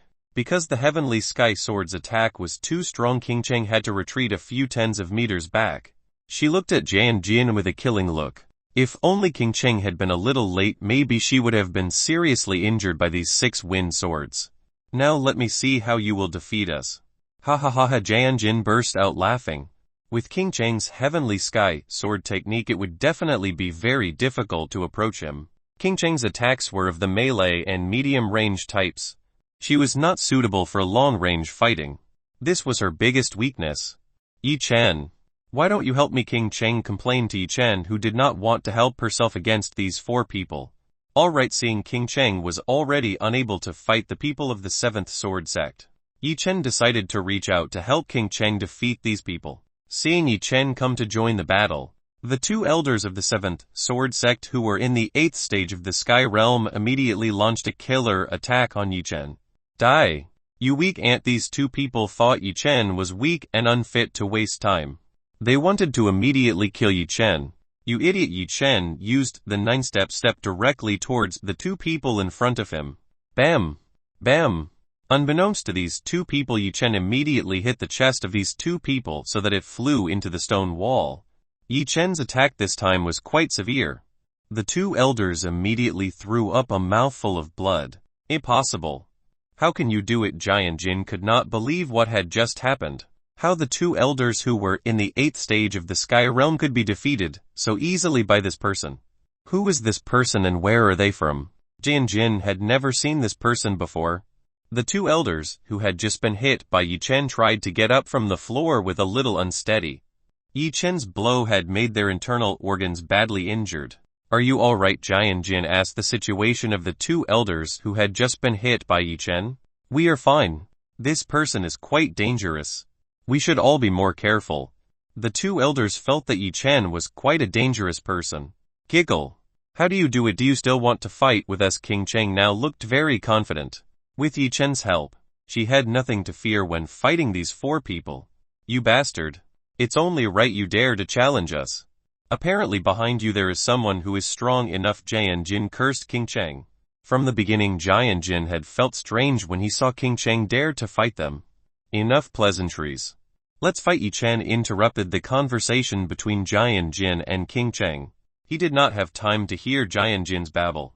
You are very arrogant. Don't you know which sect you are dealing with? We are the 7th Sword Sect. The most powerful sect. Bamum. Before Jian could finish his words, Yi Chen was already in front of Jian and hit his face very hard. Jian, who was not ready to be blown away, hit a stone wall. Jian collapsed on the ground. He vomited blood and dozens of teeth. Chapter 203 Sword Spirit. Seeing a white object that looked like Jiggy, Jian immediately touched his teeth. When Jian touched his teeth, there were no more teeth left in his mouth. It seems like Yi Chen's punch just knocked out all the teeth Jian had. Seeing that all of his teeth fell out, Jian was very angry. He gave off a very heavy killing aura to Yi Chen. Damn. How dare you sneak up on me? Jian roared so loudly. The green aura began to cover Jian's body. When this aura came out, all over the place began to become windy. All the sect's elders also did the same thing as Jian did. They all started using the Heavenly Sky Sword technique. There were 24 swords that appeared above the 7th Sword Sect group. This time the shape of the sword was slightly different. This was a little bigger than before. You all die. Jian shook his 6 swords towards Yu Chen and King Cheng. 3 other elders from the 7th sword sect also directed their 18 swords towards Yu Chen and King Cheng. King Cheng, who saw this attack approaching, immediately put up a defensive position. The 6 swords of Jin earlier were already quite powerful, and now there were more than 20 swords that rushed towards the 2 of them. You back away. Let me take care of this alone. Yi Chen told King Cheng to retreat back. If King Cheng joined, it would even be troublesome for Yi Chen. Be careful. Don't die. King Cheng worried about Yi Chen. After saying King Cheng's warning backwards, she kept as far away as possible so as not to interfere with Yi Chen's battle. When King Cheng looked at the 2 elders from the Fire Valley sect, she had not seen the whereabouts of the 2 elders from the Fire Valley sect. The corpses of the 2 elders from the Fire Valley sect have also disappeared. Damn. We were decoyed by the 2 men. It was appropriate that no one helped when King Cheng was fighting. It turned out that 2 people from the Fire Valley sect would rather run away than help her and Yi Chen. If King Cheng knew this earlier, she would have preferred not to help the Fire Valley sect and let them both die at the hands of the people of the 7th sword sect. After venting her irritation at the Fire Valley sect, King Cheng returned to see the battle between Yi Chen and 4 people from the 7th sword sect. At this moment Yi Chen stopped 24 wind swords by using his hands. The people of the 7th sword sect tried to control their flying swords forward. Their wind swords were stopped by something invisible to the eye. Even although wind swords stopped in the air, Whoosh. Yi Chen waved his arm. When Yi Chen's arm was wagged, all swords were immediately knocked back. Even the person controlling this sword was also knocked back. Cough. The people from the 7th sword sect threw up blood again. They all didn't believe that they would be defeated so easily by someone like this. Actually, who you are, and what you want to meddle in our sex affairs? Jin asked who exactly this person was. Why a strong person like this would interfere in his sex affairs. Ha ha ha. I don't need to tell the person who is going to die. Yi Chen burst out laughing. He returned the words Jin had always said before. You. Jin pointed at Yi Chen with a look of hostility. Good. This time I will be very serious in fighting you. Jin put his palms together. He closed his eyes and began to recite words that Yi Chen did not understand. A few moments later Jin's forehead let out a very dazzling green light. This green-colored light came out of Jin's dungeon. This green light formed a sword. This sword circled in the air. Yi Chen saw a sword circling in the sky. If Yi Chen is not mistaken, this is a sword spirit. Sword spirit is a life that is possessed by the user. Usually the spirit of the sword is only possessed by those who walk the path of becoming true swordsmen. If this sword spirit is destroyed, then the soul of the user will also be destroyed. Yi Chen had no idea that Jin would risk his own life to kill himself. The 3 elders immediately stood by in front of Jin. They didn't let Yi Chen to attack Jin's physical body. Right now Jin's soul was in this sword spirit. After spinning several times in the air, this sword spirit immediately swooped towards Yi Chen. This sword spirit intended to chop off Yi Chen's neck. 100,000 fire swords in front of Yi Chen appeared. Hundreds of fire swords. Clank. Jin's soul spirit and Yi Chen's fire sword collided. When it collided with Yi Chen's fire sword, the sword spirit trembled. A little blood began to leak out of Jin's mouth. King Cheng closed her mouth. She was very surprised to see Yi Chen could make 100 blazing swords. This is the highest number of flying swords King has never seen in this life. The 3 elders from the 7th sword sect were more surprised when they saw Yi Chen could make this much flying sword. I wonder what will happen if I destroy this sword spirit. Yi Chen chuckled at the people of the 7th sword sect. Don't do it. 3 elders from the 7th sword sect tried to stop what Yi Chen would do. If Yi Chen broke the sword spirit, Jin's soul would be destroyed and he would die. Jin's sword spirit tried to escape. He seemed to want to go back into Jin's dungeon. How could Yi Chen allow this to happen? Yi Chen's flame sword moved far faster than Jin's sword spirit. Slash. Slash. Slash. Jin's sword spirit was cut into pieces by Yi Chen's fire sword. Nut. 3 elders of the 7th sword sect shouted simultaneously. After the sword spirit shattered, Jin vomited a lot of blood. Jianjin's eyes looked bulging and he finally died. 3 sect elders who saw this immediately tried to help Jianjin. Second elder, please hold on. You will definitely be fine. One of the elders tried to treat Jianjin. Seeing Jianjin was dead, 3 sect elders looked very sad and very angry. They had to avenge Jianjin. You bastard. How dare you kill one of us? We will take revenge for Jianjin's death. 3 elders of sorts threatened to kill Yi Chen. You can kill people as you wish. But when your colleague dies you blame people. Are you making a joke? Yi Chen laughed at 7th Sword Sect's behavior. Die. 3 elders of the 7th Sword Sect advanced towards Yi Chen. I don't have time to deal with you guys. Let's end it. Yi Chen's flame sword stabbed their foreheads, then entered this third dungeon. Chapter 204. The famous frozen ice sect rules. Yi Chen's fire immediately burned down the dungeon belonging to these 3 people. Ag. When Yi Chen did this, the 3 elders from the 7th Sword Sect roared in pain. They all felt tortured when Yi Chen's fire burned their dancers. After their dungeon was destroyed by Yi Chen, these 3 people collapsed to the floor. From now on these 3 people would become vegetative. Seeing the battle was over, King Cheng ran to Yi Chen's side. Yi Chen. That was very cool and great. King Cheng was amazed by the battle Yi Chen had just fought. Where did the people from Fire Valley sect go? Yi Chen asked King Cheng where the 2 men had gone. Because they were focused in battle, Yi Chen did not see the Fire Valley sect slipping away. The people from the Fire Valley sect are as cunning as the 7th Sword Sect. They use us as bait, while they run away to save themselves. King Cheng was a little dissatisfied with what the Fire Valley sect did that put their own safety first. I see. If I knew I'd better just let them die at the hands of the 7th Sword Sect. People like that don't deserve to be saved. Instead of being thankful after being saved, they would rather save themselves. Forget them. Let's see what we get from the bodies of these 4 people. Yi Chen wanted to know if in the bodies of these 4 people kept a valuable treasure. Yi Chen searched the bodies of these 4 people. After searching for a while, Yi Chen only found a few useless pills and 4 storage rings that had very small dimensions of space.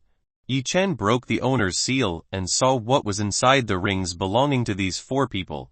After rummaging through what was inside this storage ring, Yi Chen did not find anything of value. Inside this ring there was only a technical book and a weapon of very low class. Yi Chen did not find a core or medicinal plant in this storage ring. Damn. These people are very poor. Yi Chen was really disappointed. Inside the storage ring there was no valuables. These people only carried storage rings that contained trash. Yi Chen, what exactly is inside this storage ring? King Cheng was very curious as to what contents of the storage ring that the 4 elders of the 7th Sword Sect had. Why don't you see the contents yourself? Yi Chen threw the rings into King Cheng's hands. King Cheng received a ring from Yi Chen. She was curious about what was in this storage ring.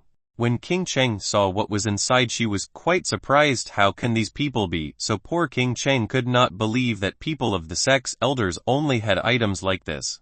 It seems like these people deliberately did not bring their valuables.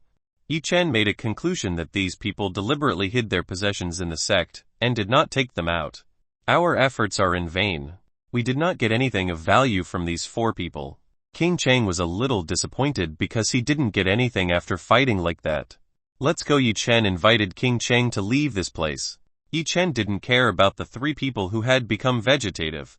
He just wanted to immediately go to the deepest part of the ancient heritage site. Come on. King Cheng put her arm around Yi Chen's left arm. The 2 peaks of King Cheng Mountain were currently pressing Yi Chen's arm. Yi Chen's right hand gripped one of the top of this large and very soft mountain. Ah! King Cheng groaned softly when one of the top of the mountain was crushed by Yi Chen. Stop teasing me, or I'll do something like last night. After squeezing the top of the mountain several times, Yi Chen let go. King Cheng immediately sat on the stone floor very weak. With just a slight touch of Yi Chen's hand, King Cheng's body instantly became soft.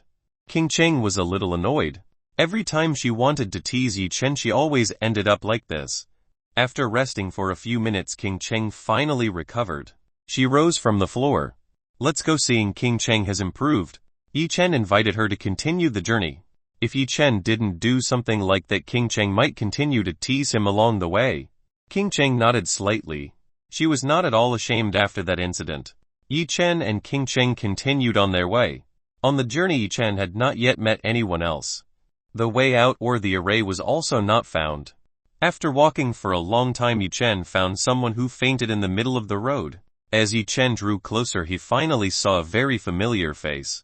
This was the beautiful fairy Mu Lanian. What really happened to her? Yi Chen began to examine the state of Mu Lanian's body.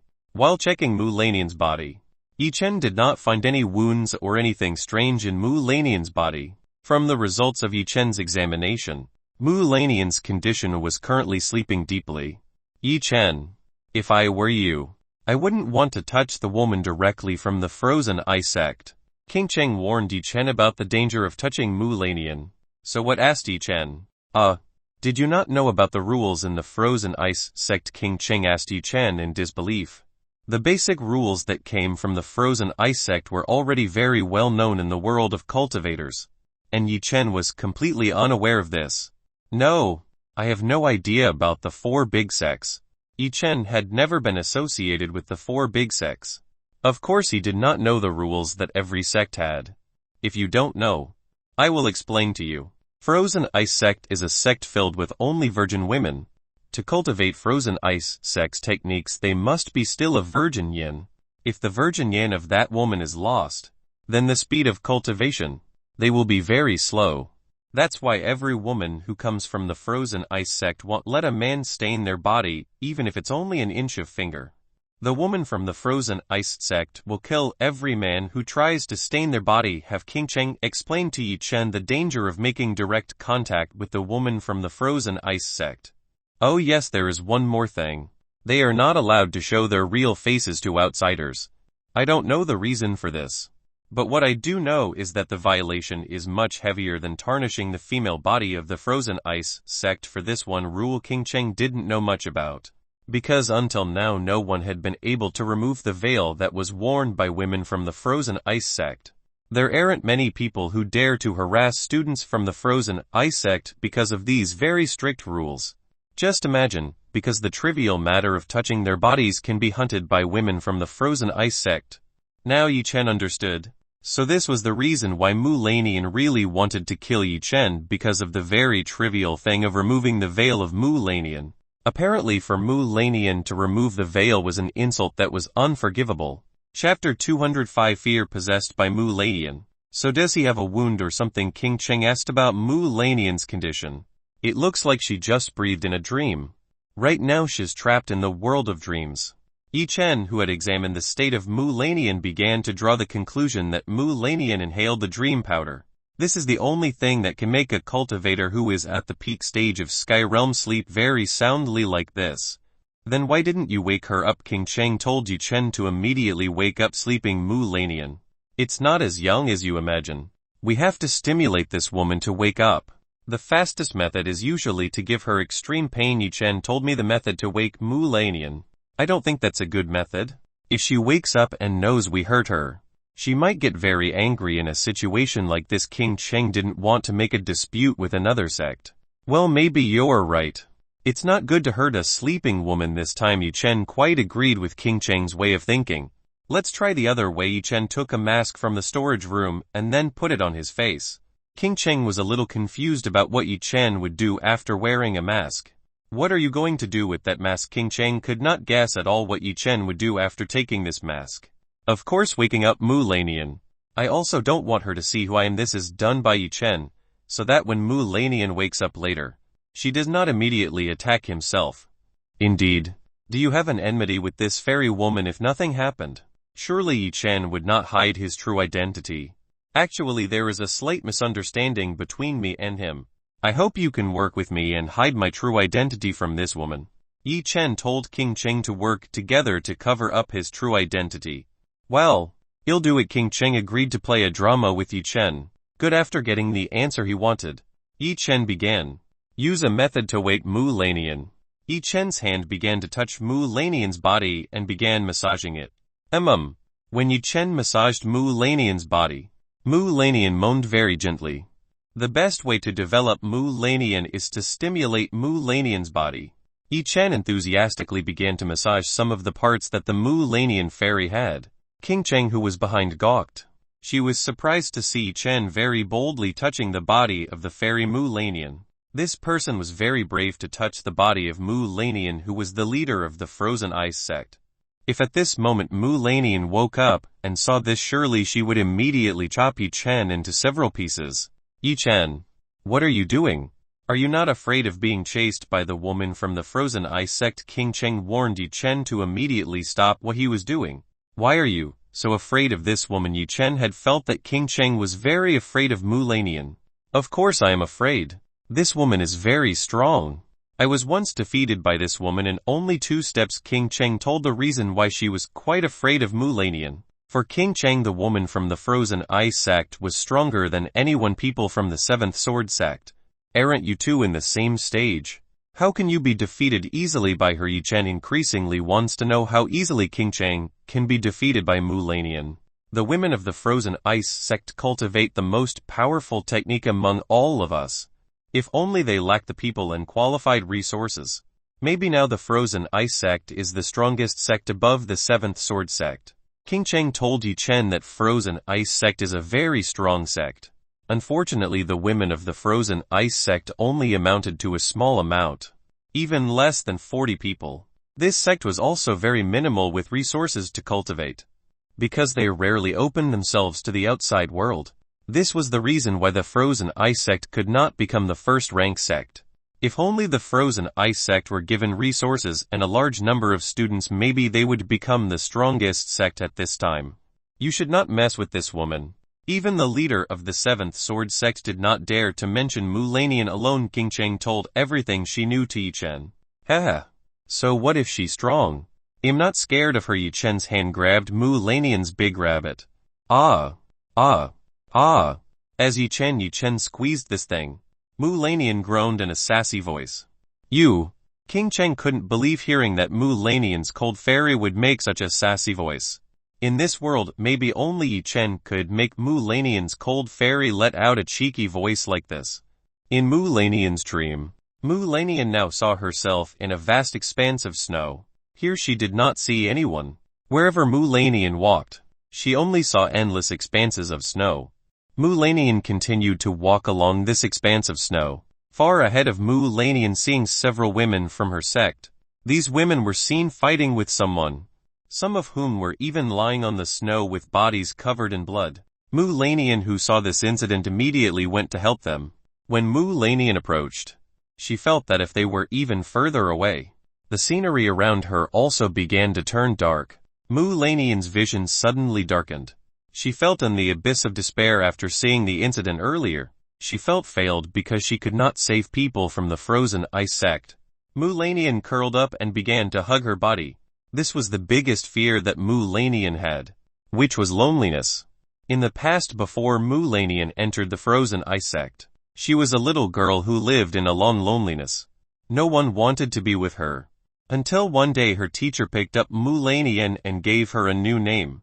After this incident, Mu Lanian started to find a comfortable place, that is the Frozen Ice sect. Mu Lanian was afraid that one day her most comfortable place would be destroyed by someone. If that happened, she would be lonely again. Mu Lanian practiced harder than anyone else to protect the Frozen Ice sect from being destroyed by others. Seeing from before, Mu Lanian felt she had failed to protect the most comfortable place she had. Mu Lanian felt lonely as before. When this happened, Mu Lanian felt that someone touched her body very comfortably. When she looked back, Mu Lanian saw that the person who touched her was the person she hated the most and wanted to kill. While being hugged by this person, Mu Lanian felt very comfortable. Without Mu Lanian realizing, she sank into this feeling. Chapter 206, Secret Room. A few moments later, the darkness disappeared. The darkness was replaced by a very dazzling light. Mu Lanian could not see anything else. When she opened her eyes, she saw the ceiling of the ancient heritage site. Beside her stood Yi Chen and King Cheng. Seeing the two strangers beside her, Mu Lanian immediately got up from the floor. She took a sword from the storage ring. She then brandished this sword towards Yi Chen and King Cheng. What did you just do to me? While brandishing her sword, Mu Lanian asked these two people. Mu sect leader, calm down, we didn't do anything bad to you. King Cheng tried to calm Mu Lanian, still looking confused. Mu Lanian finally realized that this was King Cheng. while the person beside King Cheng, Mu Lanian, did not know, because this person hid his appearance by wearing a mask. Mu Lanian's intuition felt that she was familiar with this masked man. Mu sect leader. Actually, what just happened to you? When we arrived, we found you lying in the middle of the road. King Cheng wanted to know how Mu Lanian could be affected by dream powder. Mu Lanian began to remember what had happened before. Initially she was with the 4 frozen fairies, until when Mu Lanian stepped on a trap and finally she entered the wall. Mu Lanian, who was trapped on the other side, tried to destroy the wall. Unfortunately, the wall in this place was very strong. Even Mu Lanian's attack could not scratch the walls in this place. Because he could not destroy the wall, Mu Lanian had to find another way to rejoin the 4 frozen fairy. When Mu Lanian walked back without her consciously, there was a colored powder which went enveloping her body. When Mu Lanian sucked the powder in, she felt her body and eyes begin to wait. Without realizing, Mu Lanian fell into a dream. I stepped on a trap and ended up lost. After that I breathed in a powder. Then I don't remember anymore. Mu Lanian summarized the story to Yi Chen and King Cheng. Mu Lanian deliberately did not tell the dream she had just experienced. Mu Lanian felt that the dream was caused by the powder she breathed. So that's the story. After hearing it from Mu Lanian, King Cheng finally knew why Mu Lanian could be in this place alone. It turns out that Mu Lanian separated from her group. King sect leader.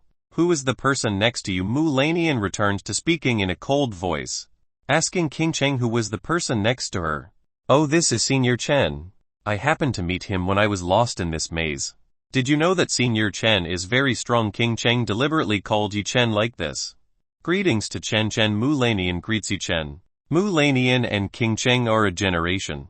If King Cheng calls this person by a senior name, then Mu Lanian also has to do it. Behind Yi Chen's mask only nodded at Mu Lanian. Mu sect leader. What are you going to do next? King Cheng asked Mu Lanian what she would do next. I will look for my sect group. I'm afraid they are in trouble. Mu Lanian worried about the 4 frozen fairy. What a coincidence. I'm also looking for my group and way out of this place. Do you want to join together with us? King Cheng invited Mu Lanian to join this group. With Mu Lanian, this group will be even stronger. Mu Lanian was still hesitant to join Yi Chen and King Cheng. She still doubted the identity of Senior Chen who was beside King Cheng. Even though they had just met, Mu Lanian felt that she hated the masked person very much. Mu Lanian herself did not know the reason why she hated this person. If she doesn't want it to be okay, let her find her own way in this dangerous place. Yi Chen, who had been silent, finally wanted to talk. Yi Chen made his voice sound like an old man. After saying those words, Yi Chen walked forward. Seeing Yi Chen leave, King Cheng immediately followed behind him. Mu Lanian began to consider Yi Chen's words. It was true that this place was very dangerous. If she was alone, she might end up like that. Mu Lanian silently followed behind Yi Chen and King Cheng. King Cheng smiled seeing Mu Lanian following behind. Yi Chen's words earlier could easily convince Mu Lanian to follow behind the two of them. Giggle. Yi Chen, you are so great. With just a few sentences you can make the cold elf Mu Lanian sure, and follow. Behind us both. King Cheng sent a telepathic message that only Yi Chen could hear. Yi Chen, who had just heard the telepathic voice earlier, immediately turned his head towards King Cheng. King Cheng gave Yi Chen a wink of teasing. These 3 people keep running around trying to find a way out while finding the frozen ice sect UVM26 cherry blossom sect group. Unfortunately, after walking for more than an hour, the 3 of them did not see anyone else anymore. All they encountered was a troublesome magical beast. Yi Chen looked at the 2 women who were behind him, both of them already looking very tired after running at high speed for a long time. Let's rest first. Yi Chen stopped and told the 2 women to rest for a while. This is very tiring since we were just spinning around. If only we could use Spirit Sensei, maybe we wouldn't get lost like this. King Cheng complained that she had not found a way out after this greeting. In this place the Spirit Sensei cannot be used. If they can use their Spirit Sensei, maybe now they have come out of this annoying place. She was increasingly concerned about the 5 elders from her sect, whether they had all managed to find a way out or not. On the other hand, Mu Lanian was very disappointed because he could not find anything in this place. Even though she really hoped that here there were some resources that could be used for cultivation. Right now the frozen ice sect really needed resources. Because this was Mu Lanian and 4 frozen fairy who wanted to come to this place. Unfortunately this is not like the expectations they imagined. Here there are only deadly dangers and traps. I want to sit and rest. King Cheng found a stone to make a seat. When King Cheng occupied the stone suddenly dropped down. King Cheng was very surprised and immediately stood up. She thought that the stone she just sat on was a monster or trap. Rumbles. Rumbles. Rumbles. The stone wall behind King Cheng was lifted up. Yi Chen immediately headed to the wall that had just opened. He peeked into this room a bit. Inside there looked very wide and dark. No light could enter inside. Let's try going inside. Yi Chen invited the 2 women inside. Senior, are you sure that this isn't a trap? Mu Lanian looked very careful. She had experienced something like this, and the result was that she was separated from her group. We have to try it. It's better than continuing to go round and round in this place. Yi Chen could not stand the continuous circling in this maze. Maybe this is a secret room where treasure can be stored. King Cheng was more positive. She thought that inside there might be treasure. If we want the answer, let's go in. Yi Chen was the first person to enter. Chapter 207 Undead Dragon. Seeing Yi Chen very brave to enter inside, King Cheng and Mu Lanian looked at each other. How? Do you want to come in or not? King Cheng asked Mu Lanian whether she would come or not. Of course I go inside. It's better to go inside than to spin around in a place like this. Mu Lanian threw away all her doubts and entered into this dark room. Seeing Mu Lanian enter, King Cheng also entered. When everyone has entered, the wall behind the back closed. Now it is very dark here, they cannot see anything. Yi Chen used his fire as lighting so they could see what was inside here. After Yi Chen put out his fire for lighting, this place became visible. This is a very large room. In the middle of this room there is an altar. Above this altar there is a statue with 3 animals, namely dragon, phoenix and a very large butterfly. Yi Chen approached this altar. He wanted to see what this statue meant at a place like this. The 2 women also approached this altar. As Yi Chen, King Cheng and Mu Lanian approached, the altar suddenly shined. When the light appears, this room starts to shake like it wants to collapse. Everyone retreat. Yi Chen told the 2 women to retreat backward. Yi Chen and the 2 women immediately backed away. Yi Chen immediately made a barrier to protect himself and these 2 women. What happened? Mu Lanian asked what was happening to this place. How do I know? I'm not the maker of this place. Yi Chen reflexively replied to Mu Lanian's question. Boom! A large object fell right in front of the altar and made a very loud noise. When this object falls in the dust in this room starts to fall everywhere. Roar! In the dust came the sound of monsters roaring. After hearing the roar of the monster, Yi Chen, King Cheng and Mu Lanian immediately put on standby. A blood-like red eye appeared from behind flying dust. When these blood-like red eyes appeared, both King Cheng and Mu Lanian began to shiver in fear. King Cheng and Mu Lanian had never met a monster that could make them both cringe from the look in their eyes. Roar! The roar of the monster the second time is even louder. This makes the dust around the scattered swept away. Now Yi Chen could see what kind of creature was in front of them. This is not a magical beast. Rather, this place is an undead monster. A large dragon that had only bones left stood in front of Yi Chen and the 2 women. Undead dragon looked at Yi Chen, King Cheng and Mu Lanian with blood-red eyes. The undead dragon wagged its tail at the barrier Yi Chen made. Crack! With just one flick of the dragon's tail, the barrier that Yi Chen made was destroyed. Yi Chen wrapped his arms around Mu Lanian and King Cheng's waist to avoid this attack. If Yi Chen didn't do this, Mu Lanian and King Cheng could die. Let me go. Mu Lanian tried to get away from Yi Chen. She did not want to let this person touch her body. On the other hand, King Cheng was calmer. She looked towards the undead dragon, which was very frightening. King Cheng's intuition said that this undead monster was very dangerous. If you don't want to die, you should be quiet and not move much. Yi Chen shouted angrily at Mu Lanian, who still had time to think of such a thing in a dangerous situation like this. If Yi Chen hadn't brought Mu Lanian just now, Mu Lanian would definitely have been killed by the flapping of a dragon's tail that was that strong. This undead dragon monster was very strong. He could easily break Yi Chen's barrier.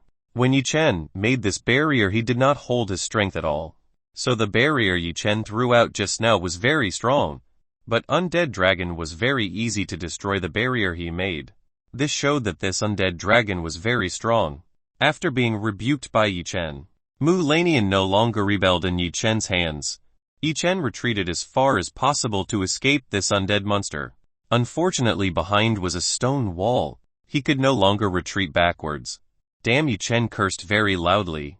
In a situation like this, it would be very difficult for Yi Chen to have to fight while protecting these two women. Yi Chen released his hands from the waist of Mu Lanian and King Cheng. You two should stay as far away as possible. The power of this undead dragon is quite strong. You two are not opponents to this undead monster. Yi Chen told Mu Lanian and King Cheng to stay away as far. Maybe when Yi Chen fought with undead dragon, wouldn't it be easier to defeat this monster if we unite the forces we have? King Cheng suggested to Yi Chen, and Mu Lanian join forces to defeat this undead monster. I agree with the advice of the King's sect leader. Let's unite the strength of the three of us in order to defeat this monster. Mu Lanian agreed to unite the forces together with Yi Chen and King Cheng. No, Yi Chen immediately denied the advice of the two women. You two are no match for this undead dragon. This monster and you both are in different worlds. You should stay away, as far away as possible. These two women have no idea what they are facing. This undead monster is stronger than Yi Chen right now. It is likely that this undead monster has strength equivalent to that of a cultivator in the 8th level or the 9th level Overlord realm. Mu Lanian and King Cheng, who were at the peak stage of the Sky Realm, were not opponents of this monster. Yi Chen came forward trying to attack this undead dragon, breaking meteor blow. Bam! Yi Chen hit the head of the undead dragon without even holding back his strength. Undead dragon did not retreat or collapse at the ground. This monster shook its head as if Yi Chen's punch had absolutely no effect on him. Roar! Undead dragon monsters use their dragon claws to attack Yi Chen. This claw attack is very fast. Yi Chen has no time to dodge this attack. Yi Chen was struck by an undead dragon right in the chest. Bang! Yi Chen was flown hundreds of meters before hitting the stone wall. Damn! Yi Chen rubbed his chest, which was quite painful after being hit by a direct attack from undead dragon. Yi Chen, are you alright? King Cheng approached Yi Chen. King Cheng was worried about Yi Chen's condition. I'm fine. Hurry up and go away. This monster is very strong. You two were not the opponents. Yi Chen rose again. He told King Cheng to immediately get away from the undead monster. Boom! When Yi Chen and King Cheng were talking, there was the sound of a thumping babble. At this time, Mu Lanian attacked the undead dragon using the ice technique she possessed.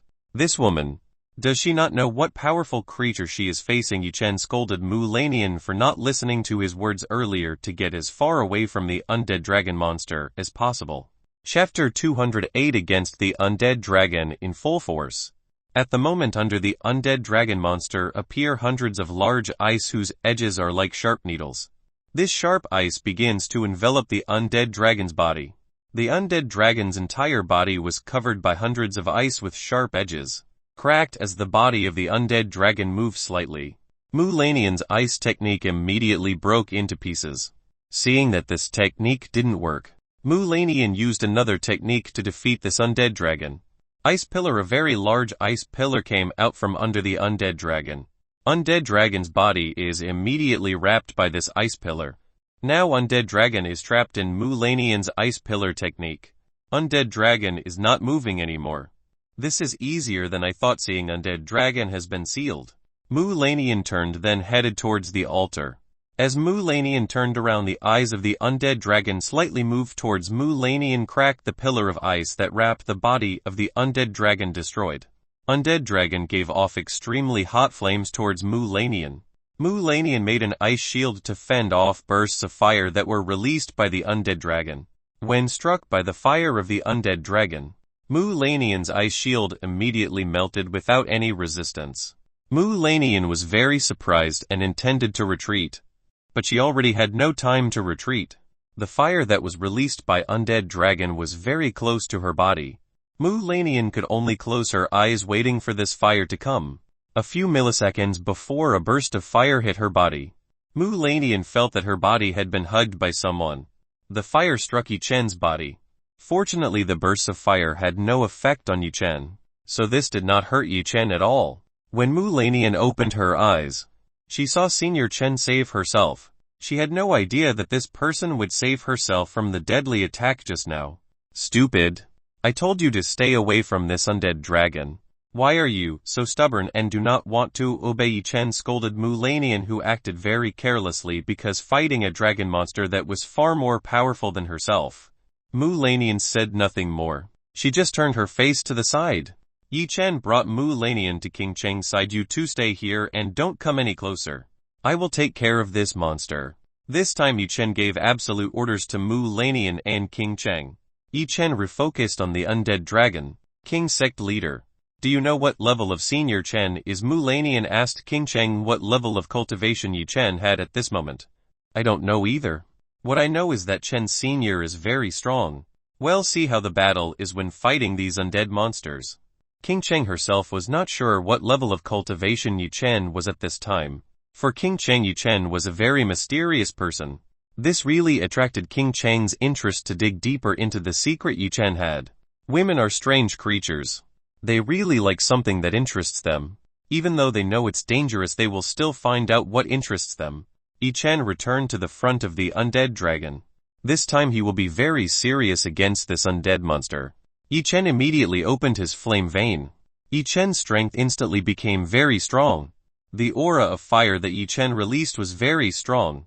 Even Mu Lanian and King Cheng, who were far from Yi Chen, felt shivering. A very fierce aura. Mu Lanian with a slight shiver admired the power released by Senior Chen. Yi Chen used the 9 shadow step to attack this monster. Bang! Bang! Bang! Bang! Bang! Bang! Bang! Yi Chen attacks all parts of the body that can be attacked. Unfortunately, undead dragon's bones are very hard. Yi Chen's attack does not really affect the undead dragon's body, because the 9 shadow step was too fast. The undead dragon had only just attacked Yi Chen's shadow. Roar! The undead dragon was very angry.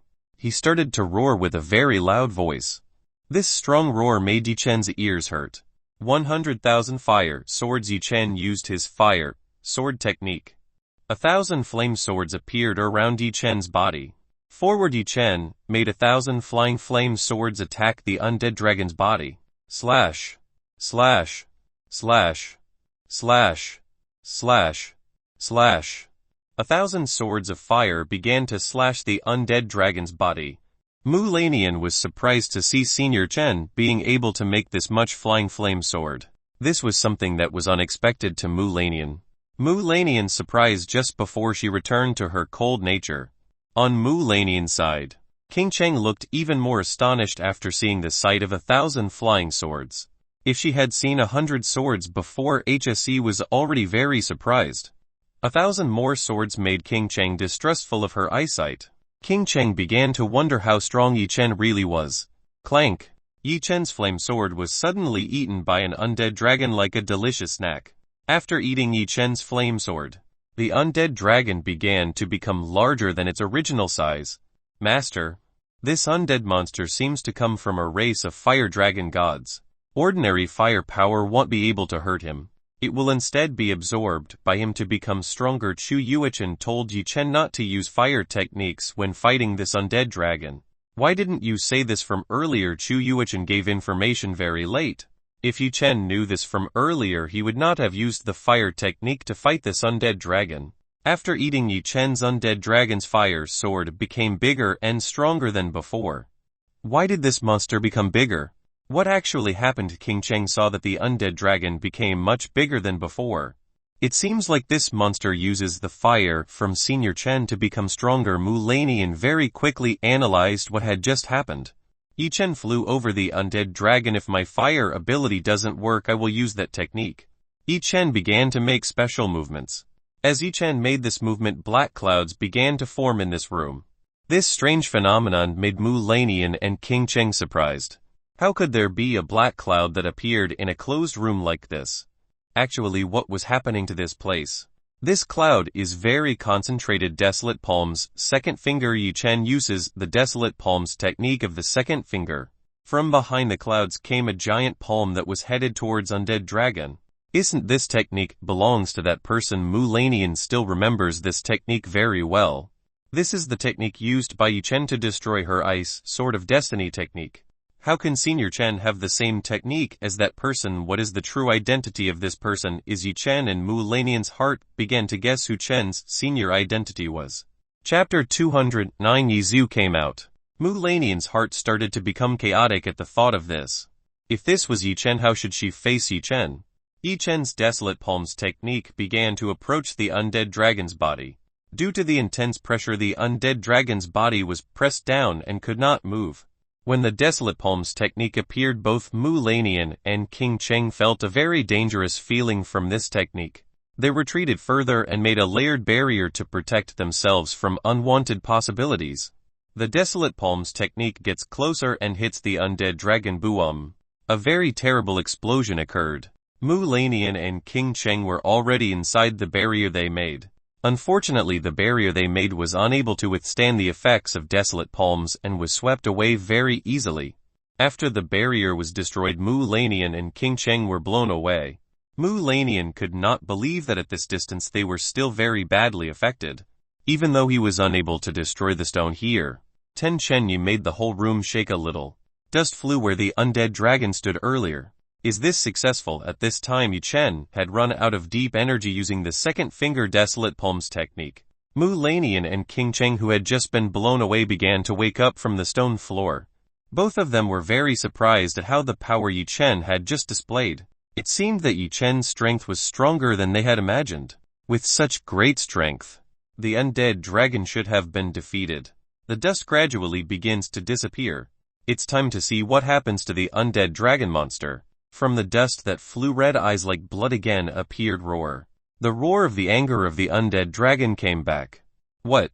Yi Chen doesn't believe that the attack just now didn't immediately kill the undead dragon. Undead dragon stood back from the floor. In some parts of the undead dragon's backbone was cracked. Although it could not immediately kill the undead dragon, desolate palms technique Yi Chen could still injure the undead dragon's body. The problem is the energy consumption to use the desolate palms technique is too large. Yi Chen can only use this technique once. This undead dragon was aiming at Yi Chen very quickly.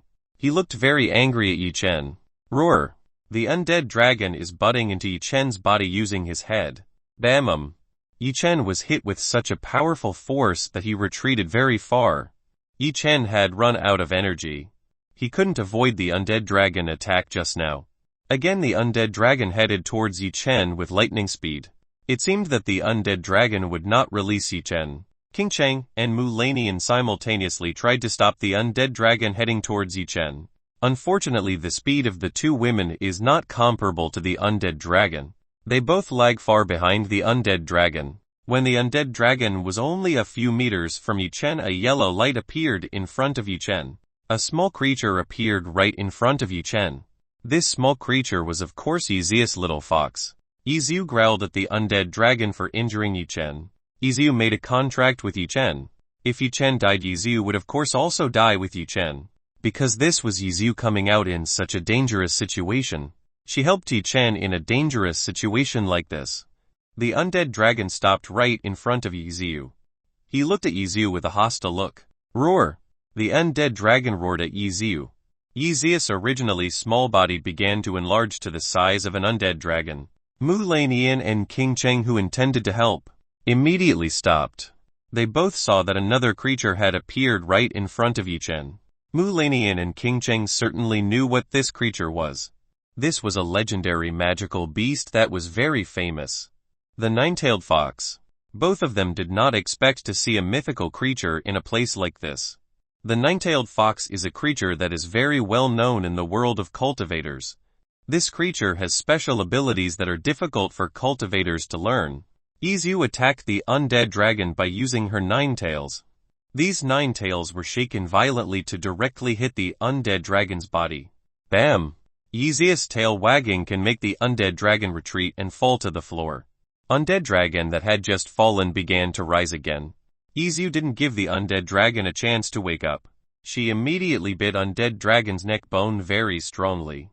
Yi Zhu's tail began to wrap around the body of the undead dragon to seal the monster's movements. Yi Zhu bit down very hard. She tried to crush the undead dragon's neck bone. Yi Zhu's sharp teeth and strong jaws were still unable to destroy the undead dragon's neck bones. The undead dragon movement was locked by Ezeus' tail. The undead dragon tried to use his free tail to attack Izu. Bam! Izu was hit directly by the undead dragon's tail. She immediately retreated back due to the impact of the attack, which was quite strong. With Ezeus' current strength that was almost equivalent to the 9th level of the Overlord realm, Izu was still having enough trouble fighting this undead monster.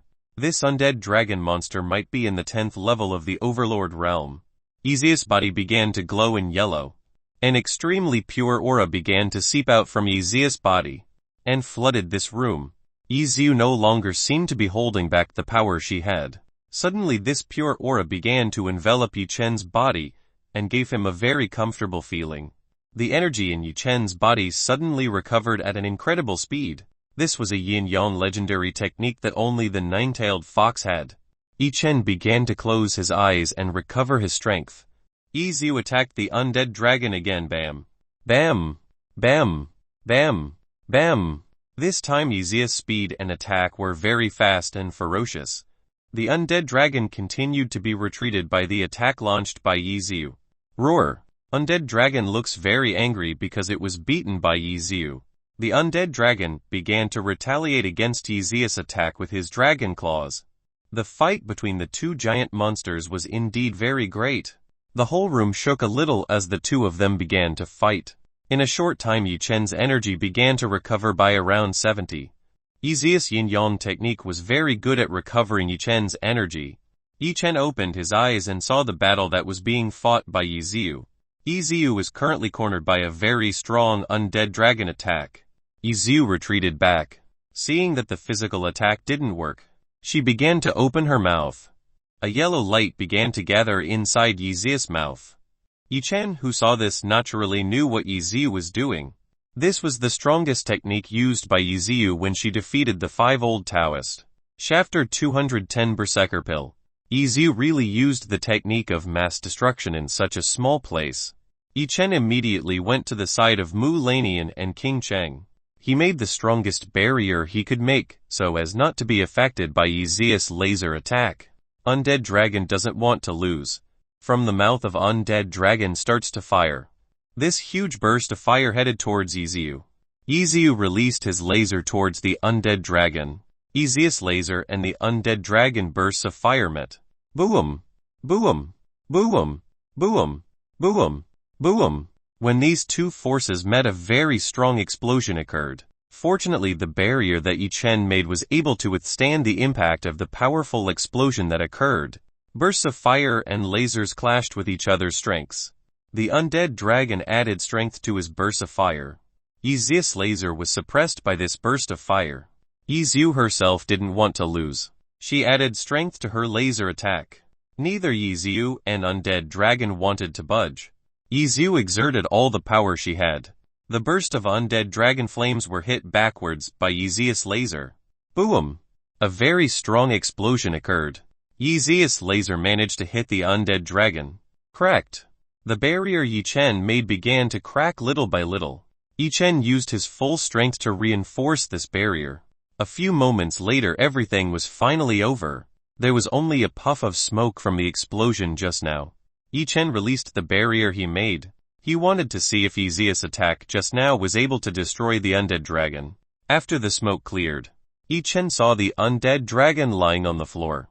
Several undead dragon bones cracked very badly.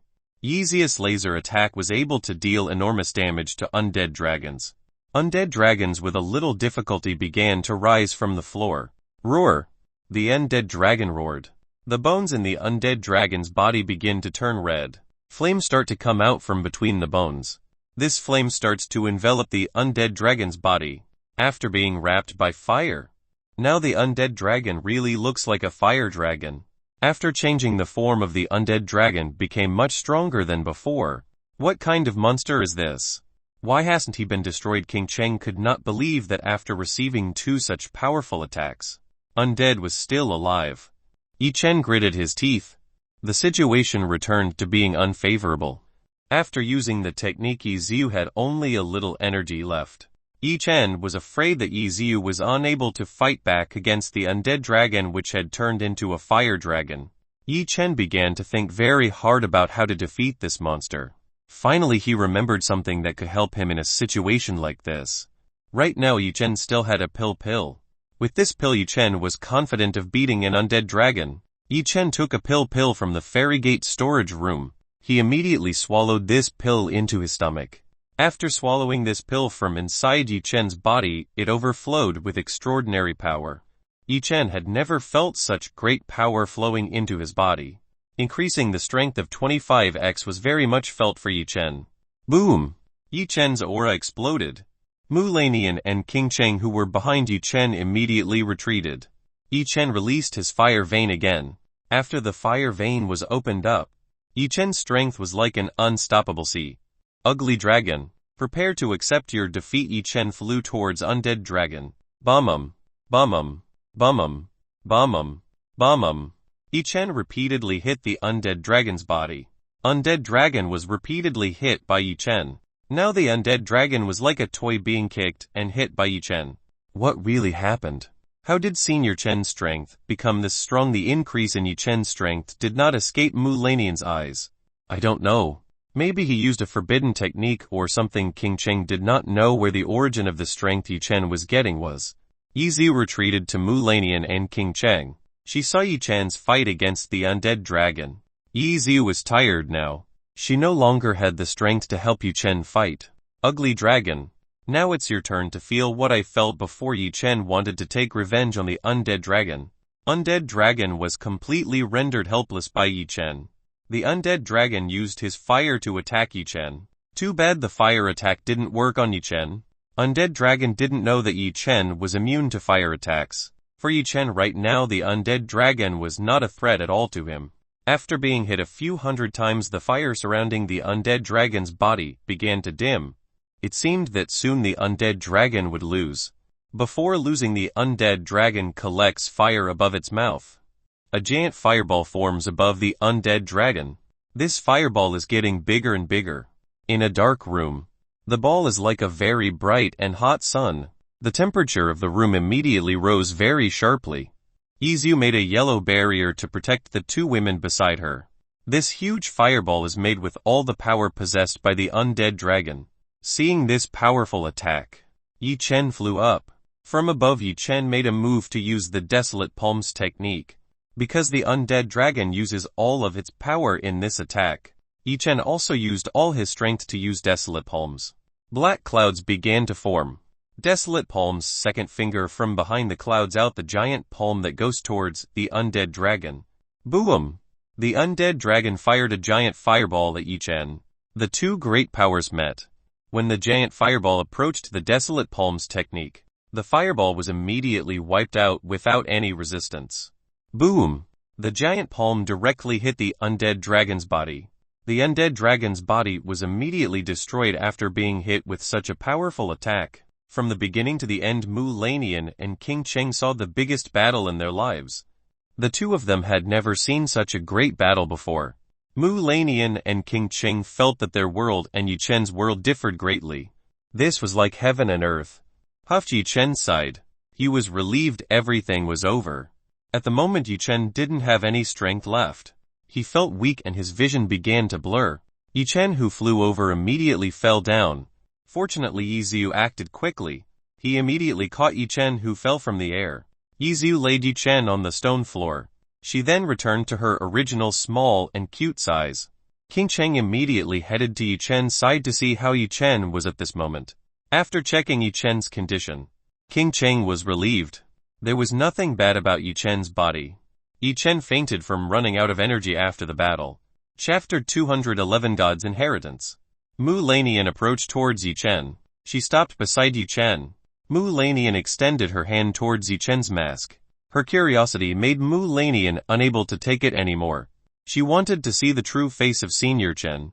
Wait, what are you doing? King Cheng tried to stop Mu Lanian. Too bad King Cheng was to be a little late.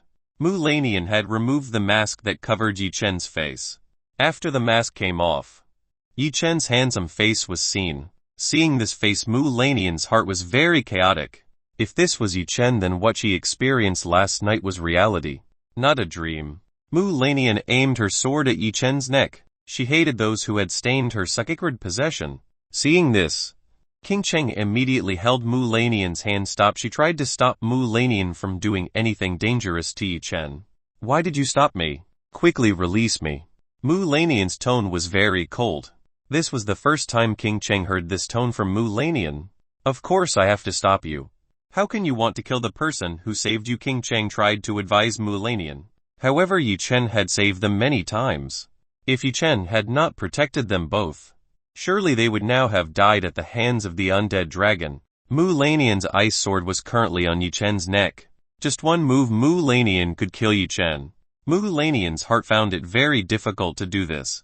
Even though Mu Lanian hated this person, but her heart felt painful when she wanted to try to kill Yi Chen. Mu Lanian repeatedly strengthened her resolve in her heart. Unfortunately, she was still unable to kill Yi Chen. Mu Lanian who could not do this. She put her sword away from Yi Chen. The reason I didn't kill you is because you saved me. Hemph. After saying this, Mu Lanian turned around. She moved away from Yi Chen's body. In her heart, Mu Lanian was unable to see Yi Chen. Every time Mu Lanian saw Yi Chen, Mu Lanian's heart would be very chaotic. She did not know what was really happening to her at this time. This was the first time a man had made herself confused like this. King Cheng was relieved that Mu Lanian did not do bad things to Yi Chen. If Mu Lanian did bad things to Yi Chen, King Cheng would be very difficult to stop Mu Lanian. The only thing that can stop Mu Lanian might be a nine-tailed fox. Yi Ziu was currently standing next to Yi Chen. From the start he had not stopped Mu Lanian because Yi Ziu did not feel the killing aura from Mu Lanian. King Cheng took Yi Chen's head so that he had a back when resting. She waited patiently Yi Chen to get up again. 30 minutes later Yi Chen opened his eyes. He felt a comfortable feeling behind his head. When Yi Chen opened his eyes completely, he saw two large mountain peaks in front of his eyes. Yi Chen naturally knew who this large object was. This large object must belong to King Cheng. Right now Yi Chen was on King Cheng's lap. Seeing Yi Chen have woken up, King Cheng immediately asked, "Are you feeling better?" Yi Chen immediately got up from King Cheng's lap. When he rose unintentionally, Yi Chen's head bobbed the two soft mountain peaks of King Cheng. Ah! King Cheng groaned a little because of this. Yi Chen had just woken up. He hadn't realized that his head had just touched a soft object belonging to King Cheng. Yes. Fine. Yi Chen touched his forehead. When Yi Chen touched his face, he realized that the mask he was wearing had disappeared. It seemed like someone had taken his mask. "Where's my mask?" Yi Chen asked King Cheng where his mask was. That. Mu Lanian had taken it. While saying this, King Cheng lowered the tone of her voice so as not to be with Mu Lanian who was in the distance. Yi Chen looks towards Mu Lanian in the distance. Right now he could only see Mu Lanian's back. Actually, what happened when I passed out earlier? Yi Chen asked what had happened when he was injured. King Cheng related everything that happened when Yi Chen fainted. Yi Chen heard the story from King Cheng. So that's how it happened. After hearing the story from King Cheng, Yi Chen learned what happened when he collapsed. Yi Chen did not regret that when he was pinched. Mu Lanian intended to kill him. Fortunately, Mu Lanian did not do that. Yi Chen rose to Mu Lanian, Mu's sect leader. Long time no see. Yi Chen smiled wryly at Mu Lanian. Because his identity was known, Yi Chen did not hide anything from Mu Lanian. Mu Lanian did not hold greetings from Yi Chen at all. She kept turning her face towards the other direction, as if Mu Lanian did not currently want to talk to Yi Chen. Seeing Mu Lanian indifferent to him, Yi Chen sighed. It seemed like the fairy Mu Lanian was angry at him. "Let's go to the altar and see what's there." Yi Chen invited King Cheng to go to the altar in front. Seeing Yi Chen go to the altar, Mu Lanian also followed behind Yi Chen. She deliberately kept her distance from Yi Chen. When Yi Chen arrived in front of the altar, he looked around. Yi Chen wanted to know what was the use of these three large statues. As Yi Chen was thinking, the three large statues began to glow with dazzling light. "Congratulations to the three of you who have made it through every obstacle to get here." An ancient voice came from the light. Because the light was too blinding, Yi Chen could not see who was talking to him. When the blinding light disappeared, he saw three giant creatures hovering in front of him. These three giant creatures are dragon, phoenix, and butterfly. All three gave off a very strong aura. "Master, this is the Azure Dragon God, Phoenix Ice, and Purple Butterfly," Chu Yuichen looked very happy while telling Yi Chen this. After hearing this from Chu Yuichen, Yi Chen was quite surprised. He did not expect to see an extinct god being from the god realm. Although he only learned from books, Yi Chen's knowledge of deity was not bad. Azure Dragon is said to be the most powerful dragon among the dragon races. The only one who can match the Azure Dragon's strength is only Thunder Kirin. The second is the Phoenix Ice. Although it is not as strong as the Azure Dragon, the freezing power of the Phoenix Ice is very strong. The ice made by the Phoenix Ice can even last forever. The last one is a purple butterfly. This is a divine being that can control the soul of a god or a divine being. Though not very strong, purple butterflies can control an opponent's soul. The biggest weakness of a purple butterfly is that it cannot control people's souls, which is very strong. Today these three gods were standing in front of Yi Chen. You have arrived here. All three of you are worthy to inherit our strength. Do you want our inheritance of strength? Azure Dragon asked Yi Chen, King Cheng and Mu Lanian. Of course we want to. Yi Chen of course wants to inherit this power. Very good. Before we all give inheritance to all of you, are you ready with the conditions? Azure Dragon asked Yi Chen and the two women if they were ready to accept the conditions given by the Azure Dragon, Ice Phoenix and Purple Butterfly. Chapter 212 One Dragon and Two Phoenix. Conditions. What conditions should we fulfill? Yi Chen asked what they had to fulfill in order to get the inheritance from this divine being. Ha ha ha. The conditions are very easy. Our inheritance is intended for a pair of three people. So if you want to inherit our inheritance you will be bound forever. Azure Dragon tells the terms they must fulfill. What among the three people who was the most surprised was Mu Lanian. She did not think that this inheritance was intended for couples. Dragon ancestors. How can your inheritance be like that? Mu Lanian protested against the Azure Dragon. The legacy that we left is meant for couples. If you don't want it you can reject it. Phoenix Eye spoke to Mu Lanian. Gods will not force someone who does not want to inherit their power. Yi Chen and King Cheng didn't really bother with this matter. King Cheng didn't mind being a partner with Yi Chen. That's why they had absolutely no problem with this.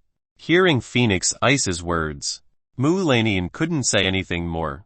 Azure and Phoenix ancestors. I don't mind. May I get an inheritance from Yi Chen had no problem with this. This power meant a lot to Yi Chen. When fighting with an undead dragon, Yi Chen understood that in this world there were a lot of strong people. If he did not immediately become strong, he would not be able to protect the most valuable treasure, his woman. Of course you can, but you must convince the two women by your side. Azure Dragon said that Yi Chen could get this inheritance if he succeeded in convincing Mu Lanian and King Cheng. Fairy King, do you want to inherit this power with me? Yi Chen asked King Cheng. Hearing this, King Cheng's face began to turn red. For King Cheng this was like an application she had never done. King Cheng didn't answer. She just nodded at Yi Chen, agreeing with Yi Chen's proposal. Seeing King Cheng agree, Yi Chen was happy. Now all that was left was to convince Mu Lanian. Mu Fairy, are you? No. Before Yi Chen even finished his words, he had been rejected outright by Mu Lanian. Mu Lanian was a woman from the Frozen Ice sect. She would not let a man stain her body. Azure's ancestors seem to be the only two of us who want your inheritance, because Mu Lanian did not want it. Only he and King Cheng wanted this inheritance. I told you this inheritance is for three people. You still lack one more person, so we cannot give this inheritance to you. Azure Dragon said that this inheritance cannot be given if there is a lack of people. Mu Lanian, are you sure you don't want to inherit power from the gods? This is a once-in-a-lifetime opportunity. I hope you will not waste this golden opportunity. The purple butterfly spoke to Mu Lanian. The purple butterfly had peeked at Lanian's soul. She knew the name Mu Lanian very easily. Mu Lanian is currently confused whether he should accept this inheritance or not. This is indeed a very lucrative offer to inherit the power of a divine being. Yi Chen went down the altar. When Yi Chen left, he was called by King Cheng. Yi Chen, where are you going? King Cheng asked where Yi Chen would go. I want to go home. There is no point in seeing something that cannot be obtained. There is no point in staying here and only see a legacy that cannot be obtained. Wait, Mu Lanian stopped Yi Chen. Mu Fairy, what's up? Yi Chen asked. Let's try accepting this inheritance. Mu Lanian turned her face aside. She wanted to try accepting the inheritance of the gods. Maybe she could accept this inheritance without having to become a partner with Yi Chen. Yi Chen immediately turned back towards the altar. He stood in the middle of King Cheng and Mu Lanian. Very good. You all prepare yourself to receive our inheritance. Azure Dragon, Phoenix Ice and Purple Butterflies each gave 3 drops of their blood to Yi Chen, Mu Lanian and King Cheng. These 3 drops of blood began to enter Yi Chen, Mu Lanian, and King Cheng's bodies. Blood began to circulate throughout the 3 people's bodies. Yi Chen, Mu Lanian and King Cheng crossed. They tried to do the blood fusion they got from the divine beings. Yi Chen had inherited the blood of sage gods. Strangely, the blood of sage gods did not refuse when Azure Dragon's blood entered Yi Chen's body. The blood of sage gods and Azure Dragons can be fully fused. Mu Lanian and King Cheng had also finished fusing blood from the Phoenix Ice and Purple Butterfly. Yi Chen, Mu Lanian and King Cheng finally finished blood fusion. Now we will give our souls and cultivation techniques to you. Azure Dragon, Phoenix Ice and Purple Butterflies want to give their souls to Yi Chen and the 2 women. The soul of the Azure Dragon entered Yi Chen's Danshan. The dragon soul perched on Yi Chen's Sea of Kai. The soul of the Phoenix Ice entered Danshan Mu Lanian, while the soul of the Purple Butterfly entered Danshan King Cheng. After giving their souls, a piece of information entered Yi Chen's mind was the dual cultivation technique discussed by the Azure Dragon. The name of this technique is 1 Dragon and 2 Phoenix. To cultivate this technique requires the souls of Azure Dragon, Ice Phoenix and Purple Butterflies. Aside from being a 2 cultivation technique, this technique can also be used to attack. The way is to unite the souls of Azure Dragon, Phoenix Ice and Purple Butterfly. When the soul of a divine being is brought together, it will create an extraordinary power. After receiving Azure Dragon's soul, Yi Chen felt that his body became very hot and uncomfortable. The flames at the bottom of Yi Chen began to rise. Mu Lanian and King Cheng also felt the same way as Yi Chen, except they felt their bodies were very cold like ice. Even Mu Lanian, who cultivated the ice technique, could not withstand the cold in his body. He wanted the warmth to melt this coldness. Henceforth I leave it to you. Hope all 3 of you enjoy it. Azure Dragon, Phoenix Ice and Purple Butterfly disappeared from Yi Chen's presence. In this place now only Yi Chen, Mu Lanian and King Cheng were left. Yi Chen tried to calm the fire under his body, but this burning sensation was very uncomfortable. Yi Chen needed something cold to cool the heat in his body. Unconsciously Yi Chen reached for Mu Lanian, who was closest to him. Yi Chen, what are you doing? Quickly release me.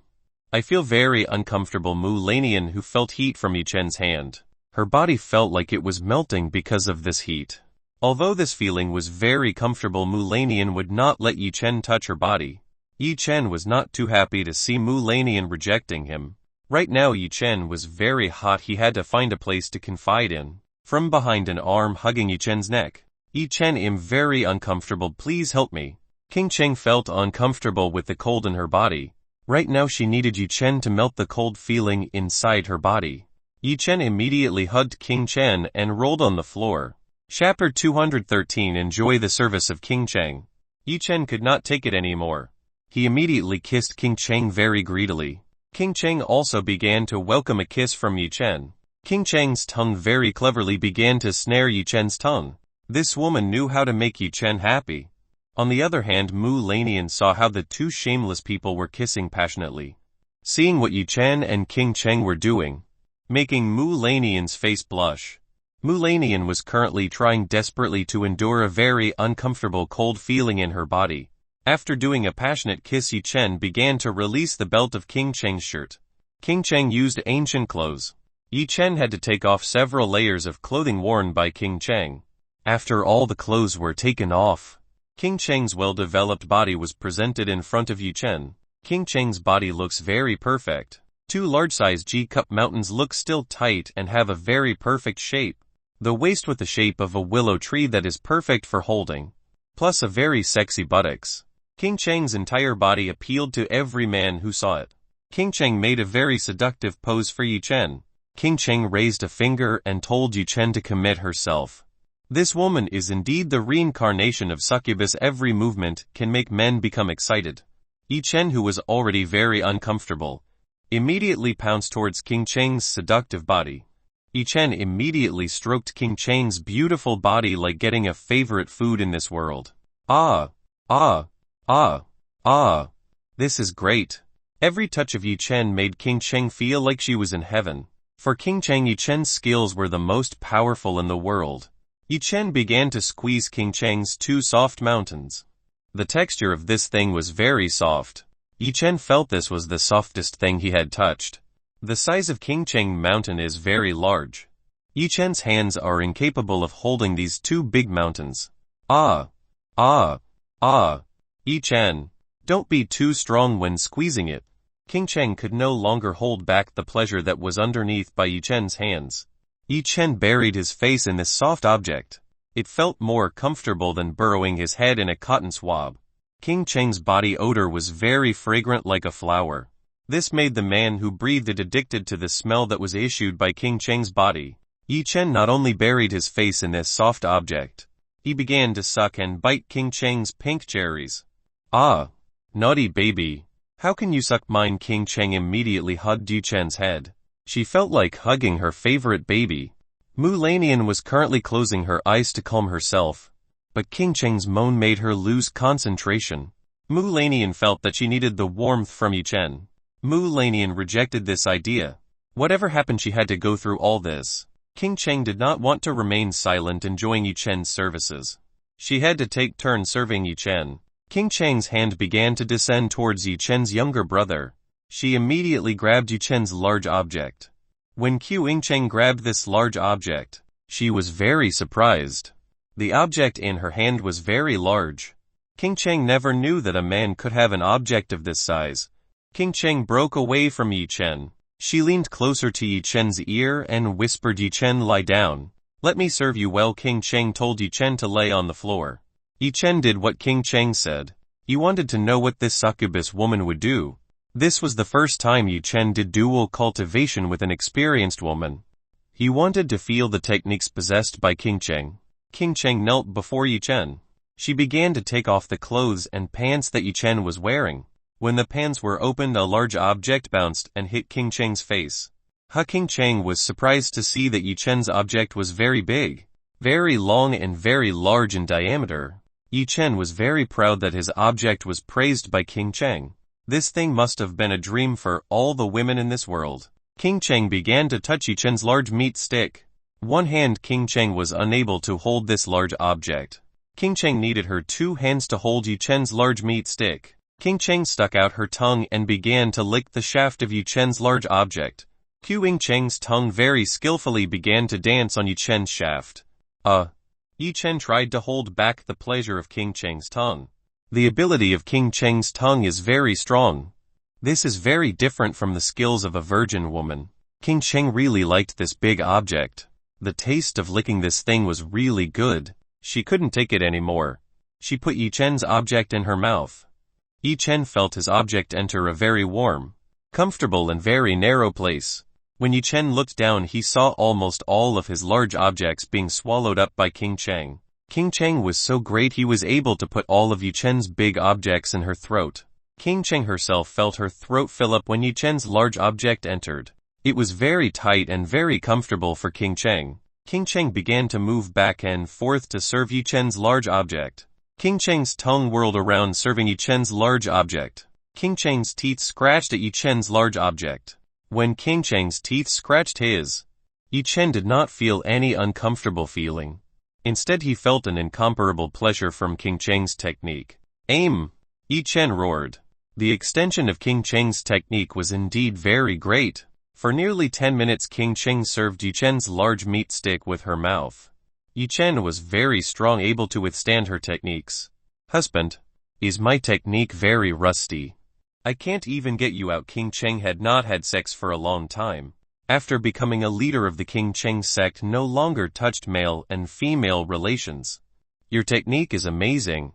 Make me more comfortable. Yi Chen helped set King Cheng's hair back. Now King Cheng's teasing face was presented in front of Yi Chen. King Cheng, who had just stopped continuing to serve Yi Chen's large object. Slurp, slurp, slurp, slurp. This time King Cheng's mouth suction was stronger than before. Yi Chen felt incomparable pleasure from King Cheng. Lanian continued to hear the shameless voice from the front. She peeked a little and wanted to see what Yi-Chen and King Cheng were doing.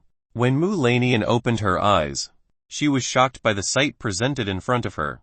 Lanian was currently seeing Yi-Chen lying on the floor, and King Cheng was underserving a large and very terrible object. Lanian could not believe that a male object of this size. How could an object of this size enter a woman's body? Wouldn't this large object immediately destroy the small cave that belonged to every woman entered by Yi-Chen's large object? Chapter 214 The Temptation of Two Fairies. Until now Yi-Chen had not yet come out. King Cheng's jaw had been completely numbed by Yi-Chen's large object. King Cheng used another method to stimulate Yi-Chen. She used her hand to grab Yi-Chen's 2 egg bags. King Cheng began to touch these 2 balls very gently. King Cheng's fingers made Yi-Chen unable to stand. On the other hand, Lanian was no longer strong. She felt he would die from this cold feeling. Without saying much, Lanian went to Yi-Chen's side. Lanian approached and suddenly held Yi-Chen's face on the floor. Yi-Chen, who saw this, immediately woke up. He sat down and hugged Lanian's body. Yi-Chen removed the veil belonging to Lanian. Lanian's beautiful face was seen by Yi-Chen. Lanian's face was perfect. This face was like a pure fairy coming down from the sky. Lanian did not fight when the veil was released by Yi-Chen. At this moment she was desperate for the warmth of Yi-Chen's body. Yi-Chen began to kiss Lanian's lips. He greedily kissed the cherry lips of Lanian. This was the first time Lanian was kissed by the opposite sex. This feeling had never been felt by Lanian. She felt really enjoyed when it was kissed by Yi-Chen. Yi-Chen began to insert his tongue to snare Lanian's tongue. Lanian involuntarily biting something that entered her mouth. Don't bite, Yi-Chen told Lanian not to bite his tongue. Lanian, who heard this, immediately loosened her teeth. Now that Yi-Chen trapped Lanian's tongue very freely, Lanian did not know what to do. She only passively accepted the invasion carried out by Yi-Chen. Slurp, slurp, slurp, slurp, slurp. At the bottom, King Cheng forcefully sucked on Yi-Chen's object. Seeing Lanian and Yi-Chen having fun at the top, King Cheng didn't want to lose. She was very eager to suck Yi-Chen's. She didn't care about her tired jaws. What she wanted now was to make Yi-Chen happy with her. A good woman is a woman who can make her men happy. King Cheng's mouth service skills make Yi-Chen feel in heaven. Soon Yi-Chen will come out inside King Cheng's narrow mouth. Seeing Yi-Chen moaning in pleasure made King Cheng even more enthusiastic. She used all kinds of tricks she had to get Yi-Chen out. While restraining King Cheng's services, Yi-Chen's hand began to take off Lanian's white phoenix outfit. Yi-Chen wanted to see Lanian's beautiful body. Lanian broke away from Yi-Chen's kiss. She helped Yi-Chen undress herself. After the clothes were removed, Lanian's beautiful body was displayed in front of Yi-Chen. Yi-Chen was very excited to see Fairy Lanian the longest. This body was very beautiful and perfect. Everything felt very fitting and there was no slightest lack of it. Yi-Chen rubbed Lanian's beautiful body. He played with Lanian's 2 big rabbits. It was very pleasant. It was very chewy and tight. Don't squeeze it. Lanian refused as Yi-Chen squeezed her 2 things. Yi-Chen kissed Lanian's lips again. He completely ignored Lanian's refusal. Right now he wanted to enjoy every inch of Lanian's fairy body. Stop it. I feel something is coming out. Lanian is very weak in matters of men and women. Just by the touch Yi-Chen made it come out. Yi-Chen kissed Lanian's very soft lips. Upper and lower stimulation made Yi-Chen very excited. He felt like he wanted to reach the peak of happiness soon. Squeezing Yi-Chen's large object twitching, King Cheng knew that Yi-Chen was coming out soon. She accelerated her back and forth movements to make Yi-Chen come out. Him coming out, Yi-Chen let go of one hand from Lanian. He used this hand to hold King Cheng's head from leaving when he took out white magma. Buyer, buyer, buyer, buyer, buyer. Yi-Chen came out. Glup, glup, glup, glup, glup, glup. King Cheng could not back down. She could only drink all of the Yonki issued by Yi-Chen. All Yi-Chen's white magma was swallowed up by King Cheng. King Cheng felt that Yi-Chen was very rich and pure. The taste was also extraordinary. This was the most delicious food King Cheng had ever tasted. King Cheng felt he was addicted to Yi Chen's Yanqi. After finishing, King Cheng helped clean Yi Chen's younger brother by mouth. Slurp. King Cheng sucked the rest of Yanqi inside Yi Chen's large object. Husband. Thank you for the food. King Cheng thanked me for the most delicious food she had ever eaten. Yi Chen, who heard this, returned to excitement. The object underneath re-emerged. Geez, this is still very strong. King Cheng saw the object in her hand hardened again. King Cheng rubbed this thing into her delicate pieces. She really liked this big thing. Yi Chen could not stand the temptation of this fairy teaser. He put down Mu Lanian and went to reverse King Cheng. At this time King Cheng knelt on the ground. From behind, Yi Chen gripped King Cheng's waist. Teaser fairy. Get ready to feel my strength. Yi Chen directed his younger brother into King Cheng's honey cave, which was already very wet like running water. Husband, come here, let me help you put it in one hand. King Cheng grabbed Yi Chen's large object and began to guide him into the honey cave entrance. After feeling the position was right, Yi Chen directly pierced King Cheng's honey cave very strongly. King Cheng came out immediately when Yi Chen's large object hit the flower core. King Cheng's body seemed to be torn apart when Yi Chen's large object entered.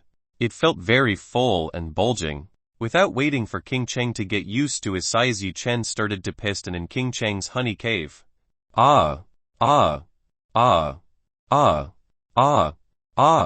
King Cheng couldn't resist the pleasure she felt from Yi Chen's large object. Her body felt a great feeling. After tasting a taste like this, where there might be a woman who was willing to leave Yi Chen. Husband is even louder. Make me yours completely. King Cheng began shouting to stimulate Yi Chen. Yi Chen himself felt that King Cheng's honey cave was still very tight like a virgin. King Cheng's honey cave was like a mouth that sucked hers deep inside. Every time Yi Chen advanced, the walls of the honey cave would immediately tighten with a very powerful force. This feeling was very great for Yi Chen. King Cheng, who used to be a teaser this time, was made helpless by Yi Chen. King Cheng had come out several times. I will get out. Even faster. King Cheng came out again. King Cheng suddenly fainted. Now King Cheng's body and mind were completely conquered by Yi Chen. Seeing King Cheng, who was no longer able, Yi Chen decided to go to Mu Lanian's side. He immediately embraced Mu Lanian's naked body lustfully. Chapter 215. Mu Lanian is conquered. At this time Mu Lanian could not think clearly. She was already very passionate because it was too long to hold the cold in her body. Yi Chen began to caress and lick all parts of Mu Lanian's body. Mu Lanian's body felt very cold to the touch. Maybe this was the effect of the technique she was cultivating. Mu Lanian's body felt very comfortable when touched by Yi Chen. This feeling was very comfortable. She began to be addicted to this feeling. Mu Lanian's fairy. Do you want to feel a better feeling than this? Yi Chen teased Mu Lanian. The feeling of teasing this usually cold woman was very pleasant. Mu Lanian nodded to Yi Chen. Right now she just wanted to get more pleasure. All her cold pride was gone. After getting approval from Mu Lanian, Yi Chen grew even bolder. He laid Mu Lanian down. Yi Chen opened Mu Lanian's legs to form the letter M. Mu Lanian's secret zone was exposed in front of Yi Chen. The mouth of Mu Lanian's honey cave was already wet with juice. This was very fat and pink in color. There was little hair growing around Mu Lanian's honey cave. This was very beautiful. Yi Chen admired this beautiful work. Yi Chen began to bring his face closer to Mu Lanian's honey cave. Seeing what Yi Chen was doing, Mu Lanian, who was still a little conscious, immediately tried to close her legs. She was very embarrassed when her private parts were seen by Yi Chen. Yi Chen's neck was currently gnawed by Mu Lanian's two legs. Yi Chen felt that Mu Lanian was very troublesome. He had to use his strength to open Mu Lanian's legs. After the legs were reopened, Yi Chen immediately licked Mu Lanian's honey cave with his tongue. When Yi Chen did this, Mu Lanian immediately lost the strength to fight. Mu Lanian's feet felt very soft when Yi Chen licked her private parts. The juice that was issued by Mu Lanian tasted very good. It was also very rich in Yinqi. Yi Chen licked the mouth of Mu Lanian's honey cave passionately. Yi Chen began to insert his tongue into Mu Lanian's honey cave.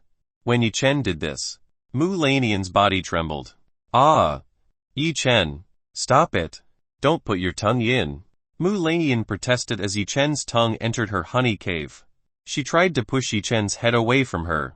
Yi-Chen continued to suck Mu Lanian's honey cave passionately. Mu Lanian finally reached its peak. Mu Lanian's body shook violently. After coming out twice, Mu Lanian's consciousness began to return.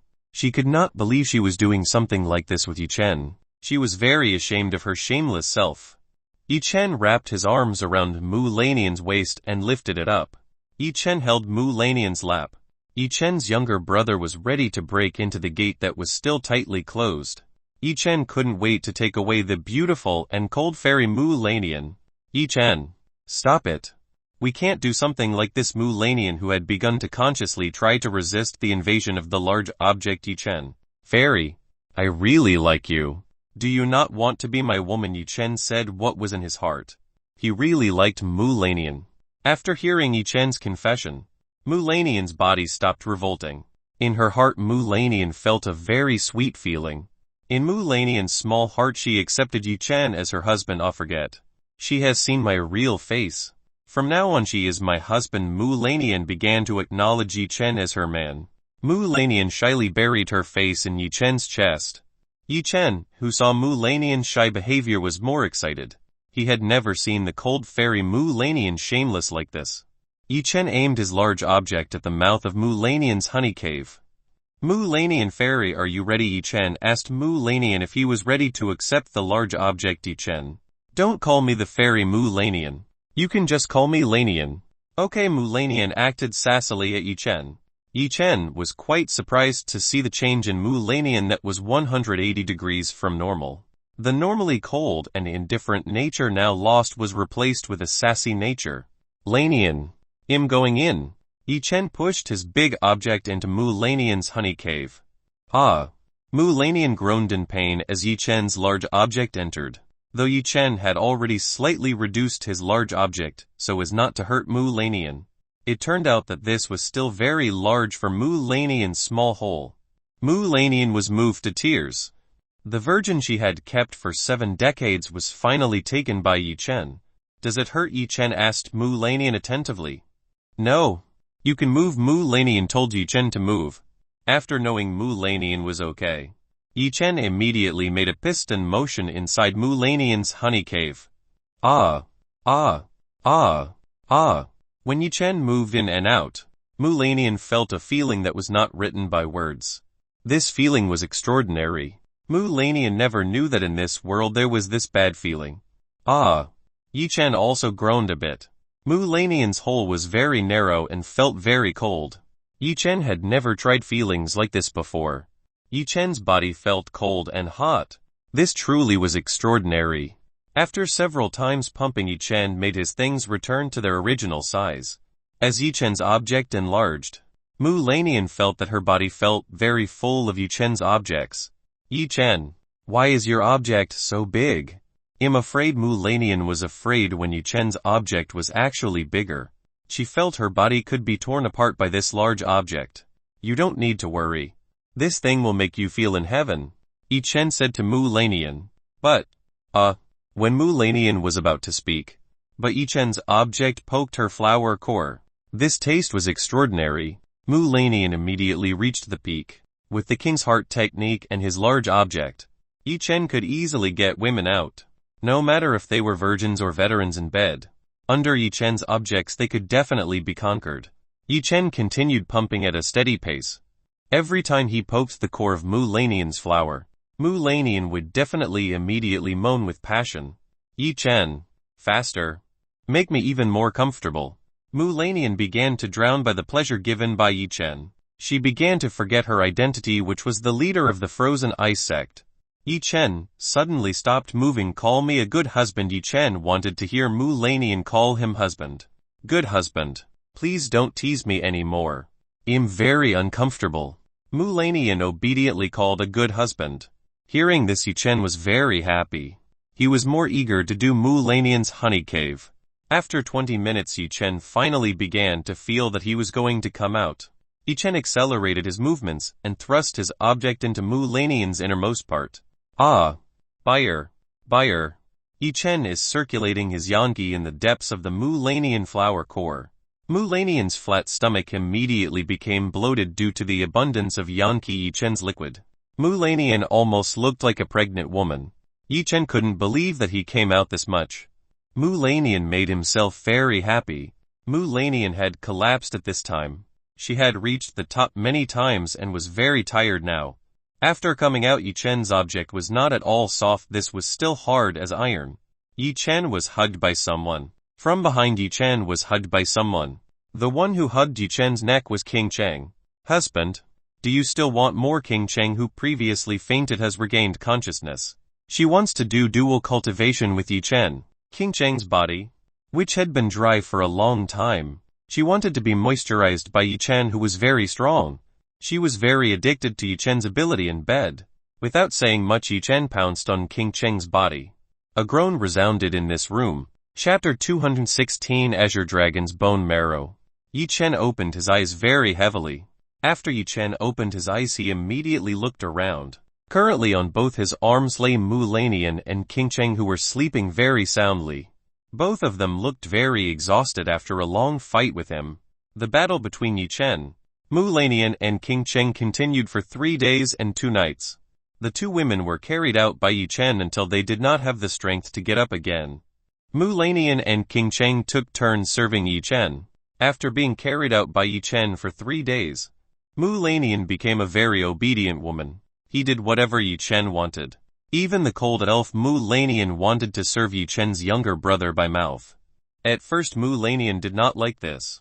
But after tasting Yichen's essence, she became addicted to its delicious taste. King Cheng is no better than Lanian. Because Lanian fainted so often, King Cheng was forced to fight Yichen alone. This was very tiring for King Cheng. After a very long battle, the two women were filled with Yichen's essence to the full. At the moment, Lanian and King Cheng's appearance looked more moist and beautiful. They were much prettier after receiving Yanqi essence from Yichen. The two women haven't woken up. If they woke up and saw their current appearance, the two of them would be very surprised. Yichen got up from the floor. He as much as possible to wake up without waking the two women. Yichen took a pillow and blanket to cover the two women. Lanian and King Cheng were very exhausted. They both couldn't wake up from sleep. Yichen took his clothes, then put on those clothes. After finishing wearing clothes, Yichen looks towards the altar. At the moment on the altar there was only a statue of Azure Dragon. A statue of the phoenix ice and a purple butterfly had vanished. Yichen was confused why the statue of the phoenix ice and purple butterfly vanished. While Yichen was thinking, a light shone from the Azure Dragon statue. This light enveloped Yichen's body and made an isolation barrier that made outsiders unable to know what was happening inside. Congratulations on your successful double fusion with your two women. Azure Dragon congratulated Yichen. Thank you, Dragon Ancestors, for the inheritance you have given. Yichen thanked the inheritance given by Azure Dragon. Ha. You don't need to thank me.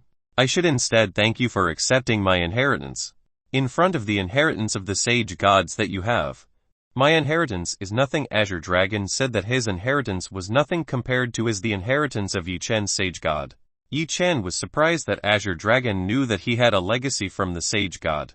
Azure Ancestors, how did you know that I have the inheritance of the sage god? Yichen wants to know how Azure Dragon knows that he has the inheritance of the sage god. I only found out after the soul I gave into your body. At that time I felt that my soul met something very powerful. After that I dug deeper about you. I found that you were the heir of a great sage god. Azure Dragon told. How did he find out that Yichen had the legacy of the sage god? Yichen nodded to Azure Dragon. I don't have much time left. Now I will give you something very special. Just like my soul. This might be the only one left in this world. Azure Dragon told Yichen that he would still give Yichen something very valuable. What is that? Yichen asked what the Azure Dragon would give him. This is the bone marrow that I have. I intend to give this thing to you. Azure Dragon wanted to give the bone marrow to Yichen.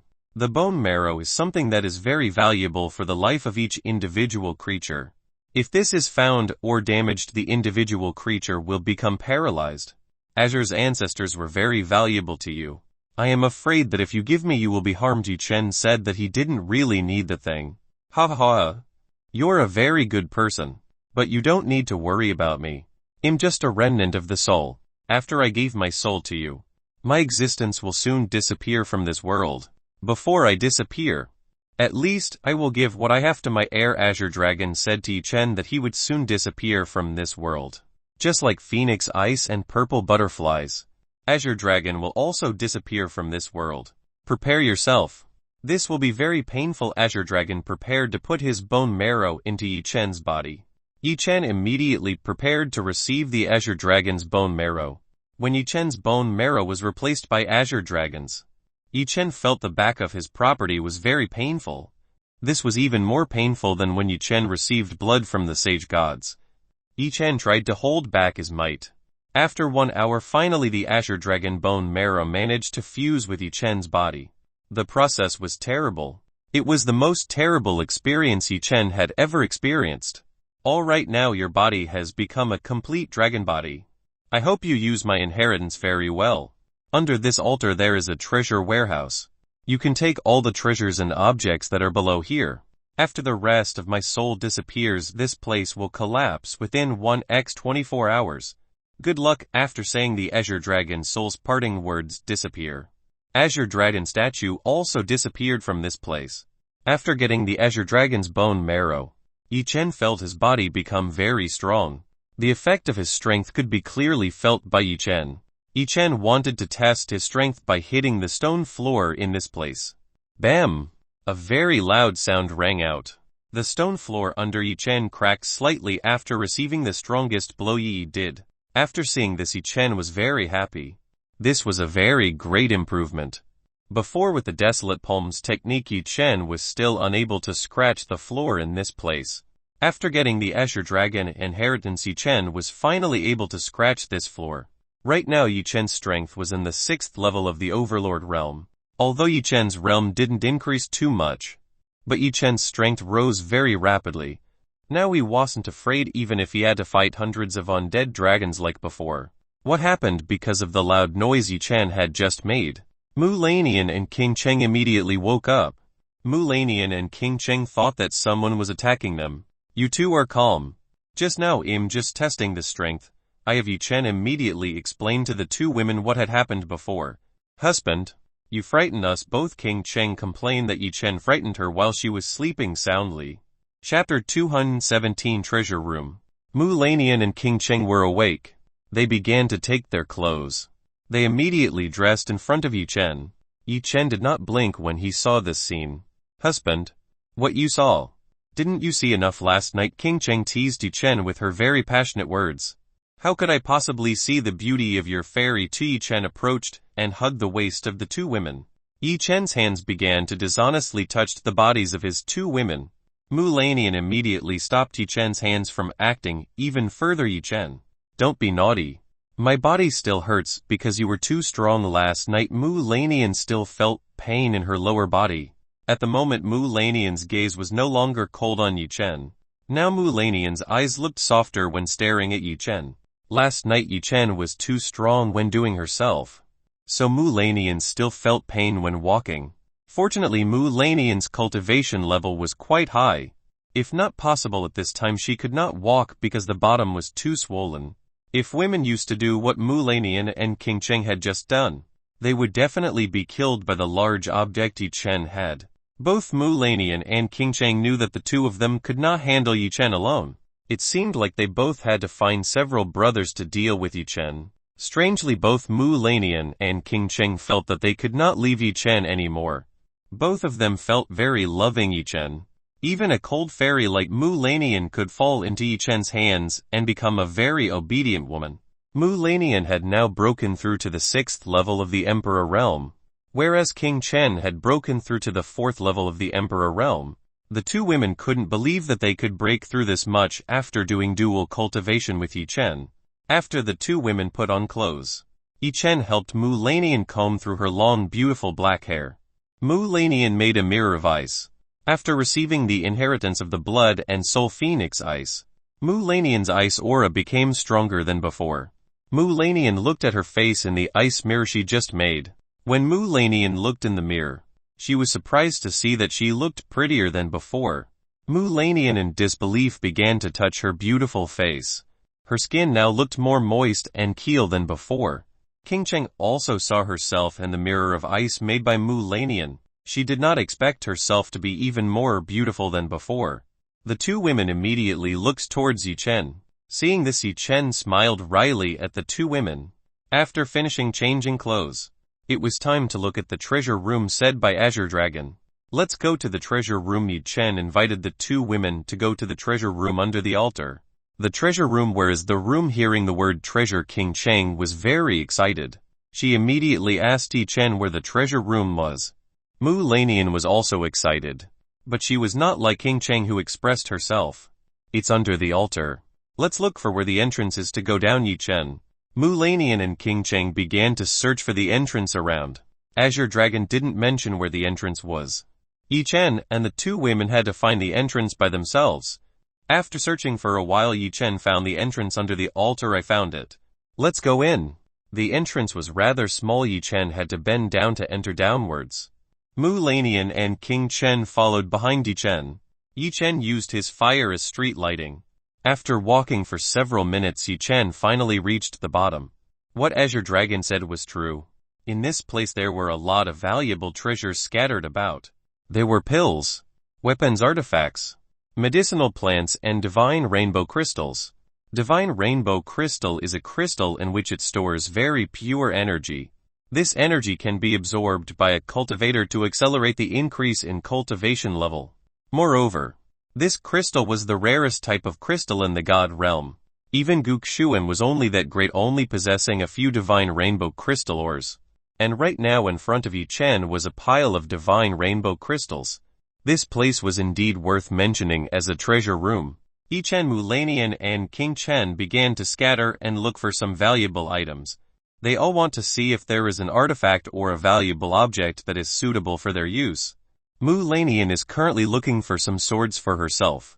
Mu Lanian likes thin and light swords. She wants to find out if there is a sword in this place that is suitable for her to use. Mu Lanian began to sort through the swords that were in this place. Some of the swords he took turned out to be very heavy. The artifact weapons in this place were the lowest in tier 3 and the highest in tier 7. Of course, the higher the tier weapon artifacts, the more also strong the material used.